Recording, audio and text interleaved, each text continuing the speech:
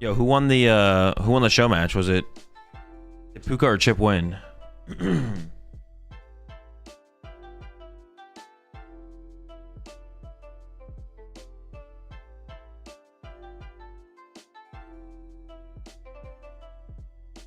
To be continued. Oh, they're gonna they're gonna play the rest of it later.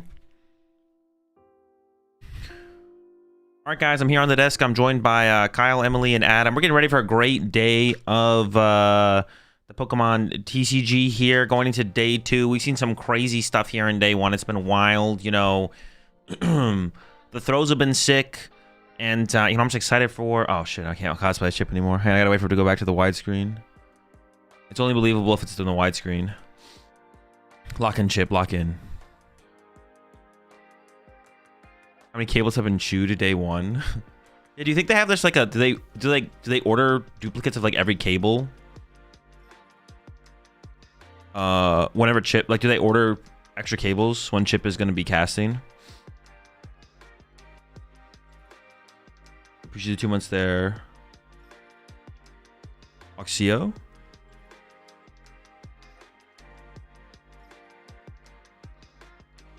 On the main stream, it said tune in tomorrow for the rest of the match. Tune in tomorrow? Oh, they were probably supposed to play that on day 1, and they forgot to play it on day 1. You probably aren't supposed to tune in tomorrow. There is no tomorrow. I saw someone say that in chat, and I was like, what? There is no tomorrow. I was like, what do you mean no tomorrow? But yeah, they probably were supposed to play that day 1. What did the Toad School deck end up going yesterday? Yeah, 7-1. We can actually take a look at the standings here while we wait.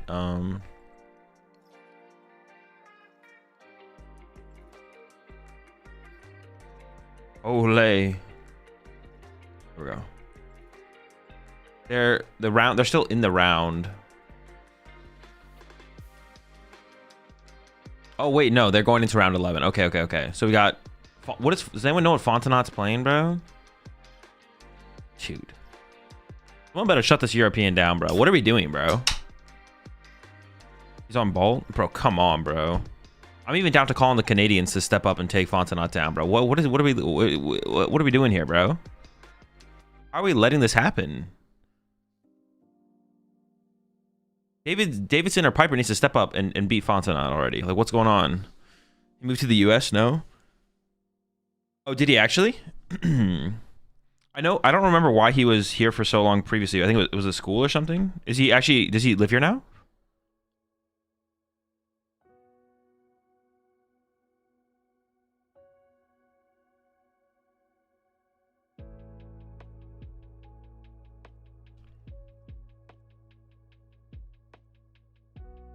This is for time with family, if I recall correctly. Okay. Yeah, Fontenot was Raging Balls. Dude, so lucky. I don't know what Dominic's playing. Davidson and Piper are both on Guard different builds. Rogerson is on Terror Box. Connor Miller, no clue. Taylor, no clue. Steven, no clue. John Ang, probably Pult Nor. Ray Chen on the Toad School EX at 811. Yo, is Ray gonna do it? Honestly, if I'm rooting for anyone right now, it's Ray. Other top players up here: Callie White, Liam Halliburton. Don't know what they're playing. LeBoy, a name a lot of people might not know, but LeBoy is like one of the most. He's pretty consistent. He doesn't go to many tournaments, but he's usually in top cut contention when he does show up. Doesn't have many stinker tournament runs. Halliburton's 100% on Zoro. That's true. Halliburton is definitely on Zoroark, yeah. LeBoy's one of the best turbo deck mains. Yeah, if anyone mains a style of deck in the Pokemon TCG, it's definitely LeBoy. Cal Connor, my guess would be Guardi for Calvin. Christian Labella, definitely probably Raging Bolt. Noah's probably on. Oh, Noah could be on Pult actually. Henry's probably on Gardevoir for sure. And everyone who's X and 2 or better isn't still in contention. Because actually, if you're 7-1-2, you're still in contention for cut as well. So a lot of players still playing it out to try and get top cut here. All right, we got John versus Steven. Raging Bolt versus Dragapult. We've seen a lot of this recently. We're probably going to see some more of it. Yeah. Let's do a prediction. I don't think I have a prediction up, do I? I do not. Yo, what's up, Dave X?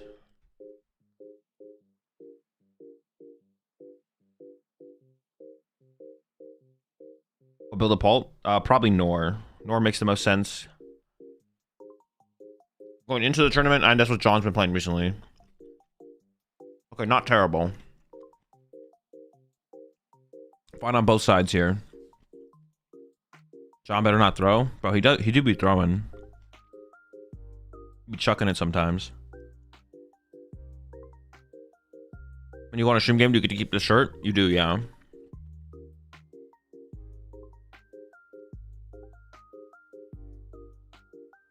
Seems like everyone is saying no Pult nor isn't playable due to the Guardi matchup. Yeah. Guardi matchup is way better if you play Dusknor. It's still tough, though. It's still tough. Especially if you go up against the Team Evo builds, to be honest. The Team Evo builds feel like unbeatable for Pult.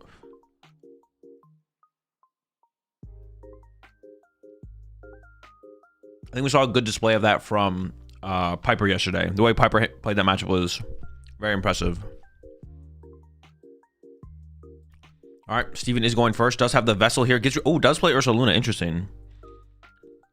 I honestly think the Ursaluna inclusion was like an interesting add going into this weekend because of I think the increased rate of Terrabox or just kind of Terrapagos abusers in general. The Crown Opal I feel like was kind of on the rise in general. So the Ursaluna was like a I think was like a decent inclusion this weekend. I don't know if it's not necessary to win the matchup, but it's nice to have. And it's also just a good card in general. You get into those late game scenarios where you get Iono'd, having that on the board as a super efficient attacker, or like being able to put it together to get the knockout is not bad to have. Definitely doesn't feel like one of those mandatory cards in the deck. But yeah, my testing with Pult is obviously very limited, so I'm sure other Bolt mains feel different about the Ursaluna.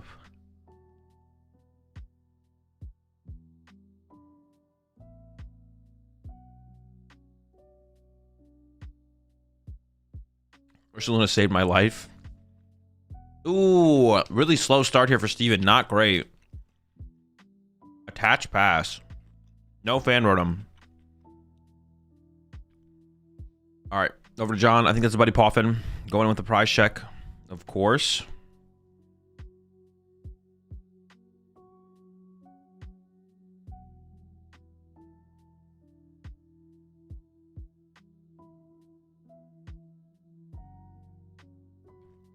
Donk Shirley. Yeah, John should be able to pull together the KO on the Raging Ball here for sure. Just needs to find the Ursaluna. And this should be a pretty quick one. Usually you don't want to go for the Ursaluna one-hit KO turn 1 because it gets stuck in the active after that, and then your opponent can take advantage of that. But in this situation, you just win, so might as well do it.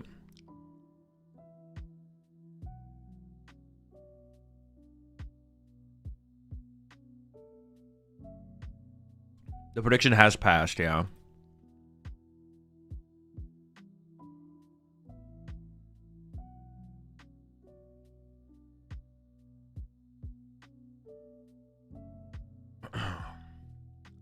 How many regionals has John won? Just one.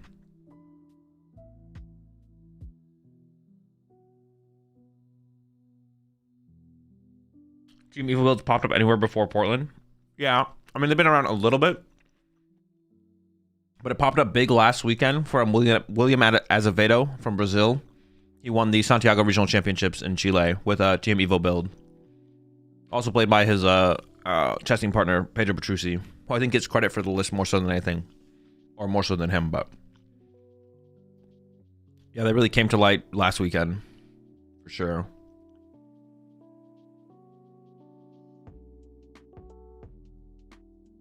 Double Poffin into the Iono here from John. So we're looking for a way to move the Monkey Dory to get the item lock established. This is the situations where got the switch. Didn't get an energy attachment anyways, but we gotta oh no, we got the Vessel. Oh, hold up, we can get energy attachment down and switch into the Badoo. Now I don't know if you have to use the I mean you may as well Vessel away one of these Ultra Balls. You're not using both these Ultra Balls. Also, attaching energy this turn does provide a pivot for next turn to get into another Badoo. So that's like another big part of actually getting an attachment down. Steven also might just struggle to find an energy this turn, though, a fighting energy specifically. If you don't see Chris, like there's no fighting in the discard pile. So Sada's offline. You have to draw the fighting energy or have Crispin. No Noctowl either. No Hoots on the bench and also no Terra Pokemon in play. So like just ridiculously slow start here from Steven.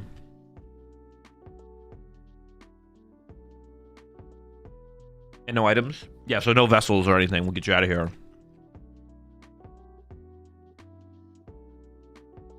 There's a switch. Paduga's active. And Itchy Pollen.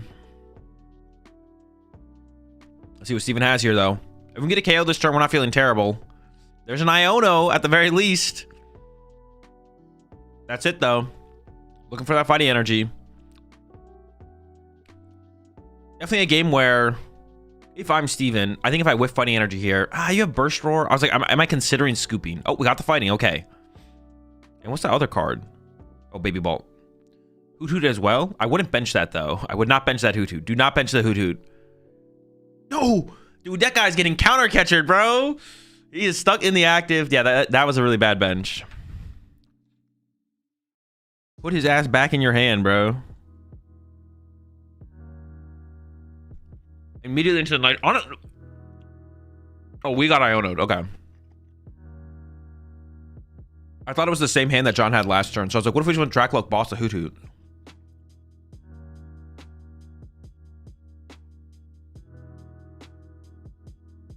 Energy Unfair Stamp. I mean, I think you dig for... Countercatcher is just so good here. You definitely Unfair Stamp. You definitely throw the Unfair Stamp. Yeah, there it is. Countercatcher is insane here if we can find it as well. I do not... The Hoot Hoot bench there I think is incorrect. Just because like the countercatcher play is just so active here for John.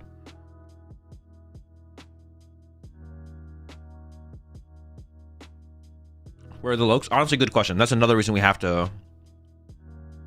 We definitely want to throw out the Unfair Stamp. We're looking for Lokes.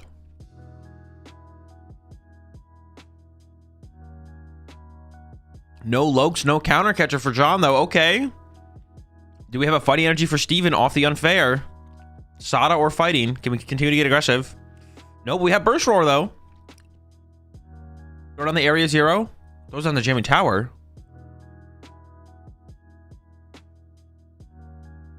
Do we not want to be able to go wide?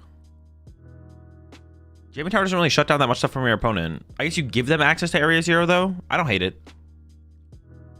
I guess at this point, our bench is so clean. We didn't Squawk. We didn't Fan Rotom. All right, this is fine. This is fine. This is fine. Yeah, we didn't Squawk. We didn't Fan Rotom. Like, our bench, we have 4 bench spaces to work with. Our bench is, like, as clean as it can ever get, so it's all right. We don't need to go wide in this game, probably. And because we don't have the Jamming Tower, we can't go wide and then go narrow afterwards to clean up liability, so...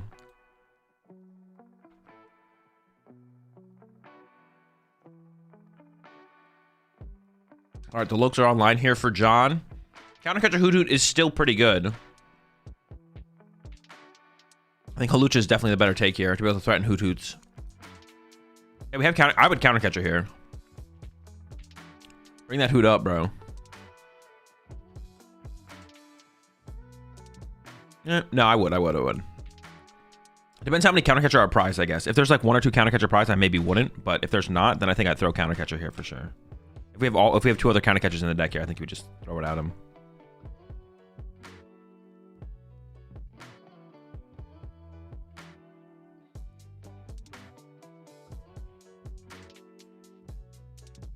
Why is Steven not conceding?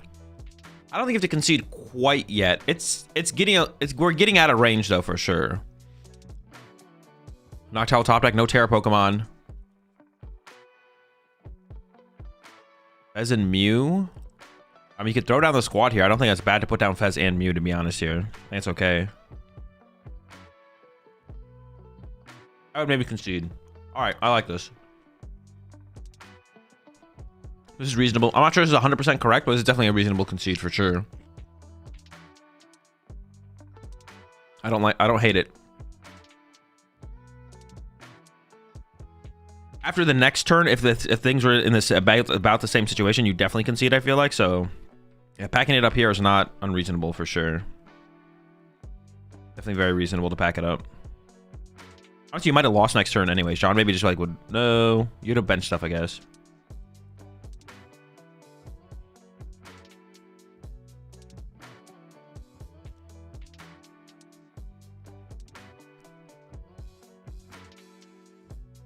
play for sure. Good play for sure.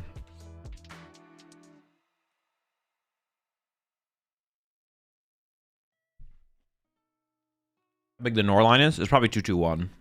Maybe 3-2-1. Are the headphones comfortable? I mean, they're fine. The ones they use on stage? Yeah, the ones on stage are fine.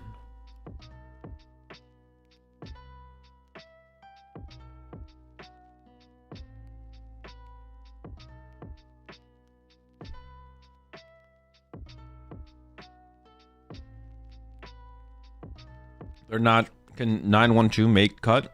Yeah, 912 is probably guaranteed cut. Oh, no. Actually, it might whiff. We'll have to see how it develops. You ever wait for John to show you Pults aren't priced? No. Because that could be like +2 turns. Definitely not worth.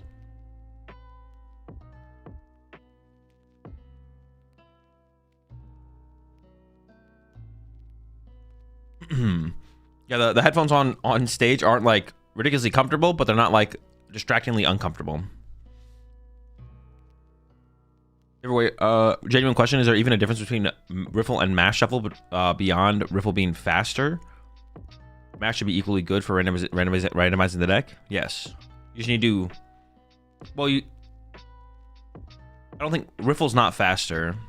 To get to sufficiently random with both, it takes about equal time to get to sufficiently random with Mash and Riffle. You have to do Mashes, then you have to do Riffles, but you Mash faster than you Riffle.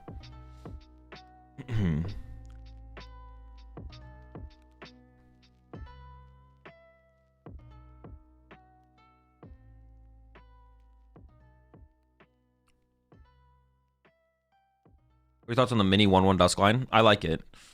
The thicker Duskline might be better, but I think playing some account of Duskline is correct right now for sure.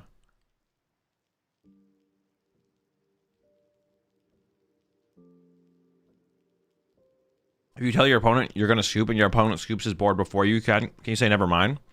Yeah, sure, go for it. Try it out.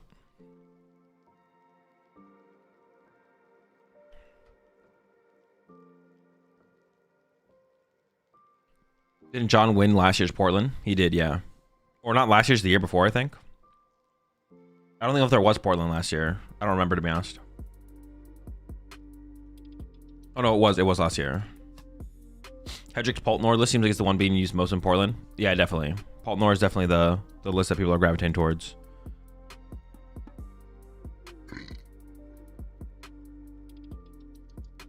Mash can be a little bit less even of a distribution on average, but it's plenty sufficient. Yeah, that's why you should do more Mashes than you do Riffles. But it takes about the same amount of time. But it takes about the same amount of time to get to sufficient. And I was gonna go back and check the prize cards. 2 Night Switcher, nothing crazy. How do you feel about no stadium Pult Nor? I just don't know if you have room for stadiums, to be honest. A one of Jamming Tower would be nice, but I don't know if you have room for it.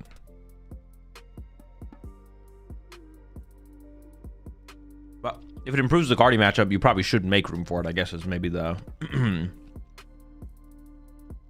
Yeah, with that in mind, I guess if it improves the Guardi matchup, you maybe should make room for it.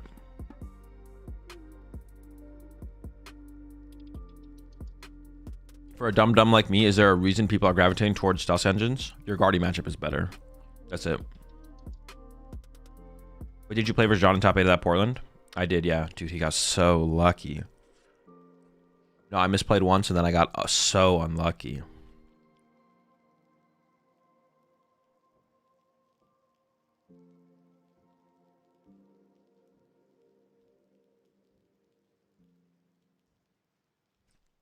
Jamming Tower and Artisan seem like so good in the list. I don't know. Artisan's not that good because you give your opponent... Oh, okay. We got the broken start here from Steven. Raging Bolt active. Hoot with Noctowl in hand on the bench. Yeah, Artisan's not that good in Dragapult in general because you're an item lock deck. So if you're item locking your opponent, you're trying to limit your opponent's outs. So if one of your Pokemon search cards is a stadium that allows your opponent to find their Pokemon, you're just helping your opponent under item lock. Price cards for John. 2 Iono. Honestly, the 2 Iono could be big because John trying to find an Iono before drawing prize cards could lead to not being able to find an Iono to disrupt Steven's hand, to be honest. It's actually, that could be big, actually. The 2 Iono prize could actually be pretty big. Because you don't draw prize cards very aggressively in this matchup. Sometimes you're setting up for like a 6 prize turn. So with that in mind, if John's trying to find an Iono to disrupt before going all in, or to make it so that he can lock Steven out of a turn, it might not be possible.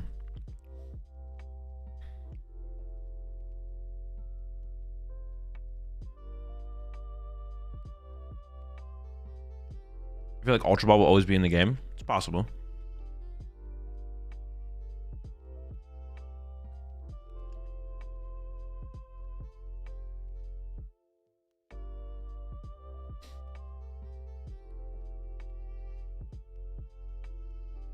My daughter and I were going through the list of cards that could potentially rotate next year. It's insane.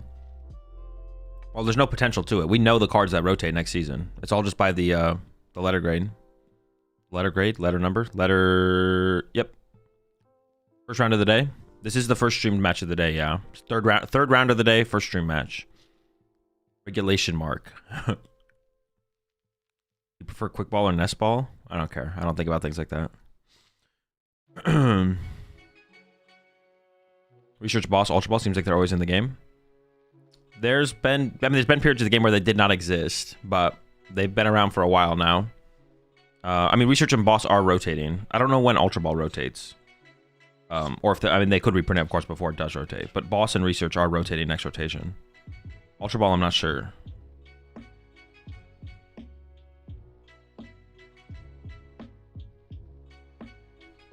Nest Ball is also G. Oh, so we lose Nest Ball with rotation as well.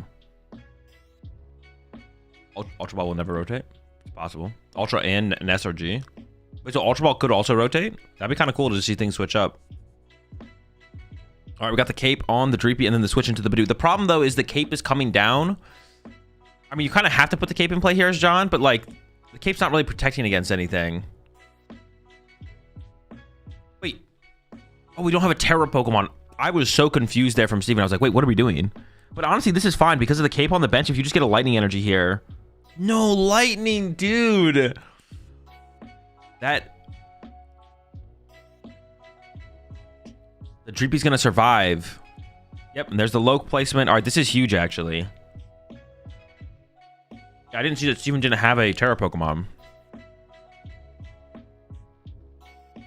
No Cape do? Not in this matchup. No, you put it on the Dracloak because you need the Dracloak to survive the Raging Bolt snipe. That is huge. But the hand here for John sucks. Yeah, what the heck? The hand is just awful. You have Ultra Ball next turn for you can just start swinging the Dragon Ball aggressively though. I guess that's what you have going on here. I actually wonder if John should bring up the Hoot Hoot to put 10 on it with the Badoo so you could KO it next turn off the bench with Dragapult. He's actually thinking about playing Ultra Ball here for... No, I think we should just save this for Dragapult next turn. I don't actually like this from John. I think John should just boss up the Hoot Hoot and punch it for 10 so you can KO it off the bench next turn. Assuming it doesn't become a Noctowl. But Steven didn't have... Oh! No, dude! What are we getting with this? Dude, No. The play is definitely just boss Hoot Hoot. You boss the Hoot Hoot and you punch it for 10 with Badoo. I feel like that 10 damage is so valuable on the Hoot Hoot here.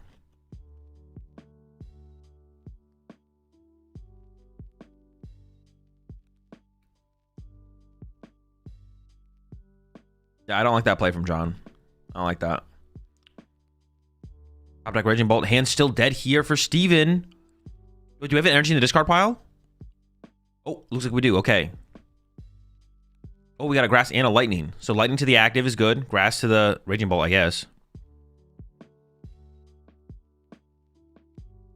Hand is not great still.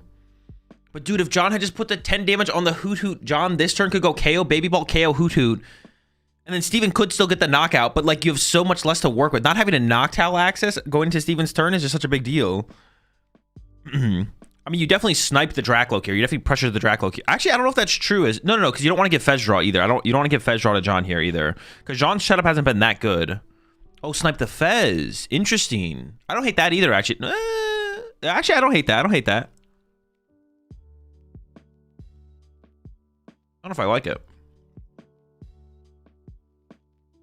Nitrogen Ultra Ball here from... Well, no, I still like pressuring the Dracloak. I like forcing John to have to find Dragapult this turn for sure.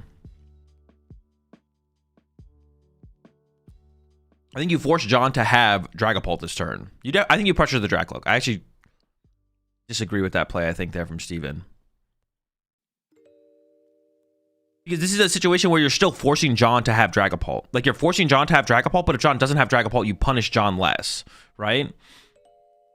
John has Monkey Dory, right? John does have Monkey Dory. That actually is another good point. The Monkey Dory kind of takes away the play. He has Hawlucha Pult. No? I think he does. I think we should have tried to still get the 10 damage on the Hoothoot on the last turn. I think that was more valuable to do that instead of forcing ourselves to find... Because then we have no Ultra Ball in hand, and we have to get Hawlucha and Pult. Like, that's so much. I appreciate 2 1 sub there. Green Peppers. Welcome to the pack. Appreciate the Prime sub as well there. Spoof.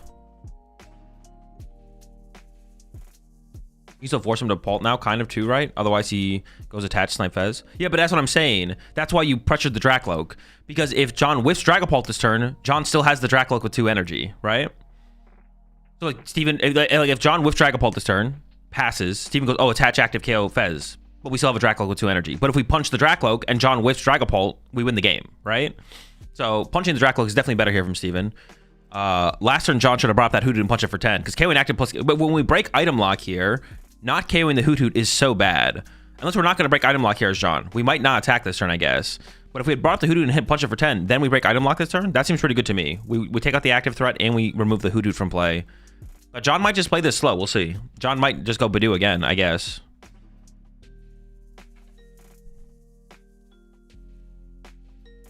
Why not KO the GP or Badoo? Because you don't want to give Fez draw power to John. Because John has not been drawing that well. So, all right, so John is going to go... John is going to still get the Hoothoot play, but it's way more costly. It's way more costly to knock out. But this did allow John to develop another Dracloak. But I think John was kind of fortunate to draw into the situation, though. But we do get the Hoothoot KO. So this is a big KO still on the Hoothoot. However... Not sure what that last card in hand is. Oh, rescue board? Sure. I think we should probably just hold that. Steven already played the Iono. There's no reason to play this rescue board. If Steven goes Palpat Iono back to the deck, find Iono, play Iono, you're winning the game still anyways, so... I think you just hold the rescue board there. Potentially for more... Yeah, the rescue board play is just bad there from John. You want to hold that for potential Ultra Ball fodder. Okrapon top deck, a turn late from Steven. No! We do have double Bolt, though, to work with the Sada. And the Okrapon is still a good top deck, though, in general, because we need to get 5 energy and play to 1-hit KO this Dragapult. It's a turn late, but better late than never in this situation.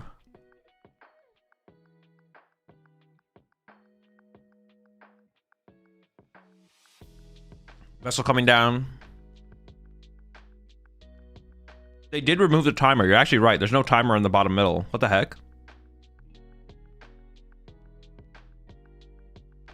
Is Steven actually guaranteed the KO here? I think Steven has guaranteed KO, actually. So not bad here for Steven.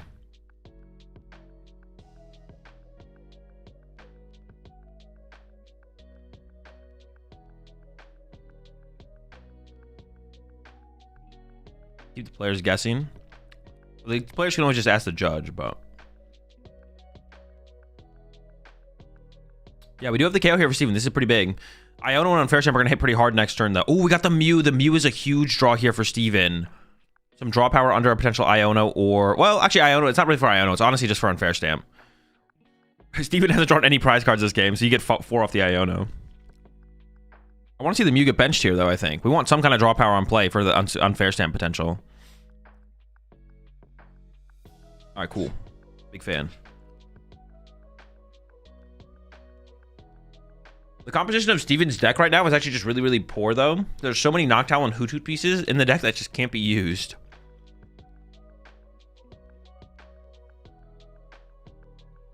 So we have 4 prize cards left for John, 4 left for Steven. Are we getting all of our prize cards here? You maybe just play Iono. The only thing to consider here doing for John would be to counter catcher fan rotom to put 10 damage on it, but you probably just Night Stretcher for Dreepy and then... Oh wait, you have Arven in hand here as John. You're maybe just gonna... Okay. You're maybe just gonna Arven for Poffin for more Dreeps. There was a Dreep prize in this one though, right? Who are you favoring at this point? Honestly, I don't know. It seems pretty close. Oh, we have a Dracloak on our bench still. I'm tripping. I didn't think that was a Dracloak. Oh, Steven's hand is pretty big. I kind of like Iono in here. But we see the Arven come out. Oh, we're going to go for Unfair Stamp. Sure, sure, sure. I don't dislike that.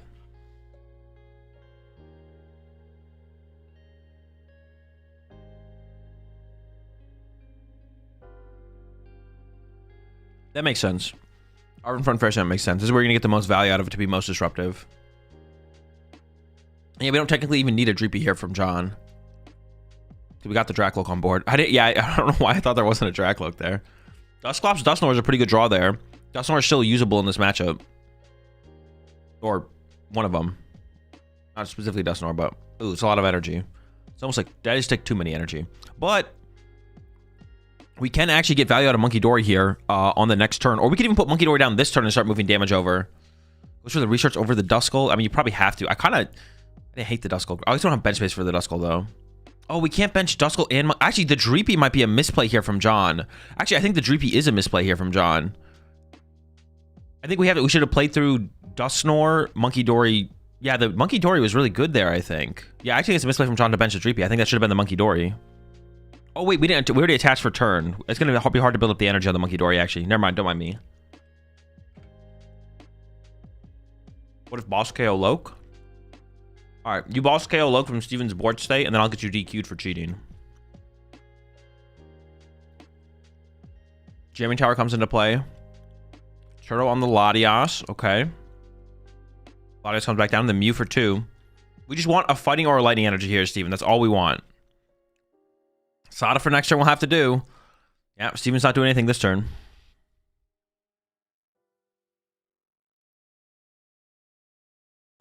He drew 5 off Iono. No, he drew 5 off Unfair Stamp.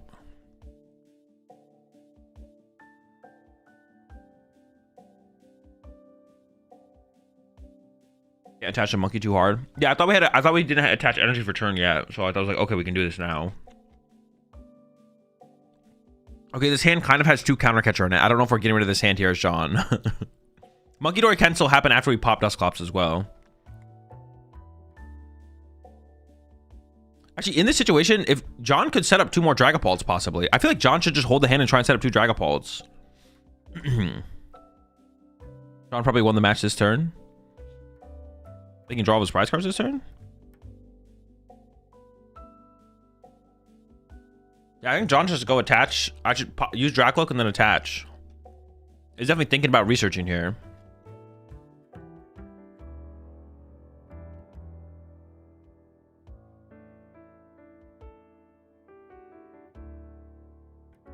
But maybe he's going to play the research. Even up double counter catcher and all the other energy. I don't know. I feel like we could have chilled on that hand. I'm not going to lie. Triple Dragapult? Double Dragapult found. A couple Ultra Balls as well. Okay, we do have 1 counter catcher left. Ursaluna to the bottom.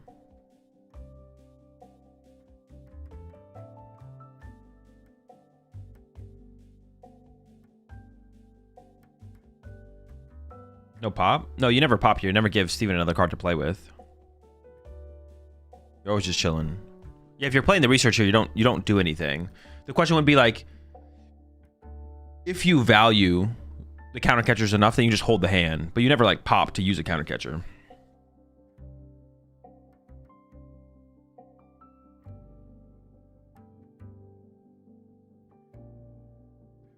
Phantom kill Badoo here has to be pretty gas. Yeah, that's not bad, right?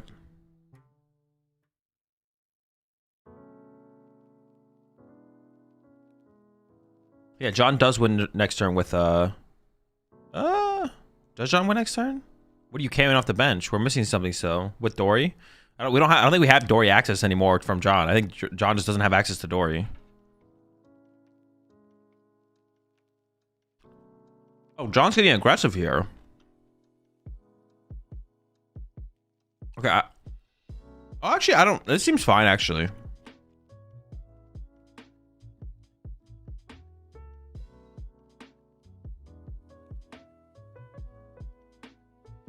Wait, pop.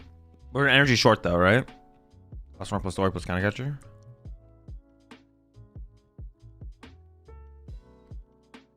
We'd have to sit on the hand though and run into like Dragapult and Dusknoir though. But yeah, this sets up pretty well for game.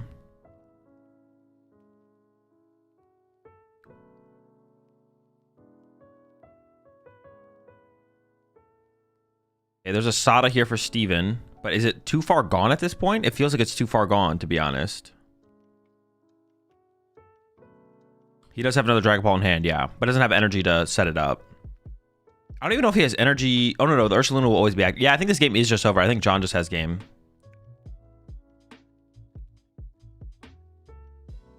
I think John just has game for the next turn, because you can just Dusclops the active and then counter catch your Ursaluna, a bench Pokemon.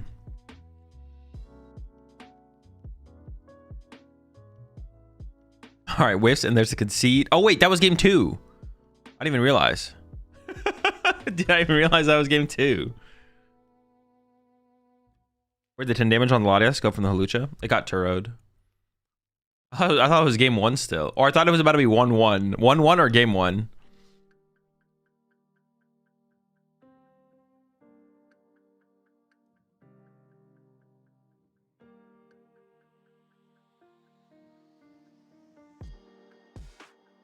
Turo was a misplay?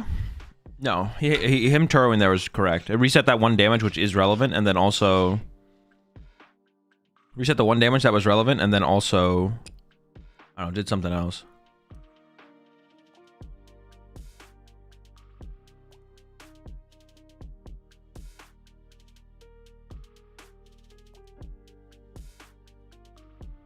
Yeah, for the draw from Mew, it was like fine.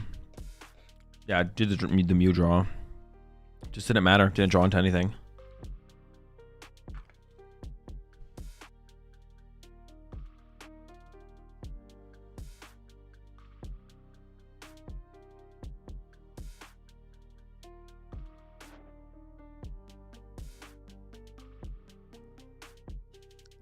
Going back to this play from Steven, it actually maybe it hit harder than the 90 damage that was on Fez. If it was on the Dracloak, then we need 1 less energy. We would have needed 1 less energy to KO the active. We could have left 1 energy on our active Raging Bolt. So we would have needed less chain attacks from there. I don't know if it would have mattered, but I'm not exactly sure how everything ended up drawing out, to be honest.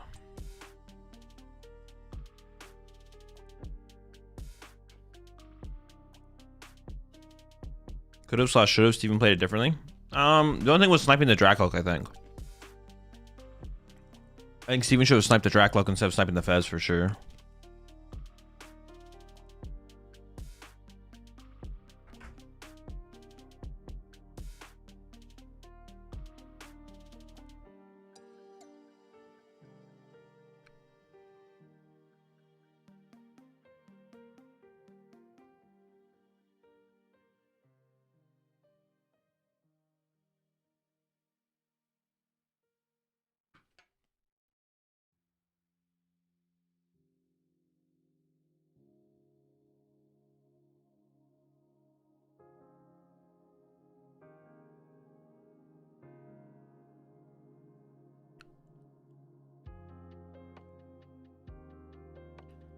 All right, we'll wait for the interview and then we'll take a look at the standings and try and piece together what the top cut is going to look like going to the last round. Yeah, only 1 round of Swiss left after that one.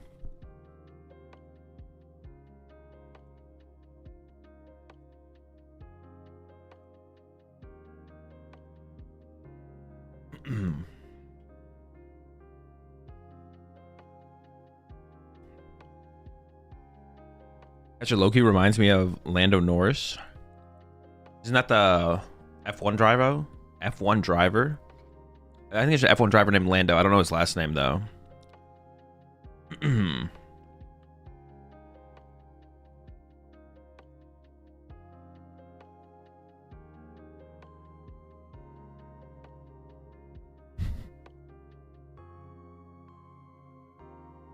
round of Swiss for day 2 feels bad. I mean, they're showing us 2.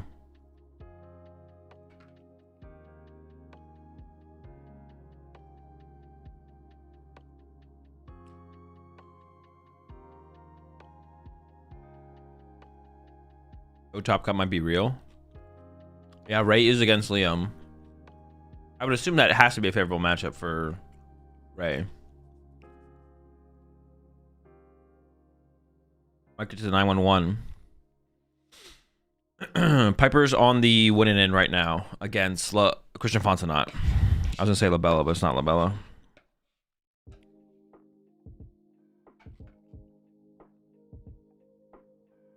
Wait, what'd they do? Are they going to the interview?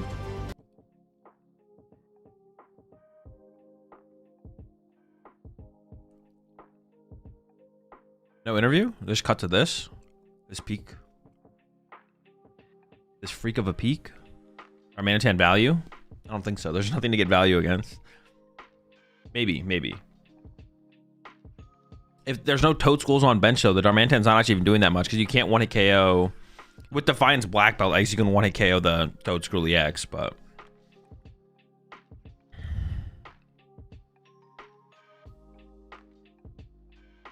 Also, the deck from Ray is like pretty aggressive under... Pretty aggressive in general, and Zorok's just really slow, especially the Cyrano build.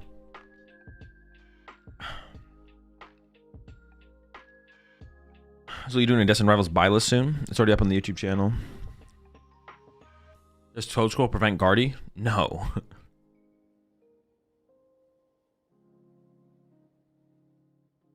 Surely Ray just benches one Toad, so Zorok can't go 3/3/3. Oh, and then literally just attack with Ogre Pawns? Well, then you could lose to a Darmanitan chain, though, right?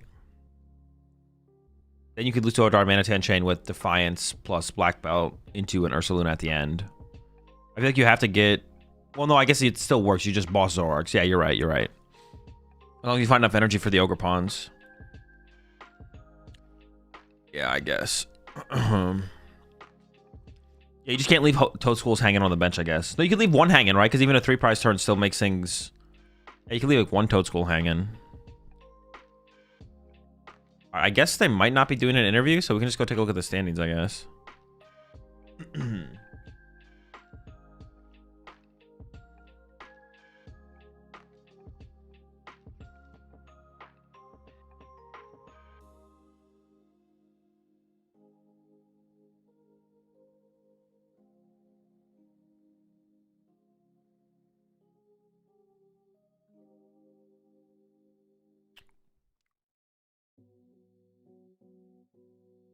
All right. Well, we can take a look at the results here.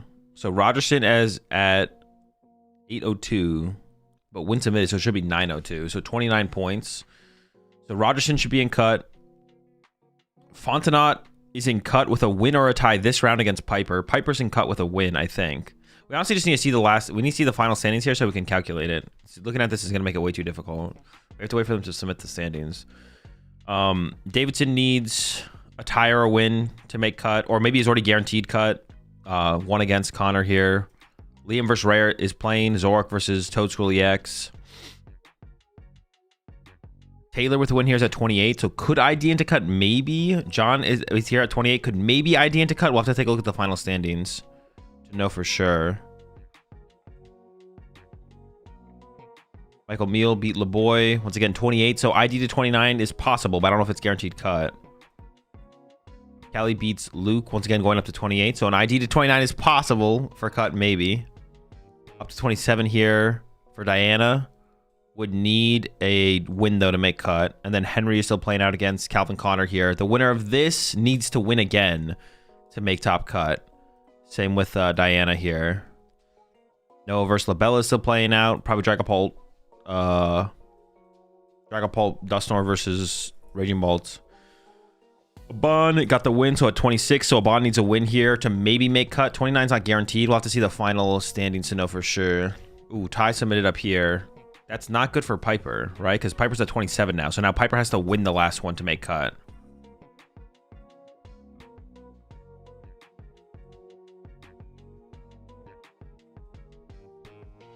Which would make Davidson 29. Yeah, but if Davidson plays against someone who can't ID and then loses and 29 doesn't make cut, then Davidson could be out of cut.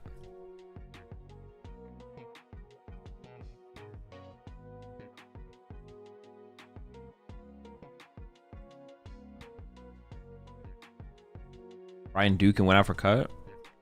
I don't know. Does Brian do up here?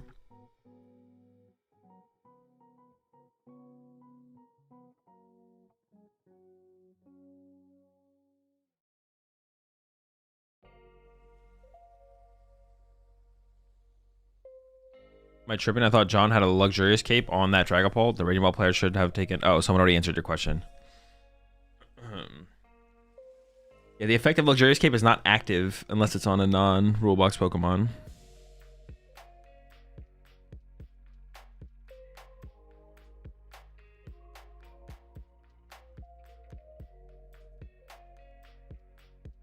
Isn't any more helpful. We just have to wait for this to update.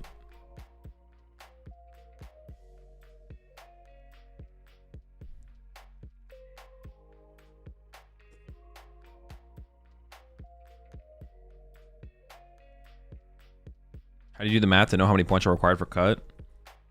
I mean, top cut is top 8 plus asymmetrical. It's top 8 asymmetrical cut down to top 32. So you just look at the potential players, the points that the players can get, and then if some players have the exact same, could have the exact same amount of points as the person in 8th seed, then they would also make cut. You appreciate 32 months there, lucky boy. Also appreciate the 3 months. Hey, Scoopity.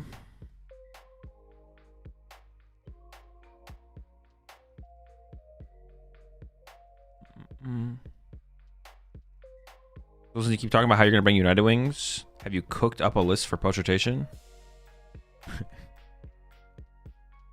is it called Swiss rounds? Because there's just like a tournament system, pairing system called the Swiss system. That involves players playing Swiss rounds. Is the Swiss system even involve top cut, or is the Swiss system just the rounds? But yeah, it's just called Swiss.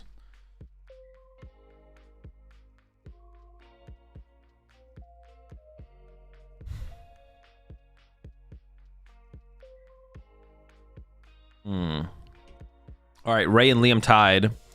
So they're at 26 each now.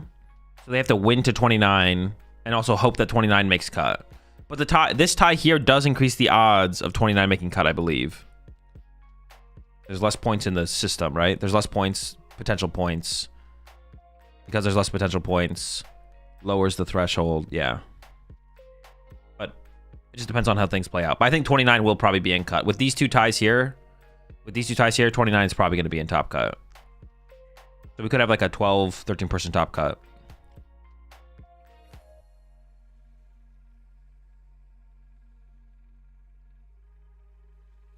Does having resistant have something to say when people have the same amount of points as 8th place for asymmetrical?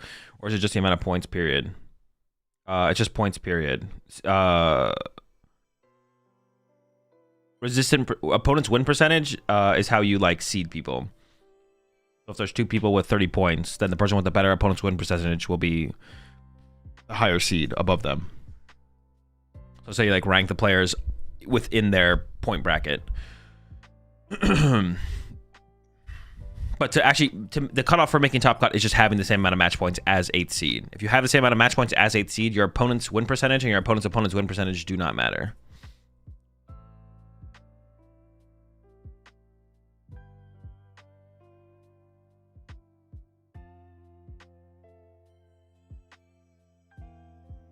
Will you play a 1-up energy recycler on Golden Go? No.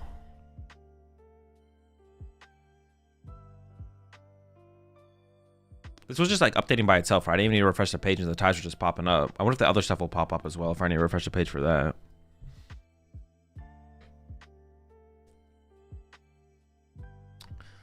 So the new Omegas evolve from their previous stage, not on top of their final stages? Yeah. Mega Gardevoir evolves from Kirlia. What the heck? That Golden Go player just got wrecked. Oh, you guys aren't seeing what I'm seeing.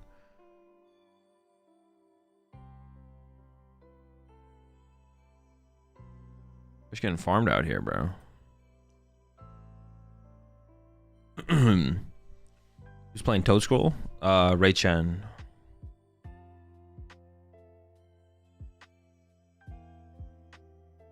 Mamoswine? Let's go, bro. They're pushing the Mamoswine prop in the official ads.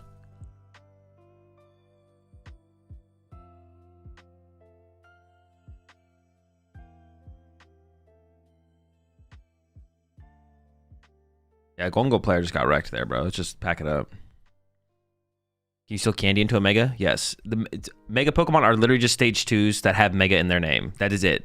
Or no, Mega Pokemon are literally just the Pokemon and its stage that the only thing that's different is it has Mega in its name and it's worth 3 prize cards. That's it. There's nothing else different about the cards. They work the same as any other Pokemon card. They are the stage that they are. That's it. They are the same. They're the same. Nothing different. You have to wait a turn to evolve. Nothing different.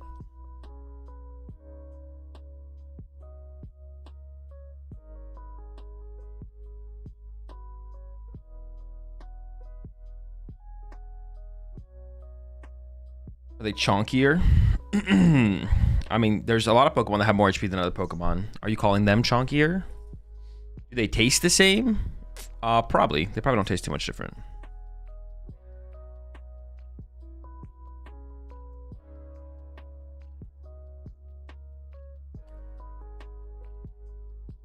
Is Gardevoir still going to be a thing when Mega Guardi comes out? Are you asking if like the card is going to rotate? Does it end your turn when you evolve them? Bro, I'm just timing you out.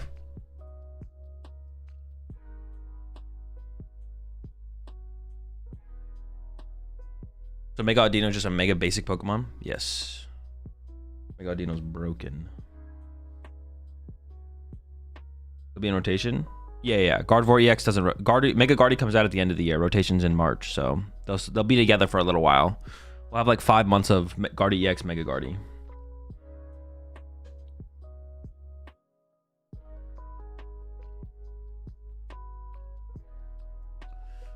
Expanded, how does it work then between old and new Megas?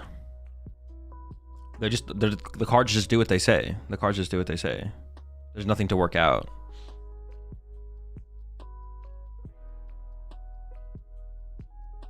I have a follow-up to his follow-up, leading to another follow-up. That's a cool archetype. I don't think we've ever seen that. Actually, someone made a point yesterday that it's gonna be similar to an archetype that we've seen back in 2004. There was a Guardi deck that worked similarly. One of the Guardi accelerated energy, and the other Guardi hit really hard for energy on it, or energy in play. Guardi sounds so broken together. That's a lot to set. It is a lot to set up though. It's 2 stage 2s. One of them goes down. You lose access to all of that. You know, it could work though. It could work. RDX gone next year? Yeah, rotates with rotation, which should be in March, end of March. Have they revealed any other Megas other than Guardian? They haven't revealed Mega Ninja. They revealed Lucario. It's just Guardian Lucario that they've revealed so far.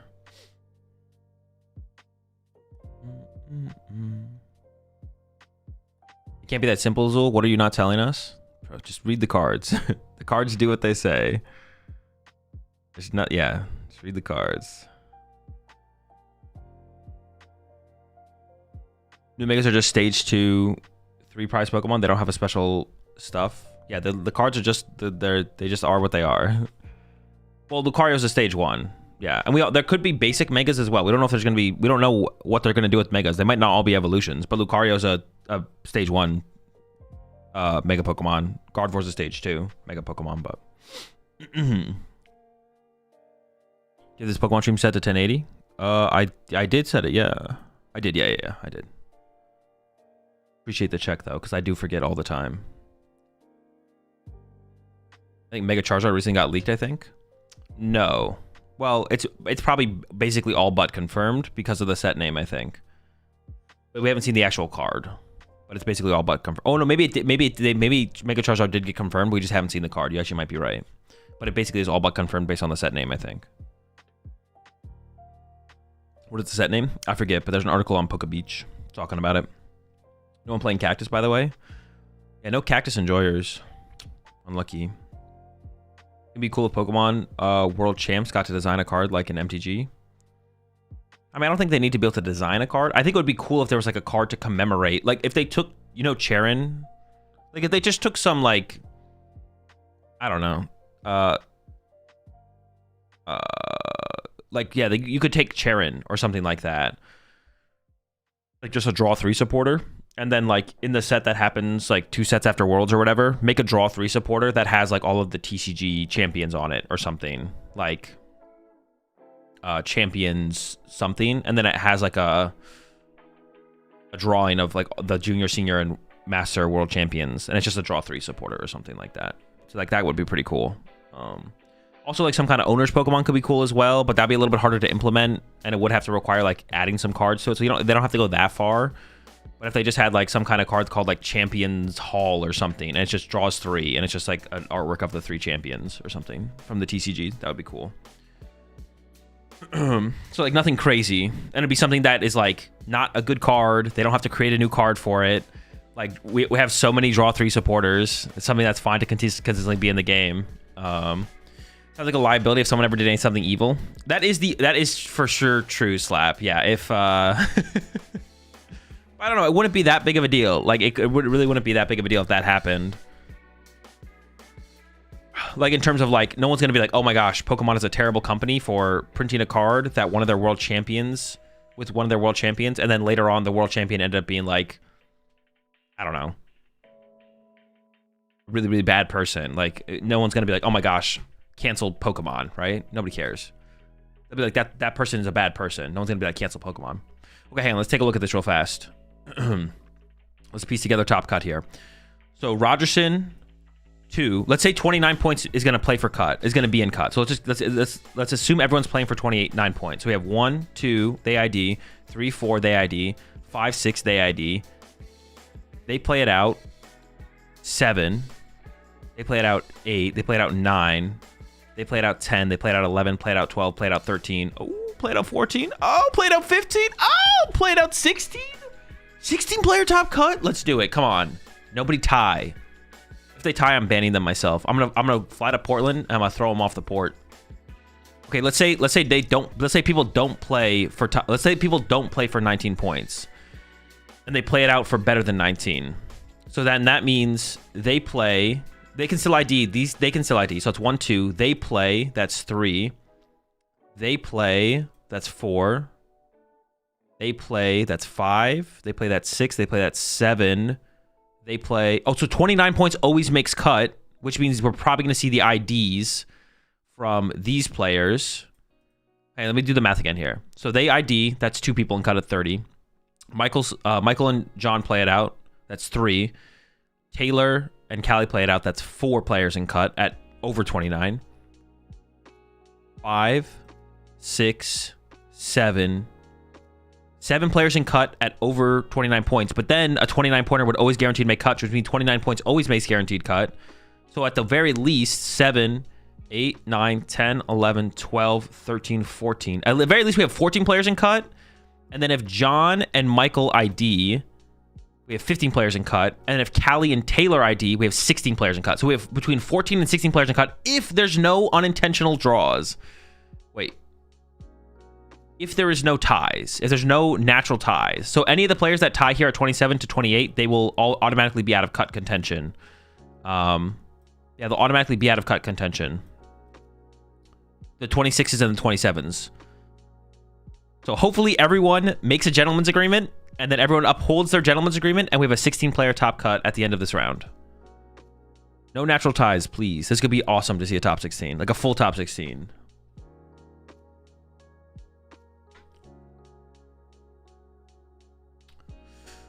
Check the Japanese players' records. I don't want to. All right, let's do it. Have you already seen it, or are you just saying it because it's funny? No.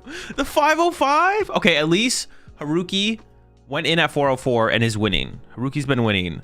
Yoshiyuki, though, dude, the 505? At this point, just commit and go 606. Commit to the meme. New objective acquired. Best of luck, Yoshi. Get the 606. Haruki's been winning, though. Haruki went in today, too, at 404, and it's now 604. So, stepped it up. Love to see it. That means 1 seed is in ASIM? Yes, if we have 16-player cut, 1 seed will be in the asymmetrical cut. Liam versus Owen on stream. All right, that's a good stream match. We get some Zoroark action. No idea what Owen's playing. Oh, Owen might be playing Flareon Box. Oh, dude, if Owen is actually playing Flareon Box, that is not a good stream match. Flareon Box destroys Zoroark. Like, not even remotely close.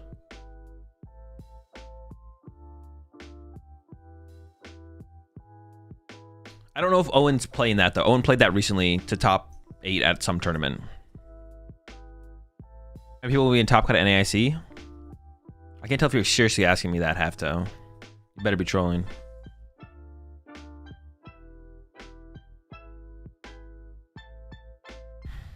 $100. What are your thoughts on Flare and Sylveon? It's fine. It's a fine deck. 17 player top cut at NAIC. All right, you know what? I'll run the numbers real fast. Everything is extremely serious. All right, I just need to make sure. Let's run the numbers real fast. So currently registered for NAIC, there's 4,886 players registered for NAIC. Let's say 4,000 masters show up. Just because. What was the tie rate at this tournament? 17. Actually, what has been the tie rate at the recent couple tournaments? Utrecht. Oh, that was a Utrecht League Cup. I was like, the tie rate was 0.02. Tie rate was 17. Santiago. Tie rate was 21. Bro, chill. What do you guys do? Play faster. What are we doing? 15 at Melbourne. 21 is egregious, bro. That's you're banned. All right, let's go with 16.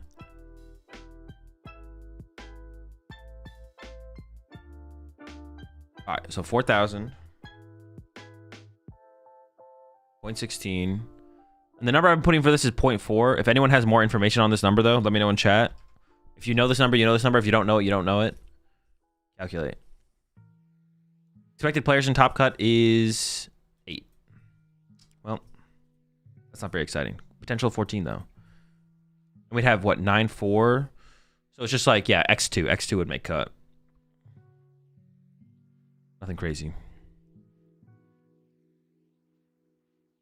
I think I said this before, but what if every one of those 4,000 players ID every round and we have 4,000 player top cut? That's not how it works. Top cut is asymmetrical top 8 capped out at top 32. And it would be fully random. If we had 4,000, if we have an even number of players and everyone IDs every single round, actually no one would know. It would cut randomly 32 players would make day 2, and if they all ID'd every single round, randomly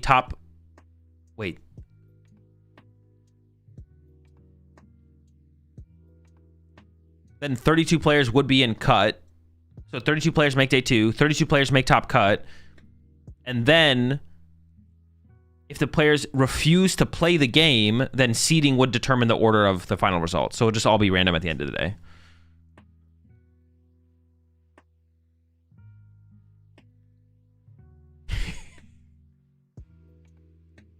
Yo, so with the new set coming out next week, how does it affect LeBron's legacy? Dude, LeBron's washed, bro. Absolutely washed player. He can't hang with destined rivals anymore, man. He's done. Back it up.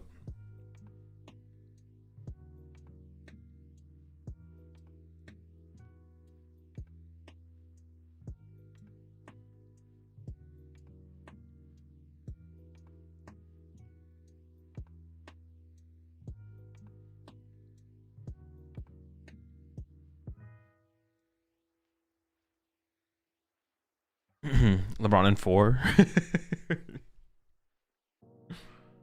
I'm actually really excited to watch the Lakers play this season. I'm not gonna lie. Now that we get to see a full season with LeBron and Doncic, that's gonna be pretty exciting. As long as they make the playoffs. I mean, they should make the playoffs. As long as they don't choke in the playoffs. You favor OKC to win this year? Yeah, but that's not like a crazy. I think everyone favors OKC to win. Like if anyone was like betting serious money on a team to win this year, it's on OKC.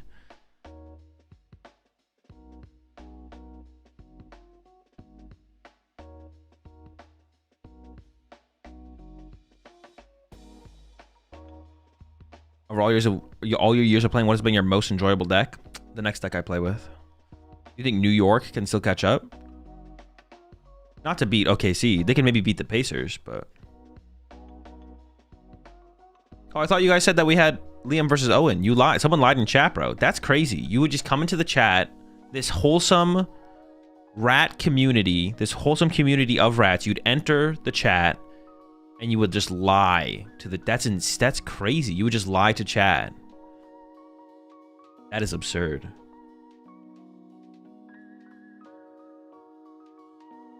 Henry in the running to win a Force Regionals in 1 year is crazy work.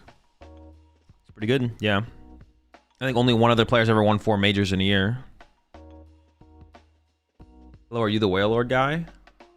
No, that's why is his name eluding me? The Whale Lord guy is...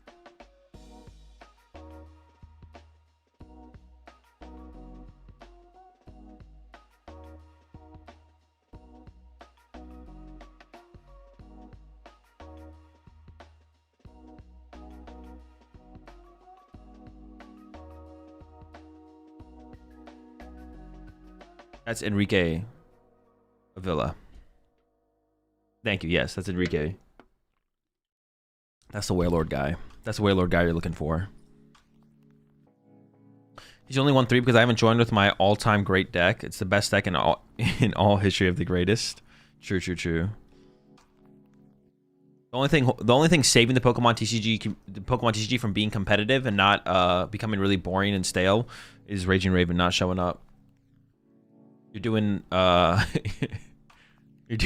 you're doing the whole community a service. So you get it? No, I get it. No, I get it. Please do not show up. I want the game to be fun and enjoyable. But once you unleash the 60, everything's over. Joltik Box versus Guardi?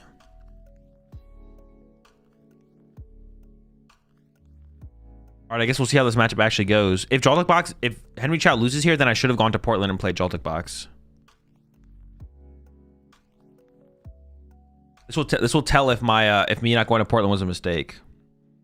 If Diana wins here, then I should have showed up to the tournament and played Joltik Box. Is this a win and in? This is a win and in, yes.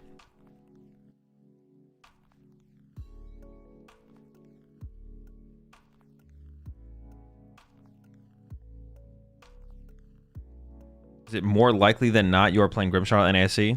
I don't know. I'm not thinking about that hard right now.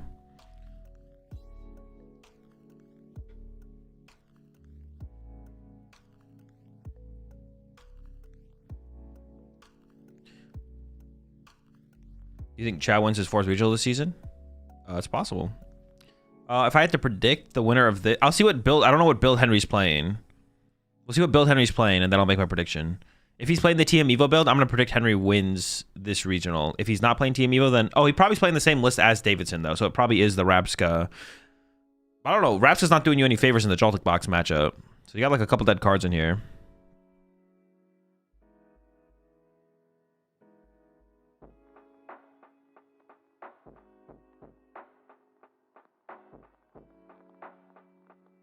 What does Rapska do? Protects your bench from damage and damage being placed. So protects from Dragapult and Water Pawn and all. It protects from everything.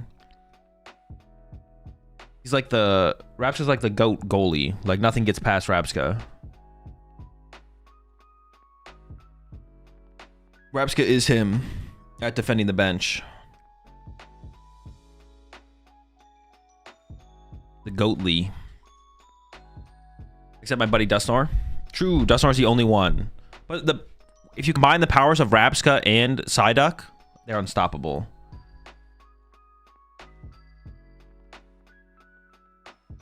With their powers combined, anything is possible.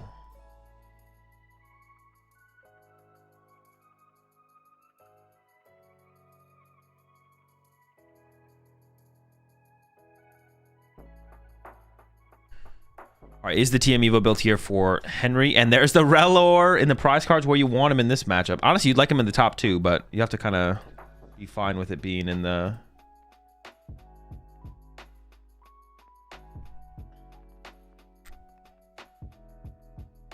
in the bottom 2. What do you think? Rapska hasn't seen as much play. It's just not very good.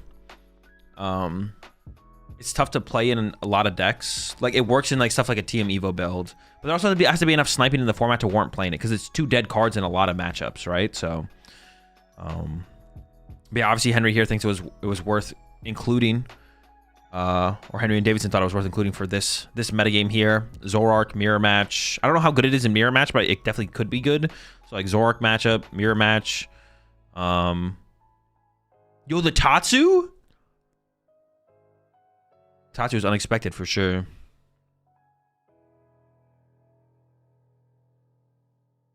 Zork match, Mirror match, Dragapult, Terra Box. Like, there's a lot of matchups that I actually like can line up pretty decently into. But you do have to be kind of playing a Team Evo build, otherwise it just gets sniped off the bench. Like, if you're not playing Team Evo, then you bench it and it gets sniped, and you're like, okay, well, I guess is dead. Rapture prevents Angelite, right? Also prevents the Angelite. Yeah, that is true. Set it up against Eevee box. So you can kind of do things in most matchups, to be honest, right now. Does Henry even know what he's playing against at this point? Probably. Everyone towards the... when you get to the winning inside, like, everyone knows what they're playing against. Like, towards the last 2 rounds of... If you're in cut contention, as you get to the last 2 rounds of the tournament, you know what you're up against. So the Tatsugiri, although it could be anything, I would bet Henry knows that he's up against Joltik Box here.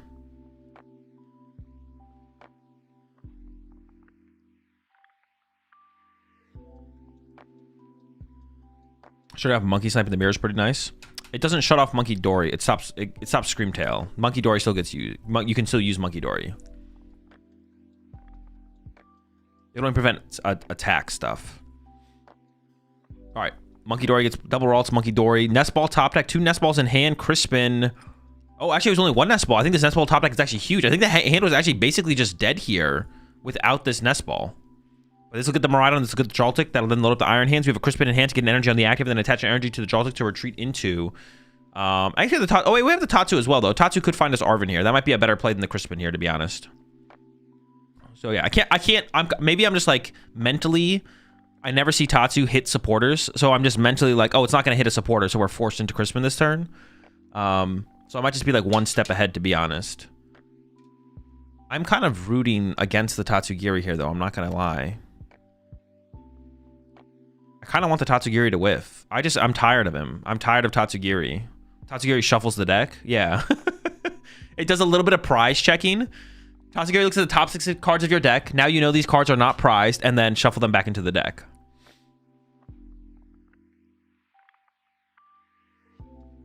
It shouldn't, the ability shouldn't be attract customers. It should be check your prize cards a little bit. What? How dare you, Azul? Bro, I'm done, bro. I'm off the Tatsugiri train. Although I do like Tatsugiri as a Pokemon, but I'm tired of his bullshit. Literally just a straight scammer, bro. Like, you hire him as like you hire him because he's an advertising agent or whatever. So you hire his advertising firm. You know, he comes in to your business to attract customers. Yeah, okay. What customers, buddy? No one's been here in weeks, bro. The pastries are stacking up. I can't sell anything, bro. I paid this guy $1,000 a month to attract the customers, and it's nothing, bro. Nothing. No customers attracted. Worst ad agency of all time. I'm never hiring Tatsugiri's ad agency ever again. Advertisement agency. Literally just a scam, bro. Any customers? Arven? Yes! I hate him, bro. Gosh, what a little rat, bro. What a little rat. Oh my gosh, I hate Tatsugiri so much, bro.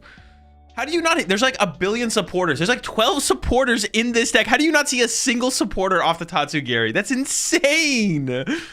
Dude, he's so useless. Oh my gosh.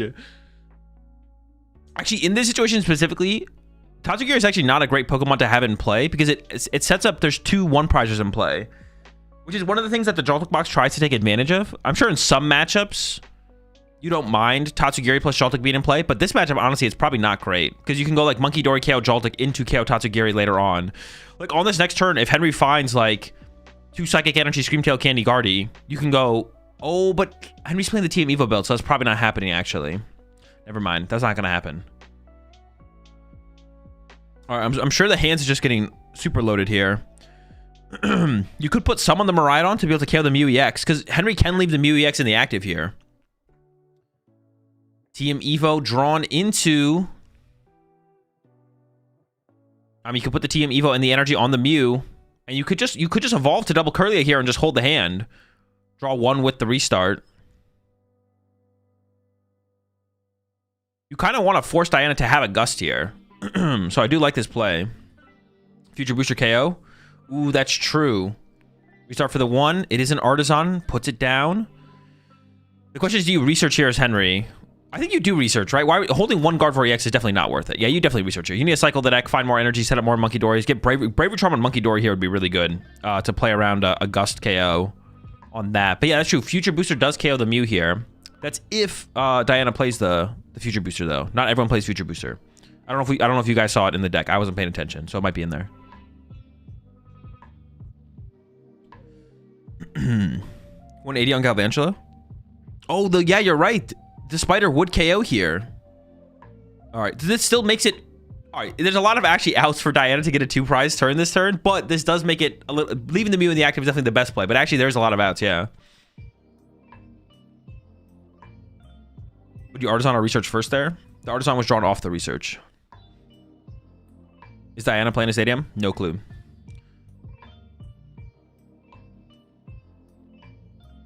You appreciate the 8 months there. Doc Poke. Appreciate the Prime sub there.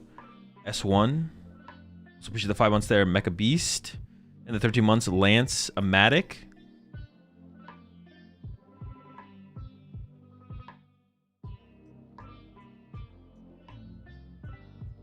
He didn't use Artisan. I guess he doesn't want anything off that. Just going for the team. Move it to the double Curlia. No Artisan used. Yeah. I mean, you just want to put it in play. Diana can't really take advantage of the Artisan.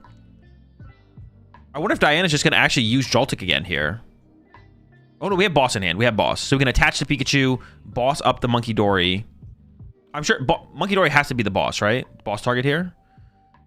I was once again not paying attention on Diana's deck search at all. Too busy thinking about how much I hate Tatsugiri.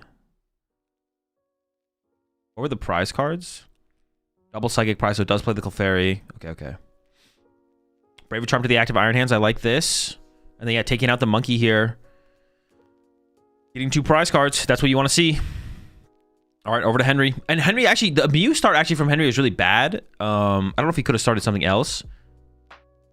The Mew start is really, really bad here from Henry, actually, because... Oh, has a Secret Box here. Henry actually might be able to one-hit KO this Iron Hands. It is possible. We can maybe actually go Drifloon one-hit this Iron Hands. That's tough to deal with, to be honest. I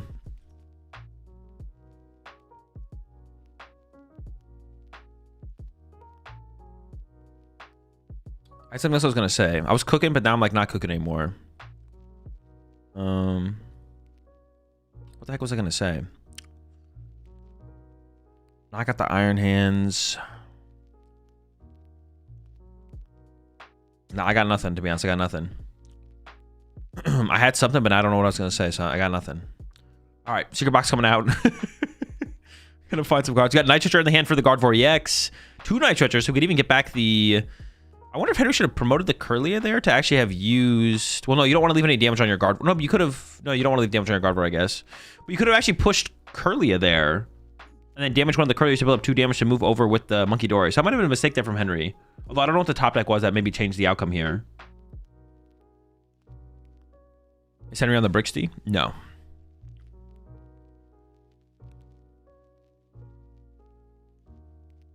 Bravery Charm. Research Vessel coming in. Has the Artisan to get the Drifloon. It is useless now. Monkey gets Charm and you can just punch with Guardi. Survive Pika.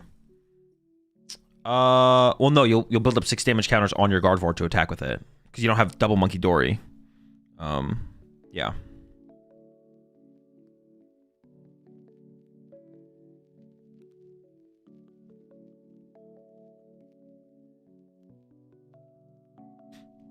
So you have to, yeah, you'd end up with at least 1 damage counter on your Guardi, which does then get KO'd. So we just go for the Drifloon knockout here. And you could get, but yeah, I feel I don't know what the hand was before from Henry, but maybe should have pushed Curly up there because you could get Monkey Dory into play here with an energy, and then start to build up damage on the Pikachu already because we have Nitrogen for the Monkey Dory. I don't know why you wouldn't put the Dark Energy on the Monkey Dory, I guess is the real thing, to be honest. Oh, no, we Arvin here. Wait, no, wait. No, we could Night Treasure for. I guess we're saving the Night Treasure? Maybe that's the right play. I guess I don't hate that either.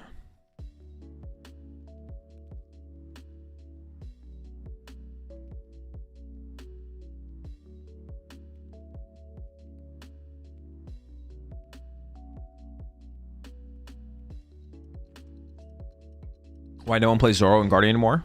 Because everyone thinks it's worse than not playing it. People always just gravitate towards what's best. Like, if you don't see people, if everyone's playing Zoro and Guardi before and no one's playing it now, because everyone thinks it's better to not play it right now. And it's not specifically because Zoro is maybe terrible in Guardi, but it could be a meta thing, or it could have actually just never been a very good way to play the deck, to be honest.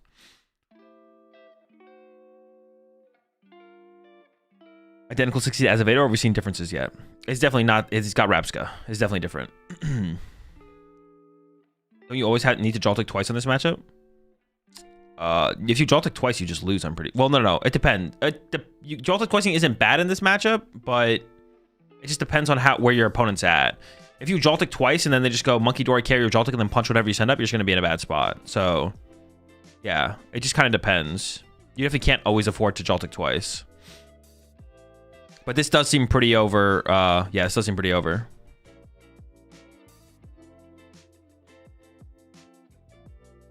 Piper tied again. Are you sure? I don't see that on Arcanine. It looks like Callie and Taylor tied, and then Davidson and John tied. But Piper is not tied against Michael.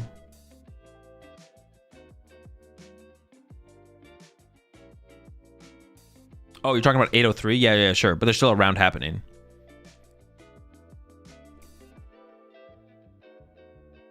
This is the final round before cut. Yeah, this is the winning in for top cut.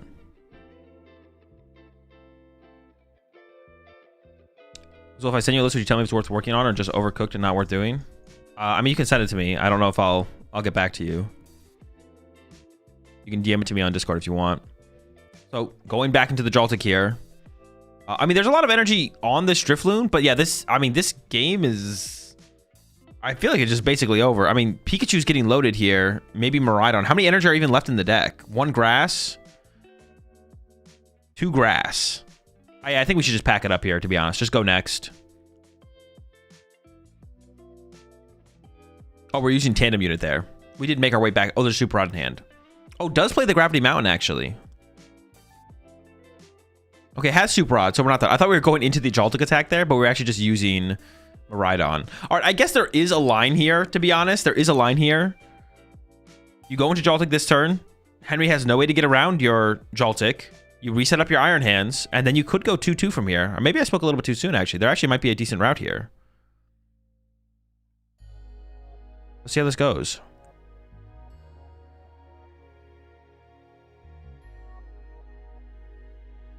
The thing is here, though, Henry can Monkey Dory and move 30 off the... Like, KO the Joltik, and then the Drifloon is still hitting pretty hard, right? Yeah, Monkey Dory KO Joltik still wraps this game up, though, I think. Yeah.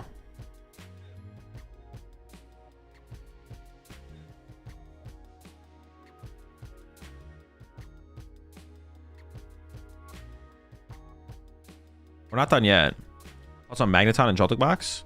It's interesting. I haven't actually tried it out. It's definitely an interesting inclusion, though.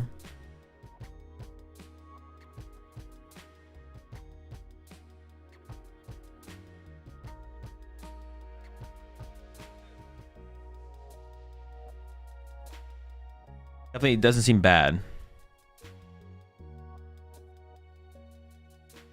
He's gonna play boss, so probably there's a line.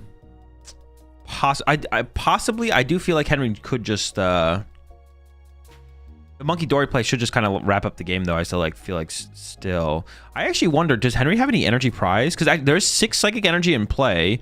Now, all 3 dark energy are still available to Henry. But I wonder if we could actually get... If there's last psychic's prize, it's not.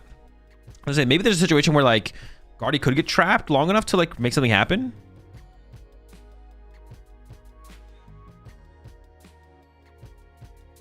Oh, I thought Diana was going to load up the Iron Hands here. Goes for the load up on the peak, actually, instead. Should have put Bravery on Joltik. If there was a Bravery Charm, yes. Bravery Charm should have gone to Joltik there for sure. Definitely. All right, Monkey Dory gets searched out here. And that will give the Joltik KO play to Henry. The last Psychic Energy is in the deck. Yeah, if we had a Bravery Charm, we should have definitely put it on Joltik here from Diana. That definitely was the play.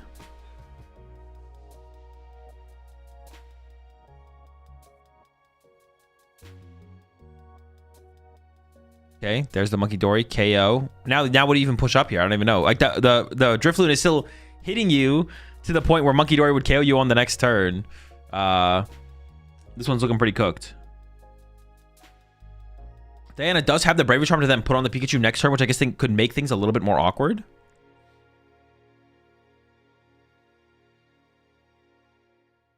Ooh, the Vessel for the last Psychic is already getting searched out here from Henry. We get this into the discard pile. Things are looking pretty cooked. And there's an Ultra Ball to get into the discard pile.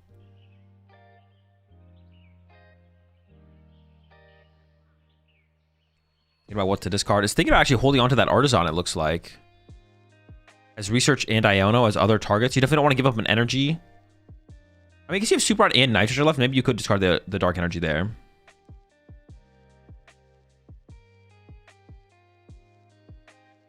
Second Guardi established. Psychic on Mew is painful. Yeah, it definitely doesn't feel great for sure. Henry is playing Rapska, yes. Push Tatsu, leave one Prizer. No, you definitely don't push Tatsu here. You need to get like some kind of value. Like if Henry just kills Tatsu, the game is over. Because Henry goes down to 2 prize cards. I mean, this is also still pretty bad, but I feel like this definitely has to be the better play. Well, this has to involve Diana having like some kind of play to like play around this, but does have Bravery Charm, I think. Oh no, not in hand though. Okay, there's no real play, I don't think. Oh wait, Diana had Super Rod and didn't Super Rod before using Joltik? I thought Diana used the Super Rod. Because we could have fully set up Iron Hands then, right? If Diana was able to Bravery Charm Joltik last turn and then set up Iron Hands, I feel like Diana was actually in a pretty decent play. There's Gravity Mountain. Henry did hold the other Artisan for the situation, though. Diana could just be trying to trap this Gardevoir here. Or, oh, no. Oh, you know what the play was for Diana? Was to boss the... Like, Guardi can't for sure retreat next turn. You could have bossed Gardevoir, hit it for 300, and held Gravity Mountain. Oh, no, that doesn't really work, though. Because Monkey Dory still moves the damage over off it to heal it out of... Yeah, I guess that doesn't really work. There's just not a great way, to be honest. He discarded the second Artisan, didn't he? Oh, did he end up discarding it? I thought he wasn't going to Ultra Ball it. Oh, no, you're right. He did discard it, yeah. Shouldn't make a huge difference at this point, but...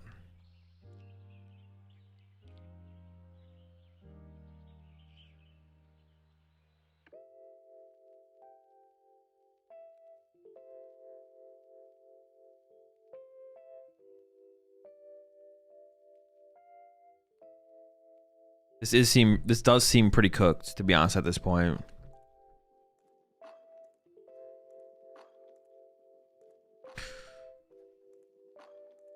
Charm Hands, push hands after the Joltik to then Henry couldn't double Monkey KO the hands next turn. I definitely think she had to Super Rod that turn and load up Iron Hands. The turn that she loaded up Pikachu, she needed to load up Iron Hands for sure. You need to go like Super Rod, recover energy, and then load up the Iron Hands for sure. Or Iron Hands plus Pikachu, something like that. There's no out here.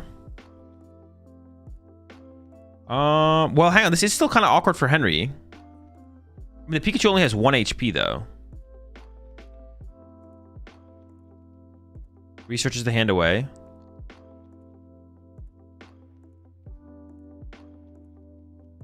Counter Catcher or Tail. There's Tail. Well, how do you win with Tail? Oh, because you killed the little guy, yeah. Yeah. See, this is why the Tatsugiri is just so bad in this matchup. Because your Joltik can die so easily. Dude, I don't know if we've seen the Galvantula from Diana. If Diana does play the Galvantula, though, you can protect the Joltik from the Monkey Dory play. Yeah, there we go. Henry takes game number 1. It got close, though. It got close. I think that was definitely a mistake on... I'd have to go back and actually look at that. Let's go back and look at that turn from Diana. I wasn't, like, completely locked in. This turn here, Diana has Super Rod, right? Yeah, has Super Rod in hand. So we could have Super Rodded back more energy. Because we end up using Joltik only for 3 energy when we could have Joltiked for 4 energy. We could have fully loaded up Iron Hands here. We only end up with 3 energy here, right? We go into Joltik. We get Grass, Lightning. I think. Yeah, but we could have put more energy back from the discard pile off the Super Rod and then fully loaded up Iron Hands. And then we have the Iron Hands threat going to the next turn. So I think that was just a mistake here from Diana. Yeah, Diana needed to fully load up Iron Hands here. Or you could have done a split. You could have gone like 3-1, right? You could put 3 on Iron Hands, 1 on the Pikachu. Yeah. Super Rod back the energy, 3-1. Go over to Henry. And then things do get a little bit more awkward for Henry, I feel like, right? Well, not really. I guess it's still in a pretty good situation, actually, for Henry, right? Doesn't change too much. Yeah, I guess it doesn't really change too much. It might play out exactly the same. Yeah.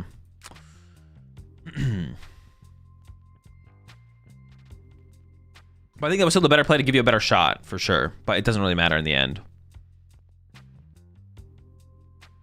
Why attach metal? Isn't it always better to attach lightning to Joltik? No, it depends on your energy count left. It's not always better. There's no always in Pokemon. Everything is situational. Metal energy are pretty useless except for the one you use on the Pikachu the one time. Which Diana still had a metal energy on the... Diana already had a metal energy on the Pikachu. You don't... Like, yeah. You put the lightning on the Joltik if you plan to attack with it. But Diana didn't plan to attack with Galvantula that game. Yeah, there's no always in Pokemon. Tatsu is always on Fraud Watch. That's true. That is the one of the always is in Pokemon is Tatsu is always on Fraud Watch. But besides that, there's no always in the Pokemon TCG.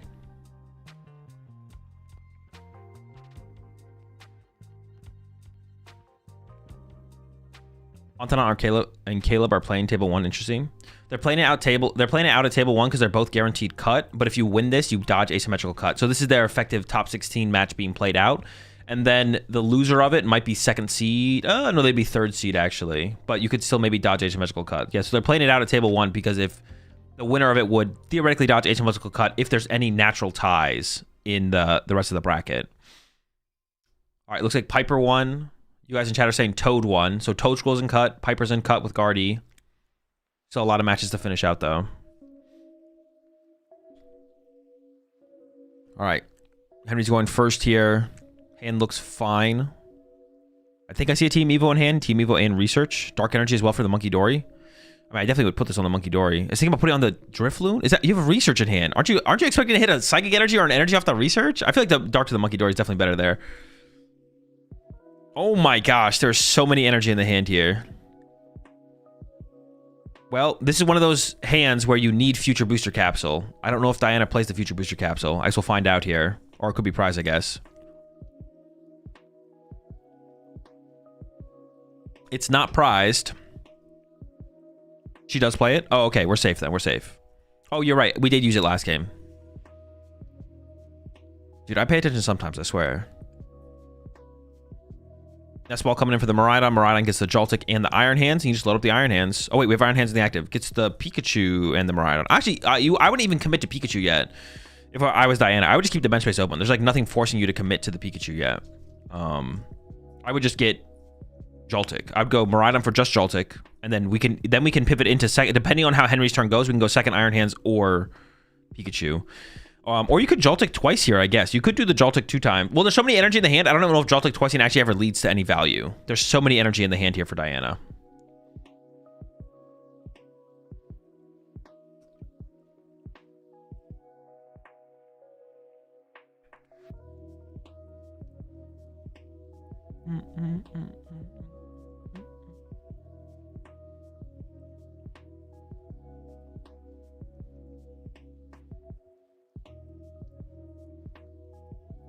Yeah, I don't even know if we'd be able to Joltik twice, even if we'd want to be honest.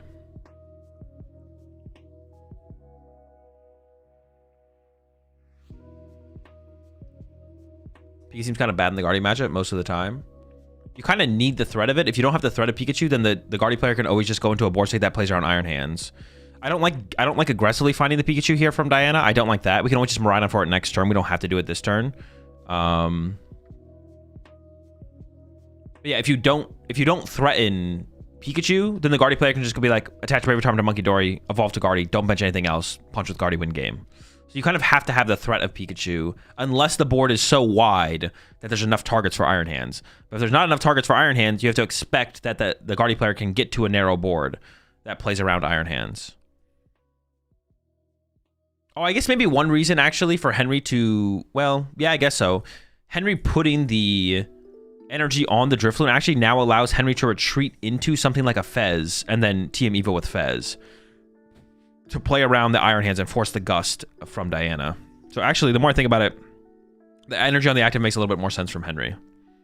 But the TM Evo's commit to the active here because we didn't top deck and out to something like a Fez. And then we research for 7. And the hand is fine. Poffin, Artisan. There's a Ralts in hand as well. Bravery Charm. Not a lot of energy in the discard pile. Actually, no energy in the discard pile. And that's what could be... That could be what actually slows down Henry here going to this next turn. I actually want to go back and take a look at Henry's prize cards because I didn't really look at them.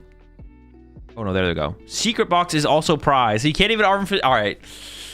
I'm not going to lie. I'm feeling a game 3 in this one. Unless Henry top decks like a Research or an Iono. Because that hand is no good. Maybe an Ultra Ball so you could Mind Bend. Like you can go Arven for Vessel and then... Oh, but you need... Yeah, because an Ultra Ball would get you the Guard for sure. But yeah, I'm feeling a game 3 here for sure. Cat's Tech Box is high in the top 2 prize cards. The top 2 were... And I can just go back. Super Odd TM Evo. Yeah, I'll try and shout those out whenever we see the prize cards. A lot of energy still in the hand here, of course, for Diana. I don't know what this is. Is it a Pokegear? Go for the Crispin. I mean, that seems fine to me. KO in the act. Yeah, KO in the active is just fine here, probably.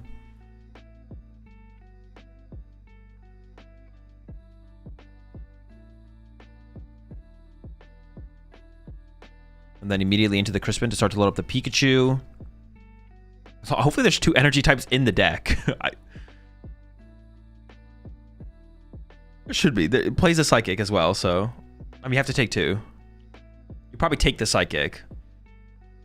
Gosh, dude, there's so many energy in the hand. All right, we're chilling.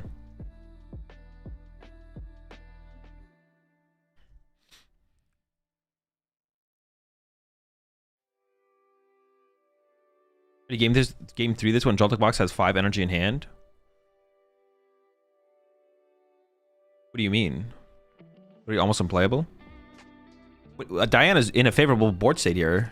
It doesn't matter how many energy in your hand. It depends on what the board state is. You could open up almost completely dead, but if your opponent is literally dead drawing, you start winning.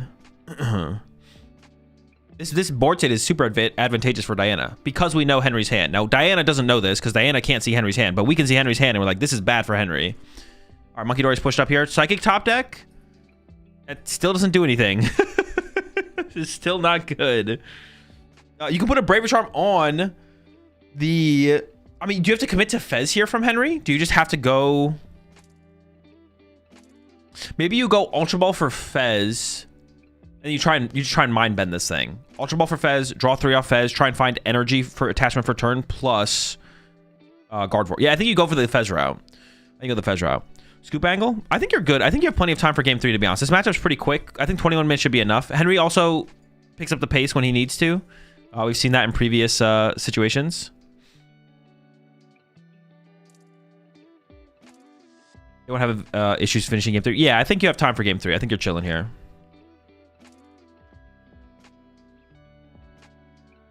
What are we playing Psychic for? Clefairy.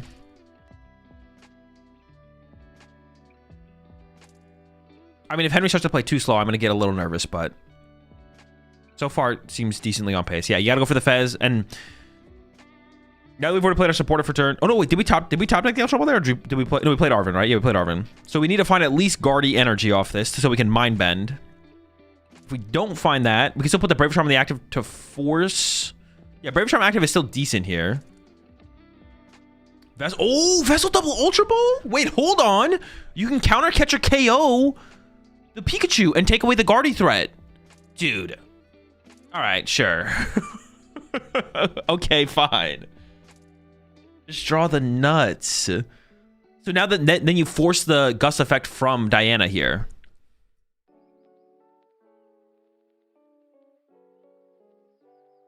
So you just go after the Pikachu this turn. And then the Bravery Charm could come down on the Monkey Dory. Or you could, I think you save the Bravery Charm to put on Fez. You might save the Bravery Charm here. There's always a Curlia target anyways. The Bravery Charm always maybe just makes them, because you can KO the Iron Hands next turn possibly. So the Bravery Charm on the Fez always makes the most sense, right? Because you just need to take away the Ursaluna line at the end of the game. You just need to take away the Ursaluna line. Oh no, we have to go triple Psychic here. We can't get a Dark Energy. Okay. We don't quite have everything here. I take it back. We don't have everything here. Okay, yeah, I thought the draw was yeah, we're 1 energy short. We are 1 energy short.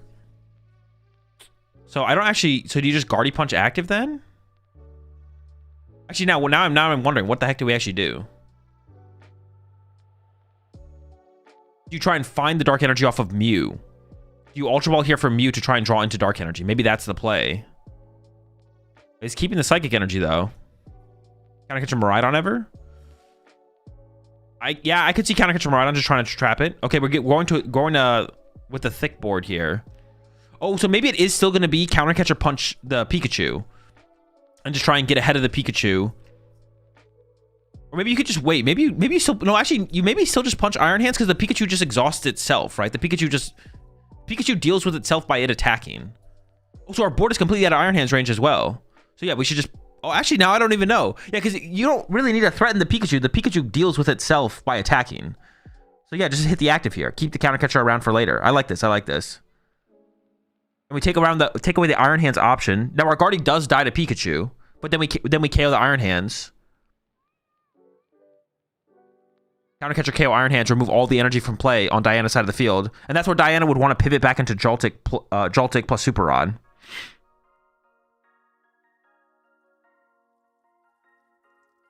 The Pokegear.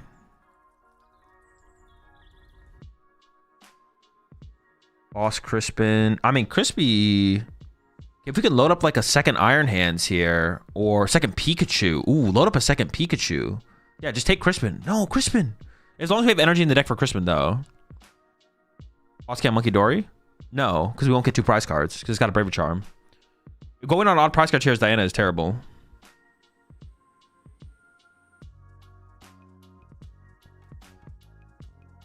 I feel like Crispin had to be the better... As long as there might not be energy in the deck, so the Crispin maybe doesn't make any sense. As long as there's energy in the deck, I think the Crispin to the next Pikachu is the play for sure. Oh, Boss KO Fez is... Oh, is Diana just gonna punch this with Iron Hands? No, we're going for the KO. I don't hate this. Because Diana can go KO Fez for 2. And then 2-hit KO, because then Guardi has to get pushed back up as the attacker.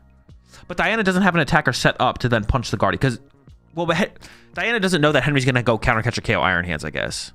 Or so Luna gets searched out here. Okay. But I don't know, especially after we saw Henry already attach a Bravery Charm to Monkey Dory, do we just hope that Henry can't find a Bravery Charm for the Pheasantipity and then Ursaluna always wins us the game anyways? Yeah, I don't know if I like this play. This play, I don't hate it. I don't hate this play. If there was energy in the deck, I think the Crispin play is always better from Diana. If there was energy in the deck from Diana, I think going Crispin is always the better play. Actually, now I'm wondering here is Henry, do you ever just punch? Yeah, do you just save the Counter Catcher? Because Iron Hands comes to the active and punches you. Or do you want to take away that punch? No supporters in hand here for Diana. Does play the Galvantula, though. There it is. Oh, I don't even like that evolve. What if we got Latios here and then use Joltik this turn? Ooh, but no, the Ursaluna bench, honestly, the Ursaluna bench is probably, it just seems too preemptive.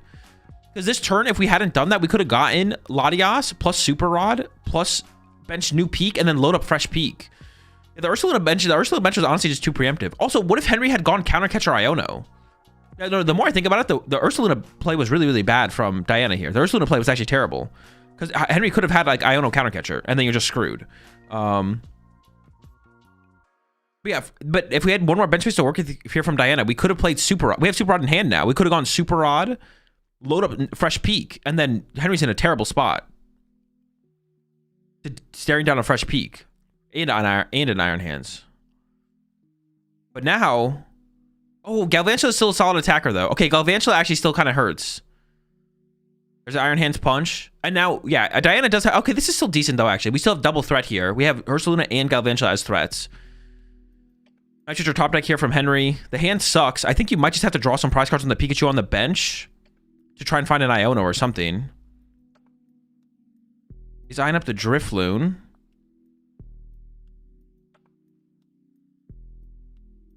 Doing some quick maths.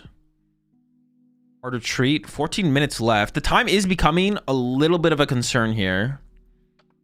Retreating to the Monkey Dory. Dory gets loaded and then goes for the KO. Okay, leaving the one prize in the active here. So Diana wins the game with a boss. Does not have a boss. Latias gets pushed up. There's Ultra Ball. It has Pheasantipity in hand as well. Fez comes down and we're going for the draw. We have a lightning. We don't have a lightning energy in hand for the Galvantula. But I think Galvantula KOs the Guardi anyways, right? Because it does 150. That should have the KO, yeah. Still has Prime too, right? Yeah, still has Prime Catcher left. The outs here are very high for Diana to win this one now. Appreciate the 45 months there, Fink. Appreciate the Prime sub there, Uncanny.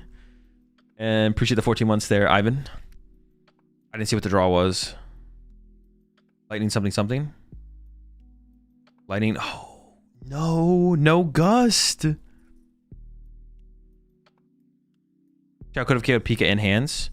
Yeah, I think he wanted to keep the bench space locked because he can deal with the Pikachu later always anyways, I feel like. Diana can still just KO the Monkey Dory here.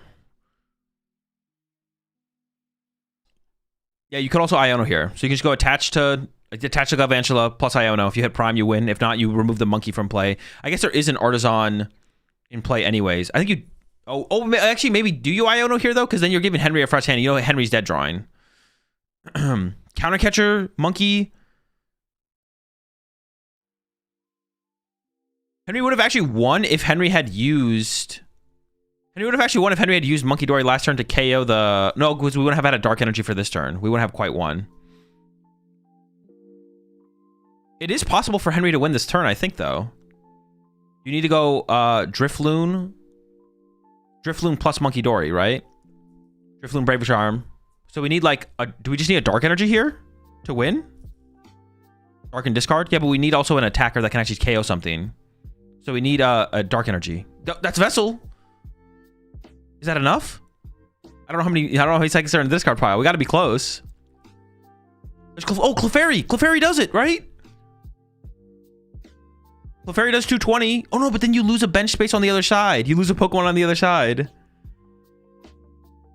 It's not quite enough. I think we're just like an energy short. I think we're an energy short here.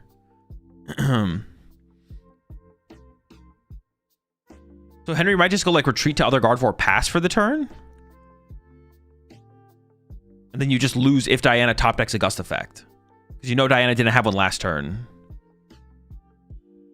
One more discard with the hard retreat. I mean, he's not playing fast, so I don't think he has it. I think he's an energy short here. He'll get Secret Box off prizes. Oh, that's a good point. You could go for prize cards here to try and pull a prize card. Okay, it was the Pikachu. And does get the Secret Box, so that should be game then, right? The Secret Box should lead to game for sure. Laying it down.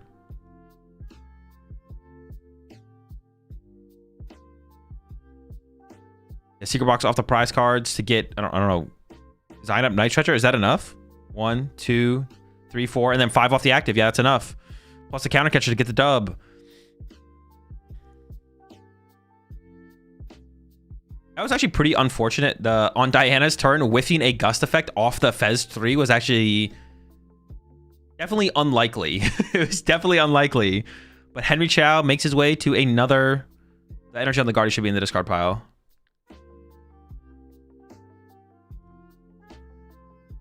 Yeah.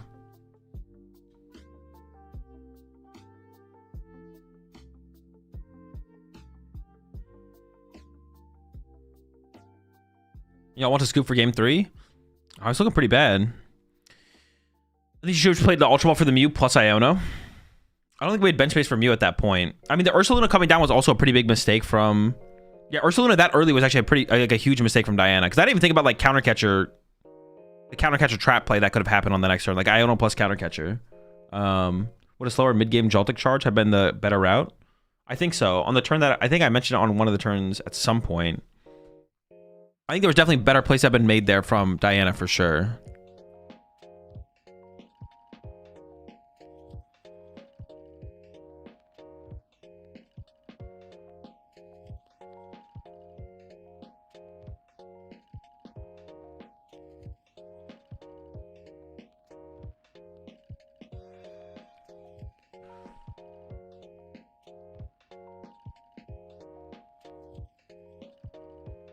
Iona herself to low when Henry is dead. Nah, that is true. That is true. The Iona was definitely. I don't hate not using Iona there for sure because of the situation. You know, Henry's dead drawing.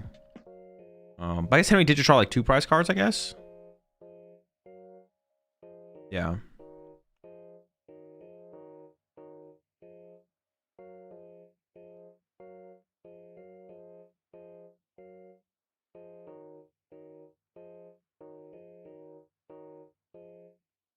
You think extreme nerves cause players to play worse on average? Of course, yeah, definitely. Not for every player, but I would say every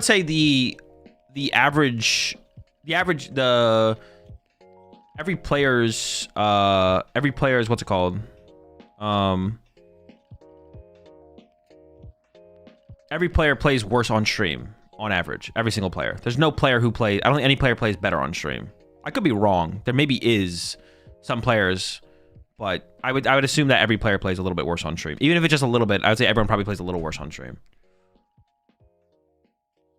Because it's not, there's like nothing to like, I don't know, I guess maybe being on stream could like lock you in and get you in the zone. But I feel like there's no, like, it's a card game. It's not like a sport where it's like there's something to get like locked in and hype about. And like that can like actually like maybe in practice you don't miss, but then when you actually play in a real game you can't put it together. But like you in practice you could be average, but in a real game you could get it together. But there's like so much more involved in like that. Adrenaline doesn't matter. Yeah, exactly. Like adrenaline doesn't matter. That's a good way to put it. Yeah, adrenaline doesn't matter. Like adrenaline can be a factor in like a sport or playing a card game.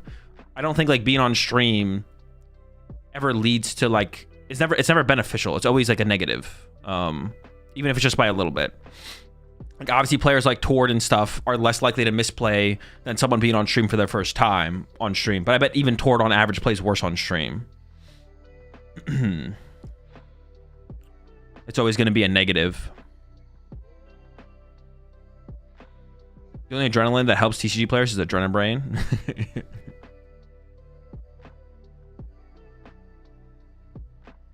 There might be people who are prone to misplay that are more attentive on stream. Yeah, it's definitely possible.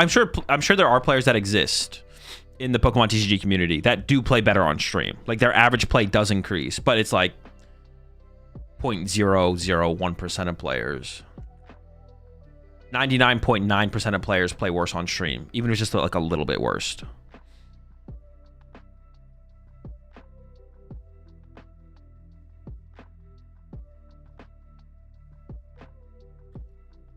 I always played better on stream in fighting games. I don't know. No, but that's different. There's like a physicality to fighting games. There's something to like, the adrenaline can be utilized. Like some people were saying in chat. Another top cut, and once again with Guardi. How are you feeling?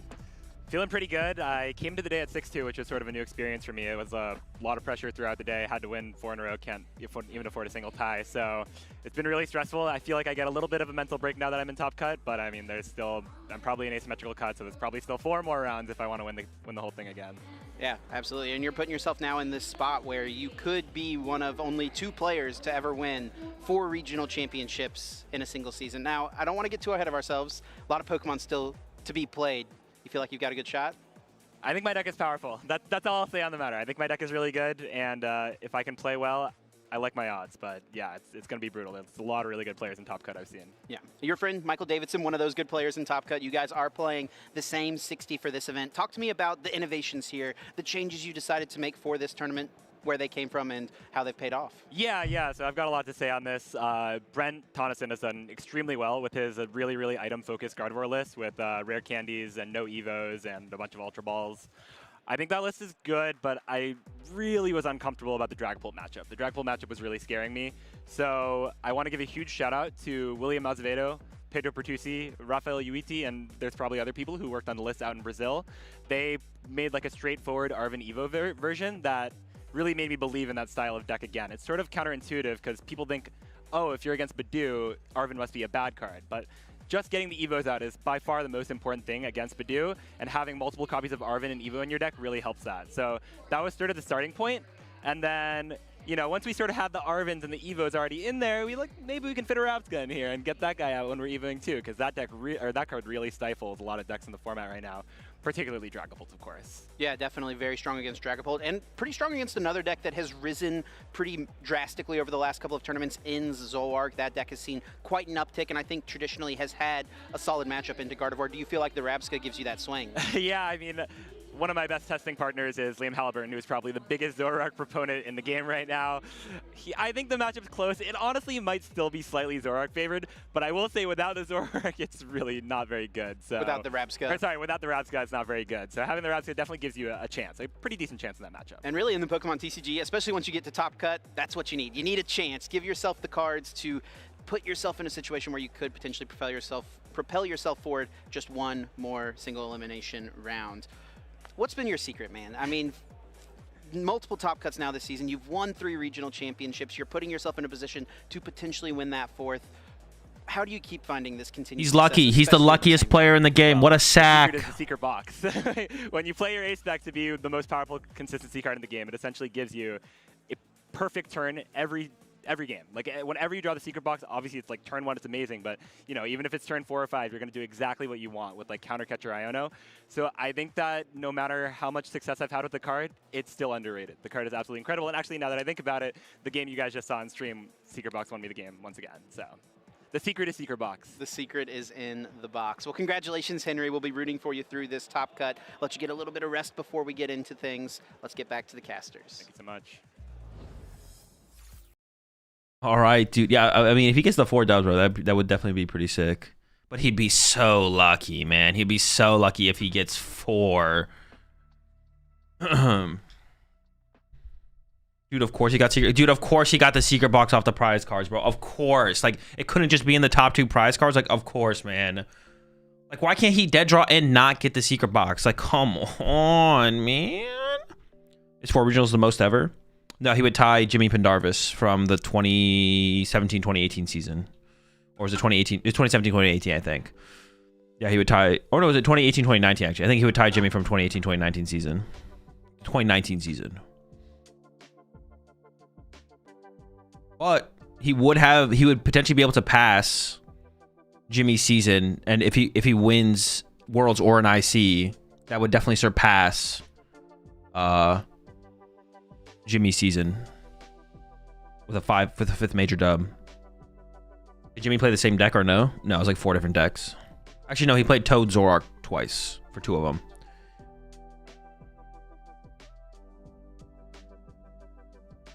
Just FYI, the senior OBS has sound way more up than others. What do you mean? For the commentators? It's the exact same it's always been.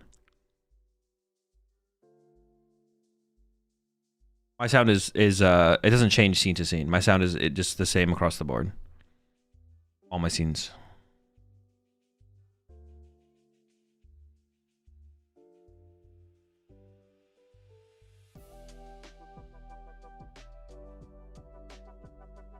Table 8 trying to ruin the top 16 cut. Let's take a look.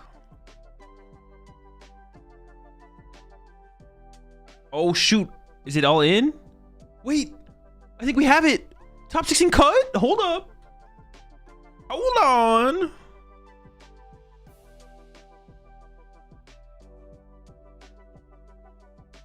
Fontenot wins 1, 2, 3, 4, 5, 6, 7, 8, 9, 10, 11, 12, 13, 14, 15. Dude, Keaton, Gill, and Simon. Bro, if they tie, banned, banished, jail time. They better not tie, bro. I'm gonna be livid, bro. Give us the top 16. If there's not a top 16, then Fontenot is the only person with a buy into top 8.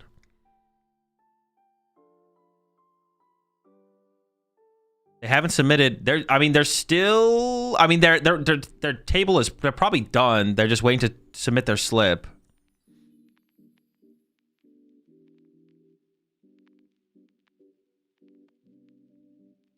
But Fontenot might be walking away with the buy here. We'll see. What's the biggest ASIM so far? 13 or 14, I think. It's between 12 and 14. We definitely haven't had 15 or 16.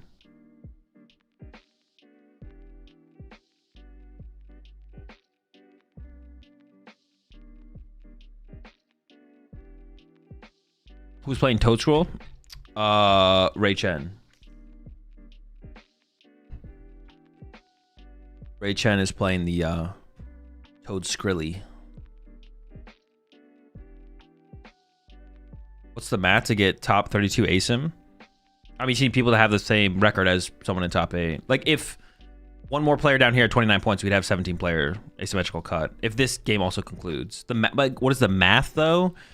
Like, the number of players needs to be, like, really close. The number of players basically has to be, like, really low. Like, you have to just get enough players to get the next round, or you have to be really close to the next round. It's one of those two. I don't know which one it actually is. But it's like pretty unlikely, I think, that we'll ever have more than 16 players in cut, to be honest. It's always going to be around 16. Like, asymmetrical, the official format is asymmetrical cut, top 8 asymmetrical top cut up to top 32. But we might get if 17 we have a bubble. No, we don't have. If there's 17, we don't have a bubble. The 17th player plays. Oh, well, you mean the person who loses that would be bubbled? I guess, sure. They even still get to play for the spot, though. There's been a decent chance to have 17 or 18 before. I don't think that's true, actually. I don't think we've had a decent chance of that happening. I could be wrong. I don't think so, though. There was like the one European tournament where like it could have happened really weird, where we have like a 25-person cut or something, but like it was very unlikely that that happened. What's Christian playing? Christian's playing Bolt.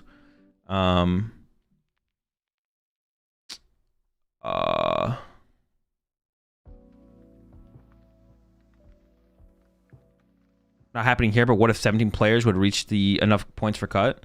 Cut can extend all the way down to 32 players. So like, just think about it. It's just an expanding bracket. So top 8 is guaranteed. Everyone with the same amount of points as 8th seed is also put into top cut. So then it expands to a top 16 bracket. If there's 12 people who have the same amount of points, then there's a lot of buys, but some people have to play from top 16 to top 8. If there's 17 people, it expands to a top 32 bracket, but only one match has to play. 16 and 17 have to play, and that's it. This is the biggest ASIM cut so far, yes. But if there's a 33rd person, that 33rd person does not get to play. The cap is top 32. But I think realistically, I don't think we're ever, like, we maybe would have like a 17 or 18 situation, but realistically, it's almost always going to be within top 16, I feel like. So what they should do is it should be asymmetrical cut top 8 to top 16, and then give us a round of Swiss back is what they should do.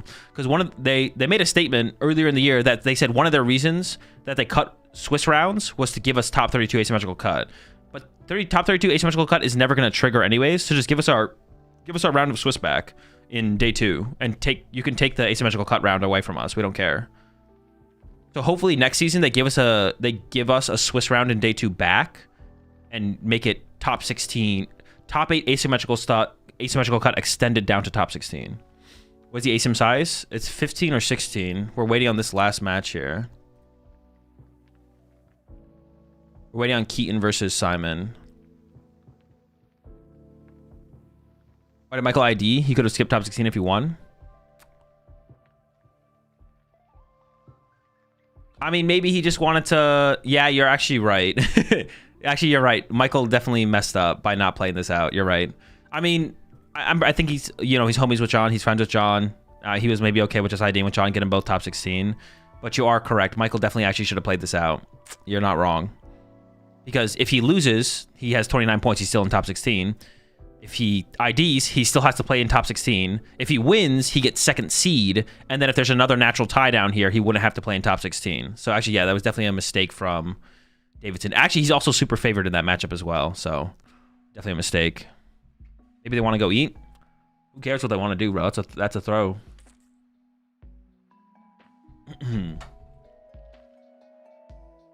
You think a meta could develop where all of the best decks play on a faster side, which would lower the tie rate enough to make larger cuts possible?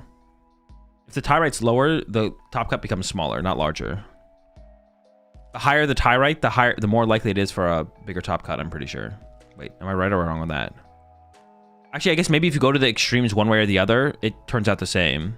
Yoshiyuki is undefeated at 606. Put him in asymmetrical cut, bro. He's undefeated. Get him in cut. Undefeated. Michael would have been first seed. Oh, yeah, that's true. He could have been first seed as well because he could have had better resistance than Christian. Yeah, so he definitely should have played it out, actually. He's not even guaranteed second seed. He could have got first seed. But VGC has no ties and larger cuts. Why did I... you might be right. You might be right. No, you might be right, TJ. It might be just the extremes. Like if we go to a 25% tie rate, cut would be bigger. And if we go to like a 2% tie rate, cut would be bigger as well. It might just be when you go to the extremes, cut would be bigger no matter what, to be honest. Because that's usually what we see here is when the tie rate is higher. When the tie rate is higher, there's a more likelihood of a bigger top cut. But it might be the same when you go to a really low... Like we could actually just run the simulator here. Hold on.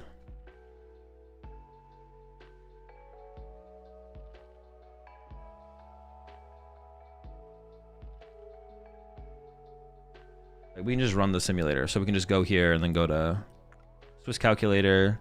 So let's just take this tournament. 1688, 17% tie rate. And then 2 days.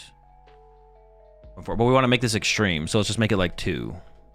No, it'll be 0.02, right? So we'd have a 24 player. If it's a really low tie rate, we have a 24 player top cut. But let's go really high then. Let's go really high tie rate. Let's go like 25. Oh, you are correct with your... And then same thing. Not as big of a top cut though, actually. It'd probably be a 14-person top cut. So still bigger and more likely to be a bigger top cut, but it's not as big as the low tie rate. But let's go even bigger. Let's go like, let's say it's like a 30% tie rate. See what happens. Oh, then it gets weird. Then it's just 9 players at 28. No, you're right. Yeah, the lower the tie rate, the bigger the cut. The lower the tie rate, the bigger the cut. So let's just go like 0.03. And we're looking at 22. Yeah, you're right. Yeah, lower tie rate, bigger the cut. When we're in like the middle, when we're on like the average of 16, if you go like higher, the top cut is also likely to be bigger, but it caps out sooner. Yeah, like the average is like 16-17% tie rate. If you stay around there and go up to like 20-25, the top cut also gets bigger. But if you go all the way down to like 0.03, it also gets bigger. It gets even more bigger.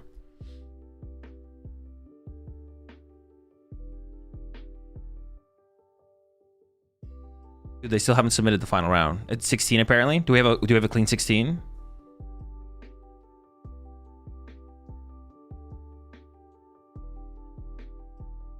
If I didn't top cut, do I pick up prizes before or after top cut? You can pick up before. Are you in the venue right now? Go ask a judge where to pick up your prizes.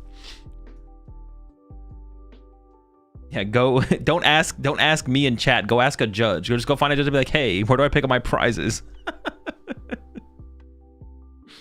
Exactly the problem with ASIM. Ties prevent the system from working well.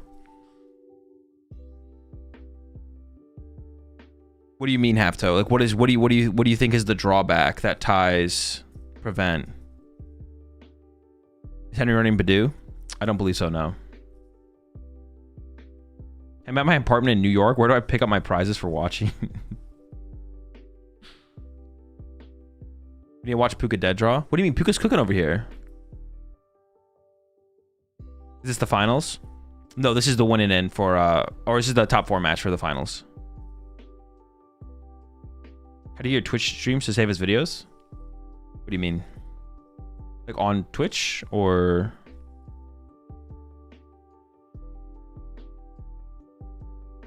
Why is shit playing? What do you mean? The casters the casters played in this tournament. Just like when some of them were casting, the others played. They like shared a name in the tournament. It was like caster pair 1, caster pair 2. So when 2 of them were casting, the other 2 were playing, and then when the other 2 were casting, the other 2 were playing in the round. And then Chip and Kyle hit each other on the winning end.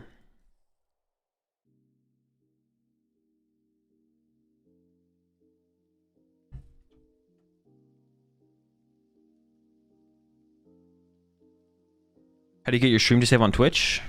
Just it's in your settings, just in your settings somewhere. Just Google it. You maybe can't do it until you're an affiliate or a partner though, but yeah, just Google it. I don't know what status you are, but if you're one of those, you should be able to do it. But yeah, just Google it. It's in your settings somewhere. I've been saying Grimmsnarl, Klefki, Infernape, Ninetales, Jinx, Box is strong, but no one listened. You have Kenny judging the match as well.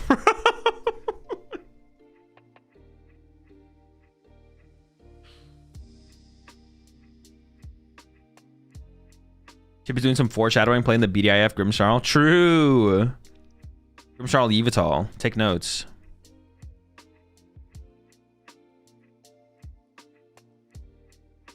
Prediction? No, I'm not going to do a prediction. Predict D's.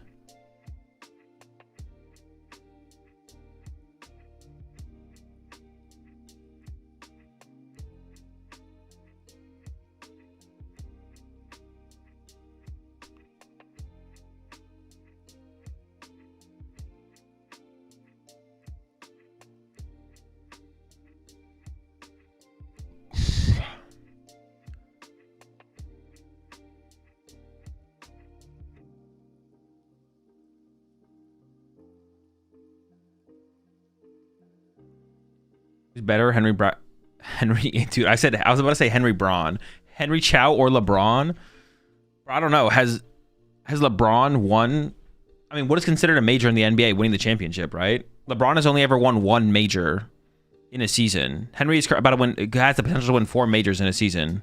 So I think Henry probably takes the dub here over LeBron. For sure. The most majors you can win in a season in the NBA is 2, right? The in-season tournament plus the championships. So, I don't know, I'm just saying.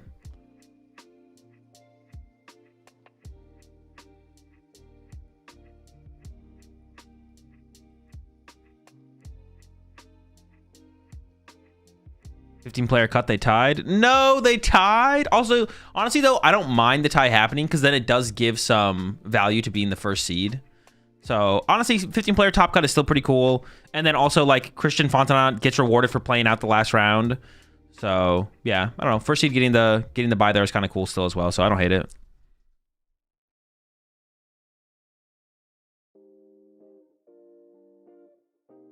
Definitely don't hate it. Did Chow make the 3-1 comeback on the 2016 finals, though? What doesn't matter, bro? That's one chip. Henry Chow's definitely gonna have more chips than LeBron by the end of his career. He's about to pick up 4 in a single season.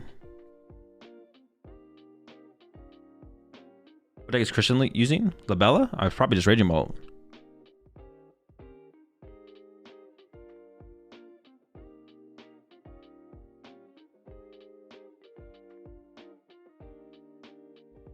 What's the content on your Distant Rival set reveal stream? It's playing new decks.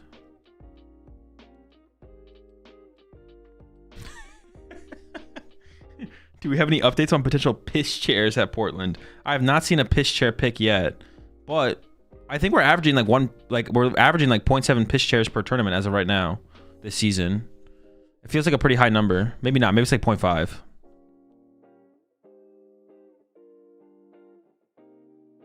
One was discovered, was it?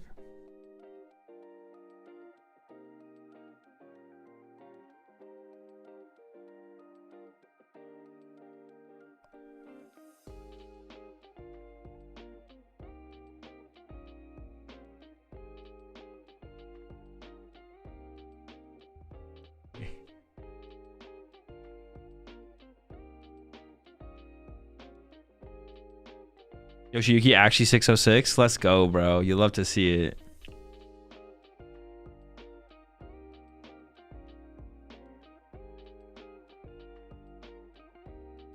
Like, are these guys playing? Are these the pre-release decks, right? I assume these are the pre-release decks. I actually don't know what these are.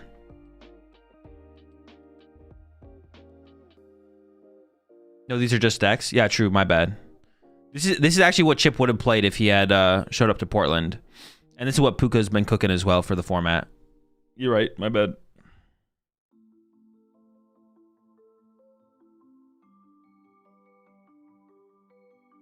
This is. Dude.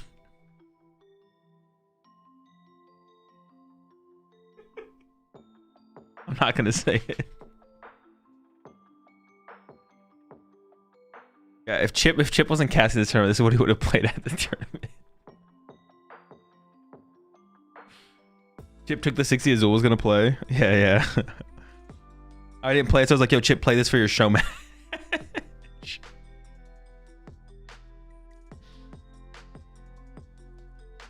TV side needs to hire someone to inspect every chair in between rounds.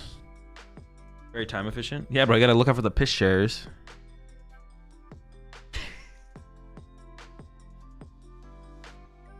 Dude, I don't know why my mind went here, but I was like, in baseball.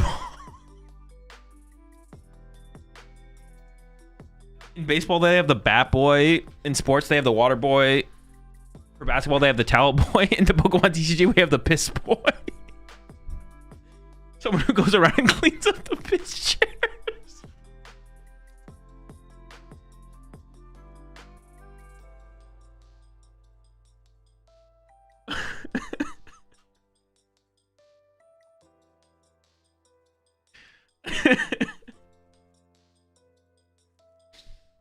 Holy shit. Azul needs a nap? Nah, I'm chilling. I got a decent amount. I actually only got like 4 hours of sleep, but the piss share is real. No.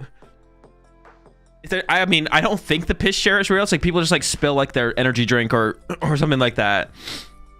And it does look like piss. And I mean, the funny part is that it's happened at multiple regionals where there'll be like a chair with like a spilled drink under it. I hope it's a spilled drink. People aren't pissing themselves at the table. But we need someone to go clean them up, bro. The Pokemon TCG. We need to have the we need to have the piss boy, bro. He goes and cleans up the piss chairs. Oh my gosh. Piss boy to table 182. Just over the loudspeaker. You hear Chris Shemansky over the loudspeaker. Can piss boy head over to table 182?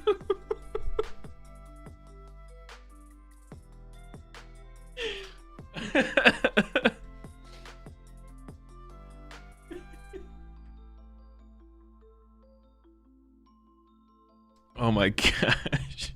So stupid. Oh.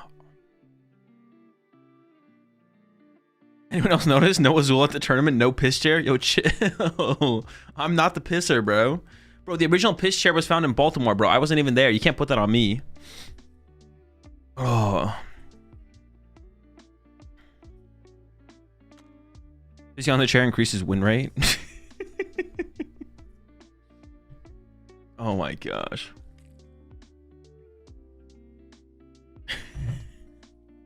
What's a piss chair? The fuck? The original piss chair was seen at Baltimore regionals this season. It's literally, there was just a chair with a drink spilled under it, and it did look like piss. It was like a yellow drink, so it was like it was either like an energy drink or like a, not Monster, Mountain Dew or something. Yeah. And then since then, there has been other chairs with drinks spilled under them at regionals post Baltimore. So it's been dubbed the piss chair. It was initially dubbed the piss chair, but now it's been like a thing that's happened multiple times.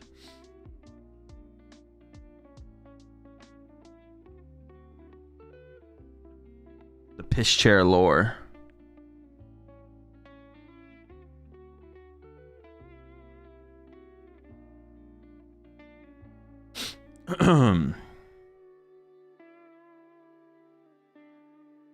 This is a USA thing, right? Honestly, I don't know if we've had a EU piss chair yet, or Latin American piss chair. But maybe y'all are just hiding them, bro. Maybe y'all don't let them get out to socials. There might have only been piss chairs at North American regionals. We had an EU piss chair. Oh, okay.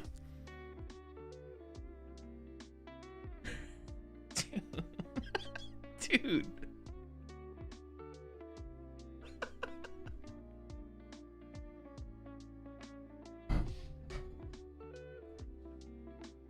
They probably just have a silly name for it. Yeah, what would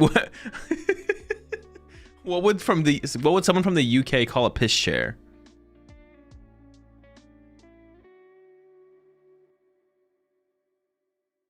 It's not even US or it's not even EU. It literally is just the UK. UK slang is different for sure.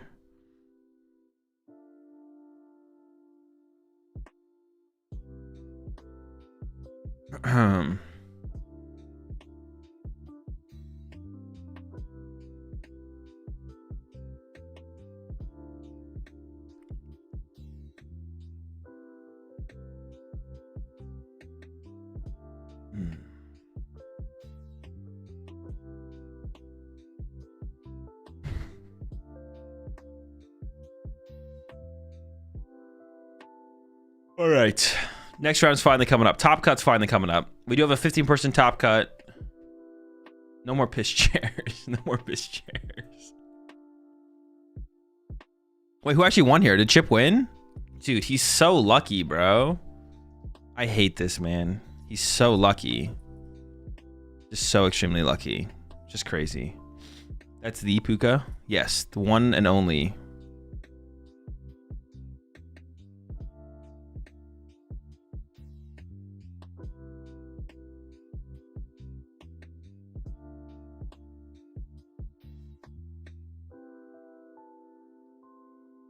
Chewing on cables increases luck. Yeah, Chip isn't getting insanely lucky at the Pokemon TCG, bro. He's chewing on cables.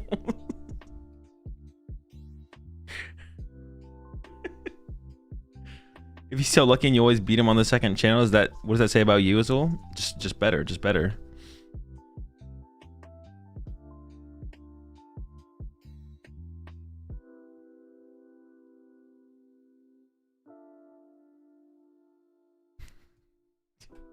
Oh shit. I appreciate the 2 months there, Cooks. A Willy Spilly.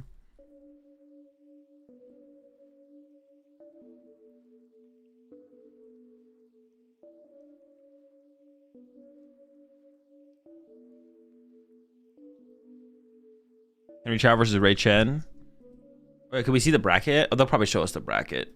Maybe PokeStats has the bracket? Let me look up PokeStats real fast.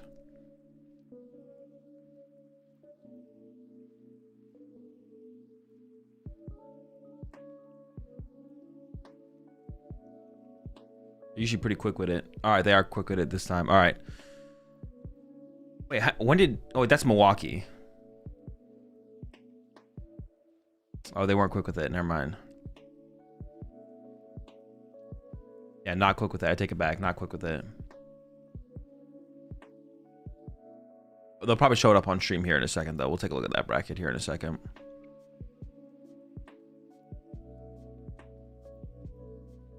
I don't think the bracket works on...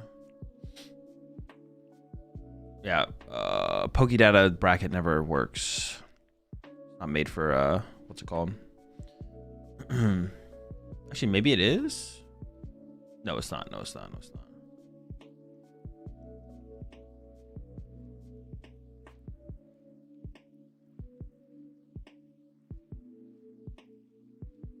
Yeah, let's show us the bracket here in a second.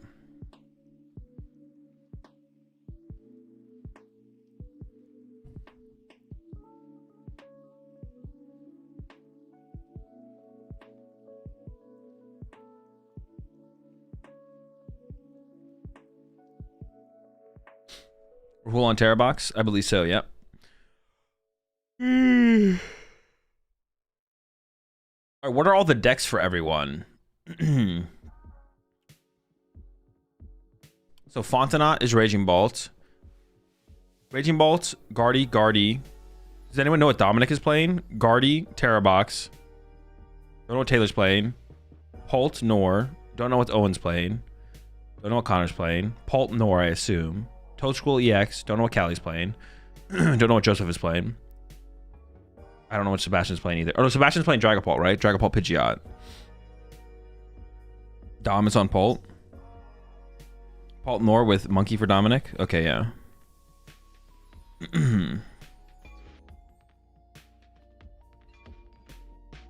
I want to do a bracket once they show us the bracket. So we're looking at Bolt, Guardi, Pult, Snore, Guardi, Terrabox. We have any info on Taylor? Connor Miller's on Flareon.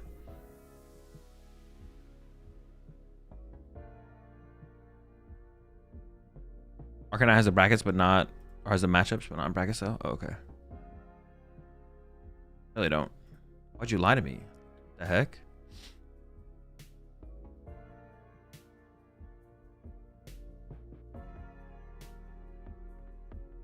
F5 round 13? What do you mean? I just refreshed.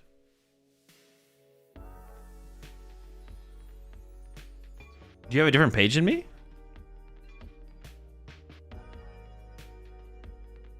Can you actually see round 13 right now? It's not there for me.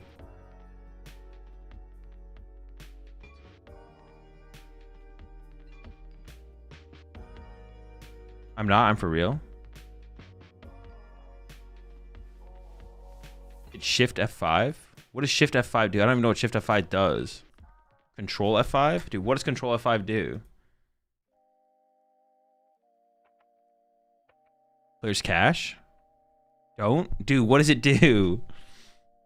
Clears cache and reloads? Okay.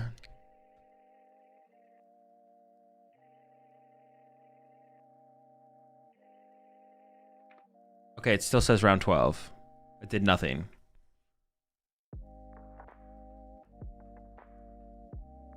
Literally does nothing.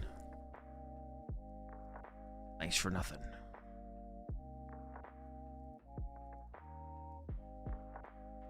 All right. Bolt. Nope. United Wings. Dude, I knew United Wings was broken. Dude, I knew it, bro. First seed, undefeated. United Wings. It had to be. Bolt, Guardi. Pult, Nor, Guardi, Terrabox, don't know. Pult, Nor, don't know. Pult, Nor, Toad X, don't know. Well, someone said, I forget what they were talking about. Pult, Pidgeot.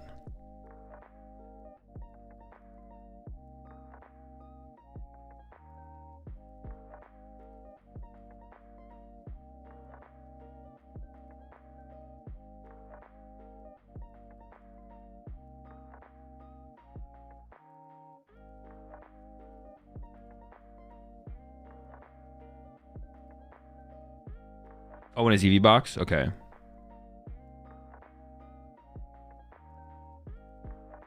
That's what he has been playing recently.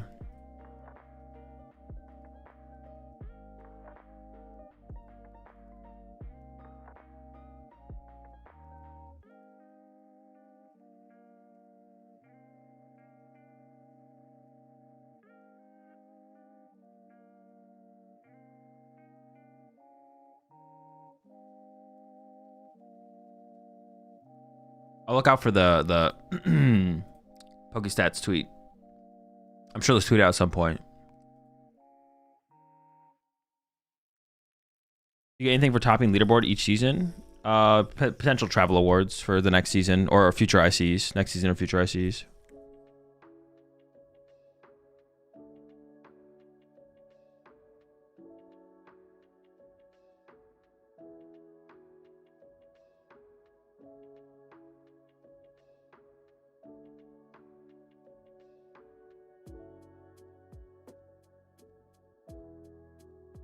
Was this top 16 leaderboard?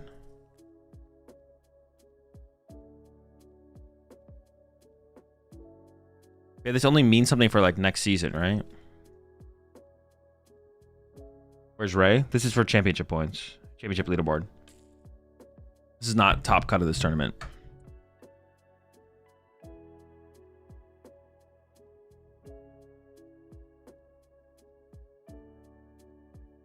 How can Cali be moving down? Aren't they in ASIM? This is just like, I don't think this is including championship points from Portland. This is just like since the last time they looked at it.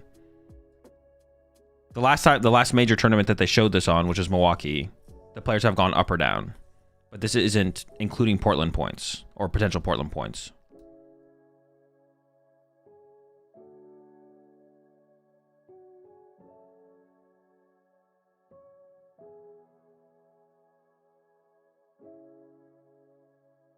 Azul not getting that stipend. Never lucky, man.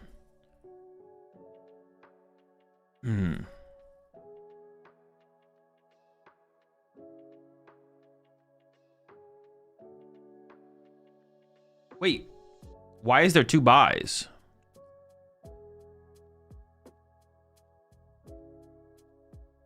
Did I miscount?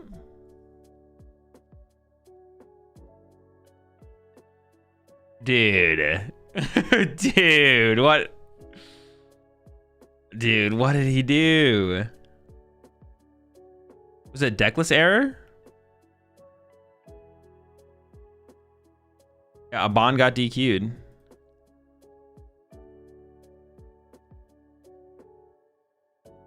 Bond got DQ'd, so we have 2 buys. Why? I don't know. Who knows?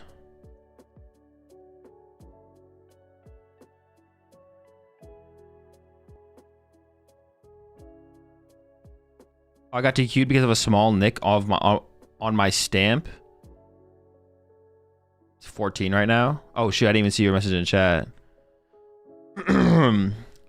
Deck check DQ, dude. That is unfortunate. That is unfortunate.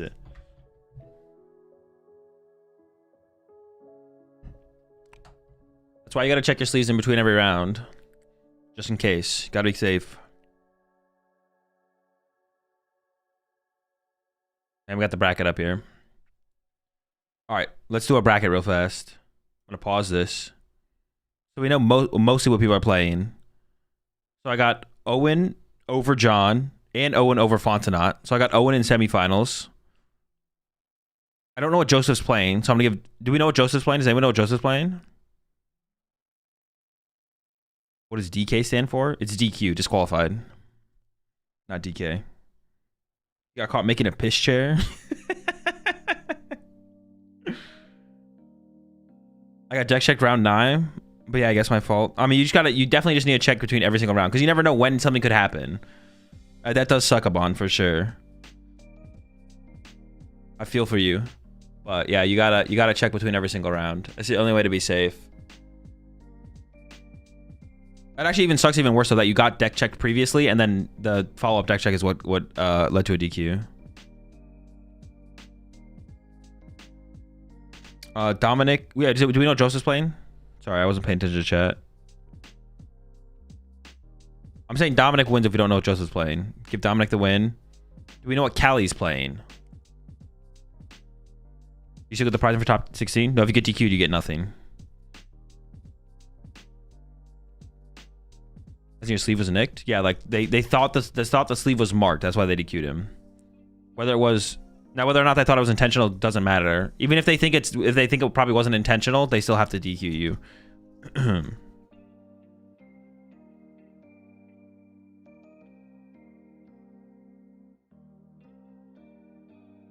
If they catch it between rounds, can't they let you switch sleeves? No, because the point is that if they think you did it on purpose, you'll get banned. If they think you did not do it on purpose, but because they think it's potentially so easy to have been able to have taken advantage of, even if they think you didn't do it on purpose, they still have to DQ you.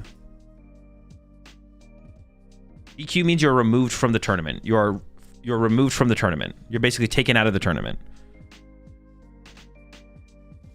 Doesn't mean you can't go any further. Or it means DQ. Yeah, DQ means you're done. You're wiped. Okay, no prizing for a sleeve is harsh. Well, I mean, there has to be a line that is drawn for sure. Like, there has to be a line that's drawn for sure. You can't just let people like mark sleeves and then cheat and get away with it, right? I'm not saying a bond's cheating. I don't think a bond cheated. I think it's an unfortunate situation. Yeah, but you have to do the best you can to protect yourself. That's why, like, I check my sleeves in between every single round. You have to do what you can as a player to protect yourself. I don't think a bond did anything malicious. I think it's an unfortunate situation. But the refs also can't just be like, yeah, if we catch you with a marked sleeve, we'll let you get away with it this time. So you can just like play with a marked sleeve until literally top cut when you get deck checked, and they let you get away with it. You're like, all right, cool. I cheated the whole tournament. And I made top cut. Dope. So there has to be a line that's drawn somewhere. So I haven't seen the sleeve from a bond, so I won't make a statement on whether I think the DQ was fair or not. But yeah, DQ's insane for that, especially after a 9-round deck check. It could have been damage that happened in round 12 before they could check their own sleeves. Yeah, for sure, you're not wrong. But like we haven't seen we can't really make a judgment call. We haven't seen the sleeve. Why would you like have a strong opinion on this? Is it DQ insane? I don't know. We haven't seen the sleeve. Why would you have a strong opinion on whether or not a bond should or shouldn't have been DQ'd if you haven't seen the sleeve? Like, I'll probably post it on Twitter. I mean, if you can, if you want. I'm not saying you should have bond, but you do whatever you want. It's up to you. But like having a strong opinion on this, for myself and people in chat, having a strong opinion on this as outsiders is crazy. Because we want cheaters to be caught and we want cheaters to get penalized. Once again, not saying a bond cheated.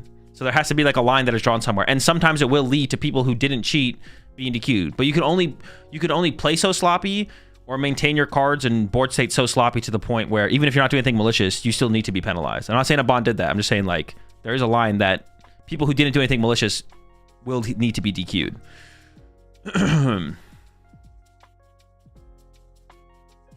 Super likely it happened round 11 or 12. Oh yeah, if you were deck checked in round 9 and nothing came out of it, it wasn't that much time for it to happen.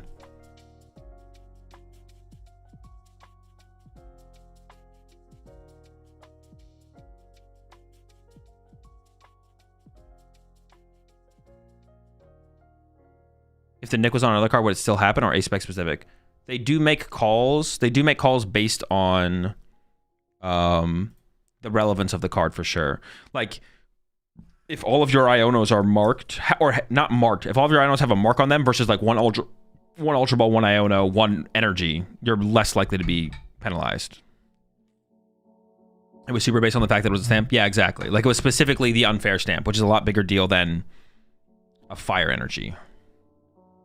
You lose your placing of DQ. If you are DQ'd, you are completely removed from the tournament. You get, like, they think you did something egregious enough where, yeah, if like, there's game losses, which can equal a match loss. There's match losses. If you lose a match, you get a loss on your match. So you could get a match loss in top cut, so you lose top 16.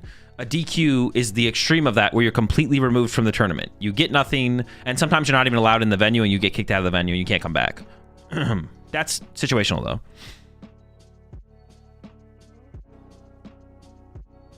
If it was a match loss, then you would just add a match loss to your record, and wherever you stand in the standings is where you'd end up. But that's not what happened. The DQ is, if it's a match loss, is where you're still in the tournament, but you have a match loss. There's nothing in between a match loss and a DQ, though. Either you get a match loss or you get DQ'd. You not get prize money? No. You're completely removed from the tournament. You did not exist in the tournament. Okay, so I got a double prize penalty, which caused a match loss for slow playing. It was my first offense. Do you think it was harsh? I don't know, dude. I don't know the situation. I can't. I'd have to be there and know the situation. If you get DQ'd, they rip the labels off of all of your canned goods. Yeah.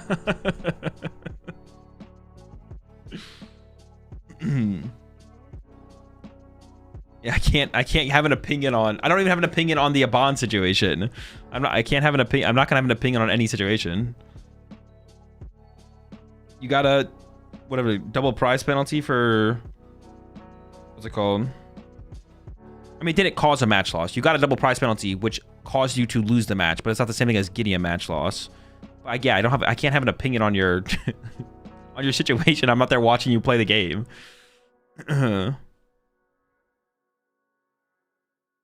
DQ, they send you to the piss chair. Yeah, well, so we'll either DQ you or you have to sit in the piss chair for the rest of the tournament. You get to pick.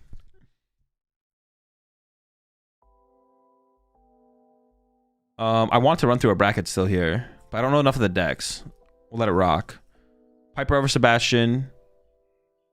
Rogerson versus Ray. Honestly, Ray, I actually don't know who wins that. Actually, probably Rogerson because of the Pikachu, right? So Rogerson against Piper.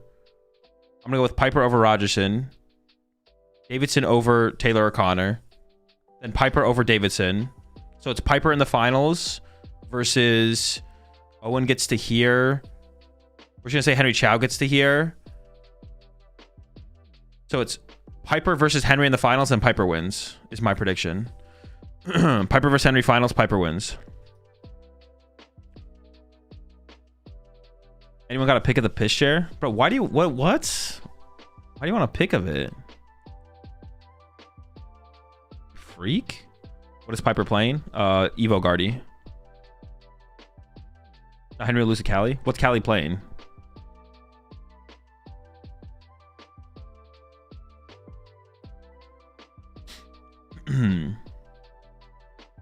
Piper and Henry playing same or close 60. Different Evo builds. Different Evo builds. I don't know. I'm just predicting. Oh, the heck.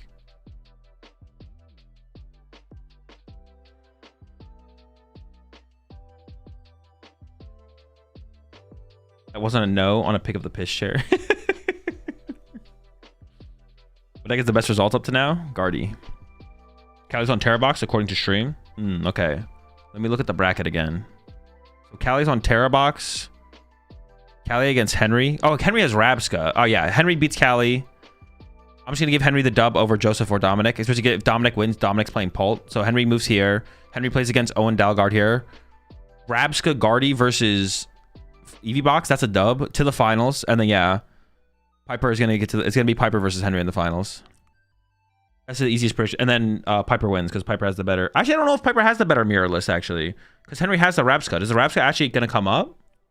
We'll see. We'll see. I'm still gonna say Piper's gonna win though. I appreciate the 7 months there, Flippy. So can you sign my pitch chair at Worlds? Sure. I was about to say something else, but I'm not gonna say it. What about Christian? What about him? Would you buy a Tord pitch chair, chat? Yeah. All right, no more pitch chair talk. No more pitch chairs. Dude, y'all are obsessed, bro. Y'all are sick, bro. Y'all some sick freaks, bro.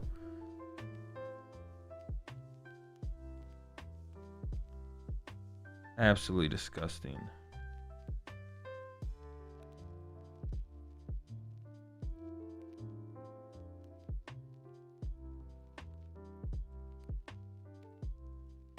I just caught here.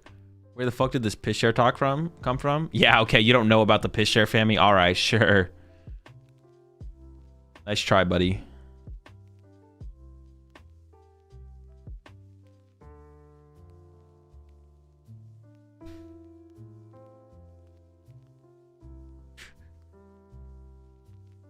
Dude, just stop pissing on chairs. Can we just all agree to not piss on chairs at Pokemon tournaments anymore?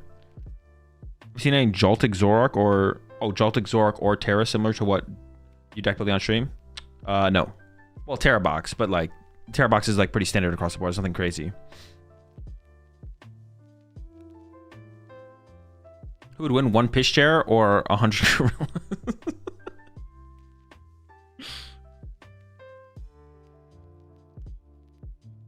No, where else would we pee? True, my bad, I forgot. That's true. There's no the bathrooms. There's no room in the bathrooms at Pokemon tournaments anymore. So the only out is. It's just so stupid, bro. Yeah, the only out is piss chairs. Dude. Oh.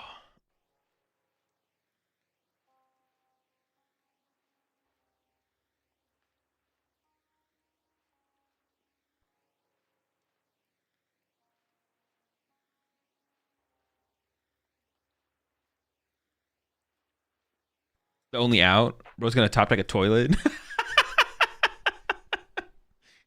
Yeah, dude, we got Iono. We got Iono to 1, bro. The only out is the piss chair, bro. What do you want me to do? Like, toilet was not an option, bro. Didn't draw into it. Unlucky. Fuck me, right?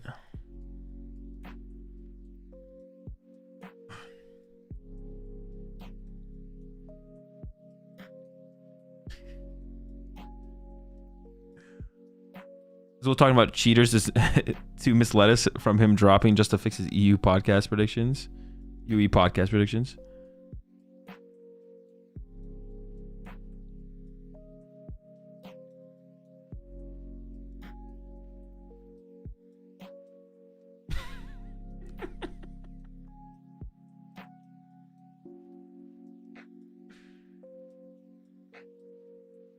If you win Worlds, you think they would give you the piss chair as a trophy? So stupid. Oh my gosh. Ooh. Cartman's mom in the WoW episode type ish. Honestly, yeah, that's actually...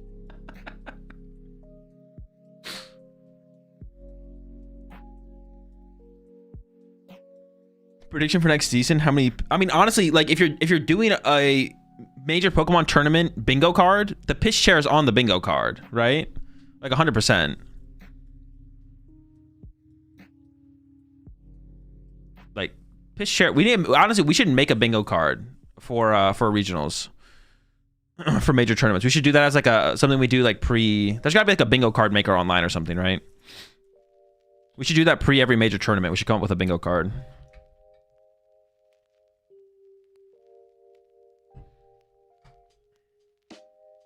Oh, here we go.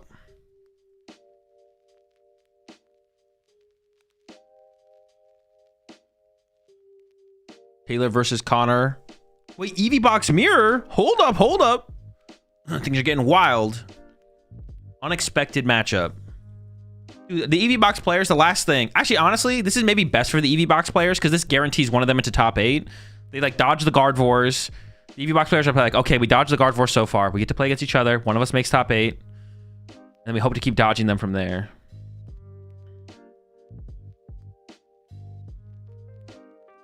Hyper Aroma Ace-Spec? Wait, one of them is playing Hyper Aroma? Holy, hold up. Wait, that kind of cooks, actually. I don't hate that.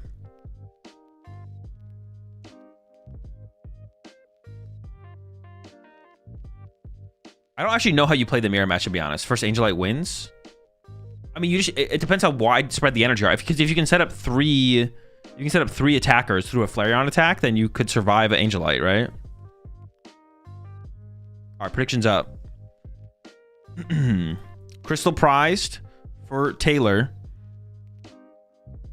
Connor, I mean, nothing crazy on either side. Both prized and Noctowl. Oh, Crispin is actually a pretty big prize card, actually. The Crispin's actually pretty big.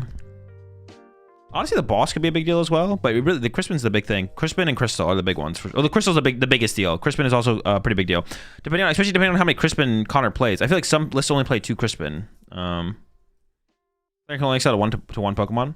Yeah, but if you can like Crispin, I mean, if you can excel with one and then attach to another one, like you have an out, right? Yeah.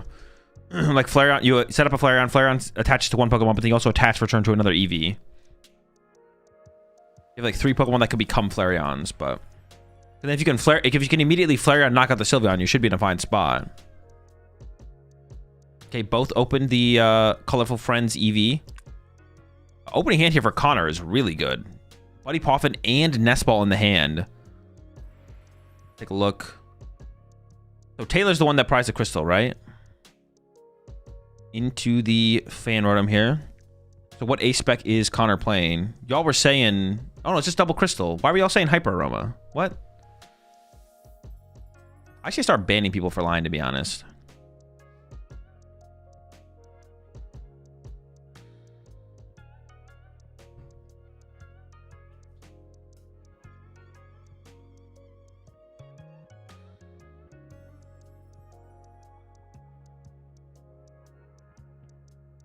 Playing 2 A-Specs? Oh, shoot. You're right. My bad.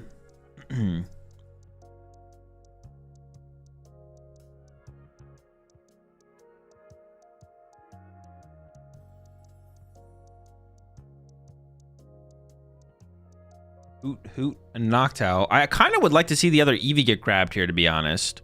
Now, there's a Nest Ball in hand, so I'm sure we're going to go get a Terra Pokemon. So this might get... The Nest Ball might get Eevee EX here. It's pretty reasonable. But I still want to hate to see the other baby Eevee, because I feel like you want to set up 3. I feel like you do want to set up 3 Eevees on your bench here. Because you want to set up 3 attackers. Because if you only have 2 attackers in play, then all of a sudden... Boss Angelite or Countercatcher Angelite wipes all of your energy off your board, which is a little scary. Especially through a Countercatcher, because then the Countercatcher would lead to potential Iono to combo with that. So I kind of want to see Connor actually, instead of getting that 3rd Hoot, go get another Eevee and just go triple Eevee in play. All right, Tatch active and pass. Over to Taylor. Top deck Fire has some energy. Does have a Nest Ball as well. Okay, so we're going to be able to get that Fan Rotom, and then has the Iono, so can just play the Iono immediately after that. Does play the Umbreon. I don't know if Connor plays the Umbreon, but if someone's going to have a better shot at taking down a Gardevoir, it'll definitely be Taylor with the Umbreon.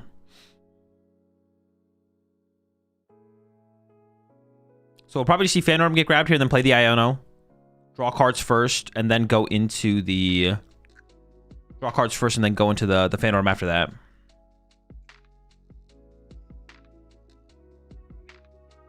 Probably checking aloud like that? No, the judges are just sitting there watching, trying to figure out what is the best time to DQ Taylor at this point. Because you're not allowed to prize check like that. So the judges are kind of just waiting for the correct time to DQ Taylor at this point. So if probably like in the next 10 seconds or so, we'll see. They like taking their time on it sometimes. You know, they like to like keep people in suspense, let the players think they're getting away with it. Stuff like that. So shouldn't be long now. Punch him in the kidney.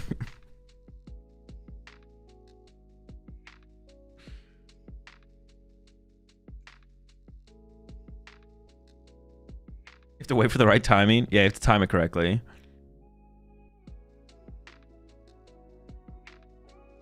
All right, Rhodey's in. Ooh, I don't like this at all. We should definitely fan art him after Iono here. Wait, maybe they're not, oh, no, they seem pretty committed to it, right? Yeah, I think it's a misplay here. You always fan art him after you play the Iono. Hold up. Not always. In this situation, you should, for sure. Because if we Iono ourselves into a bunch of Hoot Hoots, then we can just get Knock Towels and like Eevee and stuff like that. But now we could Iono ourselves into no Knock Towels and then be in a pretty bad spot. And then not have the fan room use. I guess unless Taylor's not using Iono here. That could be the only situation where this makes sense. You could just be using Colorful Friends here and chilling. That actually would be fine. This energy attachment to the active, though, is not great. Because they did prize the crystal. Or, yeah, the crystal. So if this gets knocked out, you don't have a threat of... You don't have the threat of Angelite. Or even a one-hit KO with a Flareon. Okay, is holding the hand. This is fine then. If you're gonna decide to hold the hand here, then this is actually fine. Flareon and Pheasant Dippity getting searched out. But yeah, with no crystal in the deck, Taylor's gonna fall pretty far behind here off the rip, I think. Because you can't immediately respond, because like Connor's probably gonna attack with Flareon to KO this Eevee, to load up the next Eevee. And then Taylor can't respond one hit KO it. Although I don't even know if that's what you want to do. Is that how you even want to approach that? Need the energy for the attack though? Yeah, but I think maybe just not attacking and attaching to the bench is better. You could just not attach to the active. You just don't have to. But I guess you could just go into your own Flareon punch on the next turn as well, and maybe that is fine. We'll see.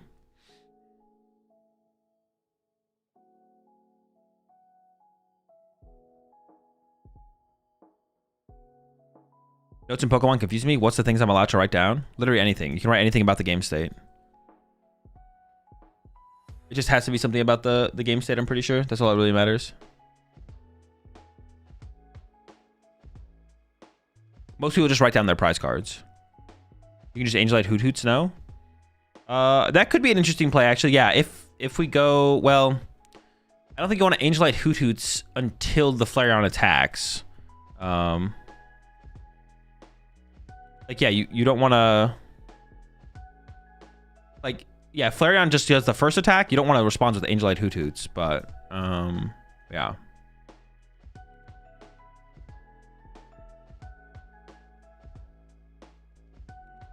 If the return Flareon to KO their Flareon. Well, that's the thing. Taylor doesn't here because Taylor prized Crystal. So Connor can go punch and chill. But then Taylor has to go punch. But then Connor goes Flareon knockout and then has backup Flareon knockout.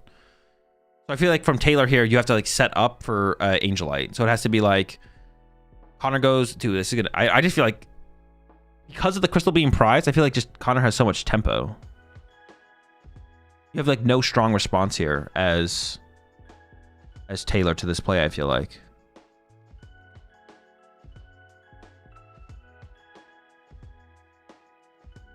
Here comes some energy getting searched out. See, and this is why I wanted to see Connor actually get that third Eevee on the bench here, because we could have split up the energy like 2-2-1 in play. Yeah, we could have had our energy split up in play being 2-2-1. But now it looks like well, hang on, we could still... no, I think now we're committing all of the energy to 2 Pokemon. So we could get Angelited here if Taylor didn't prize Crystal. So, like, if Connor had gotten an Eevee off of the fan ornament instead, and then didn't bench Pheasant Dippity, could have benched Eevee, put 1 energy on the little Eevee, put 2 energy on the big Eevee. But now, Countercatcher Angelite could be a play for Taylor if Taylor didn't prize Crystal. But the Crystal is prized. So, unfortunately, Taylor doesn't have like a really strong response to this board state, I don't think. I guess another thing to think about this matchup as well. Yeah, we see Taylor just pushes up the fan rotom here. So, might just split some energy on the bench Eevees and chill for a turn. We'll see. Does say their playstyles did Taylor Prize Trumpet? Oh, that's a good question. I guess Trumpet could be a card. I haven't seen Trumpet in a Eevee box deck in a while. But yeah, I guess could play Trumpet. Trumpet could be an out here actually. Guys punish for attaching to the active. Yeah, that's what I was saying. Like, because Crystal's prized, I feel like attaching to the active is... I mean, the attack's good, but I feel like it doesn't work in this situation. I feel like we should attach to the bench there. 3 from Fez are not any pieces. We do have double Noctowl, so we can basically do whatever we want this turn. Yeah, Taylor can basically do anything. I kind of want to just see Taylor get some Eevees down and then split some energy. Oh, do you want to bench the Flareon? Doesn't this thing just gets KO'd? Oh, maybe we're going to actually... I mean, maybe Taylor's going to attack with the Flareon here. We'll see.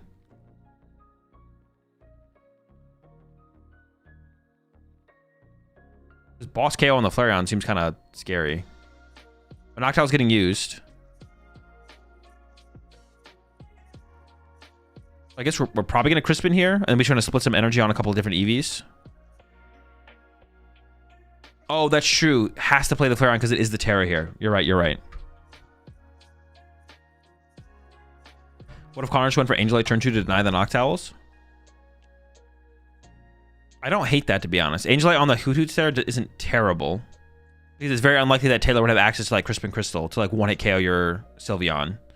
But then you're still kind of slow. So even if Taylor just has Crispin punch your Sylveon with your Flareon, then Taylor's ahead on the board state, right? Like Taylor, or just Crystal Energy.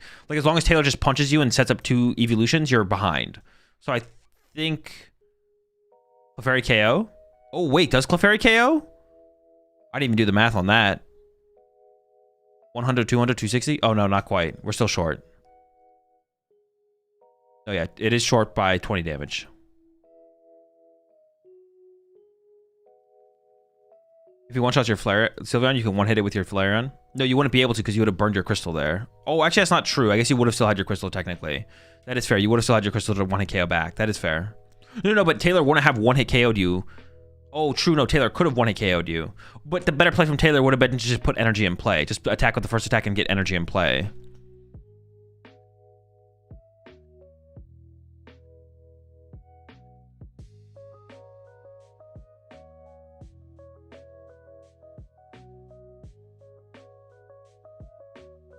$260.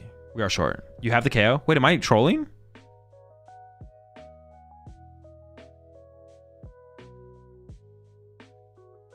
No, it's 260. 280 if he fills his bench. Dude. I know it's 20 plus. 100. Oh, shoot, it is 280. No, you're right. It's 280. Okay, yeah. The Clefairy does get the KO here. All right, this is a pretty good play. And then hopefully we get the crystal off the prize card so we can go back-to-back knockouts here. So actually, now that I'm thinking about it, yeah, the Pheasantipity bench from Connor was actually a huge misplay. But actually, even benching the baby Eevee would have been a mistake as well. I didn't realize Clefairy gets a one-hit KO here. So this is a really good play here for Taylor. And definitely a mistake from Connor, I feel like. Now, this does still set the prize trade up for Connor to go 1, 2, 3, though.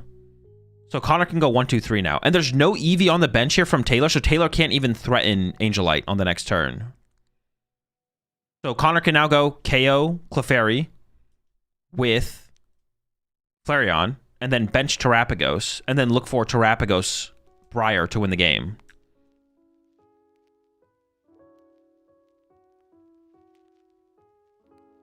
Does Taylor run Umbreon? Taylor does play the Umbreon, yes.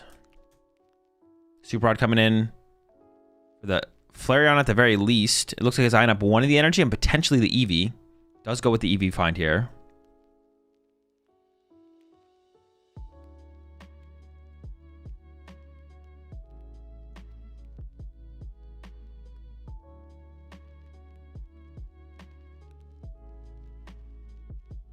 It seemed really greedy. Oh, I think his play was great here for Taylor.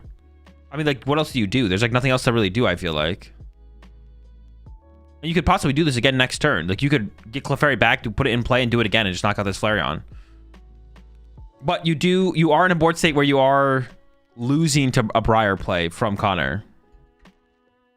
Does Connor also play the Briar? Almost definitely. We just assume that Eevee Box plays Briar. Actually, the deck is just terrible without Briar. Yeah, the deck plays Briar.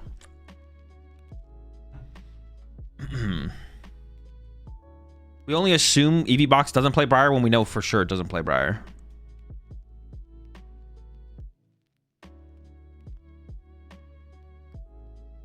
Double Hoots down. I don't even know if we've used Fez yet. I wasn't really paying attention, I'm not gonna lie. Clefairy's getting set up here for Connor. We'd rather... Oh, actually, I don't even know. Connor maybe doesn't play Terrapagos. Okay, no second Terra Pokemon set up. So the Briar play isn't available for Connor, actually? No, Connor hasn't used the Crystal yet. The Briar play is still available. Briar Terrapagos is still available as a play. As long as Connor plays Briar. I'm assuming Briar is in the deck. And Counter Catcher. And still has Crystal. But might not play Terrapagos. That's the only thing to think about here is, does Connor play Terrapagos? I guess we did Fez before Iono there. Did Taylor get his Crystal off prizes? I'm actually not sure. Wasn't paying attention. They show it? I don't know if they showed it. Or I forget, where were the prizes? Where was the Crystal prized? Was it in the... It was in the middle too, so probably not. Crystal is probably still prized here.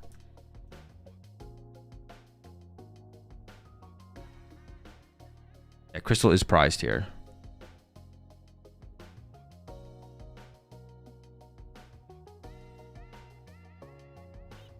Into the Fez draw first. What are we looking for here as Taylor? Are we just looking for a Clefairy knockout again? It feels like Clefairy knockout is the play. Counter Catcher is active.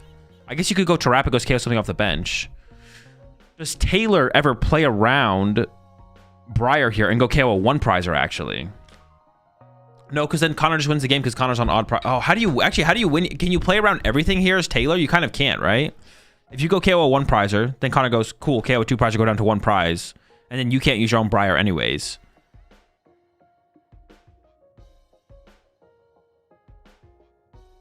Yeah, Taylor just has to play through the active, right? Taylor has to just go Iono KO. Oh, you can't even Iono KO. You can't even Iono KO.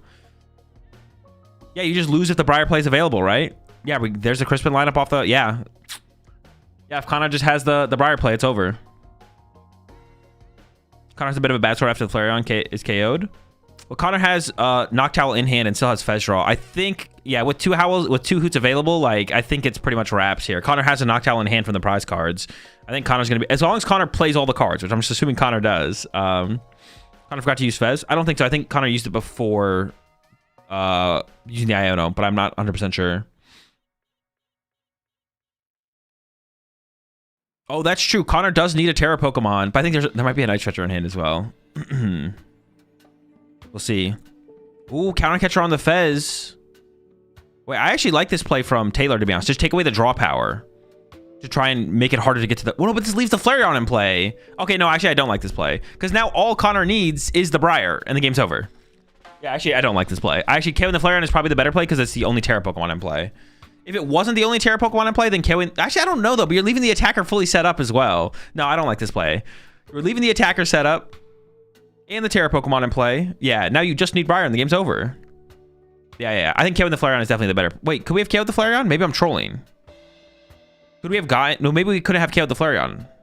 Okay, maybe you couldn't have done it anyways, to be honest. I was thinking about using Clefairy to do it, but yeah, Terrapagos can't KO the Flareon, so... No, wait, this is actually maybe the only play we had here, to be honest. Never mind.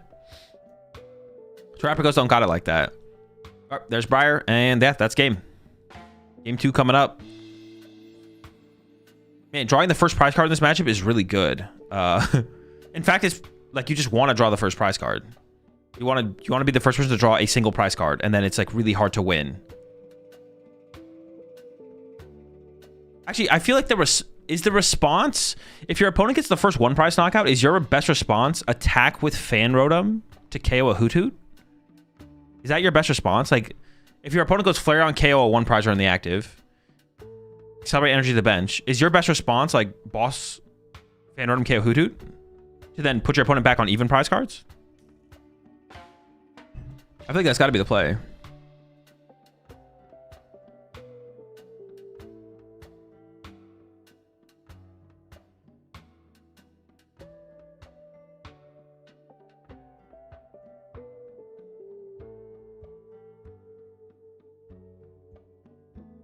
Keep one prize board. I mean, that's hard. Keeping a one prize board is really, really hard because that means you don't have a Terra Pokemon to play to use Noctowl with. I mean, yeah, if you draw it, you draw it. Flareon can't attack twice. Attack effects are removed when a Pokemon goes to the bench or evolves. Possibly because whatever happened in that game didn't really work. Yeah, that one was kind of like... That was like kind of... Well, also, okay, another problem... Okay, but I do feel like there was better place to be made there. There was definitely better place to be made there for Taylor. Taylor could have... I think should have played the Iono more aggressively on turn 1, not attached to the active Eevee once we realized that our Crystal was prized. Because once the Crystal was prized, you can never like respond with an Angel Light Iono play. So yeah, I think there was definitely some mistakes there from Taylor. I think should have played the Iono more aggressively to combo with the Phantom just to see more cards. Should not have attached to the active Eevee. Attaching to the active Eevee I think was also a mistake because Crystal was prized. Opening hand here from Taylor is dead. Let's get it. let's go, bro. That's what I'm talking about, bro. Respecting the dinner time. Everyone's trying to get out of here early, get some grub at a reasonable hour. Taylor respecting the dinner time. Decides, you know what? You already took game 1 off me. I'm not feeling it. Let's end this one fast. Connor's like, good deal. Is that a Cyrano I see? That is a Cyrano, yeah. Cyrano's like pretty cool in Eevee box because it can also find your Eevee EX. So it like finds your basics and your evolutions. Taylor checking they drew the right number of cards. Yeah, looking for any as like, please say I drew too few cards. Please, I need something. I need the fan random somehow.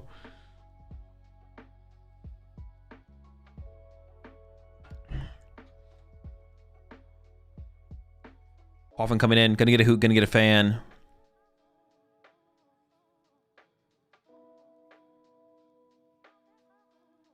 What's better in Flareon, Brock or Cyrano? I don't know. I haven't played the deck in a while. So when are you having a 12-hour Toad School stream? Oh, it's got to be coming up soon. When are we grinding Grim Mirror? To chill. I am down though at some point, gamer. If I do lock it in for an ASC, I'm down to grind the mirror. We can do like 20 games of Grim Mirror or something.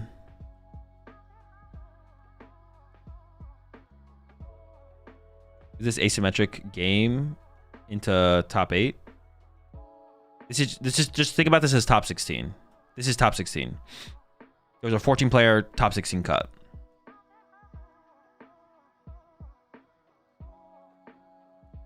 Actually, I don't even know why they don't just put top 16 at the bottom. It says Masters top cut at the bottom.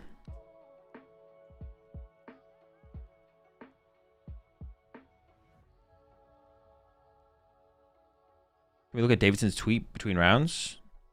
Sure, post it in chat.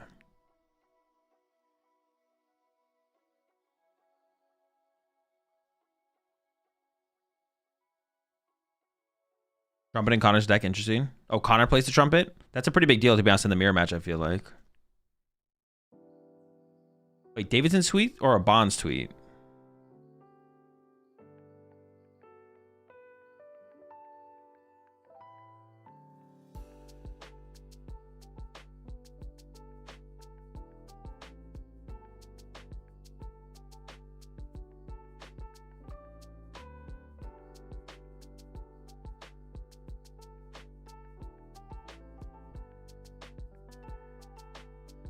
All right. Definitely a way better start here for Connor, obviously. Also has energy attachment for turn. Can put that on the bench Eevee. Probably don't want to put it on the active because the Terrapagos could KO you next turn. So it's probably just safer on the bench.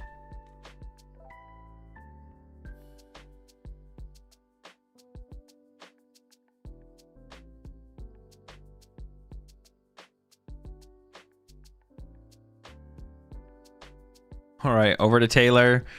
And is still pretty rough. Does have this Cyrano, though.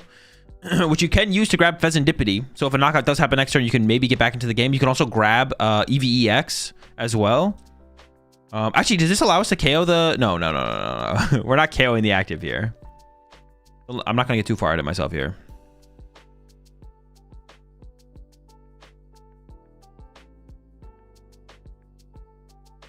First round, I think it's better to KO the active Flareon with the Night Stretcher for Clefairy plus Crispin. If that play was available, Jeremiah, I agree. I think we should have KO'd the...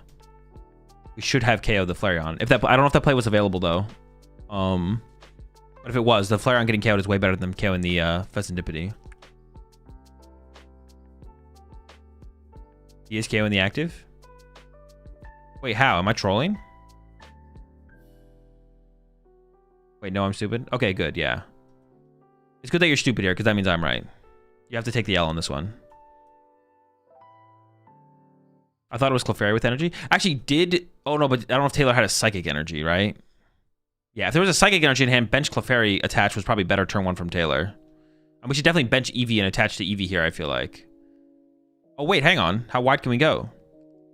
Wait, why are we just... The Area 0 play is pretty bad here from Taylor, I'm not gonna lie. You're just giving Area 0 over to Connor. No, this play from Taylor is actually just really bad.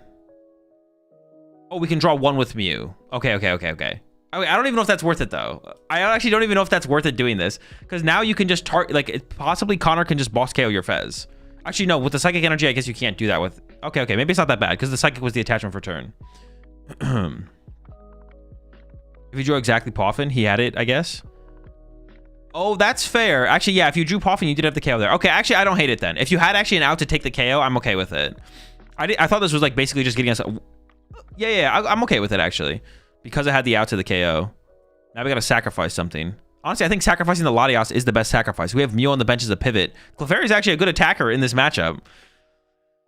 All right, over to Connor. And now Connor, because Taylor did not get the first 1 prize knockout, Connor can just win with a 2-2-2 prize trade. Connor can just win by going 2-2-2.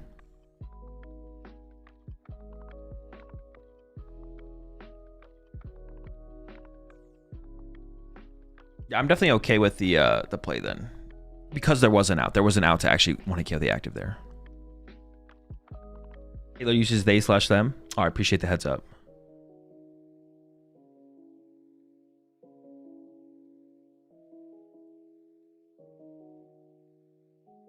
Honestly, gamers, right? What's the point of playing if Chow hit top cut?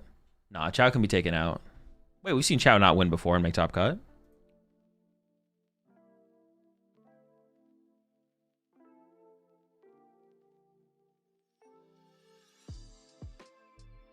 Got back from being out. PokeData says that Abon did not drop. Abon got DQ'd.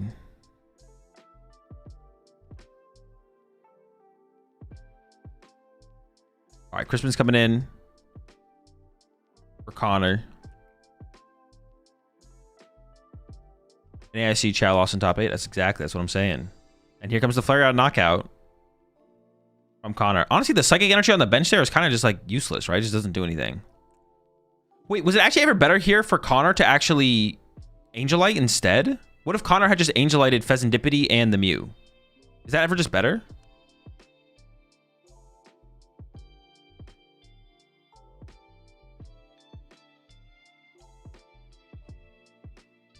All right, there's a knockout on the Clefairy. I almost feel like the Angelite was actually almost like better here. Just Angelite the Fez and the Mew. Top deck return is Fan Rotom. We do have the Fez draw here to work with now.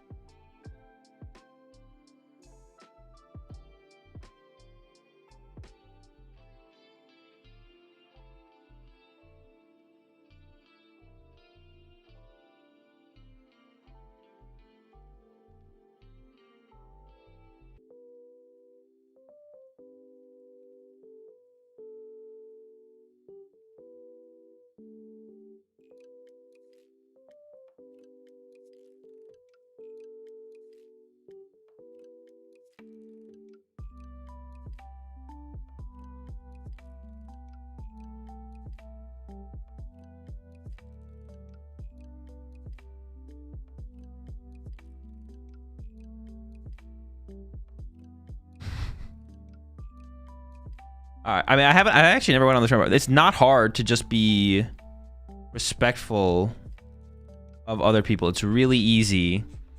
I don't have any mods on YouTube chat, but I know I have mods on Twitch chat. So please ban at will.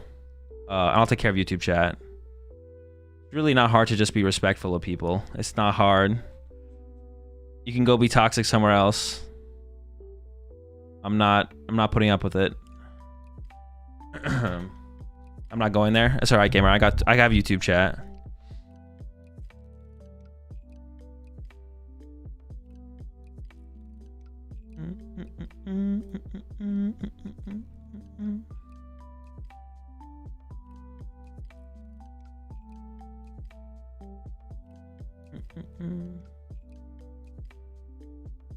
People being cringe now? Dude, people are always cringe. Mod me, Azul? I got you, Chris. I can do that.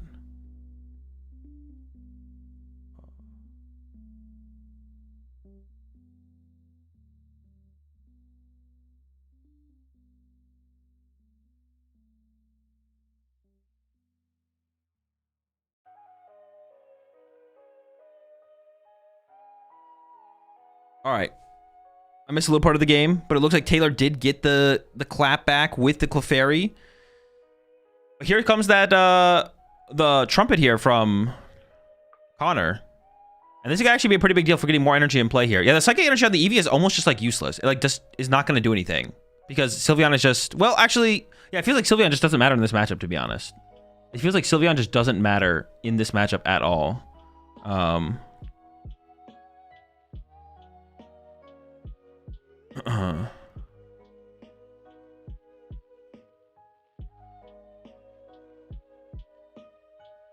There's an Ultra Ball going for a Noctowl, it looks like. Yeah, I mean this one is looking pretty pretty good still for Connor.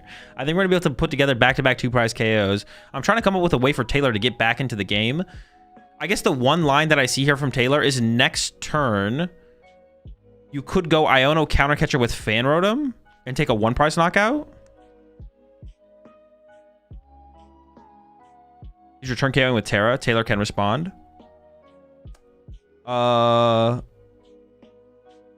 they can respond, but it's still like a 2-2-2. You still lose the 2-2-2.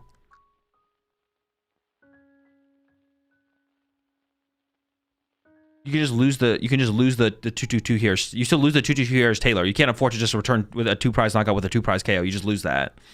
So I think the comeback here from Taylor is Fan Rotom Counter Catcher Iono.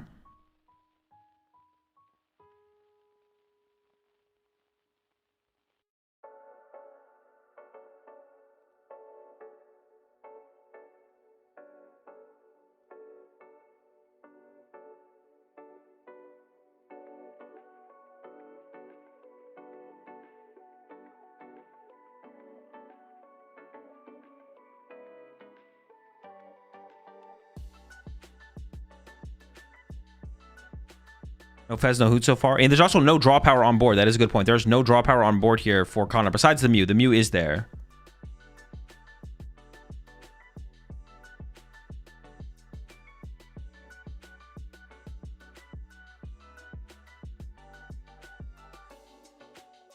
We're going into the Judge here. Wait, Connor doesn't even have an energy to attack with the Terapagos. We don't even have enough bench Pokemon for the Terapagos to get the KO. So Connor's hoping to get an energy and a Pokemon. Could Connor actually... Did Connor actually not have the out? Off the Noctowl and had to get double hit off the Judge draw here? There's the Pokemon. Oh, and got the Hoot Hoot as well? Dude, the only thing missing here for Connor, honestly, was drawing Fez. The only thing that would have been better is if Connor had also drawn Fez and Dippity. I wasn't really paying attention to Connor's turn that much. But that's crazy to me that that's what we had to do off of Noctowl. That was the play off of Noctowl. I mean, judging here does seem pretty good in general. I think judging here does actually seem pretty good. But, yeah, judging here does seem pretty good. But it seemed like that was like unnecessarily risky. I don't know what else Connor had access to though. So like I said, here for Taylor, if you can get the play off, which we do have an Ultra Ball, I think the play for... Oh, we have Iono in hand.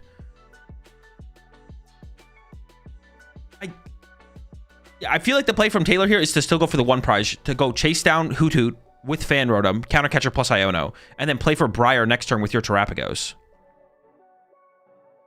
I guess that opens up for Connor to just respond with Fan Rotom KO Fan Rotom, though. Maybe that doesn't work, actually. Because if you go Fan Rotom KO Hoot Hoot, to go down to 3, Connor just goes Fan Rotom, KO your Fan Rotom. So maybe actually Taylor has to KO the Fan Rotom with the Fan Rotom to stop the return Fan Rotom KO to force, if Connor wants to get a prize card, Connor has to use Terapagos. Oh wait, you can't, yeah, you can't even use Briar if, oh my god, this is not a good play. This is not a good play. Yeah, you're right. You literally can't take a 1 prize knockout because then you can't Briar next turn anyways. So literally, the play is knock out active Iono. The play is knock out the active Iono. Yeah, you're right. You're right. Countercatcher Angelite. Countercatcher Angelite would be a play here as well, I guess. That is a good point. That would actually be a decent play. We'll see if that happens. Is the crystal still available? Going for Poffin. It looks like that's not going to be the play we're going for, though. It looks like Poffin just to get some more Hoodoos established, and then, yeah.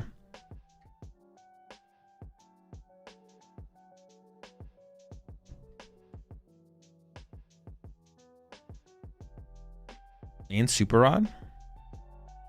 There is Crystal left in the deck. I wonder if that play was available. I don't know. We maybe need too many cards. Goes for Poffin Crystal. Okay.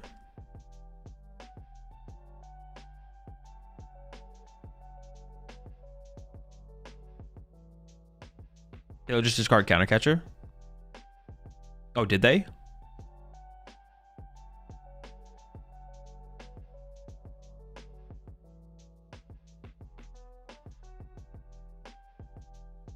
I mean, it's just Iono KO. Double Hoodoo on the bench plus Fez and Mew. It's a maximum draw power. So, like, you don't need more than that. Like, you're just hoping. I guess you get rid of the Countercatcher here because it doesn't matter, right? Because you're going to go down to 2 by KO in the active. So your Countercatcher doesn't do anything else at this point anyways. Yep, there's the Iono. All right, now it's just going to come off the draw. Come to what Connor gets off the draw. Has Mew and a Hoothoot for potential. No Fez. Just needs Flareon and a Fire or Terapagos or Clefairy plus Crispin. Yeah. Oh, that's true. Connor doesn't have a Terra after this goes down. That's a good point. Guys, draw coming in here from Taylor. But actually, oh no, there's a boss in the hand. I was gonna say the hand from Taylor actually doesn't win the game next turn, but we have boss. We have boss. So we go retreat, knockout, and then next turn we can boss KO Mew. Ultra Ball in the hand here for Connor is pretty good. Can Ultra Ball away the switch plus the top deck to get Pheasantipity. That's at least 6 cards. Oh, we have to discard off the bench. Sure. Double Noctowl, Bite the Dust. Easy to ditch. Could have got really weird and discarded the Latios and the Mew, but that's obviously not correct. Actually, could you have done something with that? Maybe. Draw for turn. Iono. I mean, that's Ultra Ball for Fez right there. If not, if Fez isn't there, then you Ultra Ball for Noctowl and then draw 2 with Mew. Oh, there might be an argument to actually draw to Ultra Ball for Flareon, actually. There's an argument maybe to Ultra Ball for Flareon, but I feel like the Fez draw is just too worth it. You definitely Ultra Ball here. So you either get Flareon or Fez. Well, Fez is surprised you could get Noctowl and then draw 2 with Mew to try and find your Terra. Did Fez die earlier? I actually don't remember. It maybe did. You can get the Owl still to then get a Terra later. You don't have to put the Owl in play. Yeah, you're right. Actually, you can't Ultra Ball for Noctowl. You guys are right. You're right, chat. You can't do it. You have to have a Terra Pokemon on your bench to be able to Ultra Ball for a Terra Pokemon. I forgot. You're right. No, Fez is there. So Fez is probably the best play. The only other argument I would see would maybe be Flareon. Yeah, I mean, the raw draw off Fez has to be the correct way to go. It also means you have 0 cards in your hand. So, like, I mean, it's Flareon or Fez, but I think it's always Fez.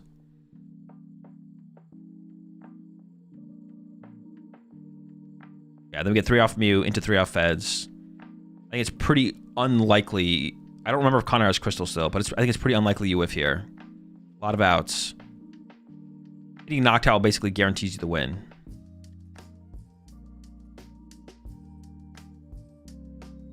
Uh-oh. That's 0 pieces. Could Nest Ball first. That would thin out the deck by 1 more card. I don't remember if we have Terapagos left. Oh, no Terra Pokemon. You can't play it. Okay, never mind. You can't play it. All right, has to go into the Fez. Good catch by Taylor and the judge. Oh, it's dead. There's nothing. 6 dead cards in a row. I mean, that's game, right? goes into the Brock scouting to get nothing. I mean, it doesn't matter. Taylor has boss. Game is over. We go to game 3. Dude, this one was looking so good for Connor. Dude, I want to go back to that judge turn from Connor and see what happened. Ursaluna? No, probably doesn't play Ursaluna. And even if you did, you'd also need an energy for it. And you can't actually even bench it because you don't have a... Oh, now you can bench his Hoothoot, I guess. Clefairy. Play the Nest Ball, I guess. It's going to be run to Fan Ornament pass. Yeah, Taylor wins here with boss or Briar now at this point. Game's just over. We know there's a boss in the hand, so.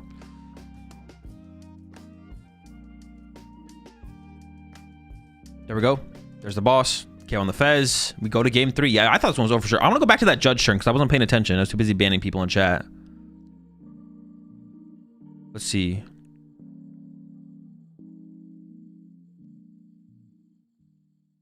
It was up here, right? There's the judge. All right, what happened on this turn? I'm so confused by what happened here. Is it the going into the turns of Terrapagos was set up, right? Oh no, it wasn't. Oh, he trumpeted for it. Oh, the hand isn't that good. Well, someone mentioned it. What if we just went... Someone mentioned in chat. What if we just Ultra Ball for Noctowl? Okay, then we got Noctowl.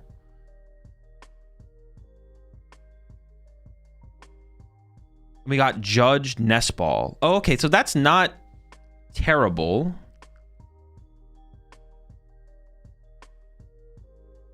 But what do we Nest Ball for? Okay, so so the hand was pretty bad. So we got Mew Judge. We probably should have gotten Pheasantipity Judge, right? And then why can't they Nest Ball? Because they didn't have a Terra Pokemon in play, so they don't have access to Area 0. So they just had 5. They already had 5 bench Pokemon. They could Nest Ball as soon as they got the Sylveon in play, but not before. I think we should have gotten Pheasantipity here, though, right?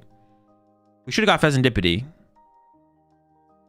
And then Judge, and then Fez for 3. That's what we should have done here for sure.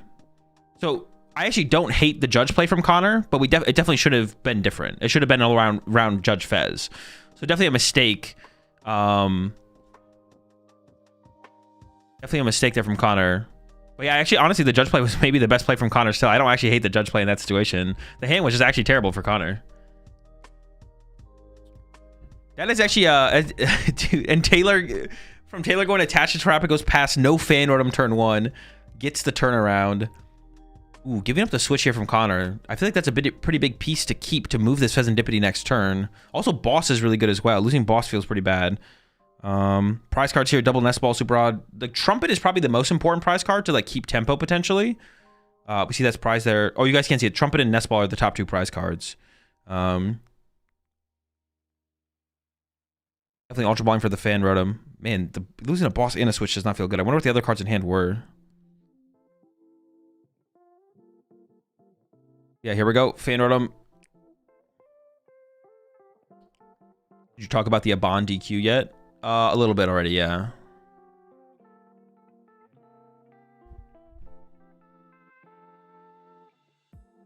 We'll take a look at Abon's tweet after this match, though. Other cards must be really good. Yeah, I assume so.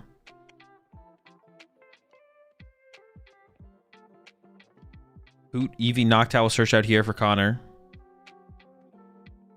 I assume there must be another Hoothoot in hand if we didn't get double Hoothoot there. I feel like you don't need to overly prioritize. I would prioritize second Hoothoot before second Eevee. Or maybe third Eevee before third Hoothoot. Let's see what's in the hand. Oh, just a pass over. Interesting. All right.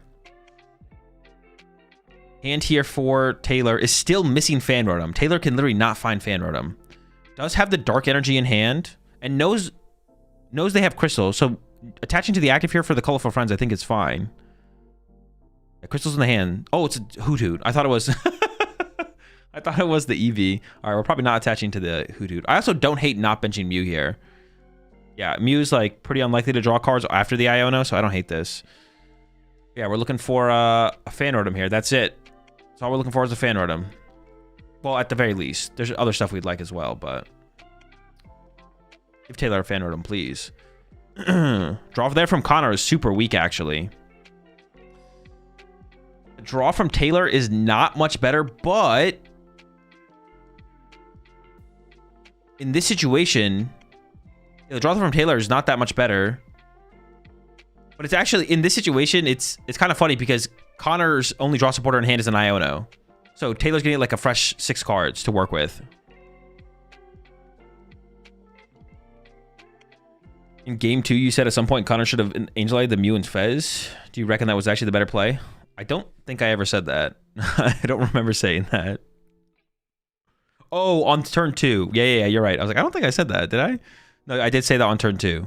I'd have to go back and look at the situation, to be honest. But I think it was like definitely a reasonable play to do there. Instead of taking a KO and giving the Fez draw over to Taylor. You know Taylor's dead draw and has no Hoot Hoots on board. But no, I did say that. I'd have to go back and look at it. Top 2 prize cards are Buddy Buddy Poffin and Crispin. So nothing crazy in the prize cards. Classic Azul Gaslighting. Yeah, my bad.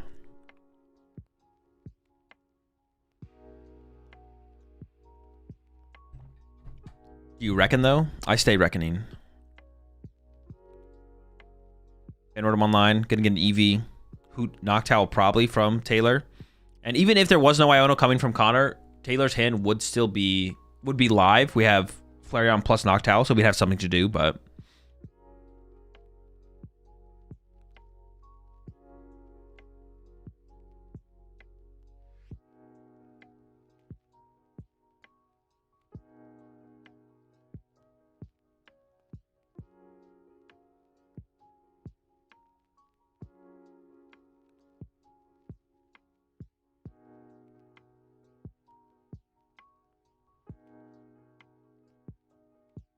And how long normally do you get for prize checking?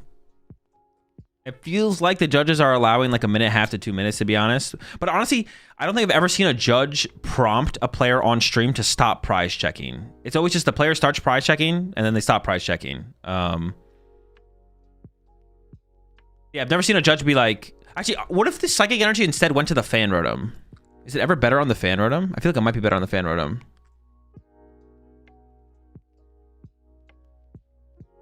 All right, Flareon's out here for Connor. But yeah, the hand's not great. We do have the water attachment. We may as well throw that down, I feel like. Honestly, putting this on the Fan Rotom could be better. Actually, I like this better on the Fan Rotom. Yeah, I like this from Connor. And then if we can find a Noctowl, Noctowl can get us Area 0 plus Latias. That's what I almost wonder about the Psychic Energy from Taylor. Because Sylveon is just not that good in this matchup. So would it be better for Taylor to put the Psychic Energy on the Fan Rotom? Is there going to be more value in getting a Fan Rotom fully set up, ready to go? Because Sylveon seems actually kind of mid in the mirror match. I mean, we just haven't seen it develop, though. Oh, boy. That draw there from Connor is beautiful. Dude, that's awful. Jeez. Do we have a bench space here? We do have a bench space. Man, I guess maybe the safer play Connor could have gone for was to play for Colorful Friends, to be honest. Maybe that was the move.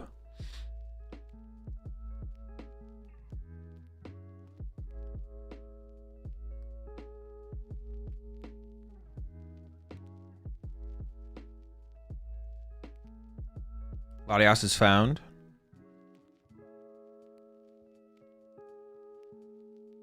I do still, maybe you still run to the Fan Rotom though, right? You don't want to lose any of your other Pokemon, so you're just kind of losing your energy here.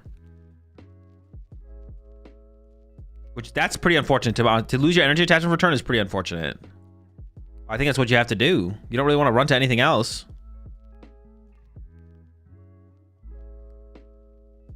There's no way you leave Fez active, right? Okay, thank goodness. I was like, there's no shot. I guess this gets the energy in the discard pile for, like, Trumpet. Ooh, Crystal top deck. Okay, that could be big.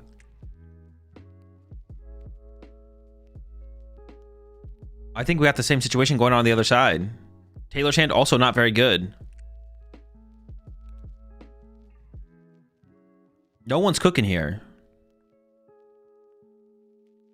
You could attack with Clefairy just to start drawing prize cards, but I don't even like that. Maybe you can burn enough cards to draw with Mew. They are playing the Nest Ball here.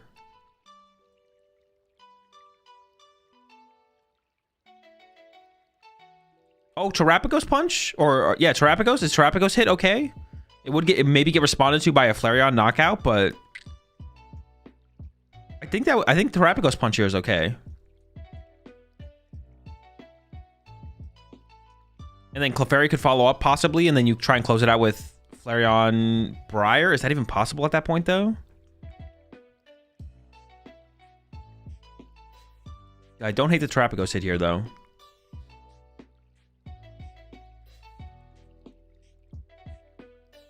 I don't love the Terapagos punch, but I don't know what else you got.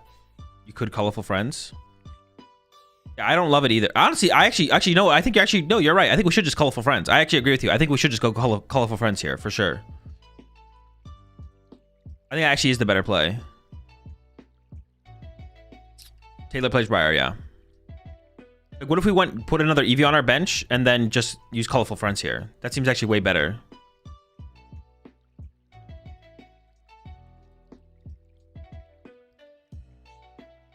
No, there's no way you use the crystal here. Yeah, because the hand is just still dead. If the response knockout happens, we have nothing.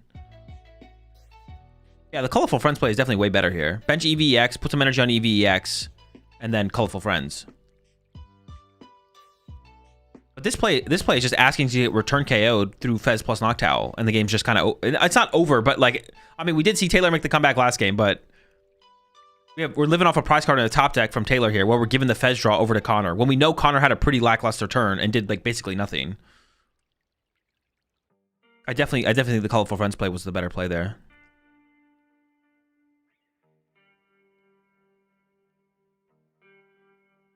All right, well, it's gonna come down to the Fez draw here for Connor. I think does have Putty Puff in a hand, but she's gonna go immediately into the Fez.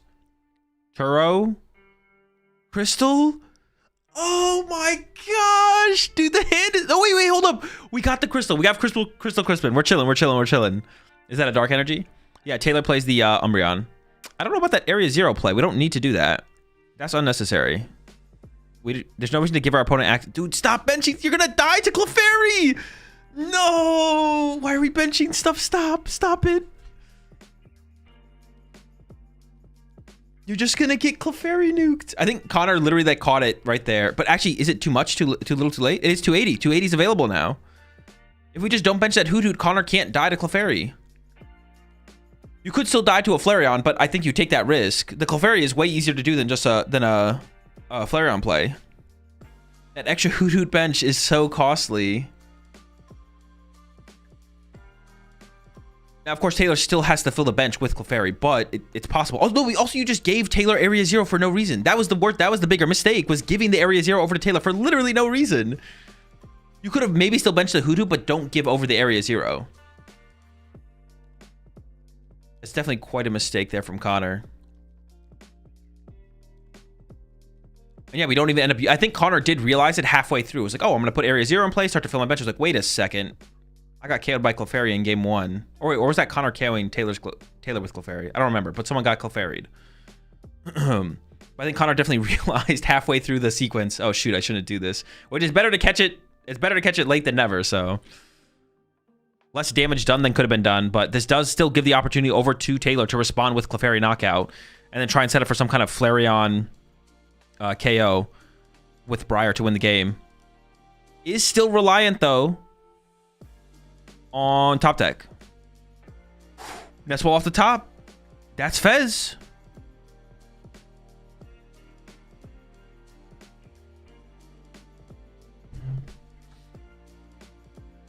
Actually, I don't know if Taylor's actually going to be able to build up. Will Taylor actually be able to build up towards a... Oh, yeah, because we have Crystal. So, yeah, Taylor could definitely pull off the Briar play. Briar Terapagos. We do need to recover the Terapagos, but it is available. That's Clefairy. I mean, if you get Clefairy here, you're still dead drawing, so I wouldn't recommend getting Clefairy. You just go... If you get Clefairy, you're going draw pass. Putting the Area Zero might come down to be a big mistake. Taylor does have an Area Zero in hand, so it wouldn't have actually made a difference, but it definitely is a mistake on Connor's part, but it probably wouldn't actually have affected the outcome, to be honest. Can they Mew first? They could for 2. But then you also have to commit other stuff into play. Like the Crystal would have to come into play, which I don't think you want to do. You want to save Crystal for Terapagos. You appreciate the Prime sub there. Blood.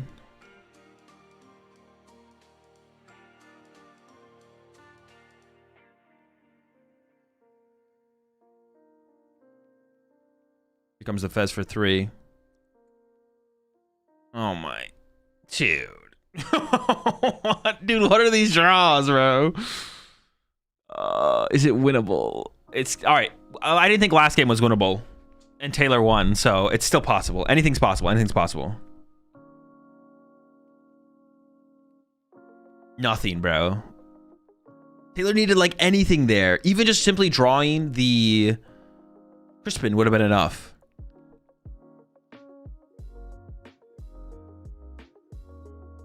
Evolve active the Flareon and do 130. That gets bodied by a switch. I don't know if you want to do that. I feel like the Colorful Friends is definitely the play. Oh, but Connor, did Connor discard the switch earlier though? I think Connor discarded switch on turn 1. Maybe. I don't know if that was last game or this game. So maybe the Flareon punch? No, but then you still have no backup though. You still have no backup. I mean, currently the Flareon can't attack, so maybe you just hope that it misses this turn. He discarded switch and boss turn 1? Okay.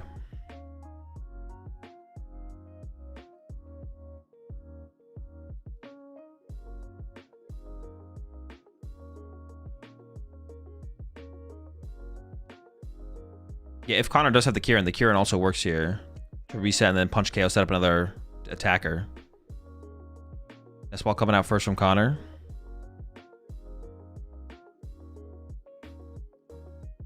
That's ball for Phantom knockout.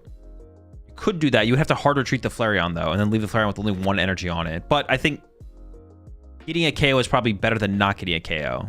I think at the very least, the Phantom play is better than nothing.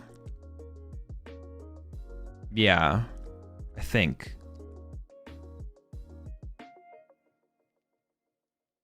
Counter gain is good in an Eevee box. It can be kind of cool to close out the games with your Clefairy, to utilize your Clefairy and your Trapigos a little bit more easily. I don't hate it.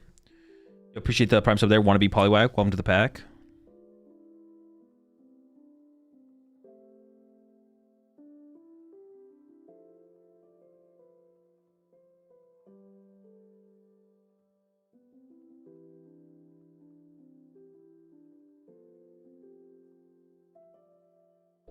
Okay, another Flareon searched out. Is Connor just going to attach to the Flareon and pass here, maybe?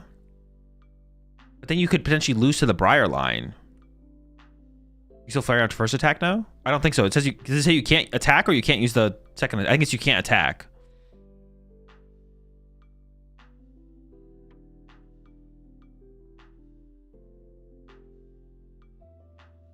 I still can't really tell what's in Connor's hand. I think Connor might be passing here, though, with the Flareon and the active, which sets up Taylor for the Briar line. Let's see. Yeah, there's a pass. It's always retreat Turo, though. Ooh, retreat Turo actually would have been interesting. Well, it depends how many energy are left in the deck, though. I don't know how many energy are left in the deck. But I actually, the retreat Turo could have worked there, yeah. Retreat to, I don't know, whatever, Turo. Push a Flareon, attach a Flareon, use Flareon to accelerate to the next Flareon. They have 2 Flareons in play with 2 energy apiece, probably. I actually don't hate that. You get the prize card as well, which is pretty nice. Because it takes you off the Briar line. But then I don't know if you have enough energy left to close out the game. That'd be the only question. But I think Connor still has Super Rod left as well. Doesn't this just surely die to the Knock Owl Taylor just grabbed? Yeah, I mean, that's the thing. I feel like the active Flareon is just always getting KO'd. Maybe it would have been better to retreat to a Hoot Hoot then? You are right. Yeah, you are right. Like, the active is always getting KO'd. You're never surviving. I don't think. Crispin. You could go for an Angelite play here as Taylor. That could be interesting, actually. I thought I was played an Eevee box. It's just good mobility. Retreat Turo, then Flareon first attack is surely correct, right? It just depends on how many energy. It just comes down to how many energy are left, I think. And if Super Rod's still, I think Super Rod is still left though. So I mean that makes sense to me for sure. Also, Connor does also play the Trumpet, but Trumpet's in the last 2 prize cards. So, Angelite both Flareon. Yeah, the Angelite play could be the move here.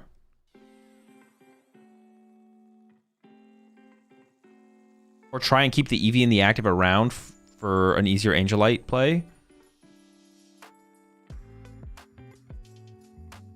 A lot of hoots. I feel like that's almost too many hoots. I actually don't like that extra hoot hoot. I feel like the Eevee, the Mew should be on the bench over that third hoot hoot. The third hoot hoot I think is overkill here. Crispin's coming in. Wait, I'm a little bit confused by what we're doing here.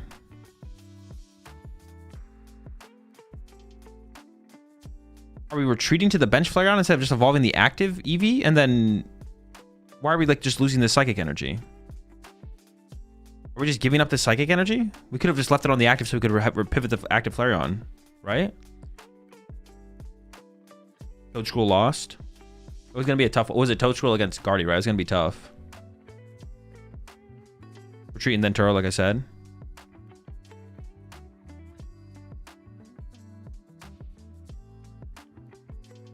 Wait, yeah. What do you mean retreating Turo then? Yeah, I agree. The retreating Turo makes sense as long as there's energy in the deck to accelerate out of it, right? Unless you just have to hope your opponent whiffs. If you're not getting any energy, I was just replying to someone in chat. Oh, my bad, my bad.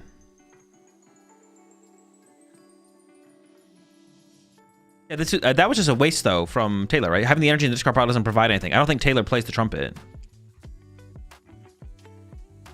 I feel like having the extra energy on the active makes more sense. Well, a lot of stuff is set up on the board here for Taylor. I feel like the third Hoot Hoot is overkill. I don't love the third Hoot Hoot. I'd rather have a bench space for like a Mew or something. That is Connor's Crystal down though. So the only response Connor has to this is... Well, we gotta hope the Fez draw leads to something.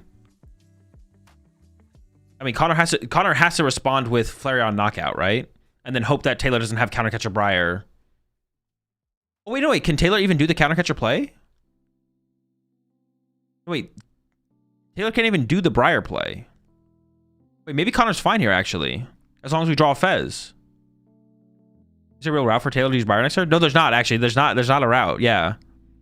Because our Crystal's gone. We had to somehow preserve Crystal, but we couldn't.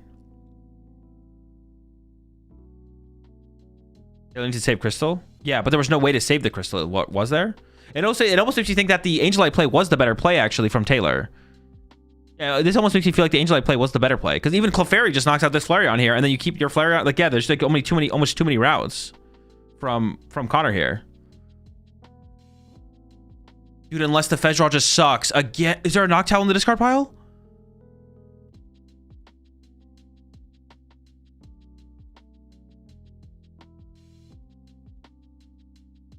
Dude, is there an owl in the... Dude, the hand is just still dead. I mean, if this happens, it doesn't really matter, right? 2 Fez draws in a row. No Ultra Ball, no Noctowl, no Crispin. Did Taylor have the guts for the Angelite play? I'm not sure. That could have been missing. We did use 1 Noctowl. We could have gone Noctowl for a card plus Ultra Ball for second Noctowl. That probably would have worked. Yeah, this almost makes you think the Angelite play from Taylor was the better play, to be honest. All right, Connor has to stall. Brings up the... Oh, but is this even... This isn't even worth it, right? You just reset the Flareon for Taylor. This is actually just a bad play. This means Taylor needs less pieces because Taylor doesn't even have Latias on board. So instead of having to go switch retreat, Taylor has to just retreat. Yeah, this is just actually just a mistake from Connor. And then we run to the Hoot Hoot. So now Taylor can just set up Fan Rotom to get the KO. With like a Turo or a Crispin. Oh, we have Boss in hand as well. We have Retreat Boss. Retreat Boss, KO Flareon with Flareon. And then if Clefairy claps back from Connor, then you just need your own Clefairy or Terapagos to win the game.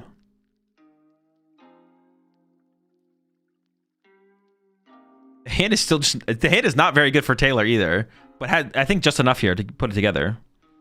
Did you KO Fez instead of Flareon? I don't know. Flareon's the only Terra Pokemon in play. I like removing the Terra Pokemon from play, I think. Although Connor definitely has like an 8-card hand. He's going to draw 3 more with Fez. So you're definitely going to get another Terra Pokemon set up. Well, no, you want to KO Flareon, don't you? Because Flareon's like the hardest thing for you to KO back, right? I think you want to KO Flareon here because that's the hardest thing for you to KO. Terrible Boss. Should we have just KO'd the Hoot Hoot there instead? What was in the active? A Hoot Hoot? Don't Boss KO Hoot Hoot? But then that lets Connor use Fan Rotom this turn to KO a Hoot Hoot off the bench instead? I don't know if that leads to a win condition, though. You could attack with Flareon's first attack and set up your bench Flareon.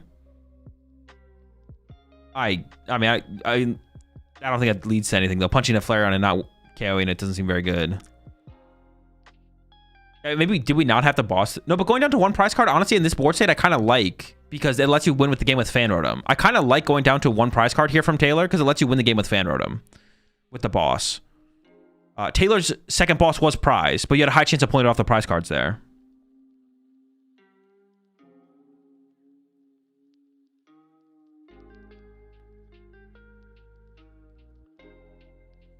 That is unfortunately not Iono though. That is wait, could Connor have found Iono though, or was Connor out of Iono? Because we just immediately opened up with Judge, right? Could we have Serendipity? Oh, we don't. Oh wait, carrying the Flareon is insane because there's no bench space for a Flareon. Wait, is that how that should have worked? Oh, we drew with Fez, drew Judge. Okay, I'm trolling. No, but Connor, there's no way it's correct for Connor to lock the bench out of... There's no way it's correct for Connor to lock himself out of Terra Pokemon, right? That has to be a mistake. We had a Nitroger in hand as well. I don't know what we should have grabbed, what we could have grabbed, but we definitely need to go wide. Yeah, he had Nitroger. If there was an Eevee EX or a Terrapagos or something, that should have hit the field for sure. That's definitely a mistake there. Benching the Mew is definitely not great.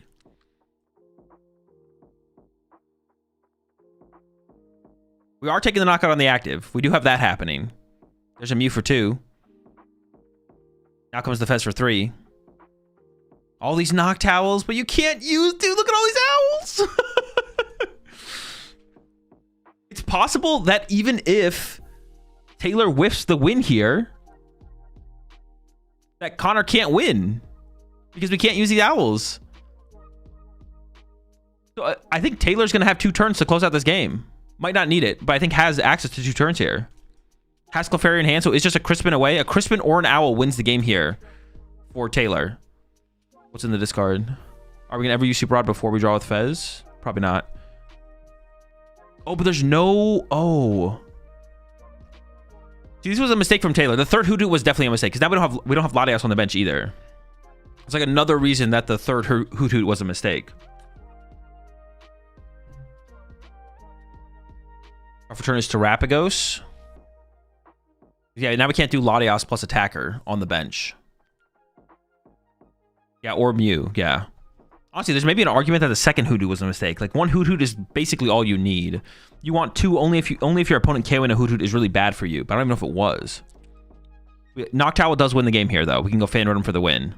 Yep, there's Noctowl. Okay. Never punished. Did overbench for sure, but boss, we did get boss off prize cards. We have energy in hand, so that's game. Taylor makes... I guess this game was a little bit less... This was just a weird game, to be honest. Neither player had a fast start. Made the comeback in game 2. And made the comeback in game 2, and then here in game 3. Gets the dub with the Fan Rotom KO. On the Hoot. And moves on to top 8.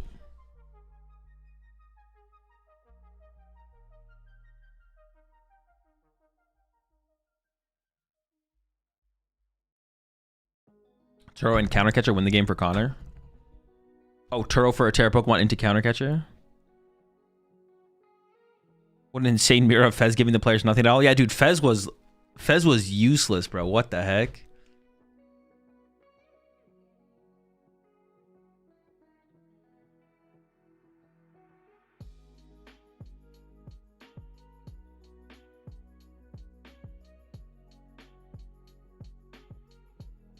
Henry won. All right, we can take a look at the... We're waiting on one final match. Oh, we're waiting on literally just the stream match. All right, let's see. Let me see if how my predictions went so far.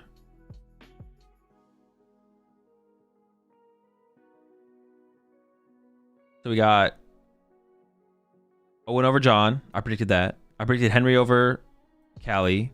I predicted Dominic over Joseph, but I don't know what Joseph's playing. Do we know what Joseph's playing yet? I don't know if someone already said it in chat, but I didn't see it. I predicted Piper over Sebastian. I didn't make a prediction on this one because I didn't know what either player was playing. And then I don't know if I predicted Rogerson over Ray though. I think I did. Yeah, I think I did because the Pikachu just goes hard in that one, I think.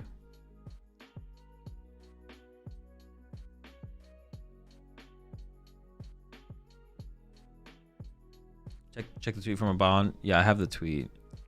So this is the marked sleeve. I don't know. This one doesn't seem that egregious, to be honest. It definitely looks like it is just wear and tear. I would always like to hear the judge's reasoning on things like this. Like, why do they think this card is marked enough to make it banned? The angle is sus, not gonna lie. I mean, a top-down shot would be a better look, right? Because that's how you're gonna probably be able to see the card most of the time anyways, right? What card is this? Unfair stamp.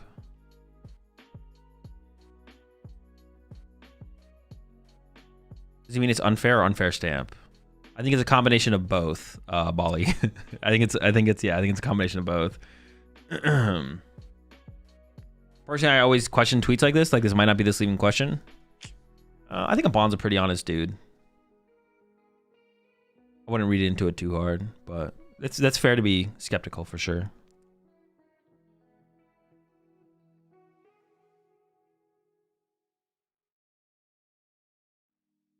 The fact that it's one sleeve nicked like this and it's the ace-spec makes it significantly worse. Yeah, of course, for sure. Yeah. I mean, yeah, a top-down shot would be nice to see as well, but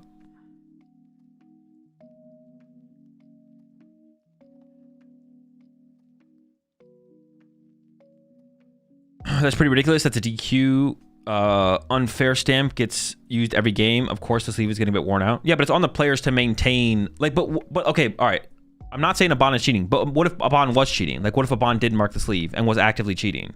Do we not want, if the judges think that, now, if the judges actually think a bond cheated, a bond would probably get banned. But getting DQ, if they think you maybe, if there's too high of a chance that you maybe got an advantage, even if they think you did it on purpose, they still have to DQ you or give you match losses in those situations anyways. There still needs to be like a line that is crossed, even if they don't think it's malicious, where they do have to ban you. You can only be so sloppy or so you can only be so sloppy with your cards and your play, even if they don't think it's malicious. Eventually they still have to DQ you and penalize you, right? It's like you can't sit there and, even if it's not malicious, double attach every single turn of every single game and not get penalties eventually, right? So there has to be a line where it's even, we don't think it's malicious, but you got to be DQ'd. He got a DQ. He did get DQ'd, yeah. He's definitely not harsh for something like this. But yeah, it's on the players to like maintain not just their gameplay and their board state and keep everything clean, but it's also on the players to maintain like their sleeves and their cards, right? You have to make sure your sleeves aren't marked. You have to make sure your cards aren't marked. That's on the players. You can't just roll up with like super marked sleeves and be like, what? I didn't do anything malicious. And they're just like, yeah, we don't think you did anything malicious either. But this is ridiculous. Like, obviously I'm not saying that's a bond situation. It's like one sleeve or whatever, but I mean, that's why I re-sleeve my deck going into every event. Sometimes I re-sleeve it going into day 2. I know not everyone's going to be able to do that. And I check my sleeves between every single round. You gotta do, to a certain extent, you have to like look out for yourself as much as you can, right? There's only so much leeway the judges are going to be able to give you if you're not doing anything malicious. So you got to look out for you have to look out for yourself as much as possible. Can't even tell what's wrong. It's this little thing in the bottom right here. You have to protect yourself as much as you possibly can.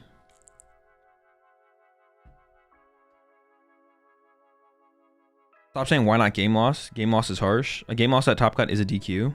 No, it's not. Those are two completely different things, gaming. A game loss, you could still win the match. Many players have come back from being down 0-1 with a game loss. A match loss, you still retain your placement and your prizing. A DQ, you are completely removed from the tournament. You don't get your prizing. You don't get your championship points. You don't get your placement. You just are DQ'd. 3 completely different things. Match loss, game loss, and DQ are 3 completely different things that have 3 completely different outcomes.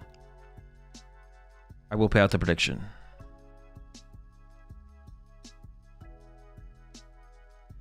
Bond was DQ'd, which means he basically didn't play in the tournament. After all, do they really want to pay you 10,000 bucks? I mean, if they're not going to if you get DQ'd, someone gets your place. So they're still paying out the top 16 money that a Bond would have gotten if he had lost and cut goes to someone else. Someone's getting 10K unless they're DQing the whole tournament. How did he get DQ'd if it wasn't at the tournament? Dude, I honestly, I thought that was an honest question until I saw Tyler said it. I was like, wait, what? I did a name check though. Does Pokemon just keep the prize money? No, it's the standings just changed. So a bond was in top 16, so you remove a bond from the tournament and everyone goes up one slot.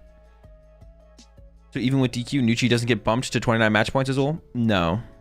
It depends if once the match is finalized, the DQ happened during deck check once a bond was already in top cut. No, I think I disagree with that though, Zubby. I think if you're gonna DQ a bond in that situation where he gets deck check before top cut, then give Ryan the win, and then Ryan should get to play in top cut. I think that's how it should go. Like we should always try to maximize the amount of Pokemon played. Like if you're gonna DQ a bond. If you're going to DQ a bond, then you should give Ryan the win here. Like, Ryan should get the win. Because if it happened during deck check, that means top cut hasn't started yet. So you can go back in RK9, give Ryan the win. The one thing that could come up that if they've already started other rounds of top cut before they DQ'd a bond, they can't really do that because Ryan would mess up the standings based on his resistance potentially. But if top cut hasn't started and they DQ a bond, they should go back, give Ryan the win, and just try and play as much Pokemon as possible. We should be trying to have as many games of Pokemon played as possible.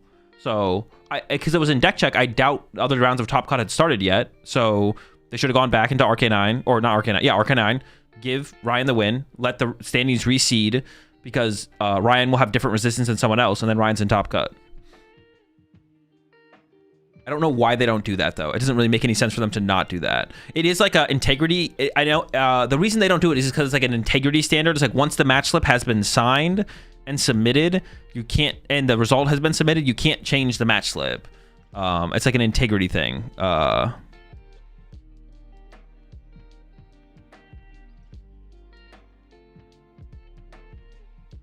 But like, I feel like in these situations, I don't think anyone's complaining if you go back and you give Ryan the win. I don't know. Would anyone in chat complain if we gave Ryan the win here over a bond if they're going to DQ a bond? I don't think anyone's mad at that. Like, I don't know. Maybe there's someone out there who'd be like, nah, that destroys the integrity of the tournament.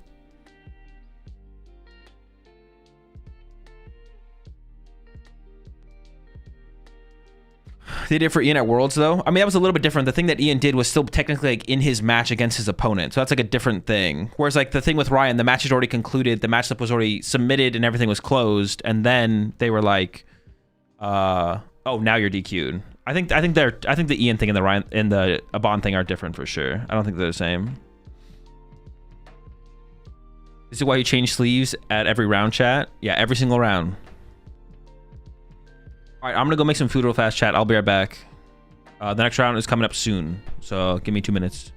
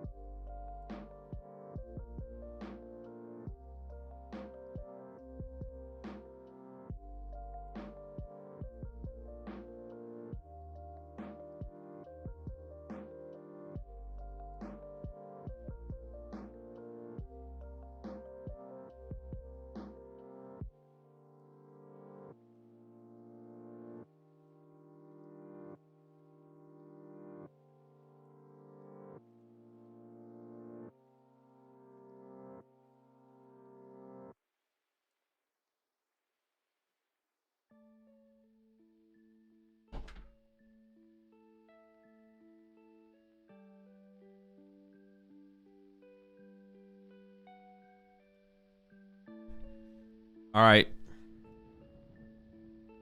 We got Rogerson with the Terror Box up against Piper with the Evo Guardi. Prediction, please? Dude, you need to calm down, bro. You are fiending, bro. You okay? Come on, let's all just put on the prediction, man. I just need one more prediction, man. I know I'm going to hit this one this time, man. Bro, put the predictions down, bro. It's not for you. I need these Bulu Bucks, man. My boy.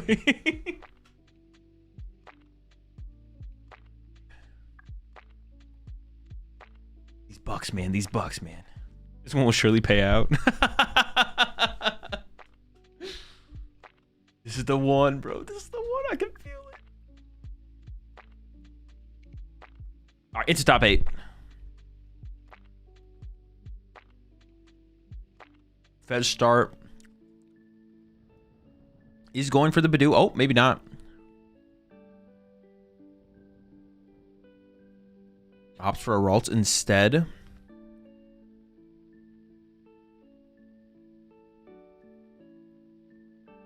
Gives up the Night Stretcher. Oh, the start from Caleb is insane. Crystal and Water Energy off the Rippity on the Water Pond is actually just disgusting. Yeah, Caleb's start here is gross. What the heck? Back it up. That's it. We go next. The squad's cooked.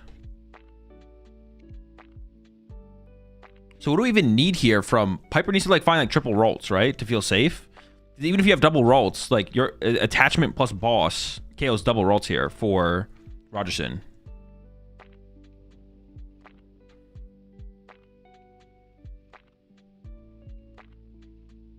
One roll's prized. Oh no! And we got rid of a Night Stretcher. Oh, this could be bad. This is gonna be really bad. Wait a second. Wait a second. Wait a second. Maybe charm the rolls. Wait. What if we Bravery Charm the Ralts? Oh, no, I guess it doesn't really work that well. Never mind, never mind. Don't mind me, don't mind me.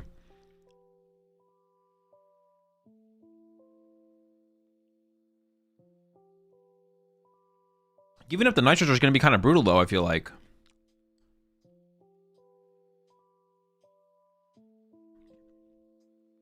She did find an Ultra Ball, though, so we can get second Ralts online, so we don't just lose to a Water Pond Snipe. That's once it evolves. Yeah, don't mind me. The Bravery Charm is bad. What are we eating? I got some fish. Fish and rice and zucchini and blackberries.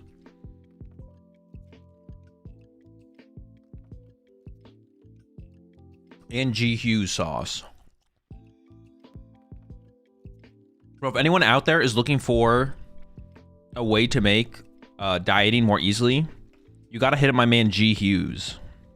He makes the best low-calorie sauces out there. That's my guy. What kind of fish? I have no clue. Isn't like white fish a thing? It's white.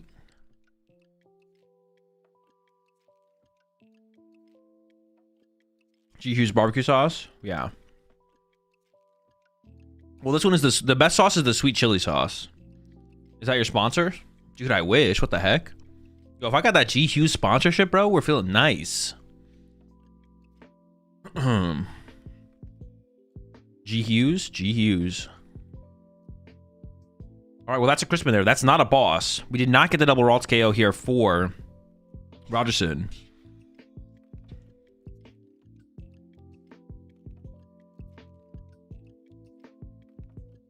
I guess you can building up fan rotom in this matchup is pretty good, though. So you can just hatch your fan roti, yeah.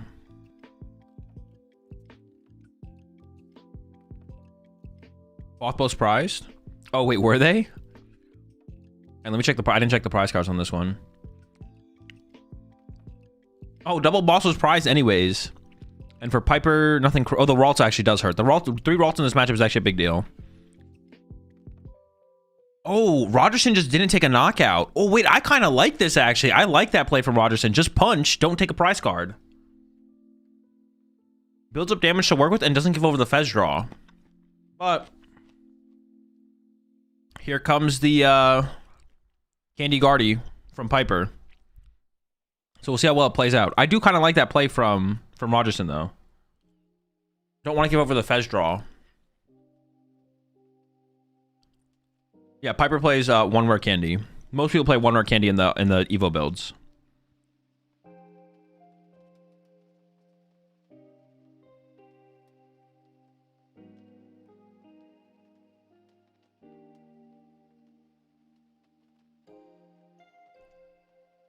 So I guess from Piper here, you have Candy Guardi. Oh, it's going into Badoo. Just Screamtail to Hoot Hoot though. Or actually, maybe not. There's only one energy in the discard pile. I take it back. So just gonna go item locking. Okay. And we have the Bravery Charm to protect the Fez on the bench. This is actually okay. I like the play from Rogerson. I think the play from Rogerson was fine, but I feel like Piper had, besides having like a research, had like the perfect response. Cleffa was better. I don't think Piper plays Cleffa. All the Evo builds I've seen don't play the Cleffa. They only have the Badoo. We KO Monkey now, though. I mean, you have to do something as Rogerson. You can't wait for forever. The hand's not great. In fact, Rogerson's hand is waiting to be able to use Nest Ball to use Fez.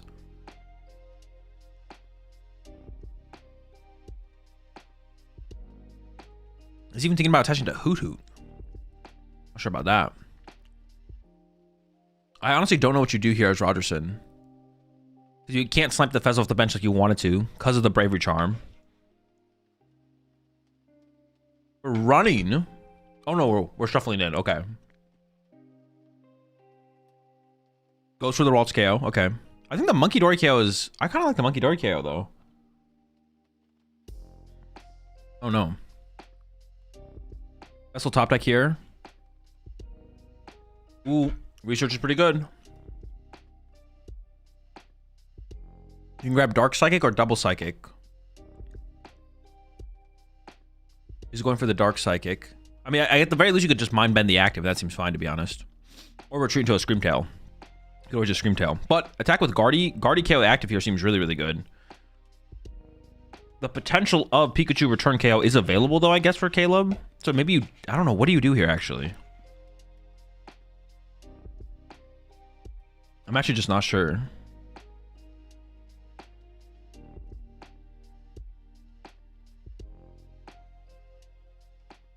I don't know what the Ralts KO... Well, the Ralts KO makes it hard... It makes it so Piper can't actually attack with Gardevoir, right? If you leave the Ralts in play and it evolves to a Curlia this turn, and then Piper can attack with Gardevoir if she wants. But now it's like, you can't really attack with Gardevoir here, I feel like, as Piper, right?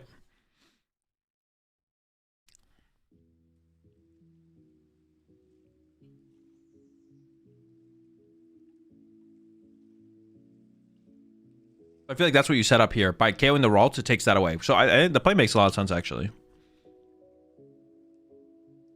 I mean, I don't think we're going to see Piper attack with Gardevoir here, because he's going to get nuked by Pikachu. And that's not good. But the Screamtail seems fine. Or just, you could just Monkey Dory the active, I guess, if you wanted to take your time. You know Rogerson doesn't have a ton going on here. Oh. It is just a Mind Bend ankle. So could have gone into Screamtail and KO'd Hoot Hoot, but instead just gonna chill. Well, I guess I like this more. If you do the Screamtail play, you don't neutralize the active Water Pond, but this kind of neutralizes the active Water Pond and makes things weird for Rogerson. We did top deck a Noctowl here, but I mean, you want to attack with Water Pond as Roger. Do you just risk it? Just KO double, just go for KO double Monkey Dory with Water Pond? I'm kind of feeling it. I don't know about you, chat, but I'm feeling it. Could we ever retreat into a fresh Water Pond with E-Switch Crispin, actually, though? Do you ever charm the Monkey Dory? Doesn't KO active? Oh, wait, it doesn't even KO the active. Oh, wow. Okay, never mind. I don't even know what we do here, then. How are you KOing both? Well, my plan was just to cheat and just say that they both get KO'd and then hope my opponent doesn't notice. But I don't know if Rogerson's going to take that. It's definitely riskier on stream from Rogerson. My play would just be being like, oh, they're both KO'd. And put them in the discard pile for my opponent. If they don't notice, like, it works. Sob double KO next turn? No, because the Sob damage will get moved back over with the Monkey Dory. Punch active, kill Fez. There's a Bravery Charm on the Fez. Dude, the Bravery Charm on the Fez is actually just like so annoying for Rogerson to have to deal with. Like I really like the initial play there from Rogerson, just punch it for 100. But then Piper immediately had the Bravery Charm response. So it's making things awkward. Yeah, this board is actually just super awkward for Rogerson to have to deal with. I just don't know what the play is at all. Wait. What about just punching the active with... What about just KOing the active with Terapagos? That seems fine, right? Just Terapagos knockout. Second owl getting searched out here from Rogerson. Terapagos attack Fez. I would just KO the active here. I don't know if I'd worry about the Fez yet. I'll probably save the Fez on the bench to KO for my last 2 prize cards with Ursaluna. It is kind of nice. Now, the Bravery Charm is annoying, but the Fez is sitting on the bench with 100 damage on it. So you could just wait to KO that at the end of the game as Rogerson. I don't know if that 100 damage is going to get healed off in time. Sob? No, Sob doesn't do anything. Oh, Sob the Fez? No, because then the Monkey Dory, the double Monkey Dory comes out and it all starts to get healed. No. I do see the E-Switch in Rogerson's hand. Rogerson might be going for the boss KO Fez play. I don't dislike it. I also don't hate the idea of just like not wasting a boss. Not using a boss. But, okay, hold up. If we do boss KO Fez, we have 2 prize cards left. Still have our crystal intact. Have a fan rotom available. We're at a boss at that point, but if we get the second one off the prize cards, we're kind of chilling. Let's see what Rogerson goes for. All right, he's going to go for the boss KO. I thought Terapagos KO active was just fine, but I don't hate this either. Oh, wait a second. Couldn't Rogerson have Crown Opal the active? Monkey Dory? Lightning Water Grass? Crown Opal Monkey Dory actually, that would force the Guardi into the active. And then we could like Pikachu it maybe? This is fine though. This is probably just a better play.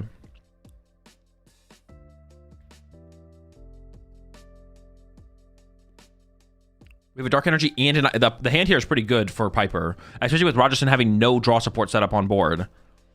Besides the fallback of the you have Hoot Hoots, but you have no Mew, no Fez. So Iono plus knockout active is pretty good here from Piper, I feel like. See, that's like the other thing I was thinking about with the Fez KO. It's like it can just be there for us later. You know what I'm saying? The Fez can just be there for us later. KO active, no Drifloon? You can do it with Guardi. Oh wait, are we actually missing an energy to get the KO? No, we can do it with Guardi, right?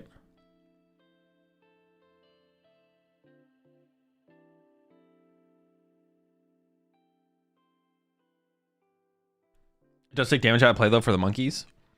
I don't know, but you can always create that with oh, we're just going, wait.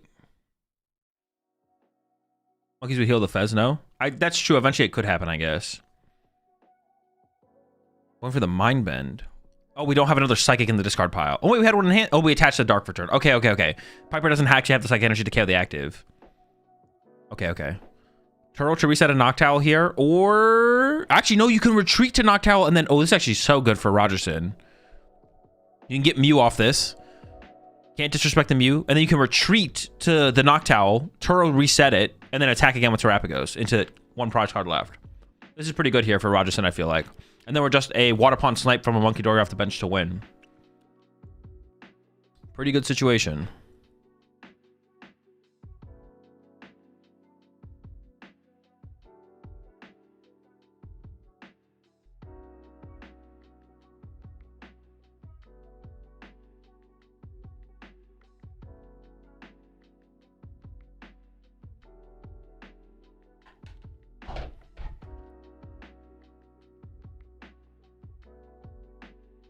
Actually, in this situation as well, you probably don't even bench the Hoot Hoot. You probably value the bench space higher.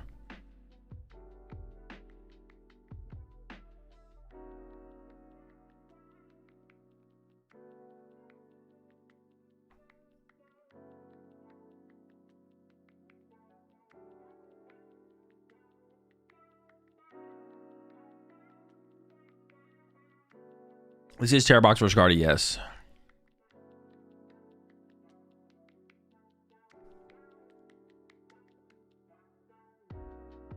This is looking pretty tough for Piper to make a comeback, but I don't think it's over quite yet. Bench's second water pawn. Goes for the knockout. I don't know if I like the second water pawn being benched, to be honest. I'm not sure I'm a big fan of that. Still no Fez on board. Oh, and no Iono here for Piper. Into the Arven.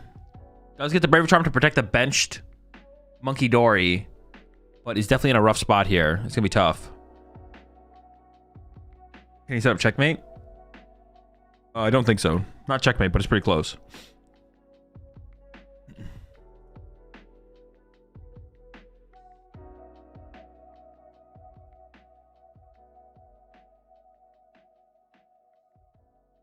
We are in Pikachu range as well, so Pikachu can want to KO the Gardevoir right now. I mean, I don't... You could KO the Fan here, but I feel like you should put the 30 somewhere else. Ends up with it on the Latias, sure. And there's the KO. No Iono off the prize cards, I don't think. Nope. Vessel TM Evo. Is it valid she didn't scoop? I mean, they still have 56 minutes. That should be plenty of time. There's Rabska. I mean, it seems like this game is probably over through Pikachu. We'll see. Lightning Grass. Is the Metal Energy available? I see Lightning Grass in the deck. Now you write around extra long. I forgot. Yeah, I mean, I wouldn't have... It's one of those situations where it's like, it's definitely is either correct to scoop or incorrect to scoop. I wouldn't have... I don't really like blame Piper for sticking around, but if Piper had scooped out, it's like also that seems reasonable. But yeah, game one's over pretty quickly. Caleb got out to a pretty good lead. There was that one turn for Piper where we got the Bravery Charm on the Pheasantipity. Got down to like a Monkey Gardevoir only board, but still wasn't able to pull anything crazy back from there. One of the big things I think that Piper just whiffed was just getting energy in the discard pile. There's like a lack of energy in the discard pile. I don't think there's anything different Piper really could have done, but... Yeah, nothing really different that Piper could have done, but that was what was lacking for options there. There's still so much time it's worth seeing the play, probably. Maybe. I mean, the thing is, games can go long for Gardevoir to make comebacks, though. I'm not sure it was worth sticking that one out, to be honest. As long as Piper did. Maybe should have scooped a turn, maybe 2 turns sooner. They do have a lot of time, but you'd be surprised how fast this time gets eaten up.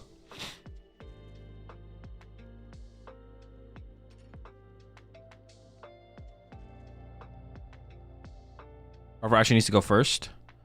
You definitely want to go first, yeah. Well, it's weird though. I think did I talk about this? No, you probably do still just go first, but it is weird because the Gardevoir deck isn't doing anything if you don't TM Evo. So you're going to see what, 1+1 top deck? I could see an argument that going second is actually better in this matchup. Because you're getting so little extra by going first as Gardevoir. I'm curious to see what Piper chooses here actually. You have like a little bit higher of a chance pulling off the TM Evo play. I guess it gives you a little bit more mobility on your board as well because you get to attach an extra energy. It probably is correct. Christian Fontenot defeats Owen Dalgard. Okay. Raging Bolt over Flareon Box. Or Eevee Box, excuse me. Ultra Ball away on the Gardevoir and a Psychic Energy. We have a Ralton and a Screamtail. Take a look at these prize cards here soon. I gotta lock in. If you don't Poffin turn, we're going first, you're cooked. Well, Piper only plays one Poffin, so I can guarantee you there's not going to be a Poffin turn 1 going first. That's not happening. The candy is prized, so has to get up through the Curlias. That definitely is actually a pretty big deal, to be honest. The candy being prized is actually a big deal. Something noteworthy.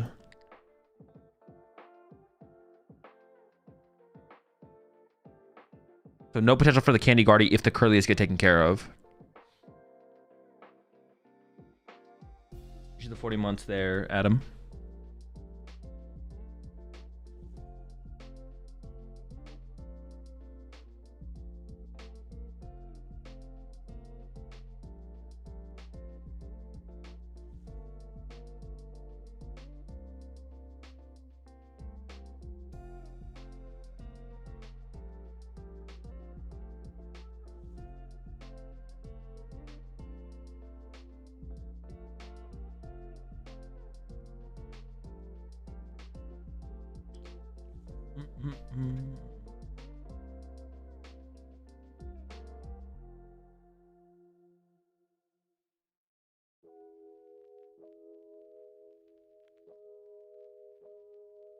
I'm Christian's coach. Do you take the credit for the win? How much of the win is credited to you, Julius? At least 50, right?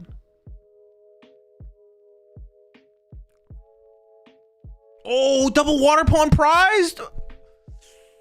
It's still winnable. It's still winnable.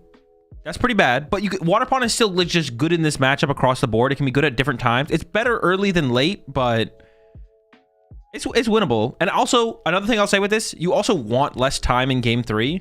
That favors Terrabox. So Caleb shouldn't scoop or anything. Caleb should play this one out, see if you can get the dub. If you can't, that's fine. Go into game 3. So we're not scooping as Caleb here. You always play this out to its completion.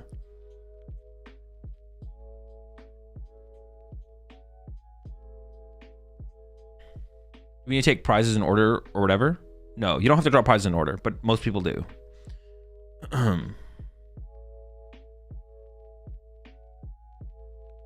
What is prize money for this? 10K for first, and then it scales down from there at a pretty normal or standard rate.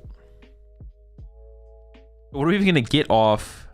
What are we even getting off this Ditto then from Rogerson? I mean, we have to just like start going in with Terrapagos, right? Do we like... Do we just try and crown Opal to force the Gardevoir, then to Pikachu the Gardevoir just to accelerate the prize trade? Is that become our game plan then? Crown Opal, which forces out Gardevoir EX. And then if there's not enough Monkey Dories in play to heal it, we want to KO with Pikachu and just go from there? Seems like the play, right?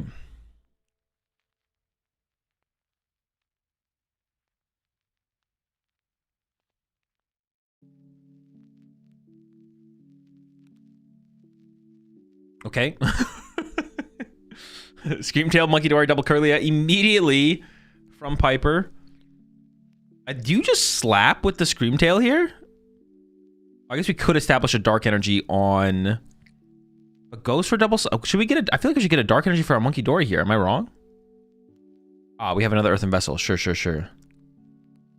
And at this point, Piper knows there's no Water Pawns, right? So now we just go Dark Energy to Monkey Dory. And we're still cooking here. Oh, we're gonna go into Badoo here. I guess you'd rather lose Badoo than anything else. Well, but no, but losing Scream... Actually, you're always losing Screamtail, Monkey Dory here, right? Well, no, you're always losing Monkey Dory. Do you care if you lose Screamtail? What if you just like... I guess attaching the Dark Energy to Monkey Dory doesn't make it... Oh, no, we're not getting Water Pond. What am I thinking? We're not getting Water Pond. I kind of like... What if you just slap... What if you... No, I kind of like the Dark Energy build up on the Monkey Dory, I feel like. Just like attaching to Monkey Dory makes the most sense. Like, we know we're not getting Water Pond next turn because of what Rogerson did, right? But now we're just gonna get Crown. Now here comes a Crown Opal though.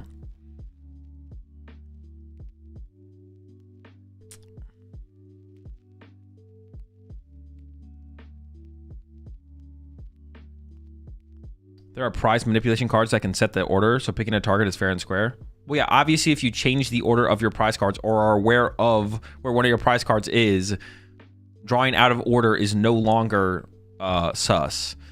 But if you have not, if your prize cards are random, drawing out of order does become sus. Attachment to Monkey punches Guardi next turn. Terrapagos would be at 190 exactly. That's what I would want to see, I think. Oh, I see what you're saying. You actually KO Terrapagos with the 10 damage. I see what you're saying. You don't get to... No, but the thing I was thinking of is you don't get to fully heal your Gardevoir potentially. That's what I'm thinking. Now our Gardevoir is not fully healed, which means Pikachu will 1-hit KO it. We don't see the Crystal get used here from Caleb, though. I thought we maybe would see the Crown Opal, but maybe we know Gardevoir's coming to punch us anyway, so this is, like, fine. Into the Arven from Piper to go get a Nitro Charge or Ultra Ball for the Gardevoir.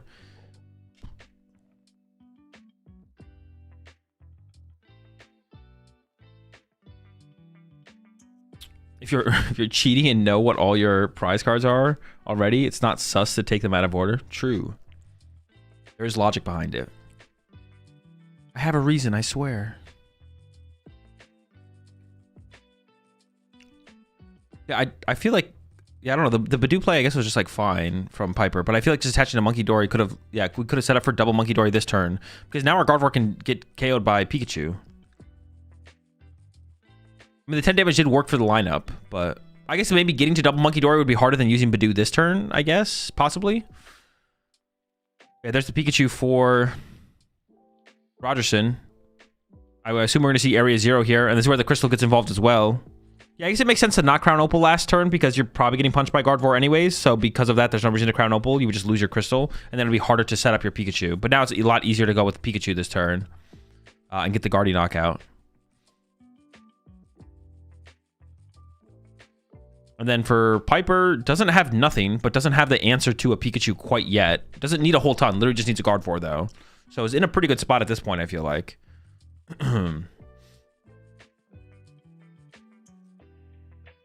Oh, wait. No, Rogerson probably can't. If the Pikachu dies, Roger cannot win next turn.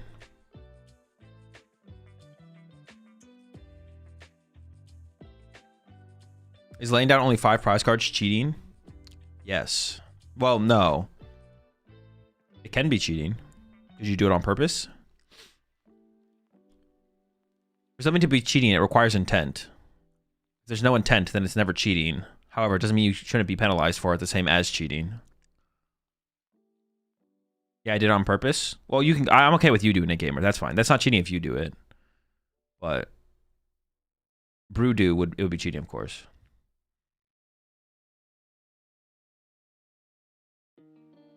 Nest Ball coming in. Maybe the Mew getting grabbed. Thinking about the Ogerpon, actually. It's only on purpose if you get caught. No, it's not on purpose if you get caught. What do you mean? Does Rogerson run Briar? Yes. The Briar play would be super hard to set up at this point, though, to close out the game.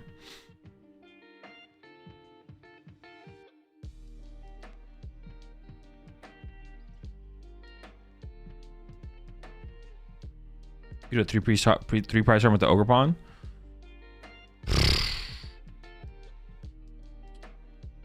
Me? Can we get that much energy on that thing? I don't know if that's true, to be honest. I don't think we can get there. What deck is better, Metagross EX or Typhlosion? Probably Typhlosion. But don't sell Metagross EX short. We're gonna get that Genesect EX eventually, and then things are gonna change.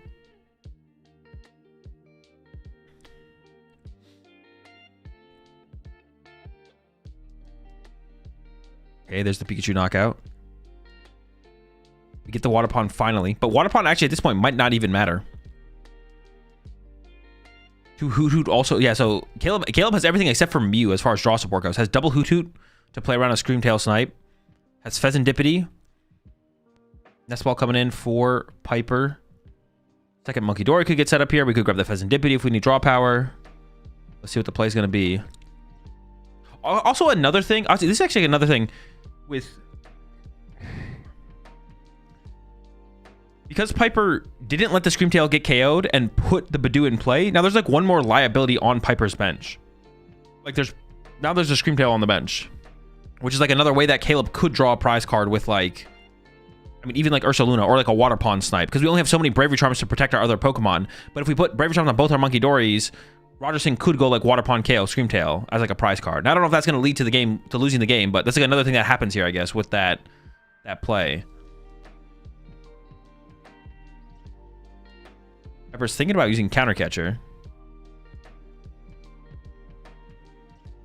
I feel like KOing the Pikachu is pretty good. Getting rid of the Crystal is like... The Crystal is like pretty scary.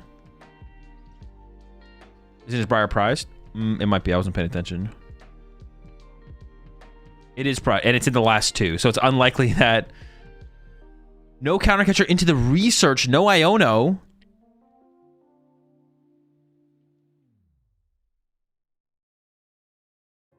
So his value... Going after the Pikachu... For sure here... I guess Piper does win with just 2 KOs. And if you find double Monkey Dory to heal the Guardi, you're out of range of the Gardevoir getting KO'd.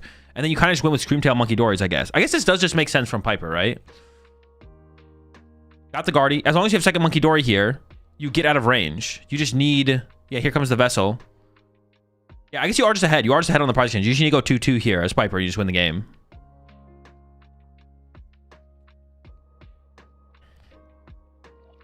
Got the second Dark Energy. So now we can go load up 3 on the Gardevoir, move 3 to the Pikachu, and then probably move 3 to the Pheasantipity. Or the Latios. To set that up for a Screamtail knockout on the next turn. Things are looking pretty good here for Piper. I think Piper's going to probably get this dub. We'll see. Oh, we're not knocking out the Pikachu. No, I guess that makes sense. If we have a full HP Guardi, we don't care about Pikachu hitting us for 300, right? Sure. It is a 3-3 lineup Gardevoir. 3-3-3. All right, over to Rogerson. What is the play? This seems pretty tough. Water Pawns in hand. I don't know if we have access to an Area 0 to go wide. 4 prize cards left for Piper. And the Area 0 did get bumped this turn. So Caleb couldn't have like bumped the Area 0 himself to remove liabilities. This plays around Briar too. True. Yeah. Super on some Noctowls. Would they play Turo? Yes, actually that is true. Rogerson does play a Turo. But I don't think you're scared of getting... If Rogerson Turo is here, then Rogerson's not using Crispin. So I think you're okay with that.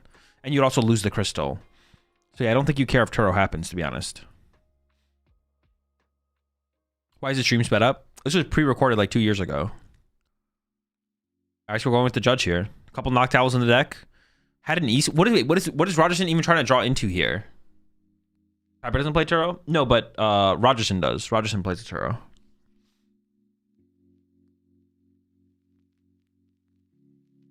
Yeah, what play is Rogerson? Because Rogerson had E-Switch in hand, but chose not to use it.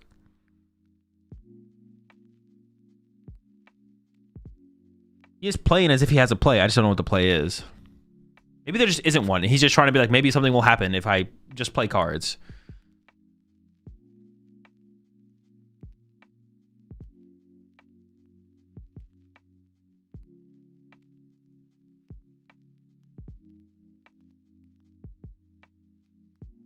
Did find an out to a Noctowl. Okay, well, whatever Caleb was going to come up with has to happen now. We still have Fez to draw with, right, as well, I think?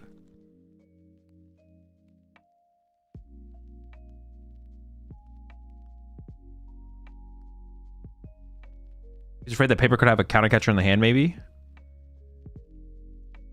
I mean, the counter catcher doesn't matter here. Like, Piper needs just a Screamtail and the game's over, right? Counter catcher is also a win condition, though. No Fez. No Pokemon Kill Lesser. Oh, true. There is no Fez draw. Okay, well, we've cycled the deck a bit here. We found some stuff. And yeah, I think Piper's gonna win. You could nope. Yeah, I think it's over. I think game is just, there's just game on board here. Just retreat to Screamtail. Load up Screamtail. Yep, and there's a concede from Rogerson. 40 minutes going into game number 3. Should be way more than enough time. For the other matches, Henry Chow defeated Joseph. Christian defeated Owen. So that's Raging Bolt over Flareon Box. And then that is... I don't know what Joseph is playing, but it's Guardi with Rabska over whatever Joseph was playing. We're watching Piper with Gardevoir versus Caleb Rogerson with Terrabox. Piper just won game 2. We're going to game 3. Piper's playing Gardevoir over... Caleb's playing Terrabox. I already said that. And then we have Taylor with Eevee Box versus Michael Davidson with Gardevoir Rabska.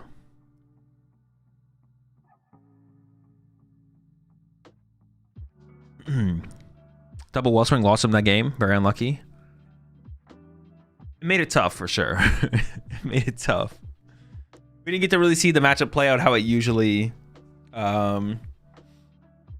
plays out.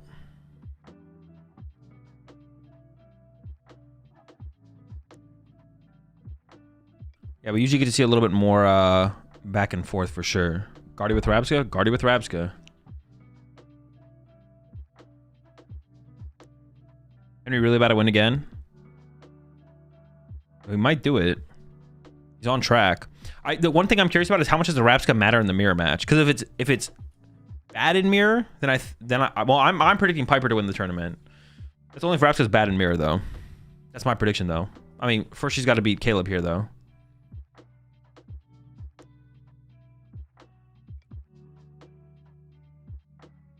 This is actually sped up, or are they just fast?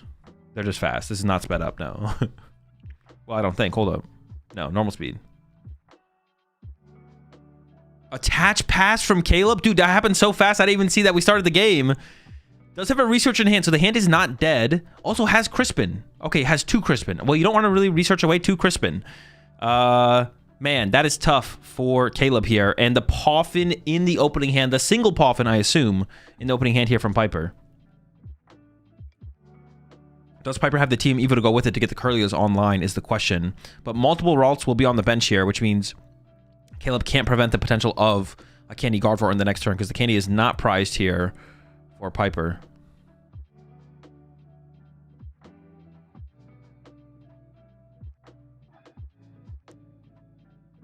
Rap's gonna trash a Mare, thinking of running Manaphy and Guardi, but it's 2 cards instead of 1. I don't know. I sometimes bench the Manaphy to stop the Screamtail from sniping my Curlia. It didn't seem that bad. The whole matchup was literally just KO Curlia Simulator. Could see it being the same thing with this build. 2 Guardi, 2 Monkey Dory, 1 Screamtail, 1 Rapska. Snipe their Monkey Dories. Use your Monkey Dories. Repeat.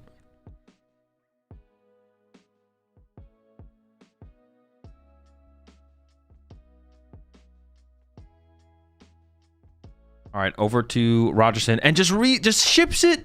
Doesn't even think about it. Crystal? No Crystal, so no turn 2 Water Pond play.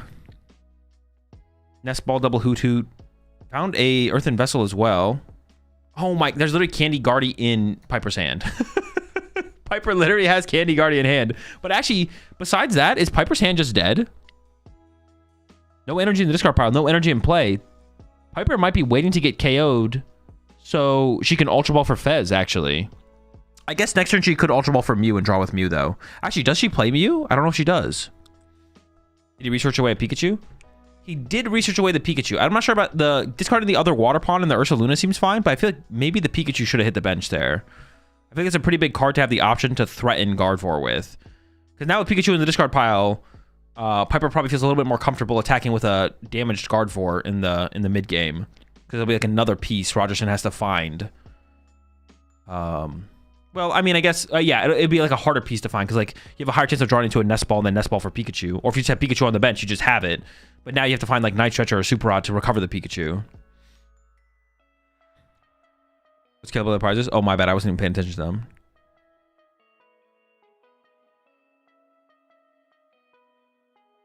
It's a Grass Energy and a Night Stretcher on the top. Nothing crazy.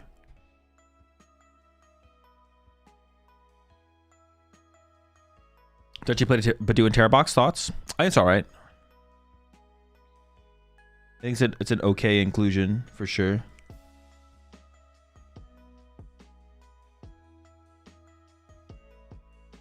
It's good against Raging Bolt, and it can be kind of cool against Gardevoir as well to slow them down. But it probably does nothing against the TM Evo builds of Gardevoir, so it's probably not worth playing anymore. The Raging Bolt matchup is already fine if you just include the Briar. Will we draw into Energy Switch here? Yeah, true, yeah. He's really digging for it, too.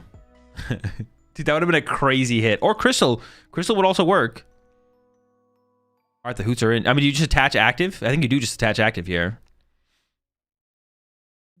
And then Sob for 20. Is that even worth doing? I guess you don't want it to retreat? Sure. Okay, Curlia. Candy. Gardevoir. Pass. I don't know. I don't think Piper plays Mew. I don't think we've seen it. I could be wrong. But I think this should give a tell to Rogerson that the out is Fez, if nothing. And there's no energy in the discard pile. I mean, you could just go Water Pond KO. And this definitely is a situation where Caleb probably wishes he had benched the Pikachu. I feel like you just always bench Pikachu, though. I feel like the discarding of the Pikachu is definitely just a mistake from Caleb. Because I feel like you almost always need that as like a response to Gardevoir. Or like the potential of Pikachu is just really high in this matchup. So I feel like discarding it doesn't make any sense. You don't always use it. But the threat of it is what makes the Gardevoir player play how they play. So I feel like just having Pikachu in play at all times is just good. I don't know. I definitely don't love that Rogerson discarded the Pikachu there. I think that was definitely a mistake.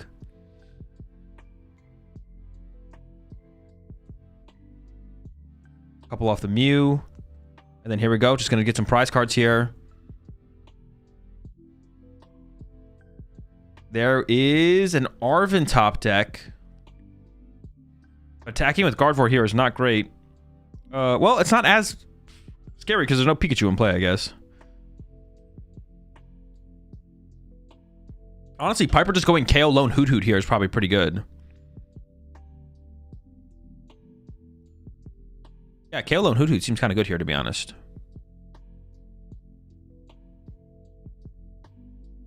Nitrogen prize ain't good for the Pika discard. Oh, it's nitrogen. Yeah, the nitrogen also prize. Yeah, it's not great. Going for the secret box. Yeah, with what energy? We got secret box coming. Chill, chill. Actually, you might be right. Well, yeah, with what energy? I don't know how we're getting the... No, we have Ultra Ball. Yeah, hang on. We got this. We got this. It's happening. It's happening. Yeah, I think... Is KO lone Hoot Hoot just the play here?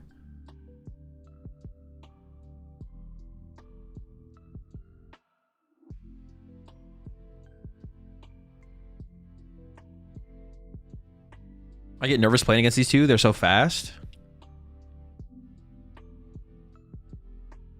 Nervous about the speed. It was looking better for Guardi at the beginning. Yeah, and then the lack of the lack of follow-up was definitely goes for the Monkey Dory here. Okay. We can still get into a Screamtail here, I guess.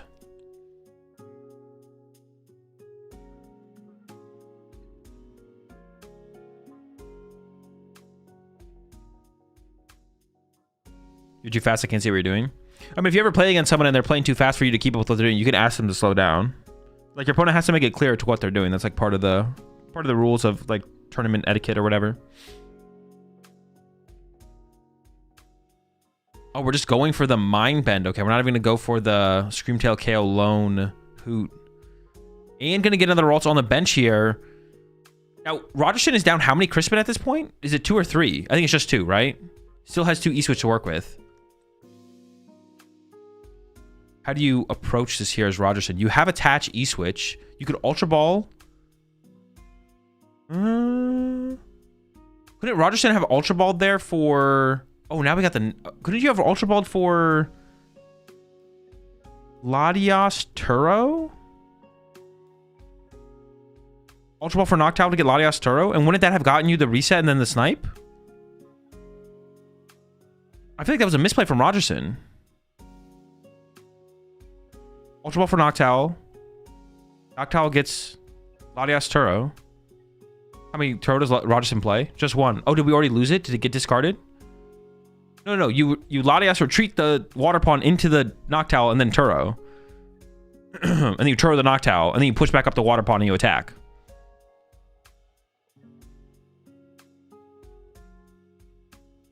I think 1 in discard. Oh, if there's 1 in discard, I guess that makes sense.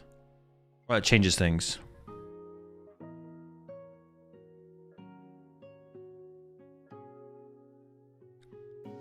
Latias Crispin retreat Ogerpon.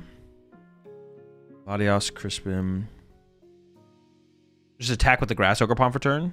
You lose Crystal. No. You get Latias, you retreat the Water Pawn into Noctowl, and then you Turo Noctowl and push Water Pawn back up into the active, attach E-Switch. But if Rogerson maybe has already discarded the Turo.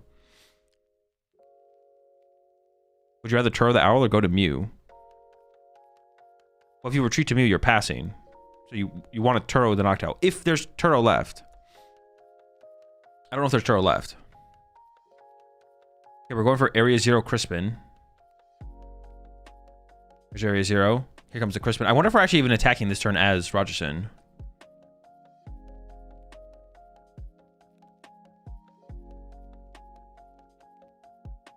There's the E-Switch. Second Water Pawn is set up. I think we're hoping to hit Latias off this too. Oh, no. Oh, we have Ultra Ball. We can just play the Ultra Ball like Latias. Wait, this is insane. That's a huge prize lead here for Rogerson. The comeback potential is still there for Piper, but... No Monkey on the bench. No Dark Energy established. I mean, it's a lot of resources down from Rogerson as well. This is pretty good. And we still retain our Crystal. We still have our Crystal around. Yeah, this might have actually been the... Even if we had Turo, this might have just been the better play, to be honest. I'm not gonna lie.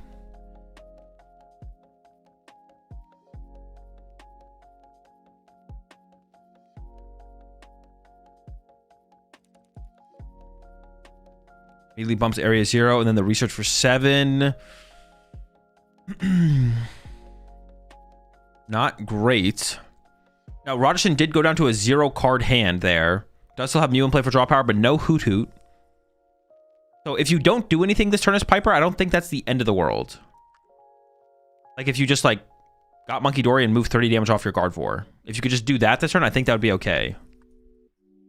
2-card hand. Oh yeah, went down to a 2-card hand. Has 2 cards off prize cards.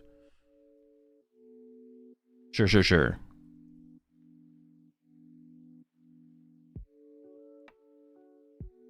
With no Hoodoo on board, I'm not super scared. Oh, there's no Area 0. Actually, hold on. Rogerson is out of Area 0.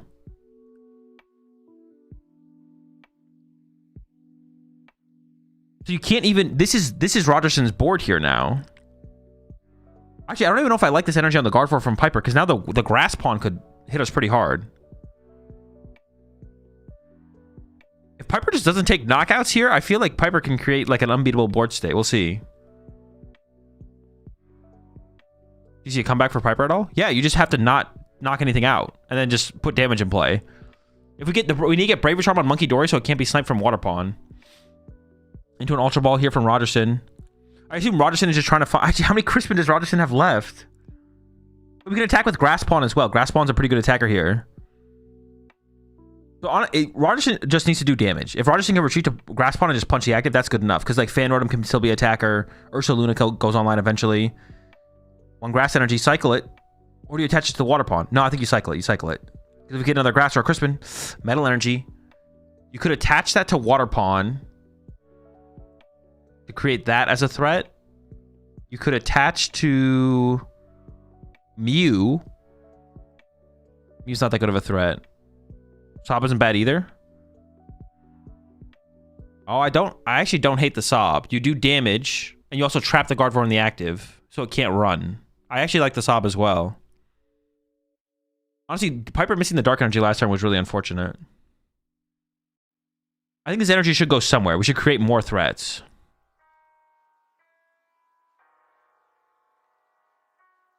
I think you actually want to... I feel like you want to leave the damage one in the active. Maybe it doesn't really matter, though.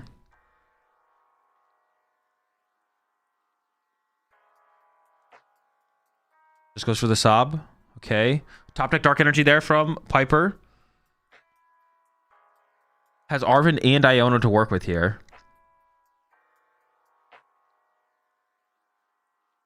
I guess taking a knockout here wouldn't be terrible, to be honest.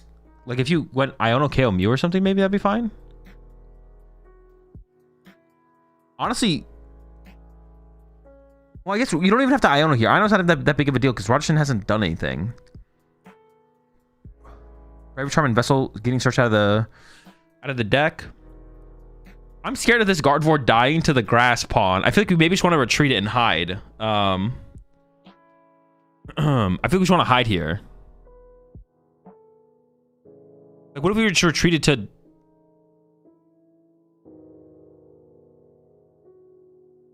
Was there 7 on it, or do we heal 3?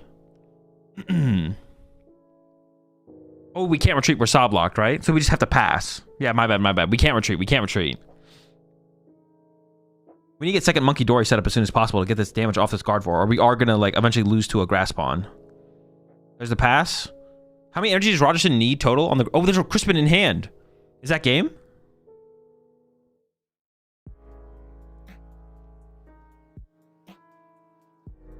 Four energy? 4, 5, 6, 7, 8. Oh, that's game, right? Oh, okay. He didn't do it immediately. Well, maybe he was doing the math as well, because I was doing the math.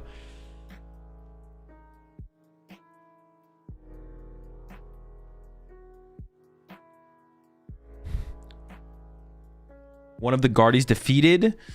What does she need to not keep passing here? She just needs to get Monkey Dory set up. I actually wonder if Piper maybe misplayed by putting the energy on the Gardevoir to begin with, actually. I want to go back to that turn.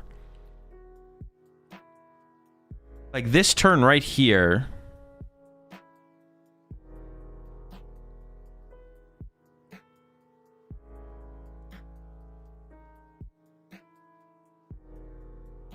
Like once the second Area 0 is gone and Caleb can't go wide anymore. What if Piper just...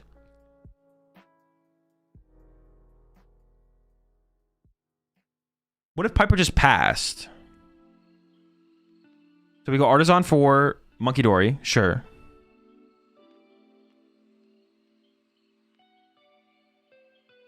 What if Piper just passed instead? Like, don't even attach to Psychic Energy. Just pass. Why not Fez draw? Because you don't want Fez in play, because Fez becomes a liability for Ursaluna in the late game. Or just kind of in general. Yeah, I feel like Piper shouldn't have put any like just should not have done this attack. I was thinking it was a monkey plus counter catcher angle. That could have honestly been fine as well, Aaron. You could have just KO'd the grass pawn, right? And be like, because like, yeah, what could Caleb even have if you KO'd grass pawn actually? If you KO the grass pawn there, what does Caleb even have? Did Piper have a counter catcher left though? I don't know if Piper had a counter catcher left. She used Arvin this next turn, right? So we could check the deck.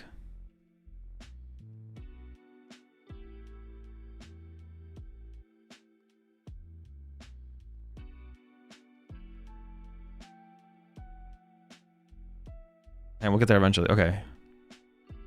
Was there a counter catcher in there?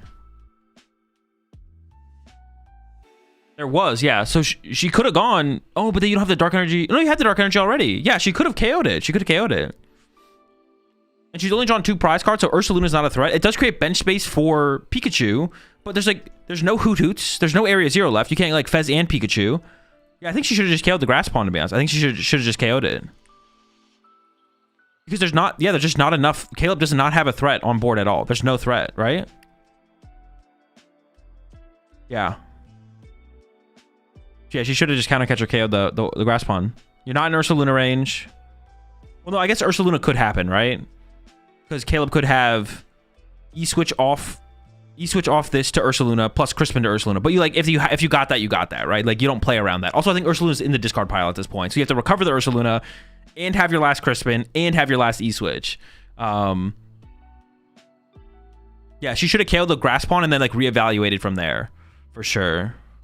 Did she use the vessel that was grabbed? She didn't, but she was getting the vessel to use with another Monkey Dory. Like she was setting up for another Monkey Dory. Yeah, she definitely should have KO'd the grass pawn there for sure. She should have KO'd it.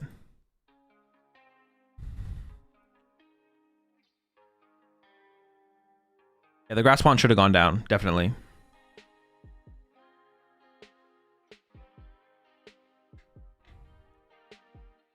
Then next turn, Monkey Screamtail wins the game. Yeah, true. Yeah, you should win the game next turn as well.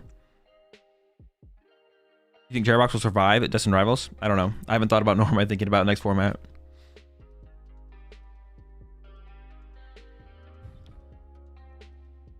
Good game from both for sure.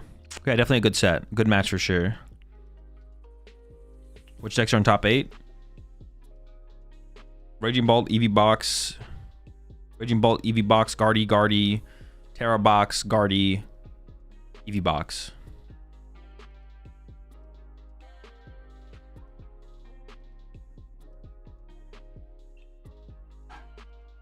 Where's good to eat in Portland? There's like a million good places. Just use like a Yelp or Google. But chat might have some suggestions. I don't know. The only place I remember in Portland that was good that I ate at once was what's it called? Screen Door. I think it's called Screen Door.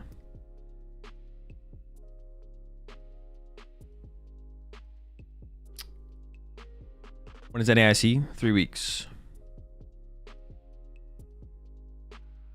Is Henry Chow on the Brixty? No. None of the Gardevoirs and Cut are playing the Brent 60. They're all playing Team Evo. They're all Team Evo Guardi builds.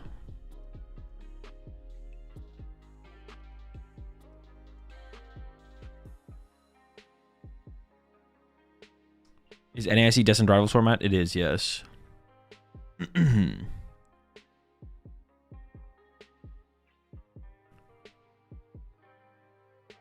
Is Team Evo just away now? Maybe.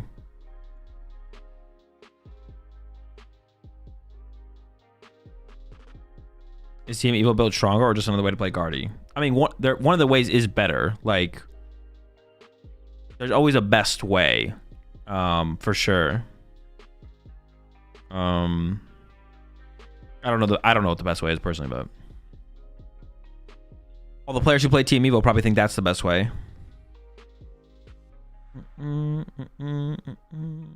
got a Grim video out yet? Yeah, a couple. Do you dig it? Yeah, Grim's pretty sick. At what point should you know what deck you want to play for NAIC? Whenever you know what deck you want to play for NAIC. Sooner is always better than later. But that's That's all of the criteria that there is.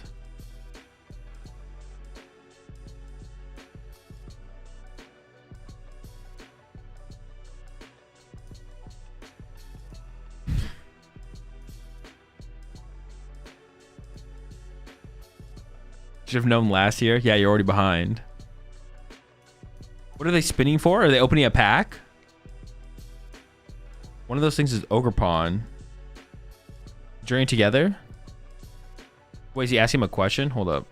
Question for you. I think you know the answer. And if you get it right, I'll give you the option to re-spin the wheel. Okay? So the bonus question is, which Pokemon is Arven's companion? Mabostiff. All right, now you have the difficult decision. Do you accept your Journey Together booster pack, or would you like to spin again? I'm gonna spin again.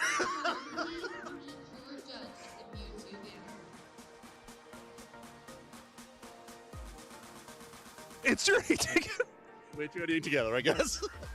Chip, give him his prize.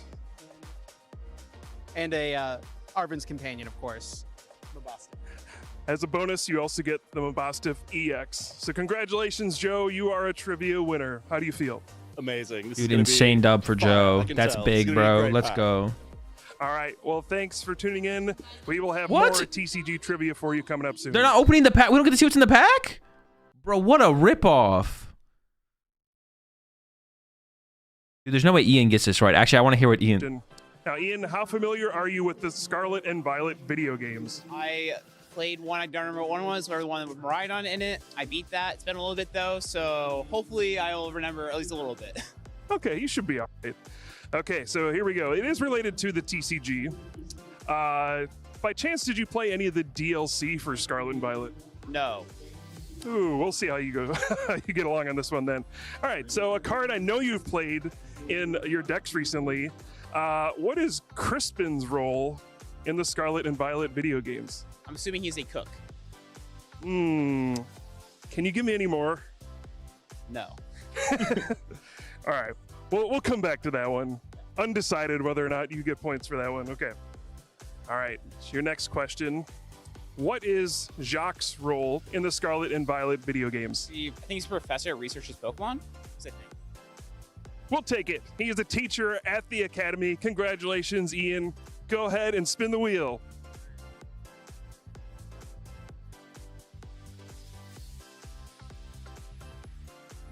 Ooh, and you get a Paradox Rift booster pack. Chip, come on in. Give Ian his prize. If you'd like, you can open it up for us. Oh, too. we are opening now? All right. Jeez, something good here. Okay. I was gonna show whatever big card I got. I got a Deoxys. Let's go. Like the code is here. That's huge, bro. Do you gonna add that to his next deck? He probably would. He's gonna probably play that Worlds. It's a pretty sick card. It's a good one. Ian only plays cards he pulls from packs, so he's a real one. Most people like buy singles, but yeah, Ian only plays what he pulls from packs, so one of the few real actual Pokemon trainers in the Pokemon TCG.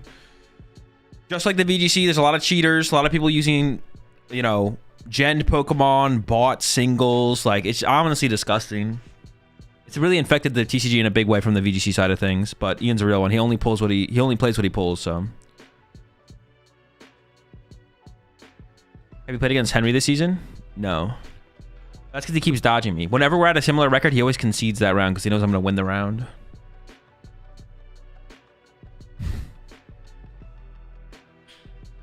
He actually makes the paper and draws the cards by hand. Yeah.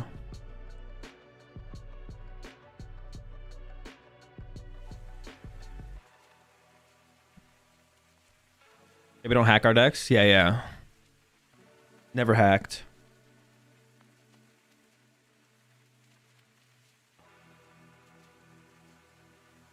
Did you hear about the Colombian player that was DQ'd for yelling at the head judge?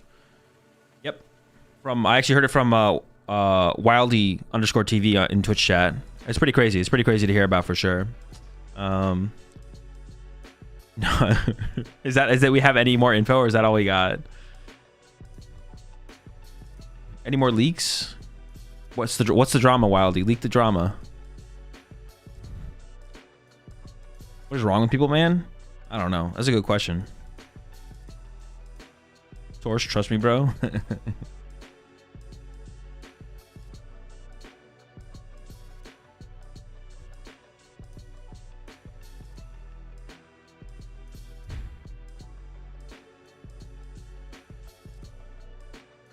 My town literally just got a new water tower. Hashtag leaks. Yo, bro, that's some good tea, bro. Did you hear the reason for Joe not opening his pack on stream? Apparently, Chip chewed half the pack. Oh, what the heck, dude? They need to get some. They need to like bring like. Somebody needs to hit up like a scrap store or something before tournaments to bring like a bunch of extra like used cables for Chips to chew on, like so he doesn't go chewing on everything, all the equipment behind the freaking scenes, bro. Come on, man. They should show up with a box of extra cables for Chip to chew on.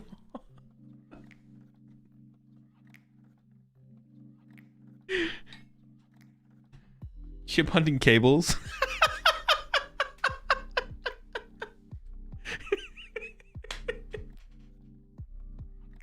Chip hunting cables. He found them.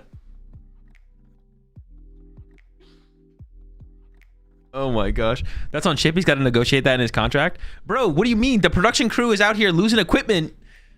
The production crew is the ones that are suffering, bro. He's eating their equipment. Literally mid-tournament. Like, what the heck? They got to protect their investments, bro. All right, here we go. Bracket. We got Henry versus Fontenot. Raging Bolt versus Guardi. Then we got Guardi versus Terrabox.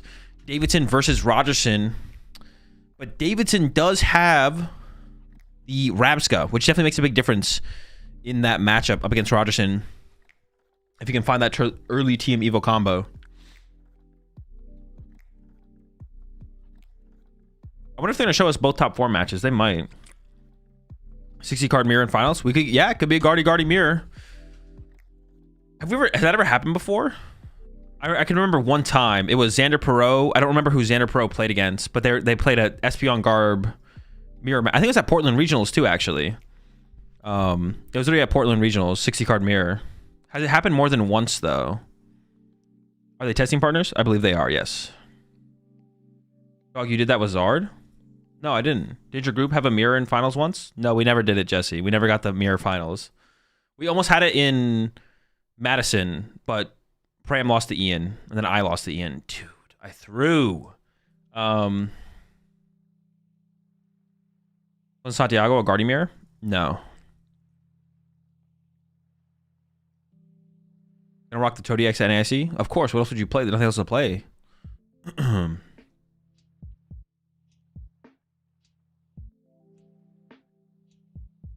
Prediction, please. All right, calm down, calm down.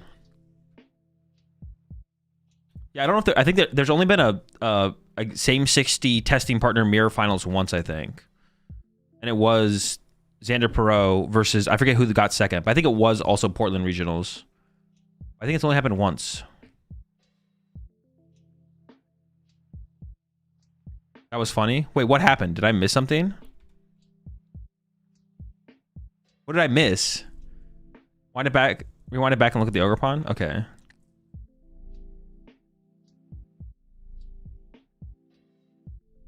Oh, wrong Ogre Pond. Dude, what? Dude, Fontenot got to the freaking finals with Raging Bolt and this Ogre Pond, bro? Oh, what the? What the heck, bro? There's no way he's not cheating, bro. There's no way he's not cheating if that's what the Ogre Pond he's playing.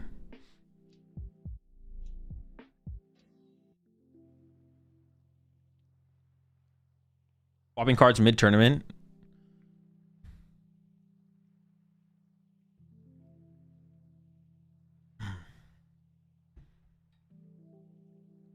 Come on, Chip. Oh, that's Chip chewing on the cables. It's switching Ogre Pond cards because he's chewing on the cables right now.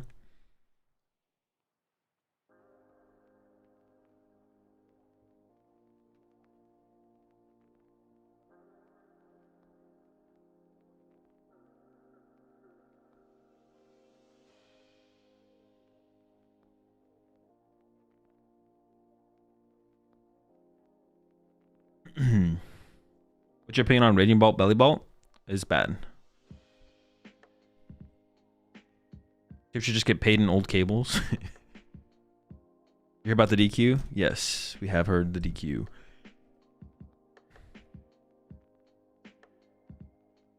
What DQ? All the DQs. Over half the players in the tournament got DQ'd at the end of it all. Most DQs ever in Pokemon TCG history.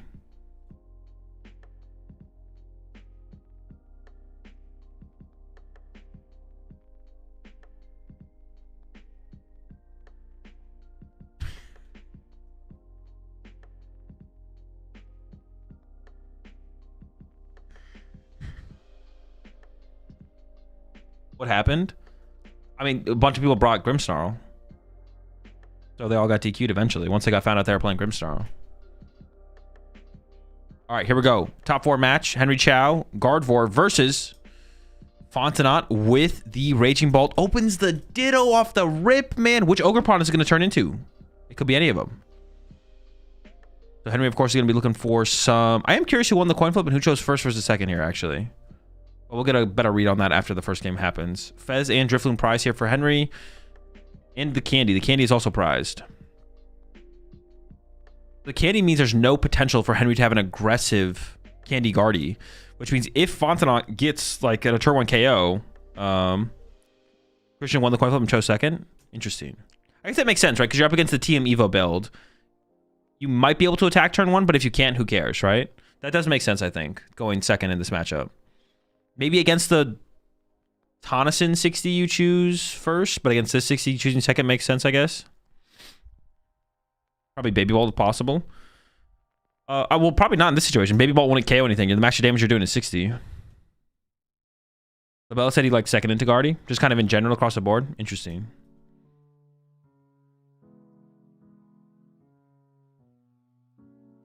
Going second plays around the turn 1 Evo Rapska.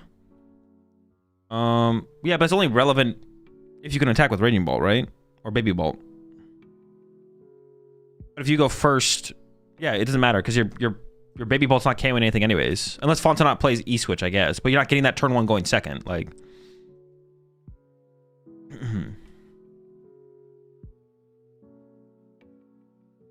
Crystal Energy Switch? Yeah, oh, true. I forgot. Hey, I draw into that all the time going... My first turn going second with 0 Noctowls. I just, you know... Energy Switch, Crispin, you know what it is.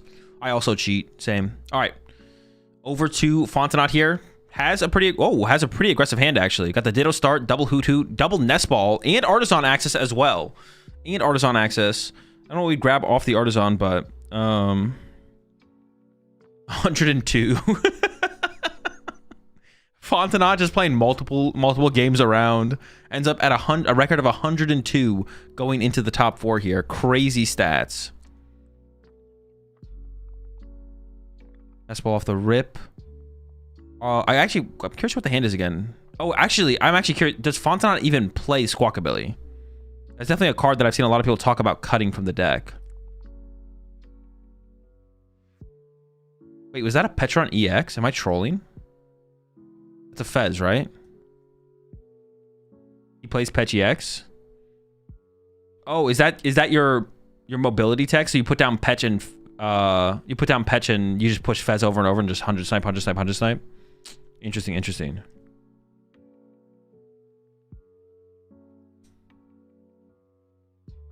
Let's look at the top right. Yep. Yeah, against Maractus and Zav and stuff, yeah. You can Latias retreat. Oh, shoot, yeah, you can Latias retreat. What the heck? No, I would attack with Fez. Personally, but you guys can do whatever you want. You can retreat if you want. I'm not retreating. I'm keeping my Fez in the active where it belongs. All right, Ogerpon searched out. Going into the Ditto. Fan Rotom. Hoots are out. This seems like a Squawkabilly angle, but I'm not sure. We'll see. You can't push Latias. You push Fez, then retreat Latias off the thing. Oh, we could just punch with Fan Rotom here, I guess. We are actually a boss or prime catcher away from KOing Lone Ralts. We're not there yet. But have we used the fan rotom yet? Or am I trolling? We haven't used fan rotom yet, right? He has boss? Oh, he has the boss. He did fan rotom? Oh, okay. Wait, he got like... Oh, he didn't want to take too many Noctiles out of the deck in case of getting Iono'd, right? Fan who knocked out. Oh, he did get 3. He did get 3. Okay, yeah. All right, so Fontanot's got the... Like Slap just said, cringe start. KO lone rolls off the bench.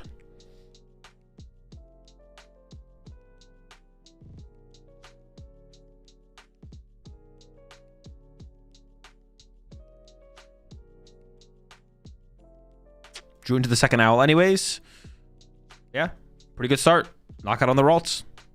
Lone Ralts down. I mean, the candy was prized for Henry, so this doesn't actually really... Well, honestly, just the turn 1 knockout happening is like kind of the annoying part here for... The annoying part here for Christian is that a turn 1 knockout happened. More so than anything. But there was never any potential of the... Yeah, there was never any potential of the... Oh, does play the Ursaluna as well. Of the Candy Gardevoir happening. Into the Poffin. Top deck here from Henry. 1 turn late, but better late than never in this situation for sure. Now Henry's just looking for a Team Evo to get some Curlias online to make it easier to get into the Gardevoir on that following turn.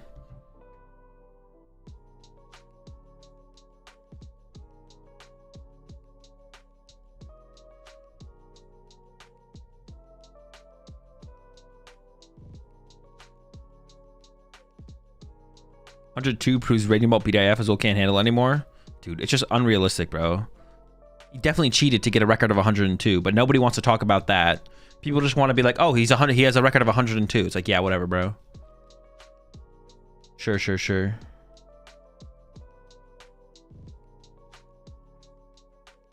Hatch of the Monkey Dory. Wait, is Henry's hand just dead? Is it literally just Mind Bend? No way, right? There's a Mew in the hand. Maybe there is a supporter in the hand. Is debating benching the Mew before playing the supporter. He is gonna... Oh, okay. Benches the Mew. Goes for a counter catcher as well. On the Hoot. Just to draw 1 with the Mew and then research... Oof, unfortunate. Drew into a Guardi piece there. Not optimal. Can we find a TM Evo here? Team Evo is really important right now. Okay. The question is how many Curlias are in the deck? Hopefully 2. Yeah, we're just going back in with the Team Evo, looks like. A lot of supporters in hand, unfortunately. Not a lot of energy. Second counter catcher also in the hand. That's not what we're looking for, but yeah, here we go. Oh, nope, not done yet. Artisan first.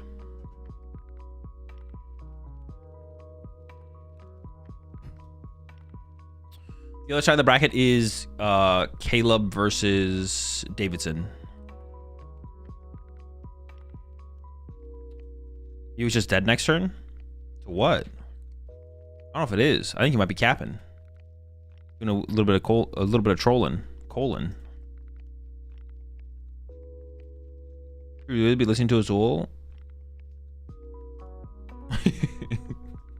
I am 896 out of 1,000 this tournament. Listen, man, it was a tough tournament run, bro. I couldn't quite break 50% win rate. It happens, though. It happens to the best of us. Okay, Raging Bolt in play. Gonna get a Crispin off the Noctowl. The important part is I learned a lot from playing almost 2,000 games at this tournament, okay? 1,000 losses is crazy, man. Hey, man, I'd be out here grinding, okay? Oh, shoot, only 1 Curlia? I didn't see that. We could have gone for Prime Catcher here as Fontanot, but choosing not to. Interesting. Why do you only Evo 1 Curlia? He only had 1 in the deck to get. He would have gotten 2 Curlias if he could have. Wait. Does he only play 2 Curlia? Oh, maybe he only plays 2. I thought there was 1 prize. I just assumed he played 3 Curlia. 1 Curlia prize? There's not. I just checked the prize cards. There's not a Curlia prized.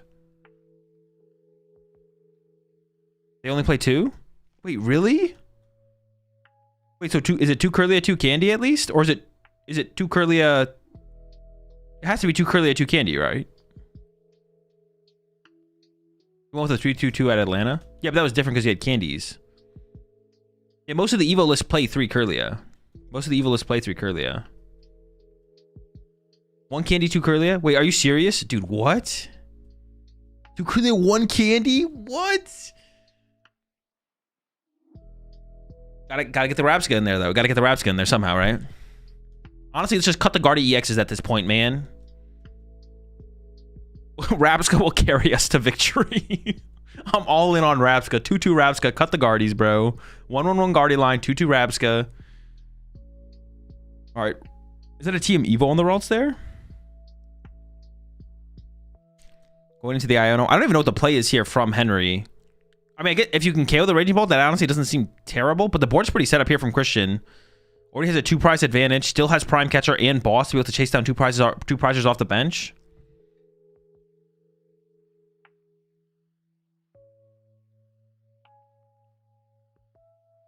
Wait, different shirt? Do you get one for every feature, even same day? Yeah, if you want. I mean, if you bring the other one back, then if you bring the other shirt back with you, then you're like already wearing it.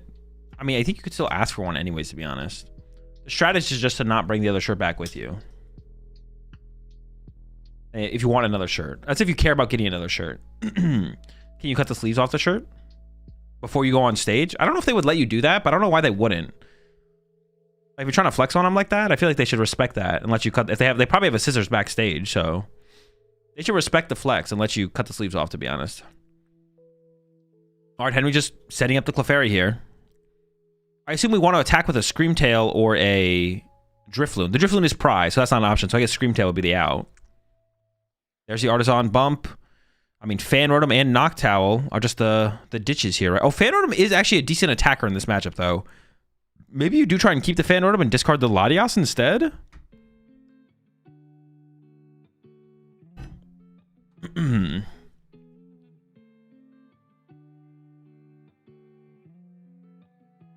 I make it into a crop top? Sure, why not?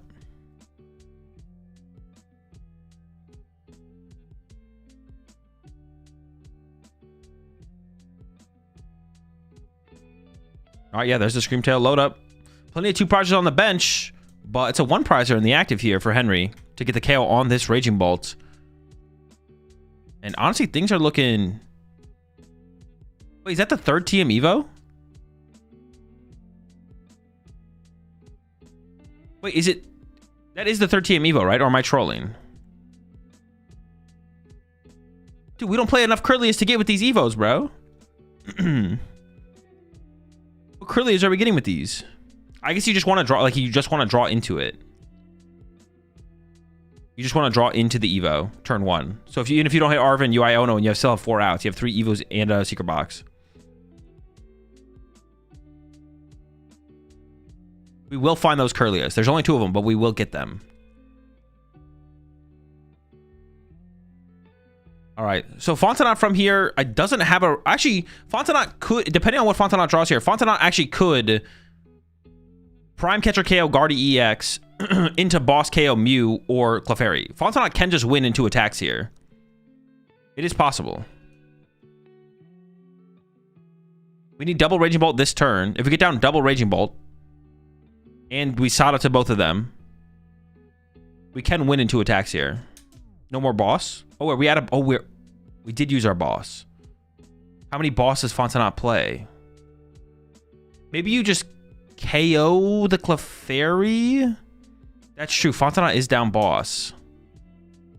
Do you ever just go 1 prizer into Screamtail plus Judge? Maybe that's the play.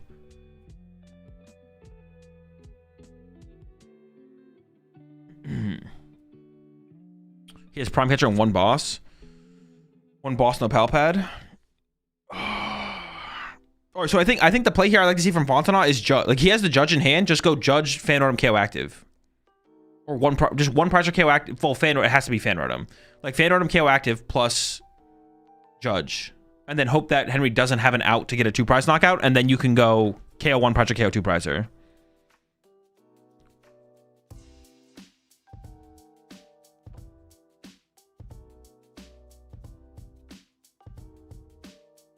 It's Fontenot. You don't pronounce the last T. Okay, Fontenot. All right, there's the area 0. Raging Bolt's coming down. Baby Bolt's coming down. I guess I don't know how many cards are in Henry's hand. Maybe you don't actually judge here. I think Henry has a 3-card hand. Or you probably don't judge. You probably go for the Sada then. And then you attack with Baby Bolt. That seems fine. It's Fortnite. All right, let's see what Fortnite's going to do here. I assume the play from Fortnite at this point then is to attack with Baby Bolt, KO the active. Hope that Henry doesn't just have KO 2-prizer. Which is definitely possible Henry does not have it. And then you go knock out another 1-prizer or get the 2-prize KO into a 1-prize KO. And then you're in a pretty good spot here as Fontenot. But yeah, there's a Sada. But yeah, I guess I was like kind of hype on the judge play, but I think Henry literally has a 3-card hand. So judging here would actually give Henry more cards.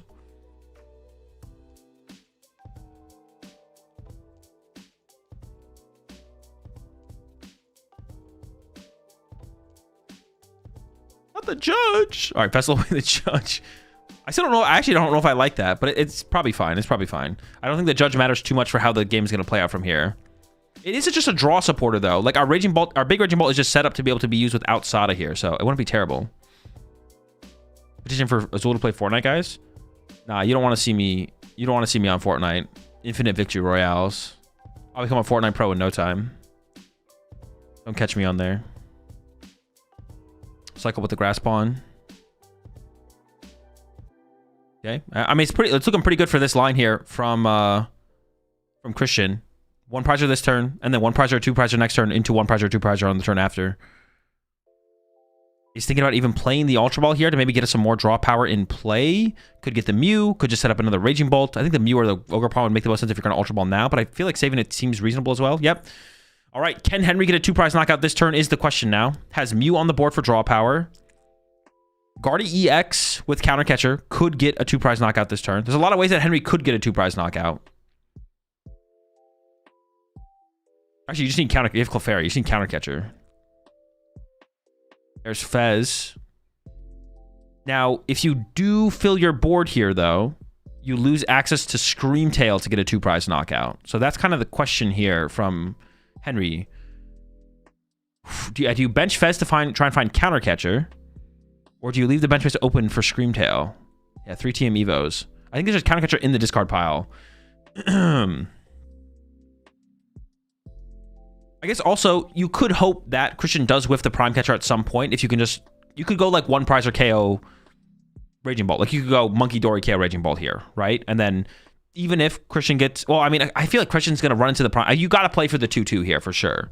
You got to play for the 2-2 here as Henry, I feel like. Restart first. Dark Energy found. And commit to the Fez. Try and find this Counter Catcher. If you get an Arvin here, you get it. Oh, the Rapskas. I think but if you, research is interesting. You play for the research here? Because if you play for the research, if you research here, then you lose your candy. Which means if your Guardi dies, no, you'd probably still be fine, to be honest. All right, there's the research. It's all about the Counter Catcher now for Henry. If not,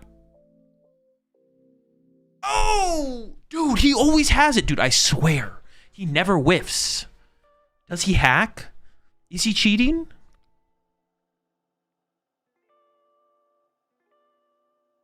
I'm pretty sure we're down a counter. That was his last Counter Catcher as well. Lining up the Ultra Ball here, thinking about Arvin and the energy. This is not normally. Dude, this is not normally at all. Very unnormally. What is even worth? There's no Curly to grab, right? I don't think so anyways.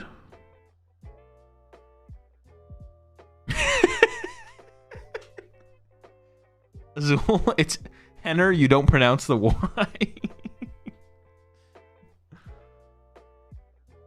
Fontenot versus Henner. What did someone misspell Henry's name? Henry Chaos. Henry Chaos versus Christian Fortnite. Lock in. Battle for the ages.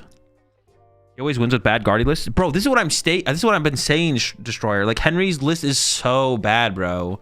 Like, where is the Brent 60, man? If you're not playing the Brent 60, you're trolling, dog. What are we doing? He's so lucky, bro. If he wasn't this lucky, he would not get this far with this terrible list.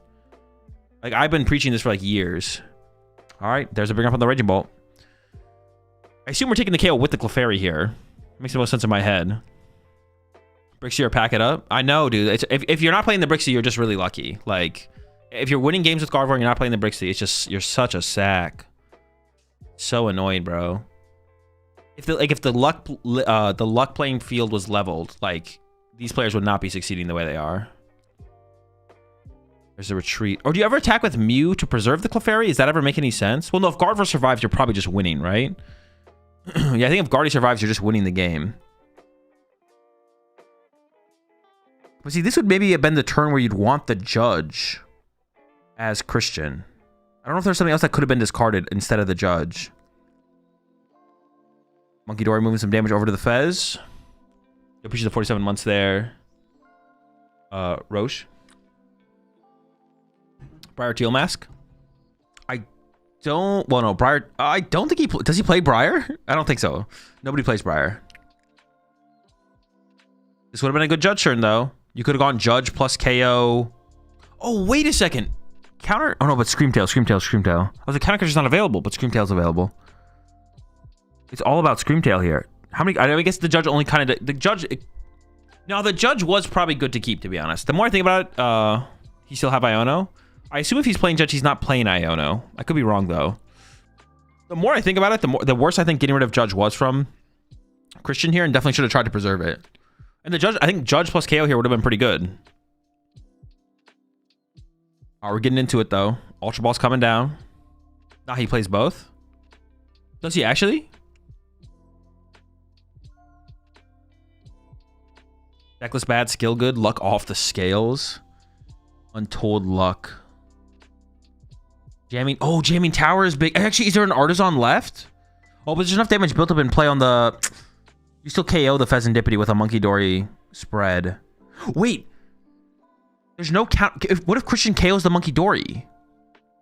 If you KO Monkey Dory plus Jamming Tower, can Henry actually get a 2-prize knockout? You bump the Fez with Tower? Oh, you can bump the Fez with Tower, yeah. Wait, Christian has a play here. You can go bench Pokemon, bump your Fez off the board. No, but if you just KO the Monkey Dory, it's the same thing, right? You don't even actually have to bench your Fez off the board. The Fairy hits for 220? Yeah, but you have to gust around the Baby Bolt. There's a Baby Bolt in the active. There's going to be a Baby Bolt in the active here.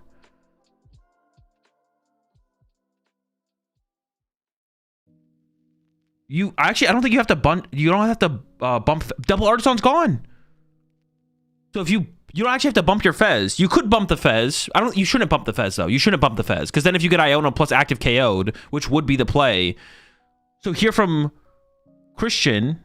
Oh, you also have counter catcher. So you can also counter catcher Fez on the same turn as well. You can copy for game. Oh, what the heck? It could. Wait, what the heck? Dude, I didn't think about that at all. How much damage can that thing theoretically do? The Mew. A lot, right? So you have to KO Monkey Dory. You do have to bump the Fez then, right? You do have to bump Fez then. Nice. Grass energy. Sick. You can just do 210? Oh, that's just kind of cringe. What the heck? 210. Counter catcher on the Fez. That's another energy Henry has to find to move that. Pawn cycle. But probably not, right? Well, actually, sheesh. You maybe could. Dude, Mew copy Baby Ball is... That's so cringe. I think this turn as Christian here, you want to attach to... You want to attach to the Ursaluna in case you get Iono, so you only need Prime Catcher to win. So yeah, you got a Sada. Oh no, but you need another energy on the Baby Ball anyways. You need 4 on it to KO the Monkey Dory. Because the Monkey Dory has to go down here, right? We have to KO Monkey Dory here. Yeah, this is a pretty sick line that Christian can take. Henry does have outs to it. Was there another play actually from Christian? Wait, Christian plays Slitherwing, right? What if you had gone Slitherwing KO Monkey Dory instead? And then you don't even give... Oh wait, was that better? Slitherwing counter catcher KO Monkey Dory. That was better, right? Because Mew can't copy Slitherwing. Oh no, this was a mistake here from Christian. We needed to go Slitherwing.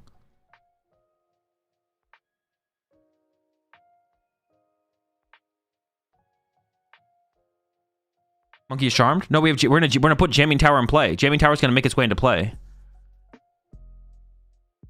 It's resistant to fighting, but it dies from burn. It gets KO from burn. You also take away Fetch Draw. Yeah, that was a huge... That's actually a mistake there from Christian. We needed to go Slitherwing, KO, Monkey Dory. That needed to be our play. 90 to self? Oh, wait. Would we die to...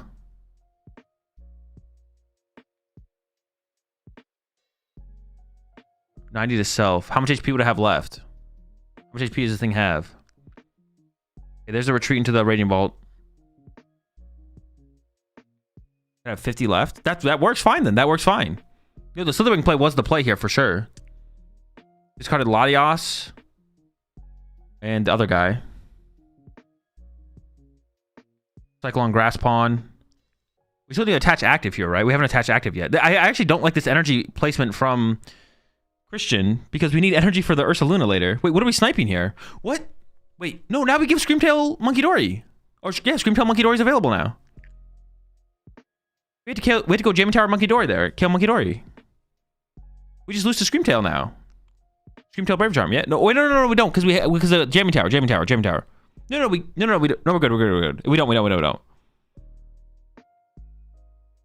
They can't hit Ogre Bonds? Oh, true, they can't hit Ogre Bonds. True, I'm an idiot. I was so confused. I was like, wait, what? No, but this works fine. KOing the Ralts is fine here.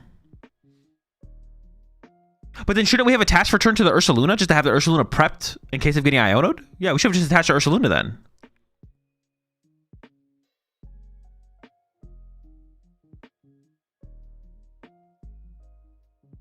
Double Monkey Dory. Trying to like think through this now. Double Monkey Dory. No, I guess that. Wait, no. No, that. Well. No, because can Double Monkey Dory make a difference to KO the Ursaluna off the bench now? Or no? Screamtail searched out and into the Iono. 2 off the top. Brave Charm doesn't matter anymore. You for 1. Secret box, but can't use it. Still has... Oh, we have Fets for 3 still. Hold up. But is there a win condition? I don't think there's a win condition here for Henry. It's just push Screamtail in the active, hope there's no Gust on the other side. And the Prime Catcher went to the bottom of the deck here for Christian, so I don't know how you win here, to be honest.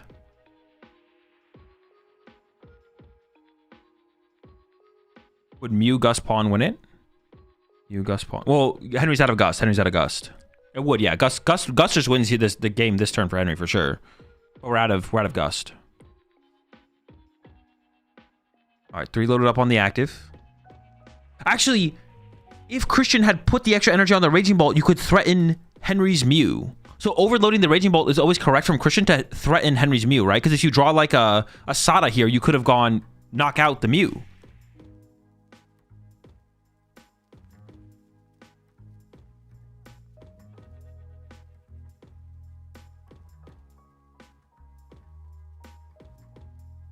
Draw.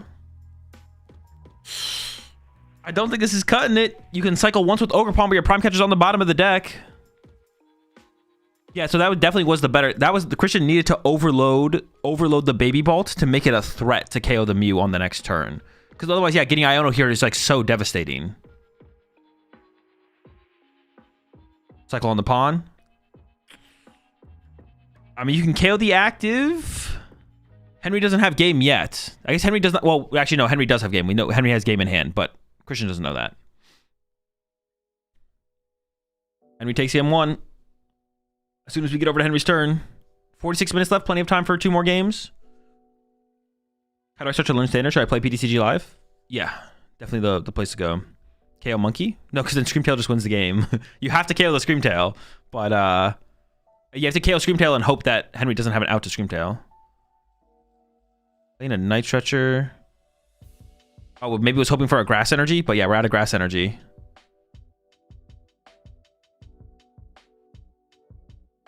And Mew snipes the bear? Oh yeah, Mew snipes the bear. Yeah, it just doesn't matter. That's right, Mew snipes the bear.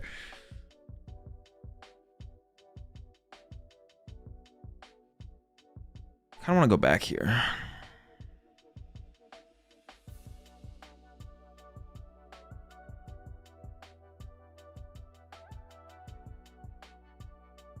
I feel like there was a better play.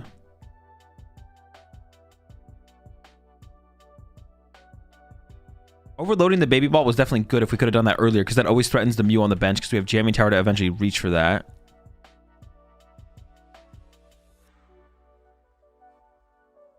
Also, I think discarding the Judge from Fontanet was also a mistake. Like, just taking away that option from us was just incorrect. Because actually, this turn from Fontanet was probably a good turn to play Judge. Or this turn coming up, I don't know, somewhere in here. Was a good turn. Instead of playing Sada to Baby Ball, attached to Baby Ball plus Judge was maybe even a better play. It's okay. Yeah, Judge is like not that great, I guess, across the board. Yeah, I think all Fontanet had to do here was like overload the Baby Raging Bolts. Had to overload it there. Yeah,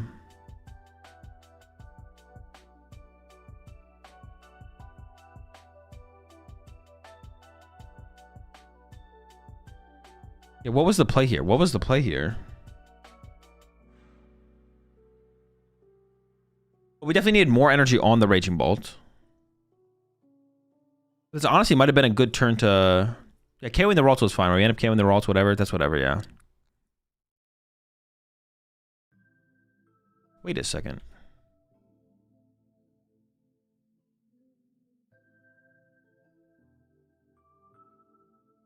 No, I guess it's still fine. Wait, but if we go for this play... No, I guess it all makes sense, yeah. We just need to overload the Raging Bolt. All right, game 2. Fontanet is choosing second. Is going second once again. Ralt start here for Henry. Ultra Ball coming into play. Probably to get second Ralts, we'll see. I think you just don't bench Luna to force KO. But force KO into what? You don't even have Fez in play, right? Yeah, but I guess like if you... I guess like the biggest factor there for Fontanet is you have the Prime Catcher in your hand. So if you get Iono'd, you know you're screwed. So benching Ursaluna makes no sense because you know... Yeah, I think I agree. Probably, it's probably correct. You're right. Because you know, if you don't get Iono'd, you have Ursaluna thing. Slitherwing KO Monkey? Yeah, Slitherwing KO Monkey was the better... Whoa, no, but did that actually make that big of a difference? Slitherwing KO Monkey, it dies to burn. You don't give over Fez draw. That could be impactful. That's right. I forgot about the Slitherwing KO Monkey play that we could have done. Slitherwing KO's the Monkey. No, the Monkey, because the Monkey Door is not as relevant. I thought the Monkey Door was super relevant, but it's actually not that relevant. I thought it was like super relevant, but I was like, now that I'm thinking about it more, it's actually, I don't think it's that relevant, right? I think I like overthought that one a little bit.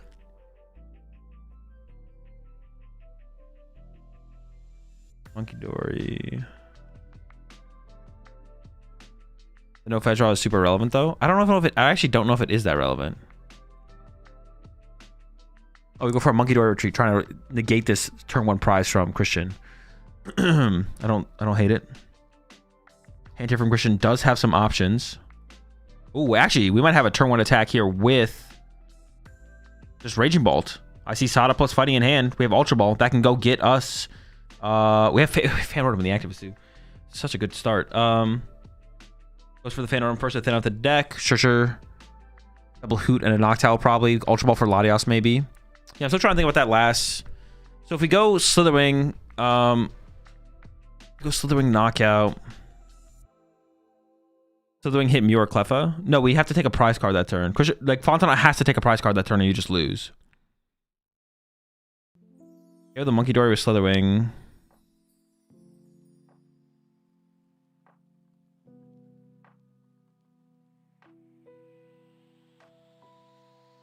No, I don't think the Slitherwing attack mattered that much, to be honest. I don't think it mattered that much. Yeah. Henry is playing Evo Rabska. Evo Guardi with Rabska. What were the prize cards for Henry? Did prize Screamtail. Okay, that's probably... that's like the biggest one there, I think. Slitherwing prize? that's not that big of a deal. Slitherwing doesn't actually matter that much in this matchup ever. It can matter. It just doesn't matter often. Wing might be bad because we can Iono and set up a Monkey to KO it in 2 turns, and Bolt would be out of Gus, right? Oh no, Bolt, we'd have Prime Catcher left still, Slap. One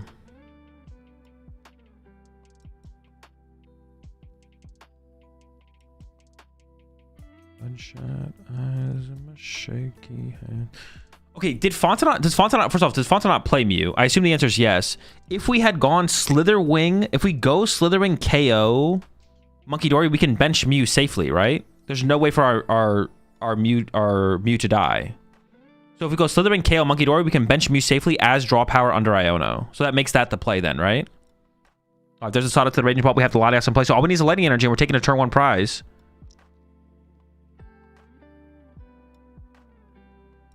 Double Hoots. Looks like we whiffed here. We do have a Noctowl in hand. Ooh, thinking about the Jamming Tower to take away the TM Evo. I don't hate it.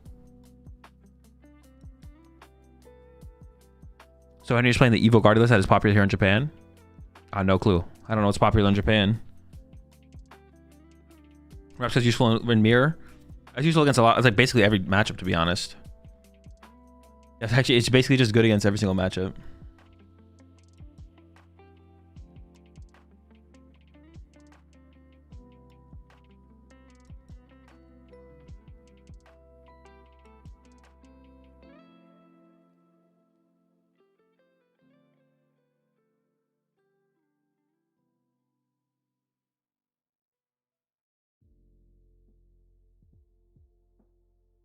You think last game he should have went after the lone Curlia with Prime? He knew Henry only had the 2 after a single Evo and 1 being in the discard.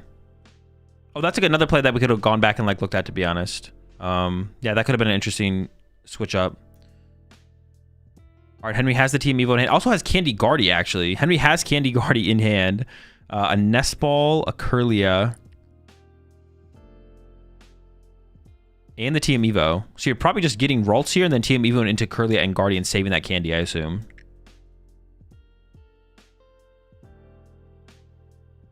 Appreciate the 2 months there, Dubsy. Tower. Oh, true. Tower. TM Evo Ds. All right, well, we have the attack set up here for Christian. We also have Boss in hand, so you could Boss the Curlia. I honestly think you probably... We know Candy Guardi's in Henry's hand, but I think you actually do Boss KO Curlia here. I think Boss KO Curlia is definitely correct. But unfortunately for Christian, Henry has the perfect response. Pretty good. And this actually sets up Henry perfectly to potentially just go 2-2-2. Yeah, now... First prize card KO'd, leaving a 2 prize card in the active. Henry can literally just go 2-2-2 from here. There we go. Candy Guardi, Monkey Dory, burn a TM Evo, Iono for a fresh 6. And if Henry can just find Clefairy Energy...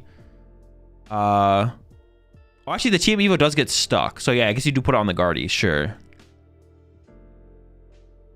He baited him? No, this is not a bait. This is why baiting doesn't exist in the Pokemon TCG. That's the correct play from Christian, and it's also the correct play from Henry.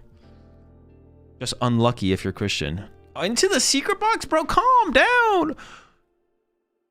Double. Well, I actually prefer energy, but sure. Double TM Evo plus the psychic energy here. Oh no, it's the Bravery Charm. My bad.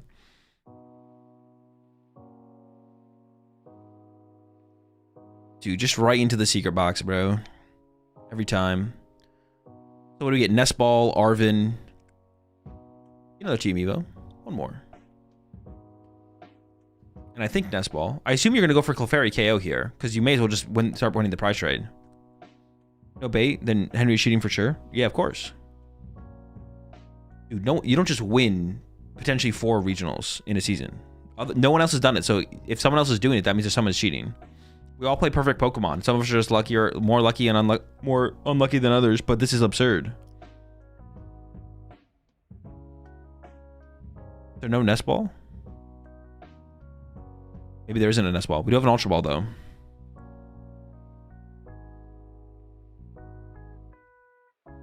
Ultra Ball does still get us there. Yep, there's a Clefairy, and it will KO the Raging Ball here. Has anyone checked Henry's sleeves? Not yet. Michael Jordan, Tom Brady, Tiger Woods, Henry Chow.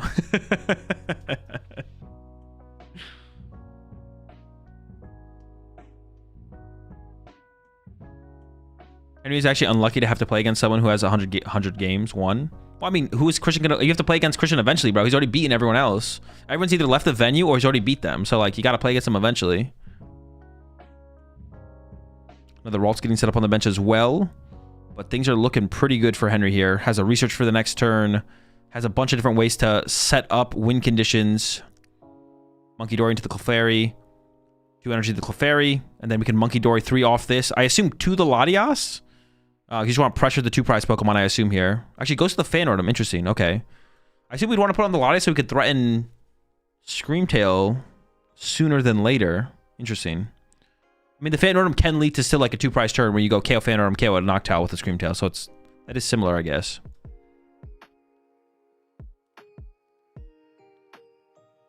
Christian's fatigue from 102 games is getting to him. True, that could be tough. That could be waning on him. I mean, the hand is still fine here from Christian. You're definitely in a bad spot here as Christian, though. This is not where you want to be in this matchup. You want to be a little bit more ahead at this point.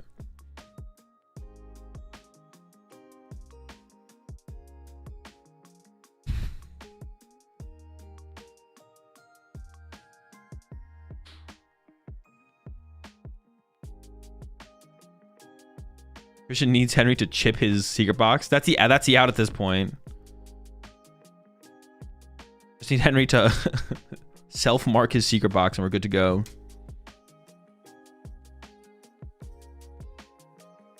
All right, Fez for 3. Gonna need some more some grass energy to work with. Dude, hit him with all 3, bro. Nest Ball's not bad though. You need to find an area 0 to actually get access to our bench again. We haven't used any of those yet. This is going to be one of those games, though, where we don't have our jamming tower for the mid-late game as Christian here, though, so we won't have a way to bump our liabilities off the board, which is usually something you want to try and take advantage of. Area 0 first, have the option of jamming tower later, but no jamming tower option later here for Christian. Sada Area 0 getting searched out, and you just have to KO the active with Raging Bolt, right? It just has to be a Raging Bolt knockout. I don't see a different play here. Like, if you could attack with Baby Bolt to snipe. Well, I guess you actually okay, this is where you actually you have to set up Baby Bolt here as well, though, right? You want to like Sada to Raging Bolt and Baby Bolt, ideally. In fact, maybe we should have Nest Balled for Baby Bolt and then Night Treasured for Raging Bolt. So this turn we go Raging Bolt knockout, and then next turn we go Baby Bolt Judge. Actually, we're never getting 3 energy on our Baby Bolt, man. Oh, this is just tough. This is tough.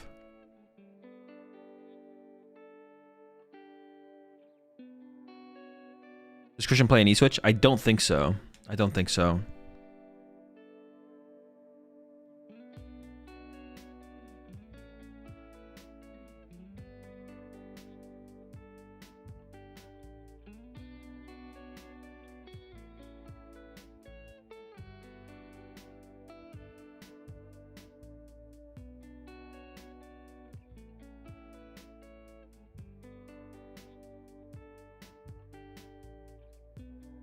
All right, into the vessel.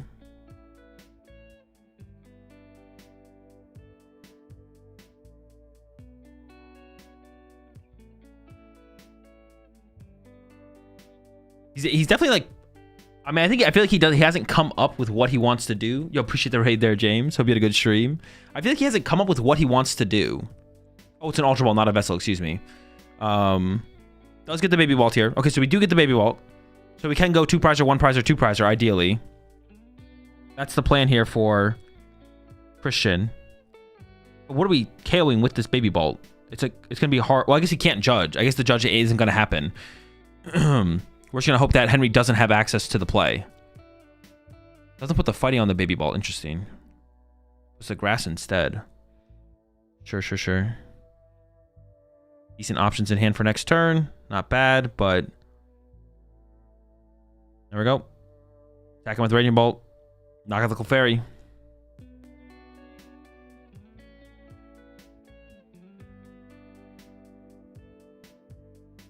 I'm actually curious. Did they submit? Are they playing the other top 4 match right now, or are they waiting? It doesn't say top 4A or top 4B, so they're probably playing it right now. All right, there's a knockout. All right, Henry could still whiff here. There's still possibility Henry could whiff, but Henry. Oh, we have Super Rod Nest Ball in hand. Never mind. And Artisan. I don't think Henry whiffs here. And Research. The only thing to debate here, Henry, is whether you put the Artisan in play or not. Because if you put Artisan in play, this does let Christian remove some liabilities from the board. But you don't have to put Artisan in play. But if you think there's going to be enough liabilities on the board where you don't care, then you can go ahead and do it. Okay, is a board state possible here for Christian? Fan Rotom, Noctowl. Wait, what if you kept Noctowl and got rid of Latios and Fez? What if Christian got rid of Latios and Fez there? And kept Noctowl and Graspon? And created a unsnipeable bench?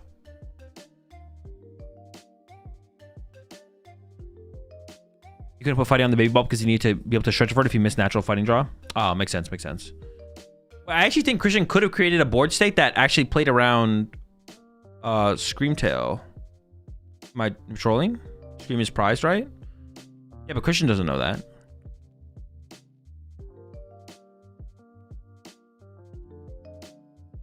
I think Artisan was bad there. Yeah, because like looking at the way that Christian could have played it, it does feel like Artisan was bad there. I think I agree upon, yeah.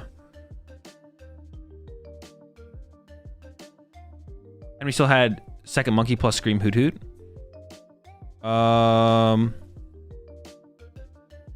That's true. I guess you could have still gotten there, right? Because we can set up second Monkey Dory this turn. Yeah, I guess you could have still gotten there. Yeah. Because you can put all the pressure on the Hoot Hoot this turn, KO the active this turn, and then KO. If a 2 prize goes to the active, you just win. If it goes to the baby ball comes to the active, then you just go snipe the Hoot Hoot off the bench. Plus, okay, maybe it doesn't matter. I mean, but you put it on Henry to set up second Monkey Dory, right? You put it on Henry to set up second Monkey Dory. How'd the monkey get you damage? It was in the active at some point. All right, there's Clefairy once again from Henry. Yeah, it has to be a 1 prize knockout this turn from Christian. But yeah, Henry can just move 5 damage counters to the Hoot Hoot here. And that feels like it basically sets up checkmate. There might be something else that could happen, but it's feeling kind of cooked.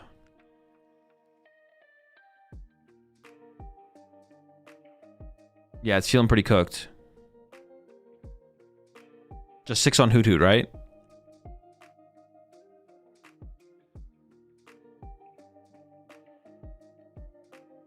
Or just all 4 to Hoot Hoot?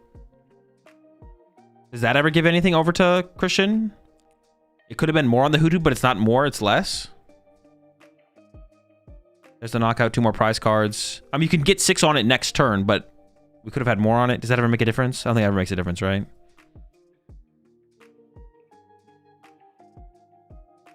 Latias push to the active. Countercatcher is active for Fontenot. Fontenot. Judge is not playable. I mean, you can snipe the Ralts and leave a 1 prize on the active, but you still just lose to double Monkey Dory. And you can't KO a Monkey Dory either.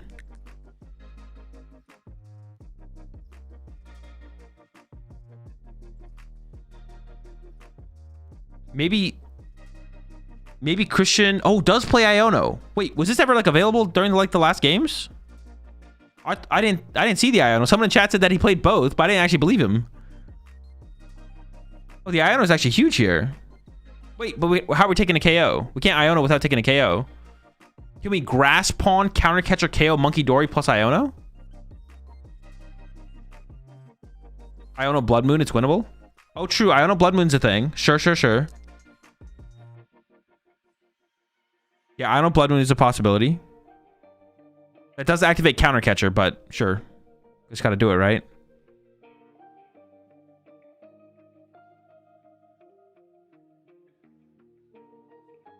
I mean, Henry has a pretty big hand here, I think. But I mean, Henry played Research last turn anyway, so you always want to Iono here.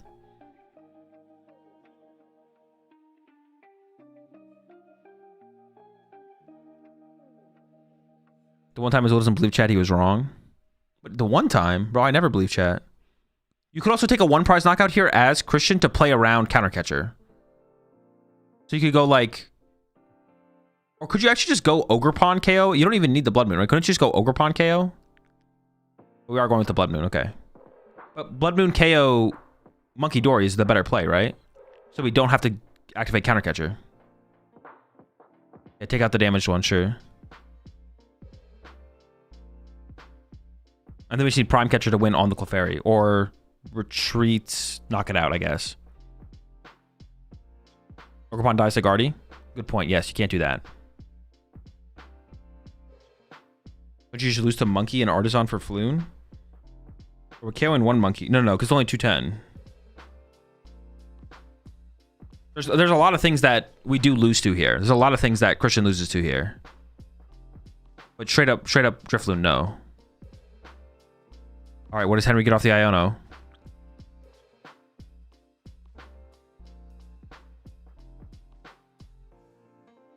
Dude, what a sack, bro. Dude, he's sacking. There's the Mew. Oh, then the Mew just KOs the active, copies the attack. Bro.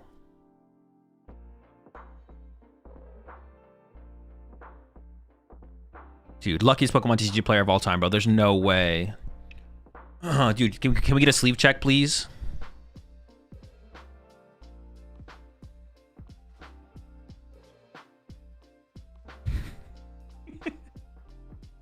All right, Chow is in another finals, and I don't know if they're showing the other finals or not. Do we have word on if Davidson or Rogerson won? Judge, can we get a sack check? You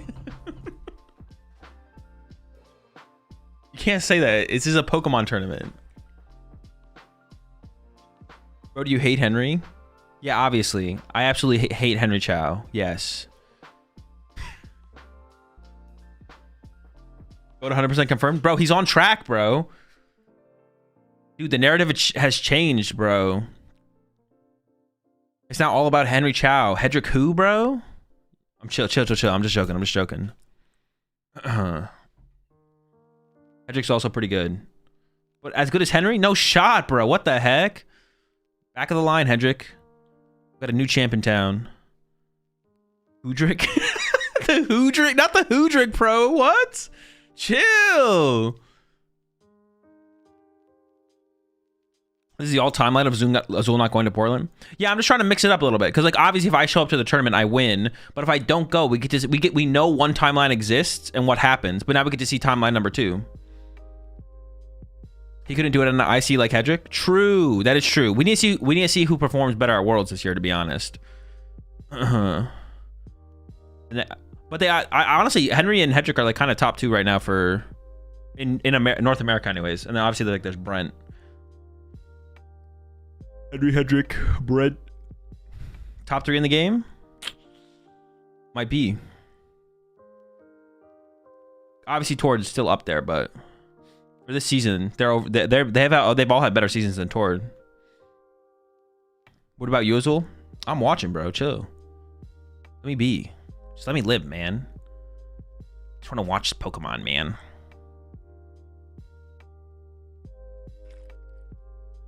Who the fuck even beats Guardi? I mean, I think Zorik's favored, but that's about it. You went to more League Cups than regionals this season? That is just literally not true. I've been to 1 League Cup. Why are you lying? Did Eevee box make cut? Yeah, 2 Eevee boxes made cut, actually. Was it 2 or 3? Actually, was there 3 Eevee boxing cut? It might have been 3. At least 2. Where's Tord Ben? He's been chilling, bro. Playing in Japan. He hasn't been to the last couple European events because he doesn't go to... I think he just doesn't go to special events because there's like not anything to like win. No, there's no cash prizing. He's been to every European regional, but now it's just been all special events. Who knows? Maybe he'll show up to Bologna. I guess Christian is 103 now. Yeah, unlucky.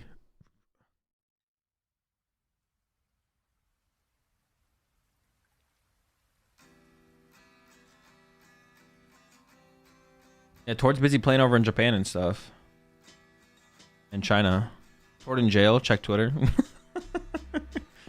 Is Bologna or regional or SPE? SPE. What deck you think Chow is playing at Worlds? Pikachu. Apparently he was going to Utrecht but got sick. Oh, really?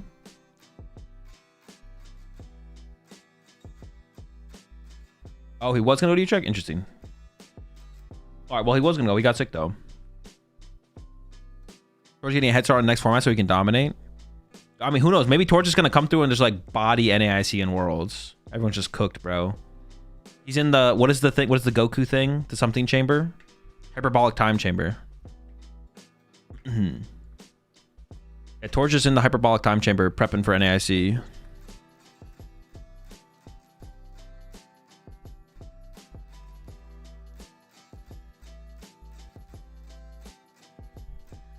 Does the hyperbolic time chamber actually work in the show? Is it actually even worth it? Is it worth the investment? Should I get one?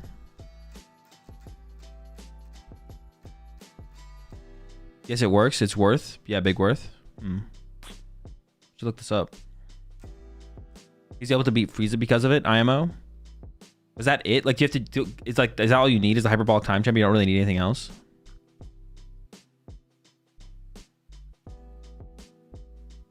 It's just a chamber where time is way quicker than reality, so you can train for months in like a day. Wait, how big is it? Is it something you just like go in?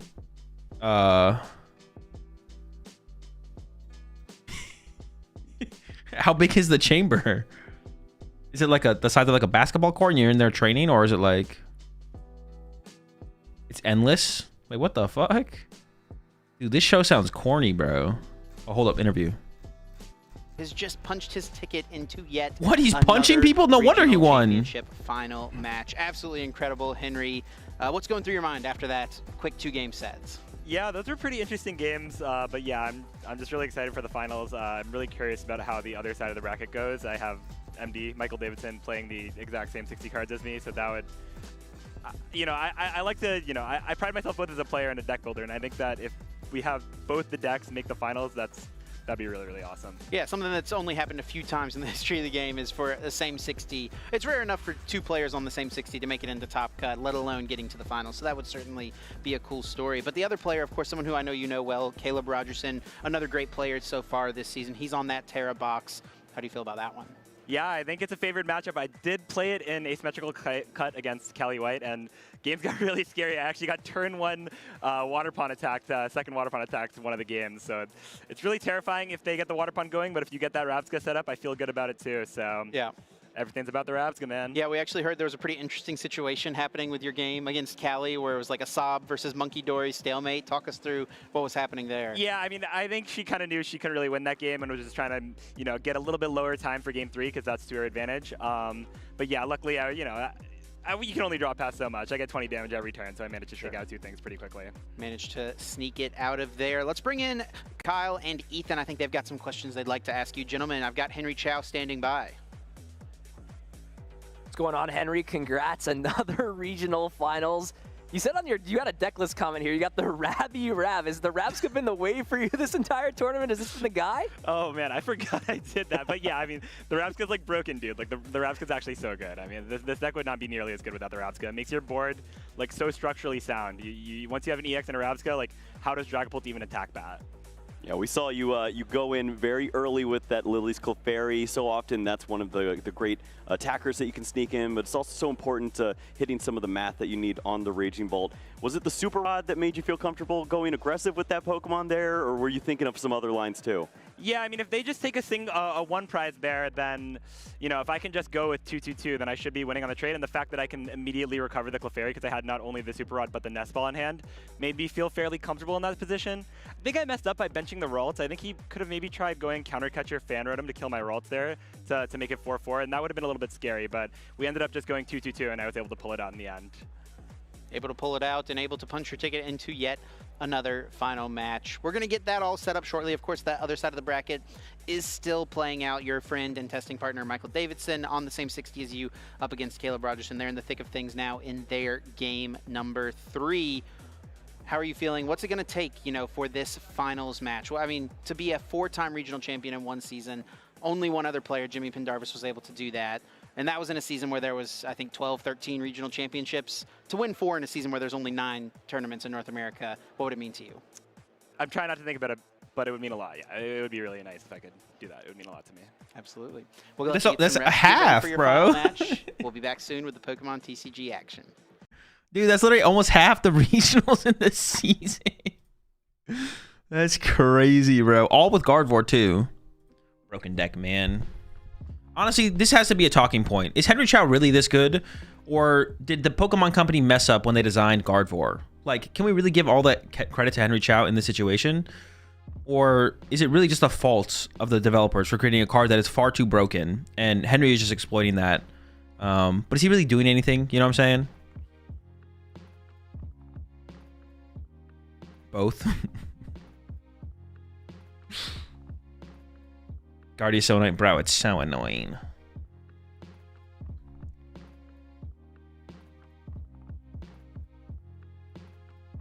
The matchup seems pretty unwinnable, to be honest, with the Rapsca for the Terror Box, but... Or just the luckiest one trick? Bro, I've been saying this for years. Before Henry even came back to the game, I was warning people about this. Who won the last series? Henry won. So we got Guardi versus Guardi or Terror Box in the finals.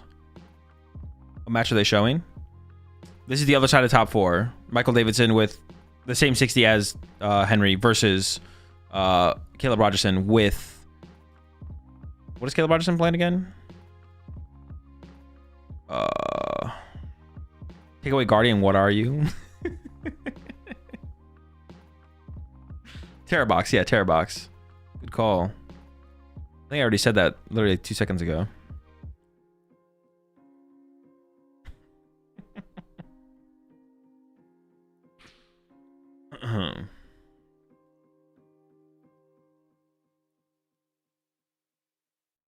If Henry wins, just ruin an old podcast episode. True. There's nothing else to talk about. Guardi won again.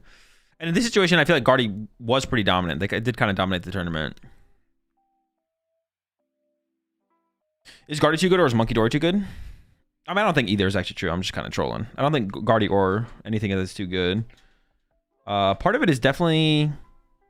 I've been saying this for a little while. The meta, it's like weird. But like, if you know the meta is not going to shift, you just have to take advantage of it. Like, Guardi has been favored against Pult for a while. Guardi has just been the best play in the format for a while. Favored against Pult. And if the meta isn't going to... If people are just not going to stop playing Pult, you just have to play Guardvor. But... And see, the format's not going to... If the format went on longer, Pult would fall off. But it's not going to go on long enough. Now, by the time Bologna comes around, I could see Pult being down to like sub 10% meta share, to be honest. Because like, what do you want to show up just to lose the Guardvor? Not really. Yeah, not really. Not a big fan of that. But like, Guardvor can be countered. It's just hard to counter Guardvor when Dragahole is 20% of the format. It's like, well, fuck me. If I play a deck that beats Guardvor, I just lose to Pult. Europeans love losing to Guardvor. This is true. This is very true. Europeans just love losing to good decks. I don't know why. Something about it, man. Maybe some kind of like kink. Do all Europeans like share a specific like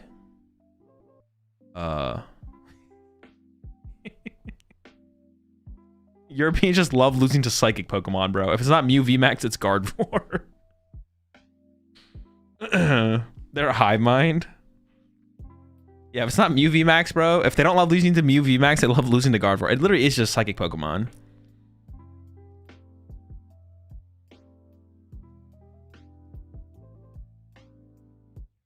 There's a club in Berlin where you pay to lose to Guardi. European genetic weakness. Bro, honestly, no memes. The next time I go to a European event, I'm definitely just bringing a psychic deck, bro. Like, it's just unstoppable.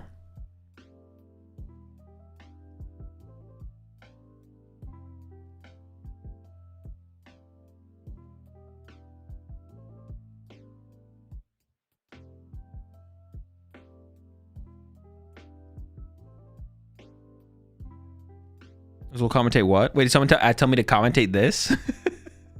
Yeah, I think it's Davidson's turn. Oh, he retreated. There's a new active Pokemon for Davidson. Loading up some Psychic Energy from the discard pile on the active Pokemon. Another Psychic Energy loaded up to a bench Pokemon. Def playing Pokemon. Actually, unsure. This could be Yu-Gi-Oh! Actually, no, they're settling in with a Magic game here. They're in overtime game 3 and they decided to whip out the Magic decks to settle this one. Davidson is thinking and hand shuffling. Here comes Monkey Dory.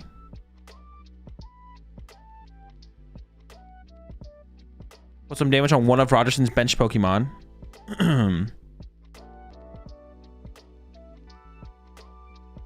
And then looks like Screamtailed something. Over to Rogerson. Draws for turn. Hasn't lost the game yet. Is in thought. Oh wait, we actually have the timer. They have the prize. I didn't even see they had the prize cards and the timer up at the bottom of the screen. 11 minutes left. 1-1. Rogerson's up 3 prize cards. Oh wait, shoot. What's that? Oh, it's a Rogerson dub?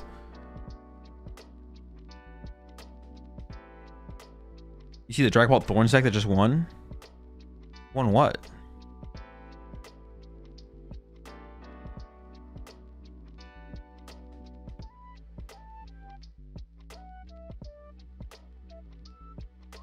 I don't know, maybe something with Iron Thorns would be good right now. That's pretty good against what's it called, right? Bring back Pult Thorns, man. Guardi can't. What's it called to that? You can't use your ability. You're cooked, buddy.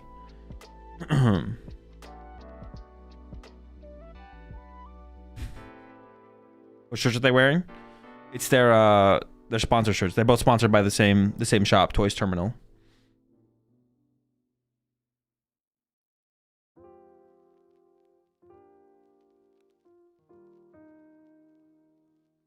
No more Rhydon versus Charizard commercials? Unfortunately not. Paul Thorns was always unfavored into Guardi. Yeah, when they had Fluttermane. They don't have Fluttermane anymore. Big difference maker. Now, they could put it back in, but... Is this a Lorcana stream? Could be. Unconfirmed.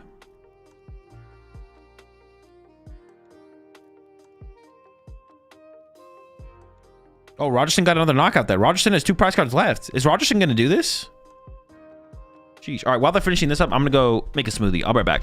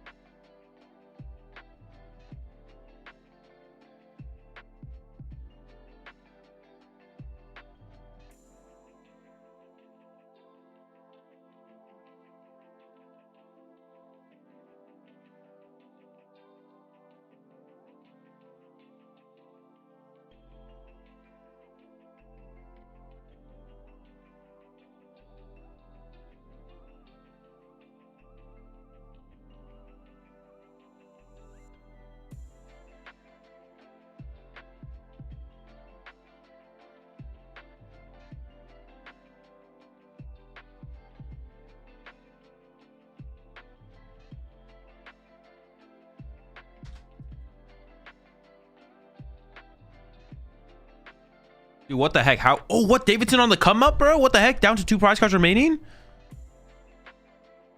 Hold up. We're coming back, baby. Let's get it. 2-2. 3 minutes left.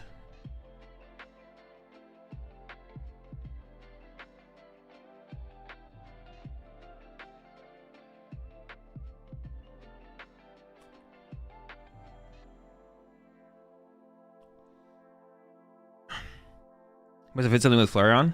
That would be crazy because neither of the players play Flareon.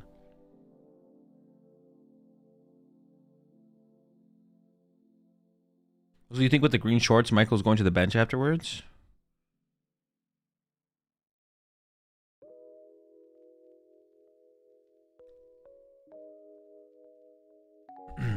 What are each player on? Guardi on the left, Terrorbox on the right.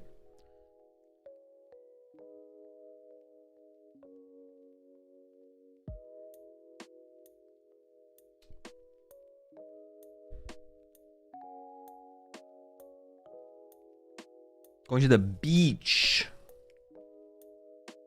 Maybe.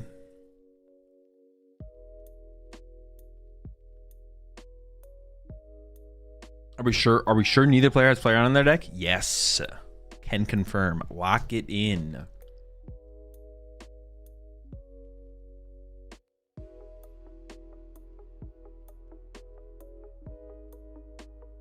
Flareon Mirror going down. Thoughts on Shaman, Raps over Shaman and Guardi? No thoughts. I've not thought about it. I'm not thinking about the next format. Oh. I've not thought about it. I don't think about future formats since I play with them. What do you think about the Mewtwo deck? No thoughts. I've not thought about it. And I do not think about future formats until I play with them. Based on the meta for the tournament, how do you think you would have done with Frostlass? I mean, I would have won, obviously. That's not really a question.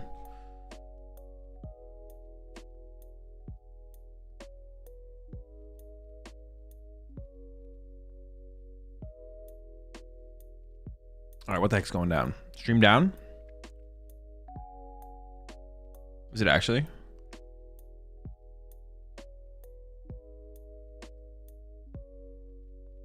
The stream is down. Is the Twitch one still up? Maybe the Twitch stream is still up.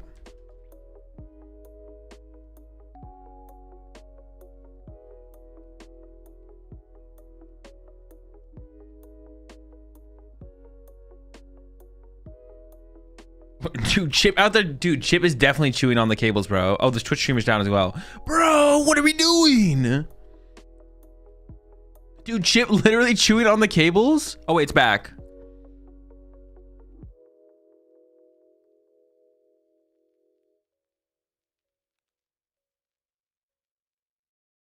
All right, looks like Davidson won.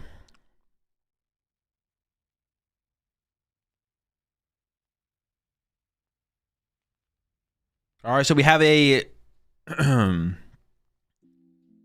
same 60 mirror match in the finals. Michael Davidson versus Henry Chow. We'll see. I'm curious if the Rapscom matters at all.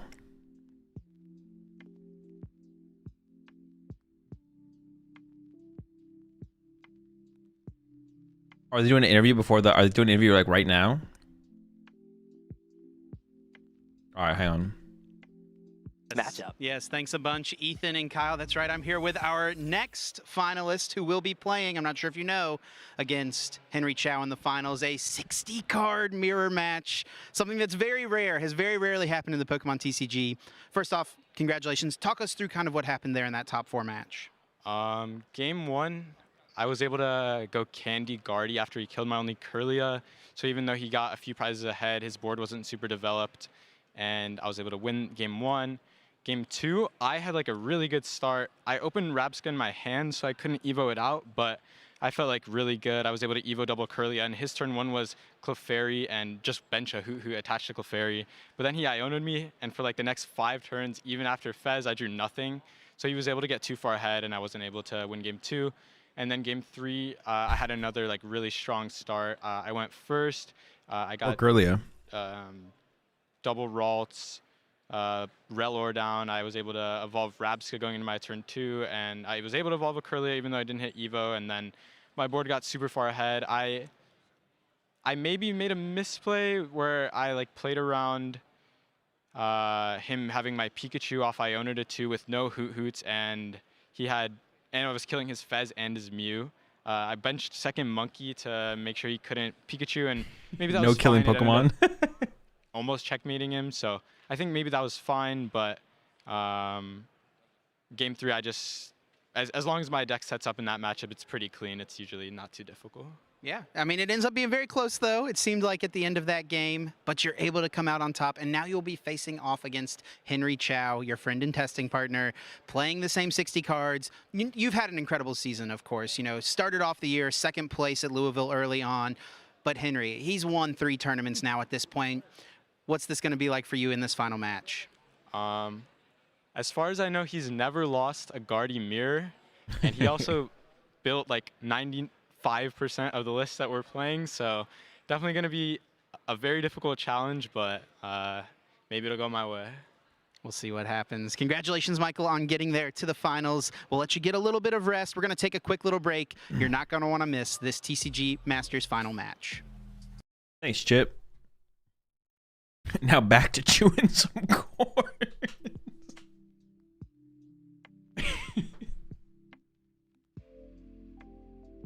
Bro said it's chalked already. Yeah, bro, he knows he's cooked, bro. You play Rabska in the mirror? I have no clue. We're gonna find out.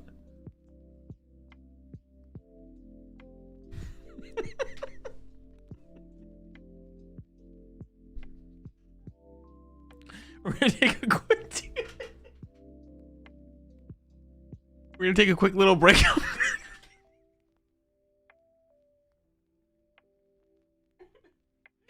Dude, you're killing that dude.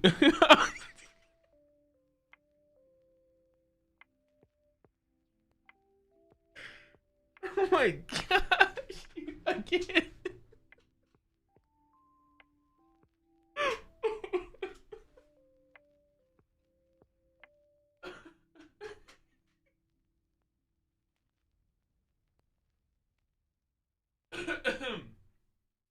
Dude, holy shit, bro. Oh my gosh.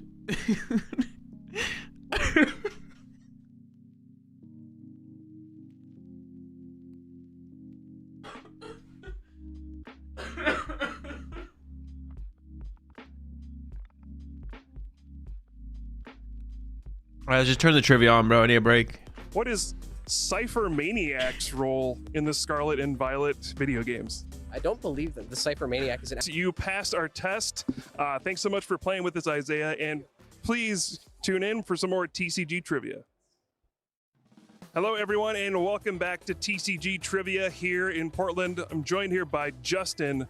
Before we get started, how familiar are you with the Scarlet and Violet video games? I've played Scarlet, most of Blueberry Academy, so almost done. Yeah. Okay, I think you'll do pretty well here then. All right, our first question for you. Do you know Crispin's role in the Scarlet and Violet video games? Crispin's one of the Elite Four in Blueberry Academy. That is correct. All right, before we let you get to a spin, I have a bonus question for you. If you get it right, you can get a respin as well. So, all right, our bonus question, you correctly identified Crispin is indeed an Elite Four member at the BB League at the Blueberry Academy. What was Crispin's task for you in his Elite trial? Oh, was this the one where I had to catch Pokemon from Blueberry area?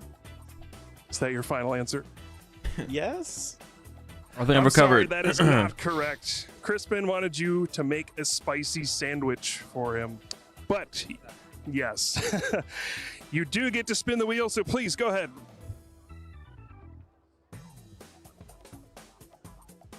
Well, do they have like a... You've hit our grand prize. It's the Ogre Pond Premium Collection. Congratulations. Oh, that's cool. That's a dub. Chip, please give him his prize. How are you feeling right now? Fantastic. That is amazing. Dude, I was gonna ask, is there like some like big ass prize on here? And then he literally hits it. That's a dub. That's a dub. Oh my gosh, bro. The chip meme is just killed me, bro. The chip meme killed me. Oh my gosh. All right, I've mentally recovered though. It's just so stupid. It's so stupid. Oh.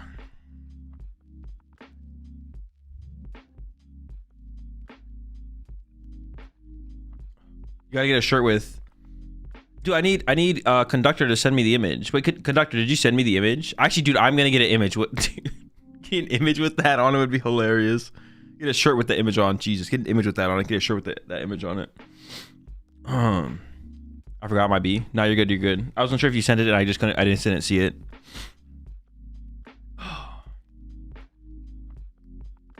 Make Chip respond to the allegations on the pod. So how do you think Chip feels about the Caparage attack? You think he'd be able to make it through a game without eating the cards? That's a good question. What's the record for regional wins in a single season? It's 4. So if Henry does win here, he would tie Jimmy Pendarvis's record. I think 4 is the most majors ever won in a season. I will say Henry 4 wins is 4 wins.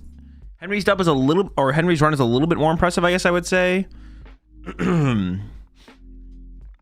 Because Henry's run would be a little bit more impressive than Jimmy's because he just went to less majors to pull it off. But I think Jimmy's was in a pretty short time period as well. Like Jimmy's was all, yeah, it was in a pretty short time period as well, I want to say. Like Jimmy won, maybe it was like 3 in a row, and then one of them came not too long after that or before that, so.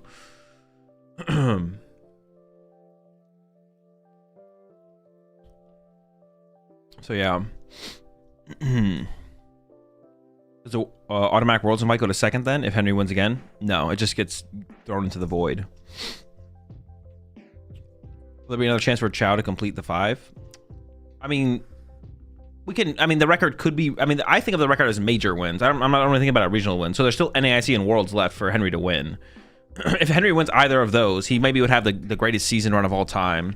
It would be like him and his run and Tord's run would be the top 2 runs of all time.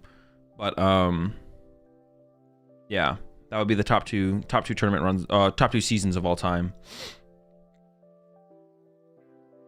But yeah, I think of more of it as like majors won in a season, not really just regionals. People label it as regionals, but like 5, you can, if you win ICs are bigger than regionals. If you win 4 regionals and an IC, that's not a record. That's not the most regionals won in a season, but it's better. An IC and 4 regionals is pretty good. I still rate 2 IC wins over 4 regionals. Oh, I would rate 2. If it would be if Henry also wins NAIC, they might be comparable. But yeah. Towards season is still the best season of all time. Even if Henry wins his tournament, towards season is still a better season for sure. Do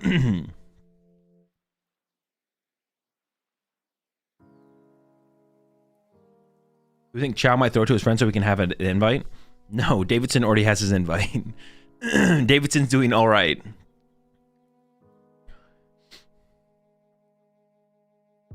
October through March for Jimmy. Yeah, it wasn't like through the whole season, but yeah, it's definitely slightly more impressive because also like Henry didn't even go to all the American regionals. I don't want to say. I don't even know how many regionals Henry's been to this season total, but how did Davidson get the invite? He has like a bajillion championship points.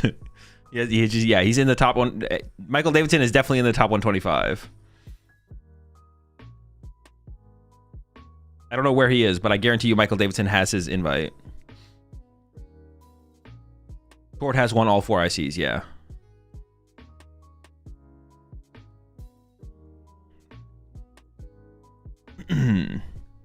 If Henry won on AIC, would you say that's better than Tord season? I'm not sure. I have to think about it and look at Tord season again. It would probably be pretty close. You follow any soccer team, Azul? No.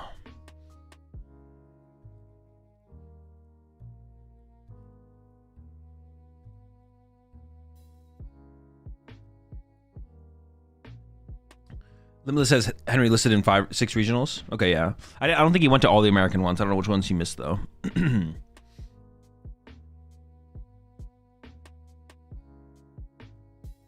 When is the new season starting? some point after Worlds. They haven't announced when the majors start up again. I just got into the game and want to know if it's worth trying to get into a regional or wait for the next season. Well, there's no more regionals for you to get into, so you kind of have to wait for next season. But yeah, they'll start up again a month or 2 months after Worlds. It just depends. We'll see what happens when they announce it. 7 counting Portland. Okay, so most of them, if not all of them. Most, if not all of them, I guess then. But yeah, just look out for the. I mean, yeah, it'll be. What is it? Worlds is in August, so September or October, the season will start back up again after Worlds. So just look out for the announcement, either at NAIC or at Worlds, or some time between then of when the next season, for the next season schedule. All right, here we go. Finals. I honestly thought they were still playing like a throwback video. I'm not gonna lie. All right, I've recovered from the chip meme.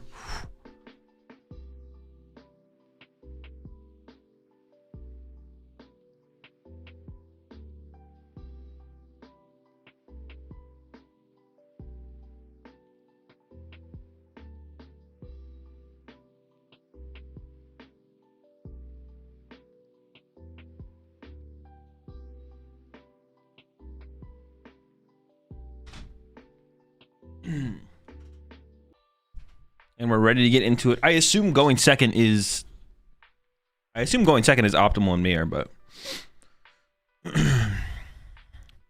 prize cards here for Henry. Did prize the Drifloon, which can matter as like your closer to 1-hit KO Guardvor. Double TM Evo. Oh my gosh, dude! I was about to say, what if he prizes all 3? Oh no! Triple 3 of them, dude! No way!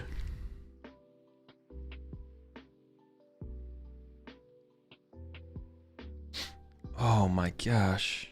Prediction, I got you. All 3 TM Evo, bro. There's a reason you play 3. Come on, bro. Should have played 4.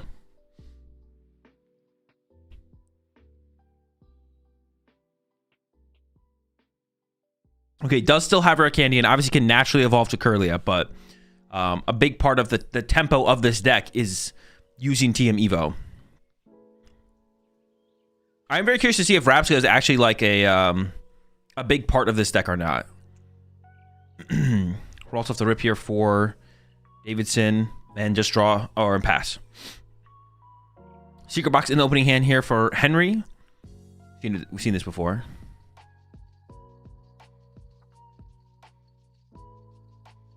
I assume is gonna play it. The question is, what do you give up? We see him cooking here. You don't want to lose you don't want to lose too many draw supporters. You don't want to lose too many Ultra Balls. Of course he has it, bro. He always has the secret box in his hand, man.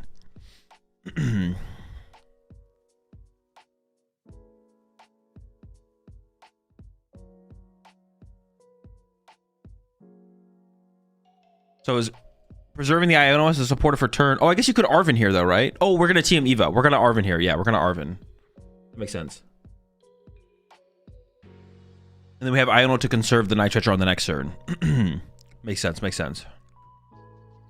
Henry did not prize 3 TM Evo. Believe it or not. He didn't keep an Ultra Ball, though, for... Could have kept an Ultra Ball around for... a Guardi EX next turn. So we're going to have to draw into the Guardi EX next turn. So the question was, do we give up a Nitro or do we give up an Ultra Ball there? Although I don't know how many cards we would have had in our hand to actually build the Ultra Ball for the Guardi EX on the next turn. Davidson with the craft singles, the sleeve color.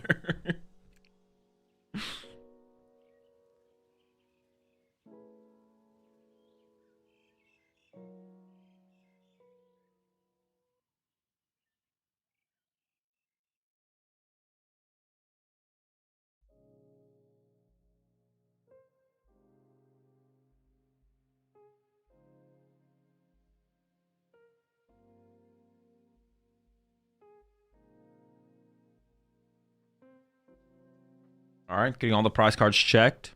Well, do you think Henry will retire when Guardi rotates? No. I think Henry's going to be around for a while. Raps is super good here, right? I have no clue, to be honest.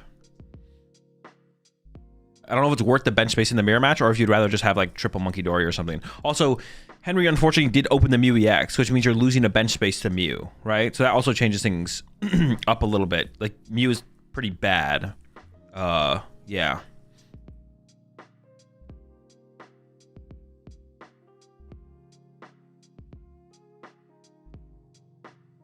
Okay, I think that answers the question though. It seems like Rabska's pretty good in the mirror.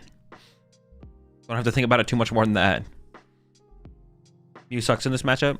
Yeah, Mew's definitely terrible. I feel like we might go for... I'm going to get Team Evo. I assume we're going to get Vessel as well. Don't we have a Psychic in hand? Shouldn't we have Vessel to weigh the Psychic? Okay, yeah, definitely a mistake there from Henry. Davidson's okay with him changing it up, though. Not a big deal. And I assume we're going to Artisan for Monkey Dory and retreat to Monkey Dory, right? And then Monkey Dory's going to Evo out the Curly. So yeah, I guess Rabska's good, apparently. This does it. What it's called. Confirms it. Yeah, definitely a blunder there from Henry, but Davidson being the homie.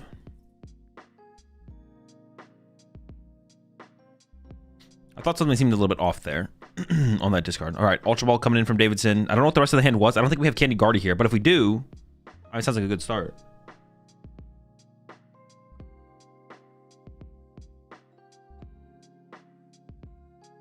No, I wonder if Davidson's going to realize the lack of TM Evos. Or if he's even going to check that. I wonder if that's something he's even going to prize check here. Because you'd assume it would be one of those things that you would maybe not prize check because you play so many of them.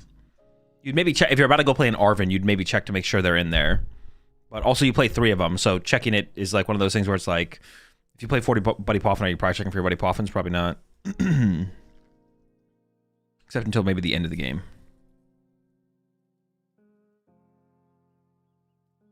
If you genome hacking your opponent's active Mew EX, does that create an infinite loop of genome hacking? No, it just breaks instantly and your attack phase is over. He noticed? Did he notice? Aren't you allowed to take back Ultra Ball or Vessel discards? No, once your hand's off the card, you're done. Like, Davidson could have made him discard the Evo there. For sure. But he was chill about it, which is fine. I mean, I think it would have been fine if Davidson forced him to discard the Evo as well. But either outcome is fine for sure.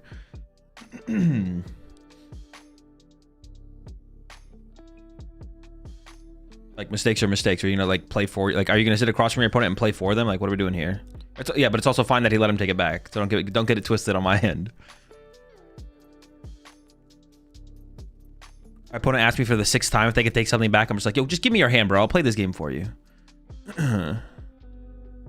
Psychics to the discard pile is pretty good. No TM Evo access, just gonna go into the Iono. Candy Guard. Oh, we had a Curlia ball. I don't see we got the Curlia. So we got the Curlia online. So we're pretty close to our Gardevoir still, despite the lack of TM Evos.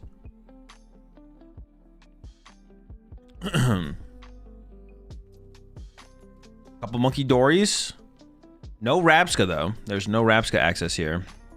And you kind of need to get another Ralts here because Henry could just excuse me, snipe KO your Curlia next turn. So something you got to play around here. We don't have the Rabska here for Davidson.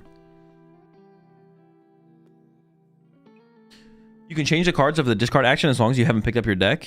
He still let him take it back though. I don't think that's true. I think if you like played Ultra Ball and put 2 cards on top of Ultra Ball, can you change them if you haven't picked up your deck? I could be wrong, but I'm pretty sure once you've like let go of the cards off the Ultra Ball, like those are discarded. Technically, like you put an Ultra Ball next to your active Pokemon and put 2 cards on top of it, and take your hand off it. I could be wrong. Maybe once you pick up your deck, that's when it solidifies that you've discarded them, because that is like you searching your deck. So now you all of a sudden have information of what's in your deck, but. I'm pretty sure it's not set till you see your deck. Maybe. I actually don't. Now that you bring it up, that seems that would be reasonable. That seems reasonable to me. But I just assumed that it was done.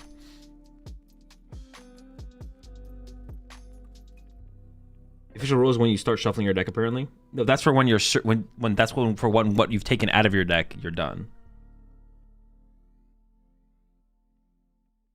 Yeah, you can change them as long as you didn't pick it up. You just can't not use Ultra Ball. Oh, really? That's actually pretty useful to know. Not once you let go of the card, you have played that card. All right, well now I'm a little bit less sure. All right, Gardevoir is found here for Henry. This is the finals, yes.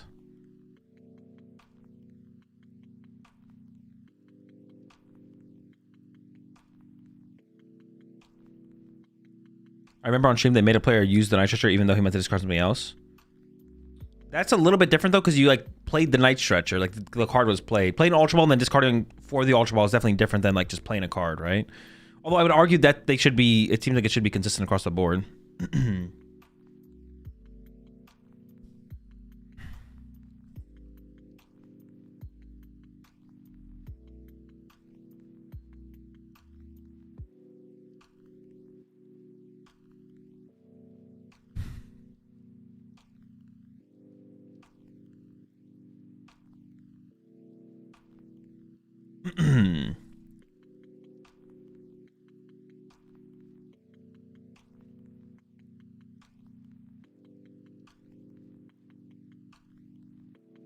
With the 2 energies down and shuffled, they didn't accelerate any energy to get to any Pokemon yet. Completed for the second. Can they change which 2 energies?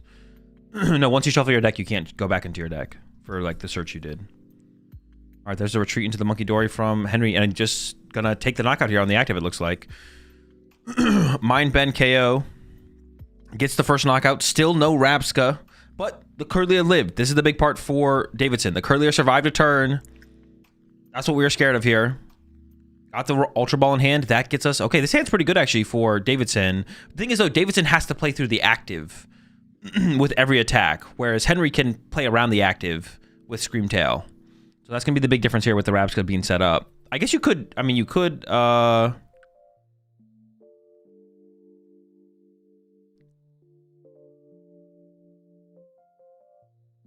You could counter catcher KO the Rabska here. I don't know if that's something you'd want to do. Might save that to be able to chase down the Mew later.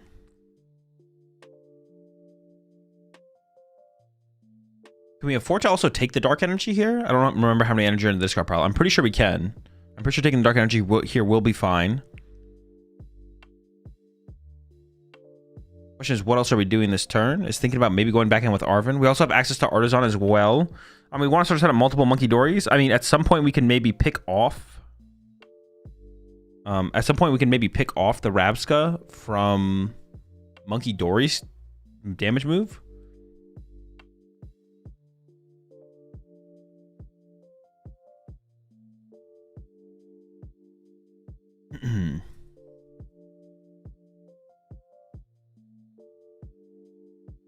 Want to use genome hacking to kill Kirlia? No energy and trash. Oh, actually, I think there wasn't a third energy. I think there was only 2 energy. But honestly, that would have been a pretty good play. That would have been a pretty good play. Wait, no, did we have Monkey Dory set up as well? Maybe Henry was scared of Candy Gardevoir, but honestly, that would have been pretty decent.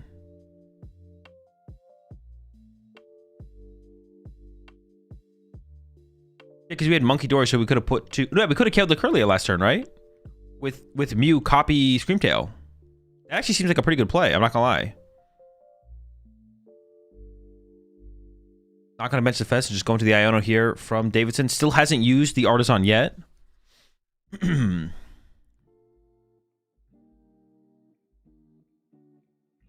Oh, but then the energy gets stuck on Mew. Does that ever get awkward because the energy are stuck on Mew?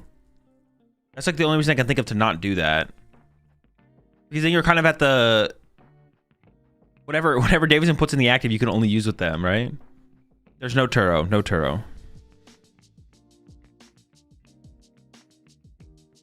Because then Davidson could just like push up something that Mew can't copy for much relevance and then just go to reestablish, right? And then you lose 2 energy.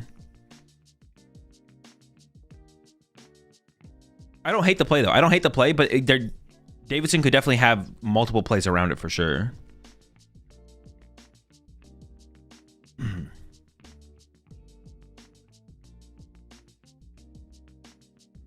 Is Guardi deck really good? Yes. They're just perma-stuck. I mean, if you leave Mew in the active and Rabska on your bench, you got to deal with the Mew at some point, right? Goes for the Drifloon. I guess we're going to see Drifloon KO Monkey Dory here.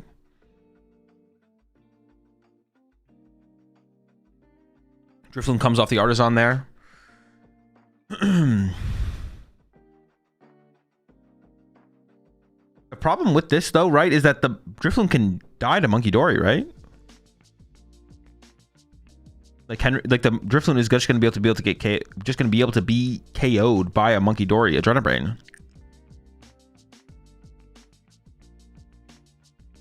I wonder if you ever just swing here with Guardi as Davidson instead.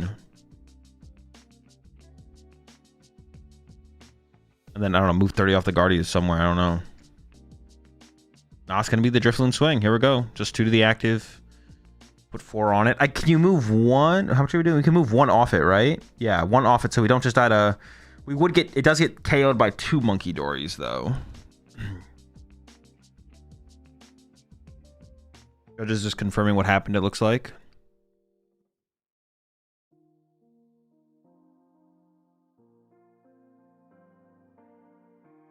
Okay, I think we're good. TM Evo finally acquired here for Davidson.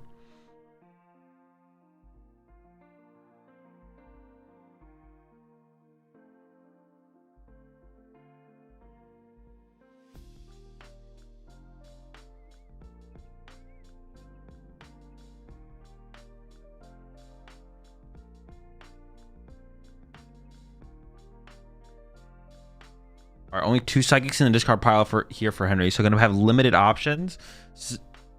Double Dory, though, will just get the KO on the Drifloon. Goes for Screamtail here instead. I mean, Screamtail KO, Bench Monkey Dory is also pretty good here.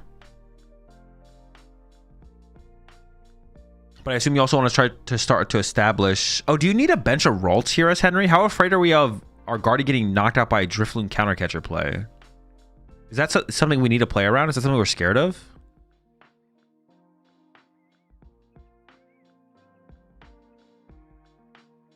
It seems like a little scary. You need to move some damage off the Gardevoir here. You could move both, or you could just move 1. He's going to save 1 damage on the Gardevoir here. And then Screamtail to take out the Monkey Dory. Okay. Gets a Psychic Energy off the prize cards. That's pretty good. The Super Rod and the Drifloon are probably the 2 big prize cards Henry's looking for here. Countercatcher is once again active for Davidson. The active Drifloon can KO the active Screamtail here. Team Evo put onto the Gardevoir and then into the Artisan here. I assume to just reestablish another Monkey Dory. Yep. Monkey Dory on Dory on Dory. I don't think there's ever time for Davidson to set up Rapska anymore. I think the Rapska is basically just over for Davidson. If you don't get it out off like a initial TM Evo turn, then you're just never it's just never happening, right? You're just never setting it up, I don't think. You could Screamtail the Drifloon if your Guardi dies while you stabilize again. Yeah, for sure. You would have time. You would be able to do something and and reset up for sure.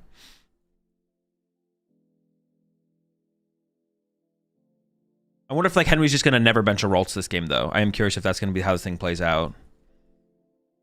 Research coming out from Davidson. Guardi goes down. A Dark Energy gets discarded as well. That's not great. Of course, there is recovery still remaining. I'm not sure what I'm pretty sure all the recovery is left for Davidson, both stretchers and the Super Rod. For Henry has the stretchers, but Super Rod is prized. Did find a Curlia here. That's good to start to build up your next Guardi to feel safe, but probably not going to be as big of a deal here for Davidson as it could be for Henry. Still no Ralts on the bench on the other side. And despite Henry having the Rapska to protect the bench, to protect the Monkey Dory, I mean, you still only have 1 Monkey Dory established here from Henry. I mean, that does seem to be the game plan here from Henry, is just chase your Monkey Dory every single turn. That's counter and charm. Oh, is there counter and charm in the hand? Oh, yeah, because there's Secret Box. Duh. And yeah, I mean, Davidson has the play then. Davidson has a ton of energy in the discard pile. I mean, is there a better time to go for it? You should probably go for it before Henry can establish a Ralts, right? Before Henry has another Ralts established. Goes for it, gives up the Mew. Nestball Poffin. Yeah, I mean, I feel like this is just the move here from Davidson. I guess the other thing to take note of here as well, Davidson needs to find time to take these big 2 prize KOs. I mean, the time for this one could be just right now. And with that in mind as well, there's the Mew on the bench as well that Davidson could chase later as another 2 prize knockout.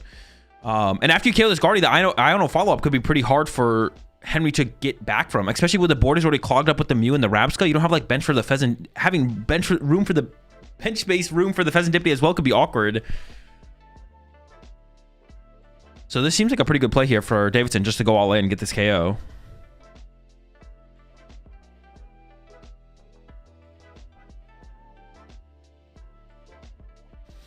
There we go. Counter catcher. Every charm. Curly gets established.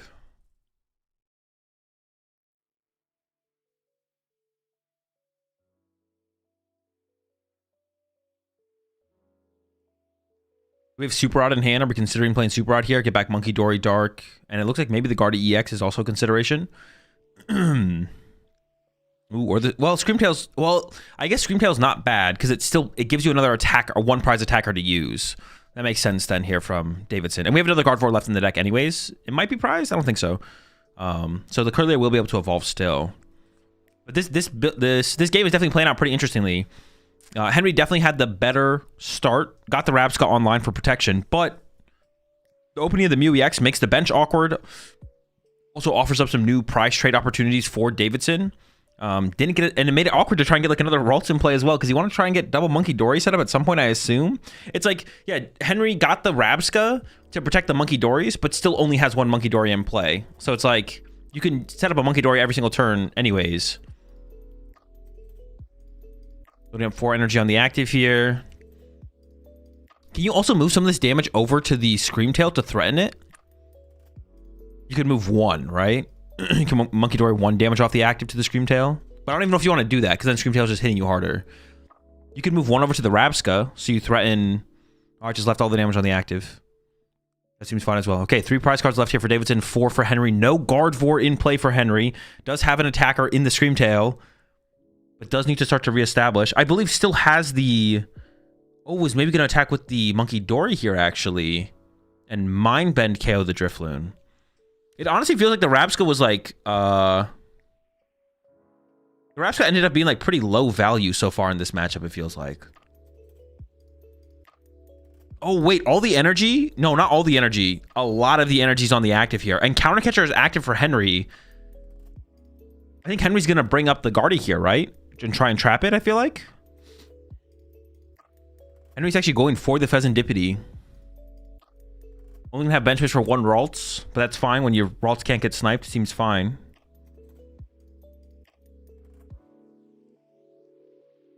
Favors the draw power. Into the Artisan. Ralts is probably on the way here.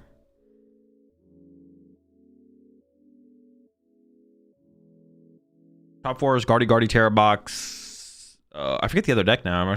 Oh, Raging Bolt. The reason to not push Mew instead. Not... Well, I guess if you wanted to retreat another Psychic Energy into the discard pile. Henry, maybe push up the Monkey Dory so you can go attach, retreat, get a Psychic in the discard pile. I feel like we're mind bending, though. And honestly, with 6 basic Psychics on the active here, I kind of like the mind bend on the Guardi EX. We'll see what Henry does, though. Got some more options. Gonna start to build up the Psychics in the discard pile, which is definitely what was lacking for Henry earlier on in the game, but now definitely not lacking energy. Plenty of energy.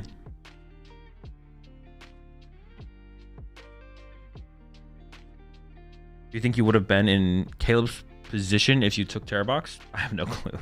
Who knows?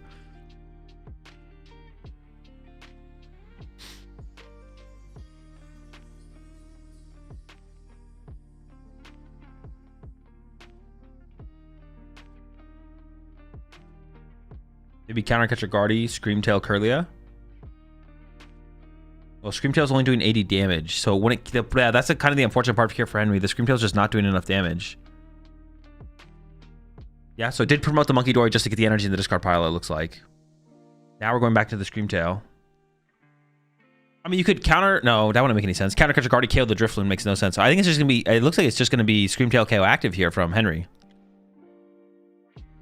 I mean, your Ralts is pretty safe on the bench here from Henry, so I don't hate this play. We do need to find Candy Guardi next turn, though. I think we're going to be in a little bit of trouble as Henry. And we know an Iono's on the way, probably from Davidson. You have like a 7-card hand here as Henry. And Secret Box did get one last turn. Yeah, just Screamtail knockout. I don't know. I feel like the bring up Guardi EX play there was actually interesting from Henry, though. Unless the other Psychic Energy was in the discard pile. I don't know where the last Psychic was. But if there was only 6 Psychic total gone, then I feel like bring up Guardi EX there from Henry to buy time to get into your Gardevoir seemed decent, to be honest. But I guess Monkey Dory starts to move the damage back, but then you move the damage back with your Monkey Dory. I kind of like bring up Guardian Snipe Curlia. Well, the problem with that play is you can't... It doesn't snipe the Curlia. Like, it doesn't KO the Curlia. You just put 80 on it. And then if it evolves to Guardi, you just gave damage for Davidson to work with Monkey Dories. Then you could double Monkey Dory KO Screamtail. Actually, no, that play is definitely just bad. No, but then the other play is just bad. The other play is the exact same thing. Okay, yeah. I guess if you bring up the Guardian Mind Bended, then you just get double Monkey Dory and your Screamtail gets knocked out. That play is also bad. I guess this is probably just the best play from Henry. It just doesn't feel that good, but it probably is the best play.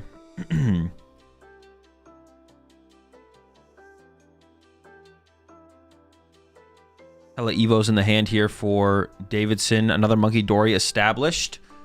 And actually, that's what we're going to be able to do this turn from Davidson. We can double Monkey Dory the Screamtail and knock it out.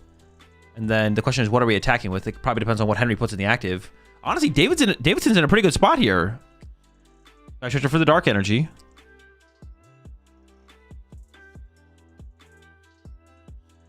What if we moved one off Screamtail and then punched? We would be doing 70 damage total. The Screamtail currently does 80 damage. If you move one off the Screamtail and then hit with Screamtail, it's 70 total. Oh, wait. I see what you're saying. If you moved one off, you KO that. But the Screamtail's not KOing anything at that point, so you're not just putting damage in play. So you'd rather preserve the damage on your side of the field. I see what you're saying. I was like, it still doesn't KO the Kirlia, but it wouldn't be worth it, no.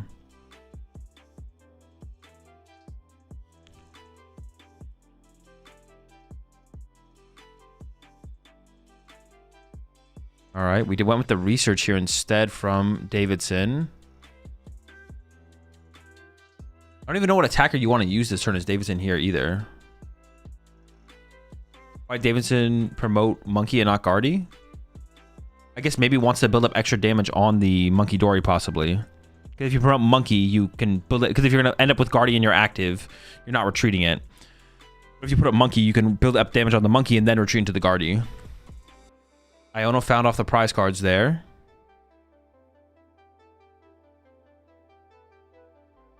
Why don't Monkey kill the Drifloon and see what he promotes? I mean, that's what we're doing right now. Did Henry get prize Drifloon? Oh, that actually is a good question. I don't know. Because, yeah, that actually is a good question, though. Because otherwise Henry can't want to KO a Guardi EX. Okay, Davidson is just going to punch the Guardi EX 190 onto the Fez. Now, the Fez is in range of a Monkey Dory KO next turn, but Henry could find a Bravery Charm to protect it. I think Drifloon is still prized, so I don't think Henry can one-hit KO a Guardi here.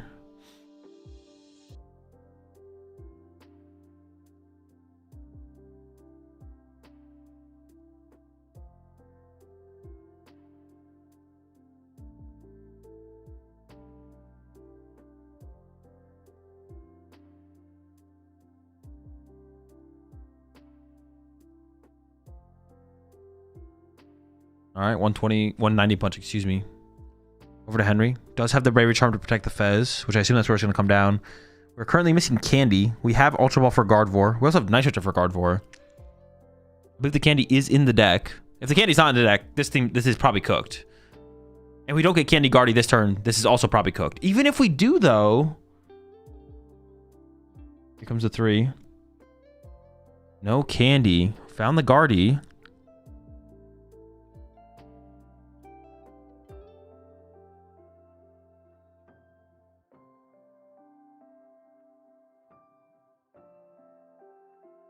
It's not looking good.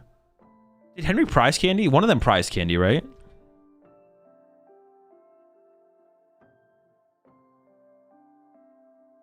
No, neither prize Candy. Okay. Also, Drifloon, I think, is the next prize card for Henry.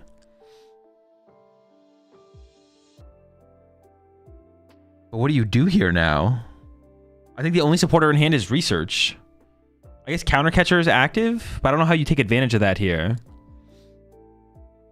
Maybe the play from Henry, was Counter Catcher Guardi, but just don't attack. Was that ever the best play from Henry? Just Counter Catcher the Gardevoir and just take some time to set up your Gardevoir. Maybe that was the better play from Henry. Counter Catcher the Gardevoir EX when there was 6 energy on the Drifloon, and then just pass. Don't attack. Don't put damage in play. Pass. Get up to your Gardevoir, and then kind of go from there. Try and buy a turn to build up your Gardevoir. TM Evo. Yeah, if Team Evo was an option, that would have worked. Yeah, right? Yeah, Team Evo, if there was like a Curly in the deck, that works just fine, right? All right, we're into the Artisan here from Henry. Maybe there was a play. That actually seems like it. Yeah. I mean, Betty on the Rare Candy play this turn also, I mean, it doesn't seem terrible, but... Second roll, it's getting benched from Henry. It's funny, the Rapska's in play on Henry's side of the field, but the way this game played out, Davidson has more Monkey Dory set up. The Mew just made things so awkward. I wonder if Henry shouldn't have gone for Rapska as soon as he opened Mew. I feel like maybe as soon as he opened Mew, he shouldn't have gone for the Rapska. Like, the bench just gets too awkward to have Rapska and Mew on your bench. You never recovered from a 2-price deficit from Henry, and the 7th cycle was already in discard. Was the 7th psychic in discard? If the 7th cycle was in discard, maybe just playing for the candy makes the most sense. I didn't know if it was or not though. Rapska just eating a bench space. Well, Rapska has protected the 1 Monkey Dory, but like, yeah, we haven't been able to like make a 2, maybe even 3 Monkey Dory board state. Because the problem is more so Mew. But I guess but you're right. Yeah, it is Rapska because once you open Mew, Rapska is the one invading the bench. We open Mew. Mew is here first, right? Like Rapska's the one who's trying to butt in. Screw that guy. All right, Henry's just retreating to Ralts. Maybe there is some comeback potential through an Iono to 1 still for Henry. The Bravery Charm set up on the Pheasantipity as well. I feel like we got to move 30 damage off this Fez here. Or does that not make sense? Because then that gives more damage for Davidson to work with. Doesn't Rapska block Monkey Dory? No. Rapska top deck for Davidson. That's sick. Things are looking pretty good for Davidson. I feel like this would be a good turn for Davidson to play Iono. Well, does that even make any sense? Yeah, Iono the turn before Henry could Iono you, maybe? If you can thin out as much as possible. You don't know for sure you're getting Iono next turn, but based on the account of Ionos remaining in Henry's deck, I think it's likely you're getting Iono'd.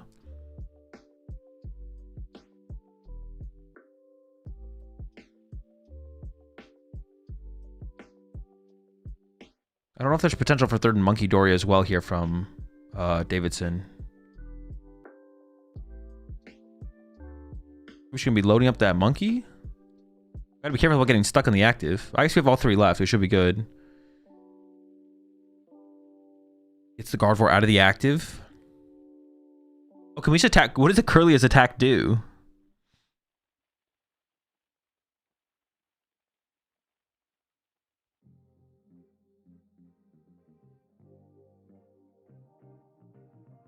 Six on the Fez. Or is Davidson just not going to even do anything? Is Davidson going to pass? Seems weird.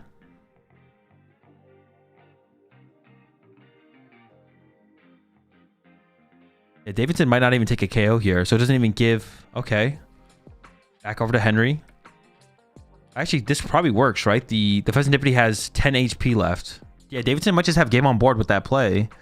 Well, Henry has a Gust KO. If Henry has Iono counter catcher KO Monkey Dory, then Henry could win this still. I think. Maybe. Yeah, we need like counter catcher KO Monkey Dory this turn. Which I don't even... Did he... I think he has? I don't think he researched them away.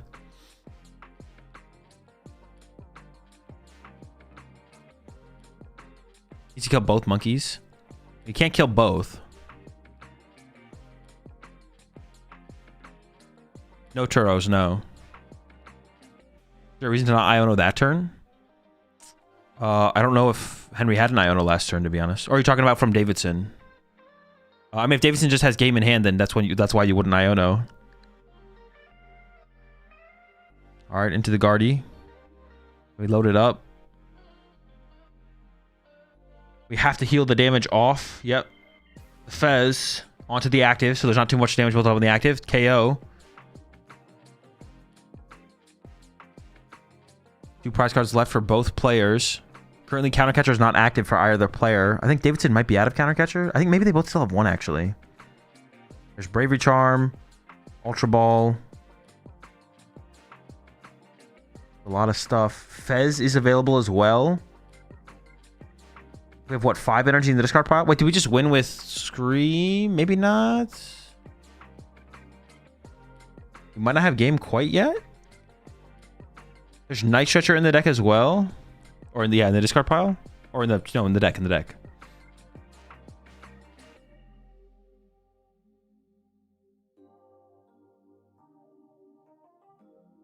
Does Clefairy KO? Well, he's recharging to a 0-card deck, so.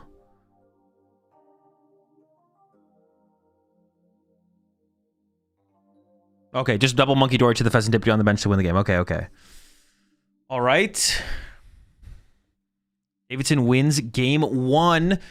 The Rapska not super effective, to be honest. Well, I mean, it was nice, but yeah, just the weird part was Henry's bench was just weird because he opened the Mew and then set up the Rapska, which are both just.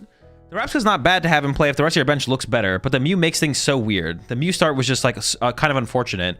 I do feel like maybe because you opened Mew as Henry there, you shouldn't have set up Rapska. Like, makes things too awkward. The Rapska might have been a mistake from Henry, to be honest. You should have just tried to play the game a little bit more straight up. You were kind of the person who was on tempo, on pace, and you could have just kind of played it a little bit more straight up. Get as many Monkey Dories down as you possibly could. Just start Screamtailing and go from there. Be interesting to see how it plays out this game, especially depending on what the players start. And I assume Henry is going to choose second going into the second game. But maybe not. Maybe they go first. I assume second, though.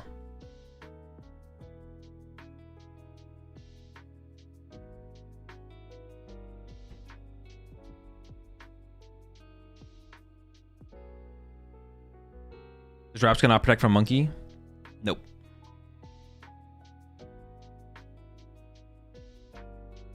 Rapska don't got it like that.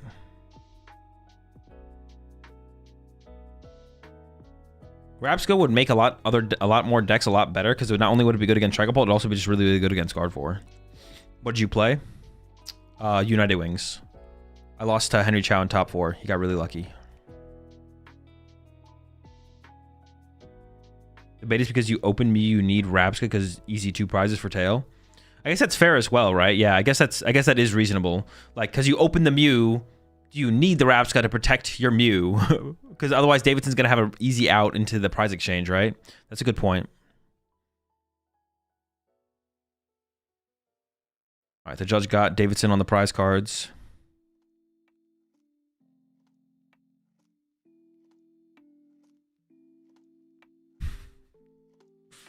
Yeah, so Henry going second.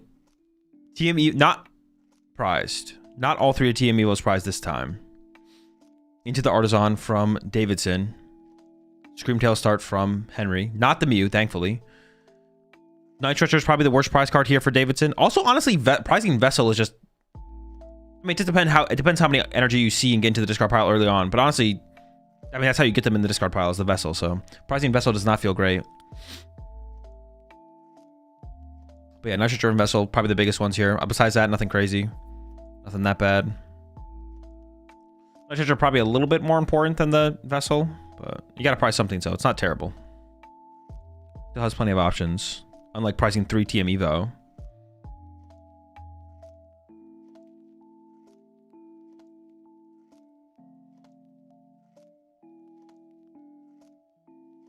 Do they cut Badoo in this build? There is no Badoo, yeah. There's no Badoo.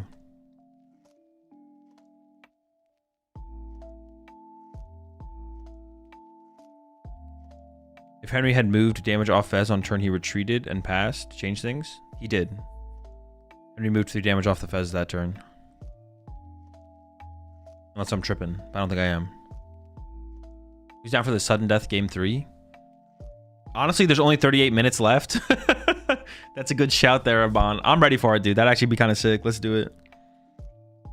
Henry's gonna rip Candy Guardvor again off of a research. Bro, he's so lucky, bro. It's insane. To win in sudden death game 3.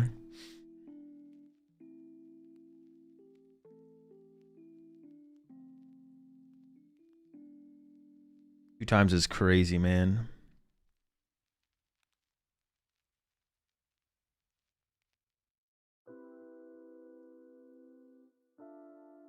All right, into the Artisan immediately here from Henry. So probably doesn't have a draw supporter, or maybe it's probably playing out of the hand with Arvin. So either the hand's dead or he's got an Arvin.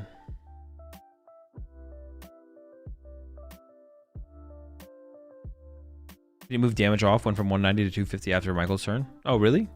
I don't know. I'd have to go back and look at it. Might have made a difference.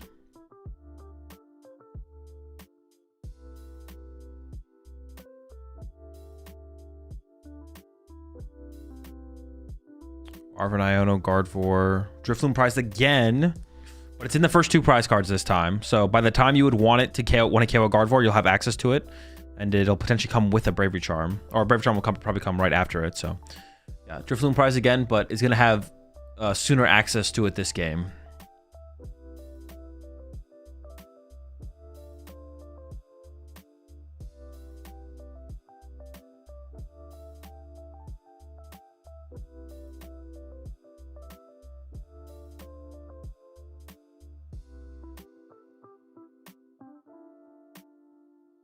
I wonder why he took out the Zorak after being so adamant about it.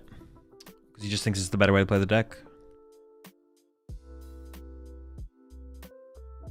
But that's like always going to be the answer for these situations.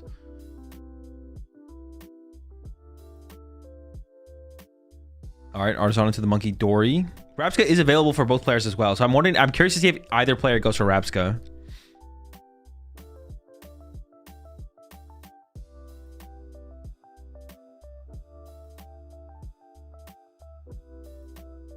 Imagine Davidson deviated from the list and just took a Badoo.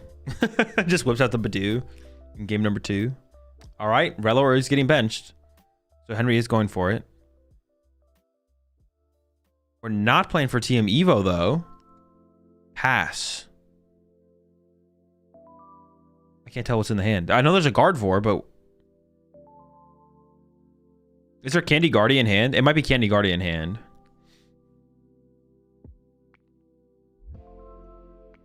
Is he just holding on to Ultra Ball for Rapska plus research? I feel like you would... Wouldn't you just research or Iono here? All right, Team Evo coming out from Davidson. That's it. Just Team Evo. Right to the Team Evo.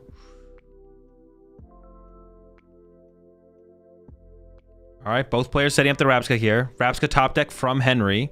Has Ultra Ball for Kirlia. They're playing the... Yeah, they're playing the exact same 60 cards. Into the Ultra Ball. To grab the Kirlia. To grab Kirlia, I assume, yeah. Was that really worth holding on to the Ultra Ball plus Guardvor EX? It feels a little weird. Is it really not better to research there and just see more cards?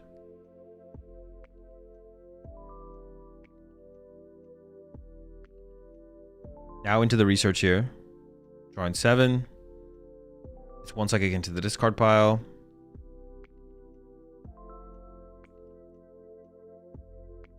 Monkey Dory with a Dark Energy coming down. Has double Vessel. Has Night Stretcher for the Guardvor as well. I guess you just know your Kirlia is safe as well. You only have 1 Kirlia in play here as Henry, but you know it's safe. I wonder if actually... It's gonna get weird. Can Henry just... I wonder if there's a way to play this mirror match. Well, I guess if both players are aware of it, though. Can you... Because you don't need... Technically, you don't need multiple Guardvors if you're always behind in the prize exchange. Can you just sit here and be behind in the prize exchange until you go Countercatcher, Drifloon? Or somehow do a 2 prize turn? Well, I guess in this situation, Henry can actually triple Monkey Dory the Rapska. Which actually could maybe happen next turn. Henry might be able to triple Monkey Dory the Rapska. And then maybe even Screamtail Snipe as well. This could actually be a really interesting turn on the next one. Iono coming in from Davidson. The hand was pretty good for Henry, I feel like. Double Vessel. I guess that kind of begs the question of whether or not he should have cycled some of those vessels to get more energy in the discard pile. Because there's not a ton of energy in the discard pile here for right now for Henry. Just 1 Psychic. Secret box there from Davidson. What is the best attacker in this matchup? I guess doesn't even want to be the initiator. Interesting. Are both players just gonna sit here and not take knockouts and just build up Monkey Dory damage in play? Like, what if you just retreat What if you just retreat and then are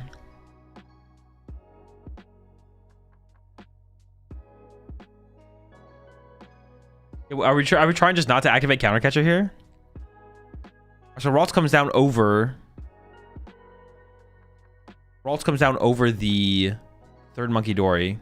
Is it prized though? The third Monkey Dory might be prized.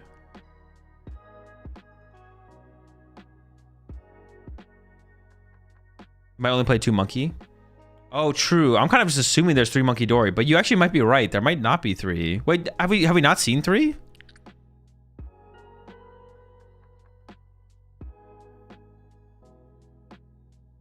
What were the prize cards this game? Game 2 was 3. Caster said there earlier it's only 2. Oh, it is. Oh, it's only 2 Monkey Dory. Interesting. So neither player wants to initiate here. What is the... Well, actually, I don't even know if Henry had a... I don't even know if Henry actually had access to a Gardevoir there. Is Michael's second or third year as a master? I think second, but I actually don't remember.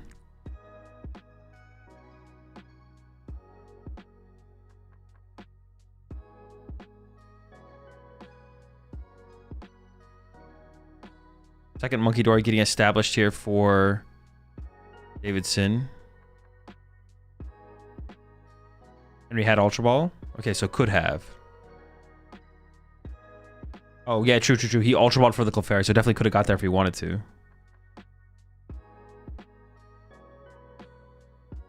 I mean, both players are still cycling their decks, setting up energy. I'm curious what the breaking point is.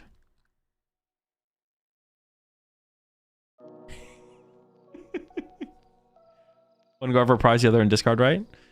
I guess I don't know how many Guardi EX they play, to be honest. Seems greedy to not get another Ralts here as Michael. I mean, not really. Your Gardevoir's not under any threat, so... Unless you're initiating the prize trade, then all of a sudden it could get counter catchered, so that'd be like the time to bench one. I guess like you are still behind though on you are still behind on the like evolving it up through Curlia, I guess. Def 2 Curlia, so Prov 2 Guardi. I guess, yeah.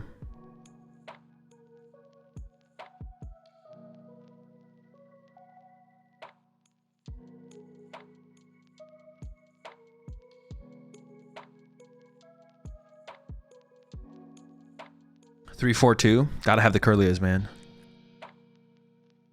Vessel and Evo.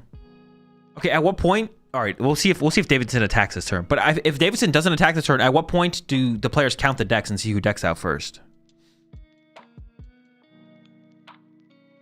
Or do neither want to initiate here? I mean, giving counter catcher would be the biggest reason to not initiate the prize trade. Because if you take the first knockout, then you give your opponent counter catcher.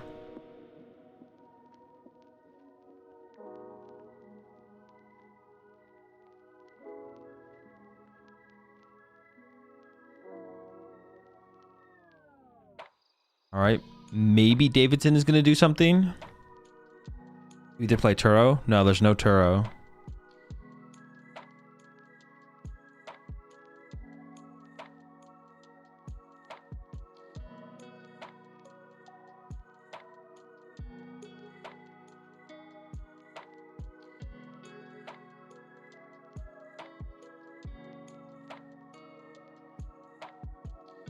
Puts 4 on the Ravska and pass? And punch for 30, okay. Alright, we're doing something. Okay. Wouldn't Henry have time issues since he's down 1-0? Yeah, I mean, if they both sat here and just drew pass forever, it's possible that Davidson would win on 1-0 and then Henry would have to be the initiator. But Davidson's doing stuff, so... Davidson has initiated. What did someone in chat say? That was pretty good.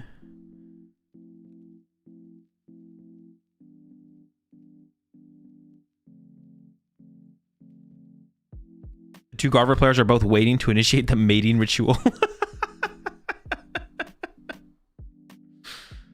All right, we've healed our... Okay. And he slaps back.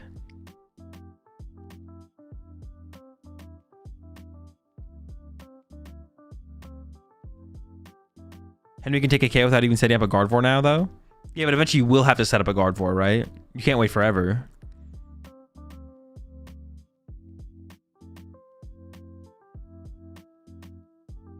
So now Davidson just moves the 4 back to the Rapska, right? And then slaps the active again.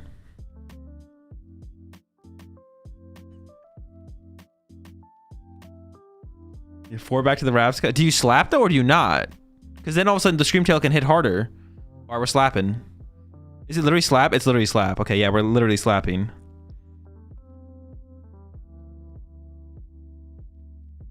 And slap back. Wait a second though now. Can't Davidson take 2 prize cards this turn? Can't Davidson move 3 off the Rapska to the active? And then use the Screamtail to KO whatever comes up?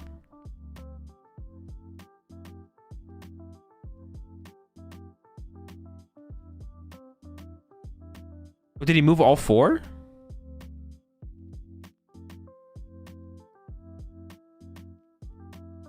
Does Davidson have another energy, or do you have to use a Guardi here? Can't move all 4? Oh, wait, yeah, he can't move all 4. No, he can go 2 and 2. He can go 2 and 2. Yeah, he can go 2 and 2. He can move all 4. He can move all 4. Because he moves 2 with one Monkey Dory, then moves 2 with the other Monkey Dory.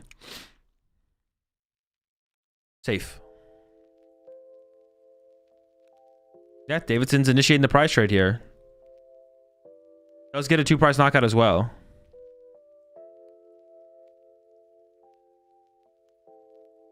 Yeah, you definitely have to heal your Rapska fully for sure, yeah. Double Guardi EX setup from Davidson. This is putting 2 prizes in play. This doesn't mean Henry could go KO 2 prize or KO 2 prize or potentially, right? Eventually? Probably not, though. You have to just do 1 2 prize KO at the end of the game. Too big of a cost. Okay, how is Henry going to respond to this? I'm very curious. Pushes up the Monkey Dory, which builds up less damage in play. The Fez is coming down. Maybe this is where Henry wants to be, because this allows him to use Fezandipity pretty safely, right? Also, Henry's Rapska didn't get pressured, so Henry can actually... Oh no, is it dead? Is the hand dead for Henry? Wait, is that maybe what's been happening here the whole time? Henry's hand has just been dead and hasn't been able to play the game? Maybe that's why this is developed this way, is because Henry is just not drawing well. Because Henry prized a Gardevoir, and was the other Gardevoir in the discard pile from the early turns?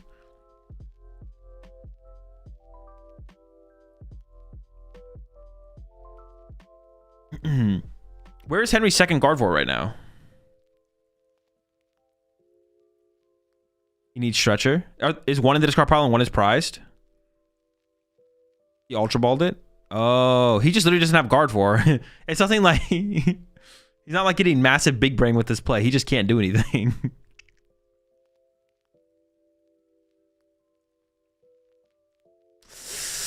Oh, one more. Can we get a Gardevoir? No, still no Gardevoir.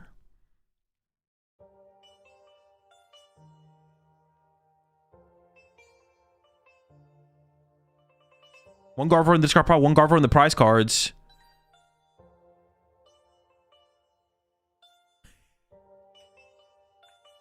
This is looking tough for Henry. This might be the Davidson dub. Lost 2. Yeah, both counter catcher are gone. You don't even have access to Davidson's bench anymore. Wait, actually, just on the double counter catcher loss, is that? I feel like that's just game right there. You need access to Davidson's bench to be able to win this, to be able to regain the prize trade. Is the Rapska 2 retreat? It is 1 retreat. Another Rolt's getting benched from Henry. Is that what we're going to retreat into this turn? Rolt's goes down.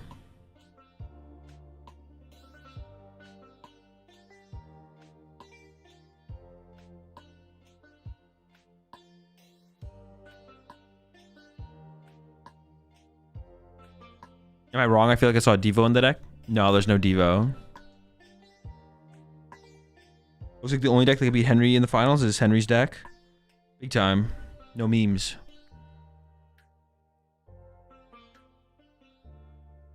Davidson's undefeated and Henry's not. That's why he'll win. True, true, true, true, true. Good shout. Henry's already lost. Like, before this even started, it was over. All right, into the Artisan. Does get a Ralts. Retreat into the Ralts. And pass. I mean, can Davidson move the active Rabska? Is the question here. I think the answer is yes. I see a Vessel in hand, and I see Super Rod in hand. So even if there's no energy in the deck, you could put one back in the deck and then search it out. We'll see if there's just a Psychic in there to retreat off of, though. Yeah, Michael Noels Davidson. Want to keep Evo for later?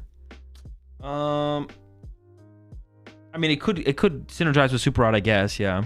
Oh, top deck energy, pretty good. Could still play the Earthen Vessel, get rid of the counter catcher. Depends how many energy are left, though, of course.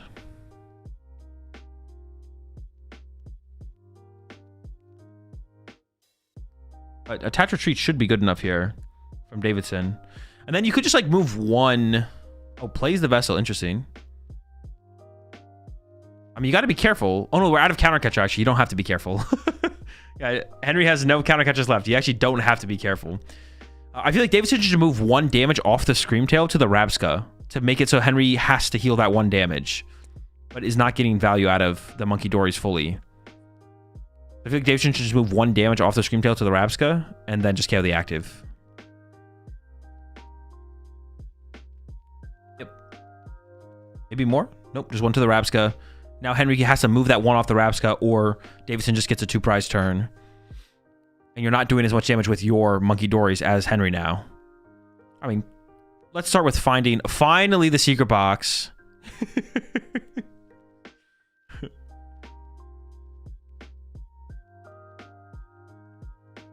Double Nitroture and Super Rod still in the deck. They're all right there. There's not even that many cards left in Henry's deck as well. Just couldn't find them. Does Rabska protect itself? Yes.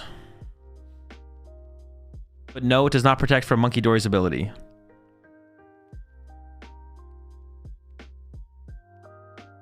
Okay, here comes the Iono. I think you're maybe even just guaranteed a Nitroture here for Henry. Does Henry actually just have to attack with Gardevoir? Or what is even the play here?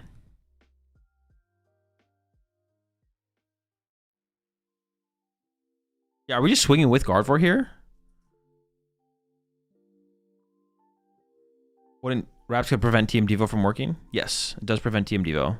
And stuff like Angelite from Sylveon EX, stuff like that.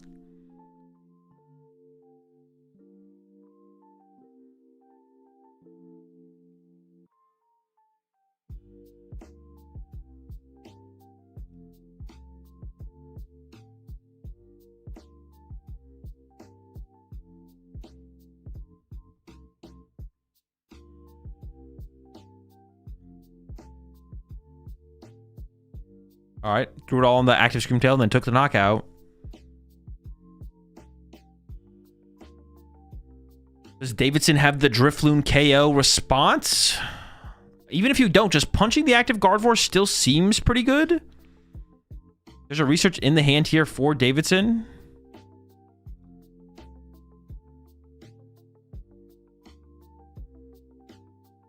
Ultra Ball top deck.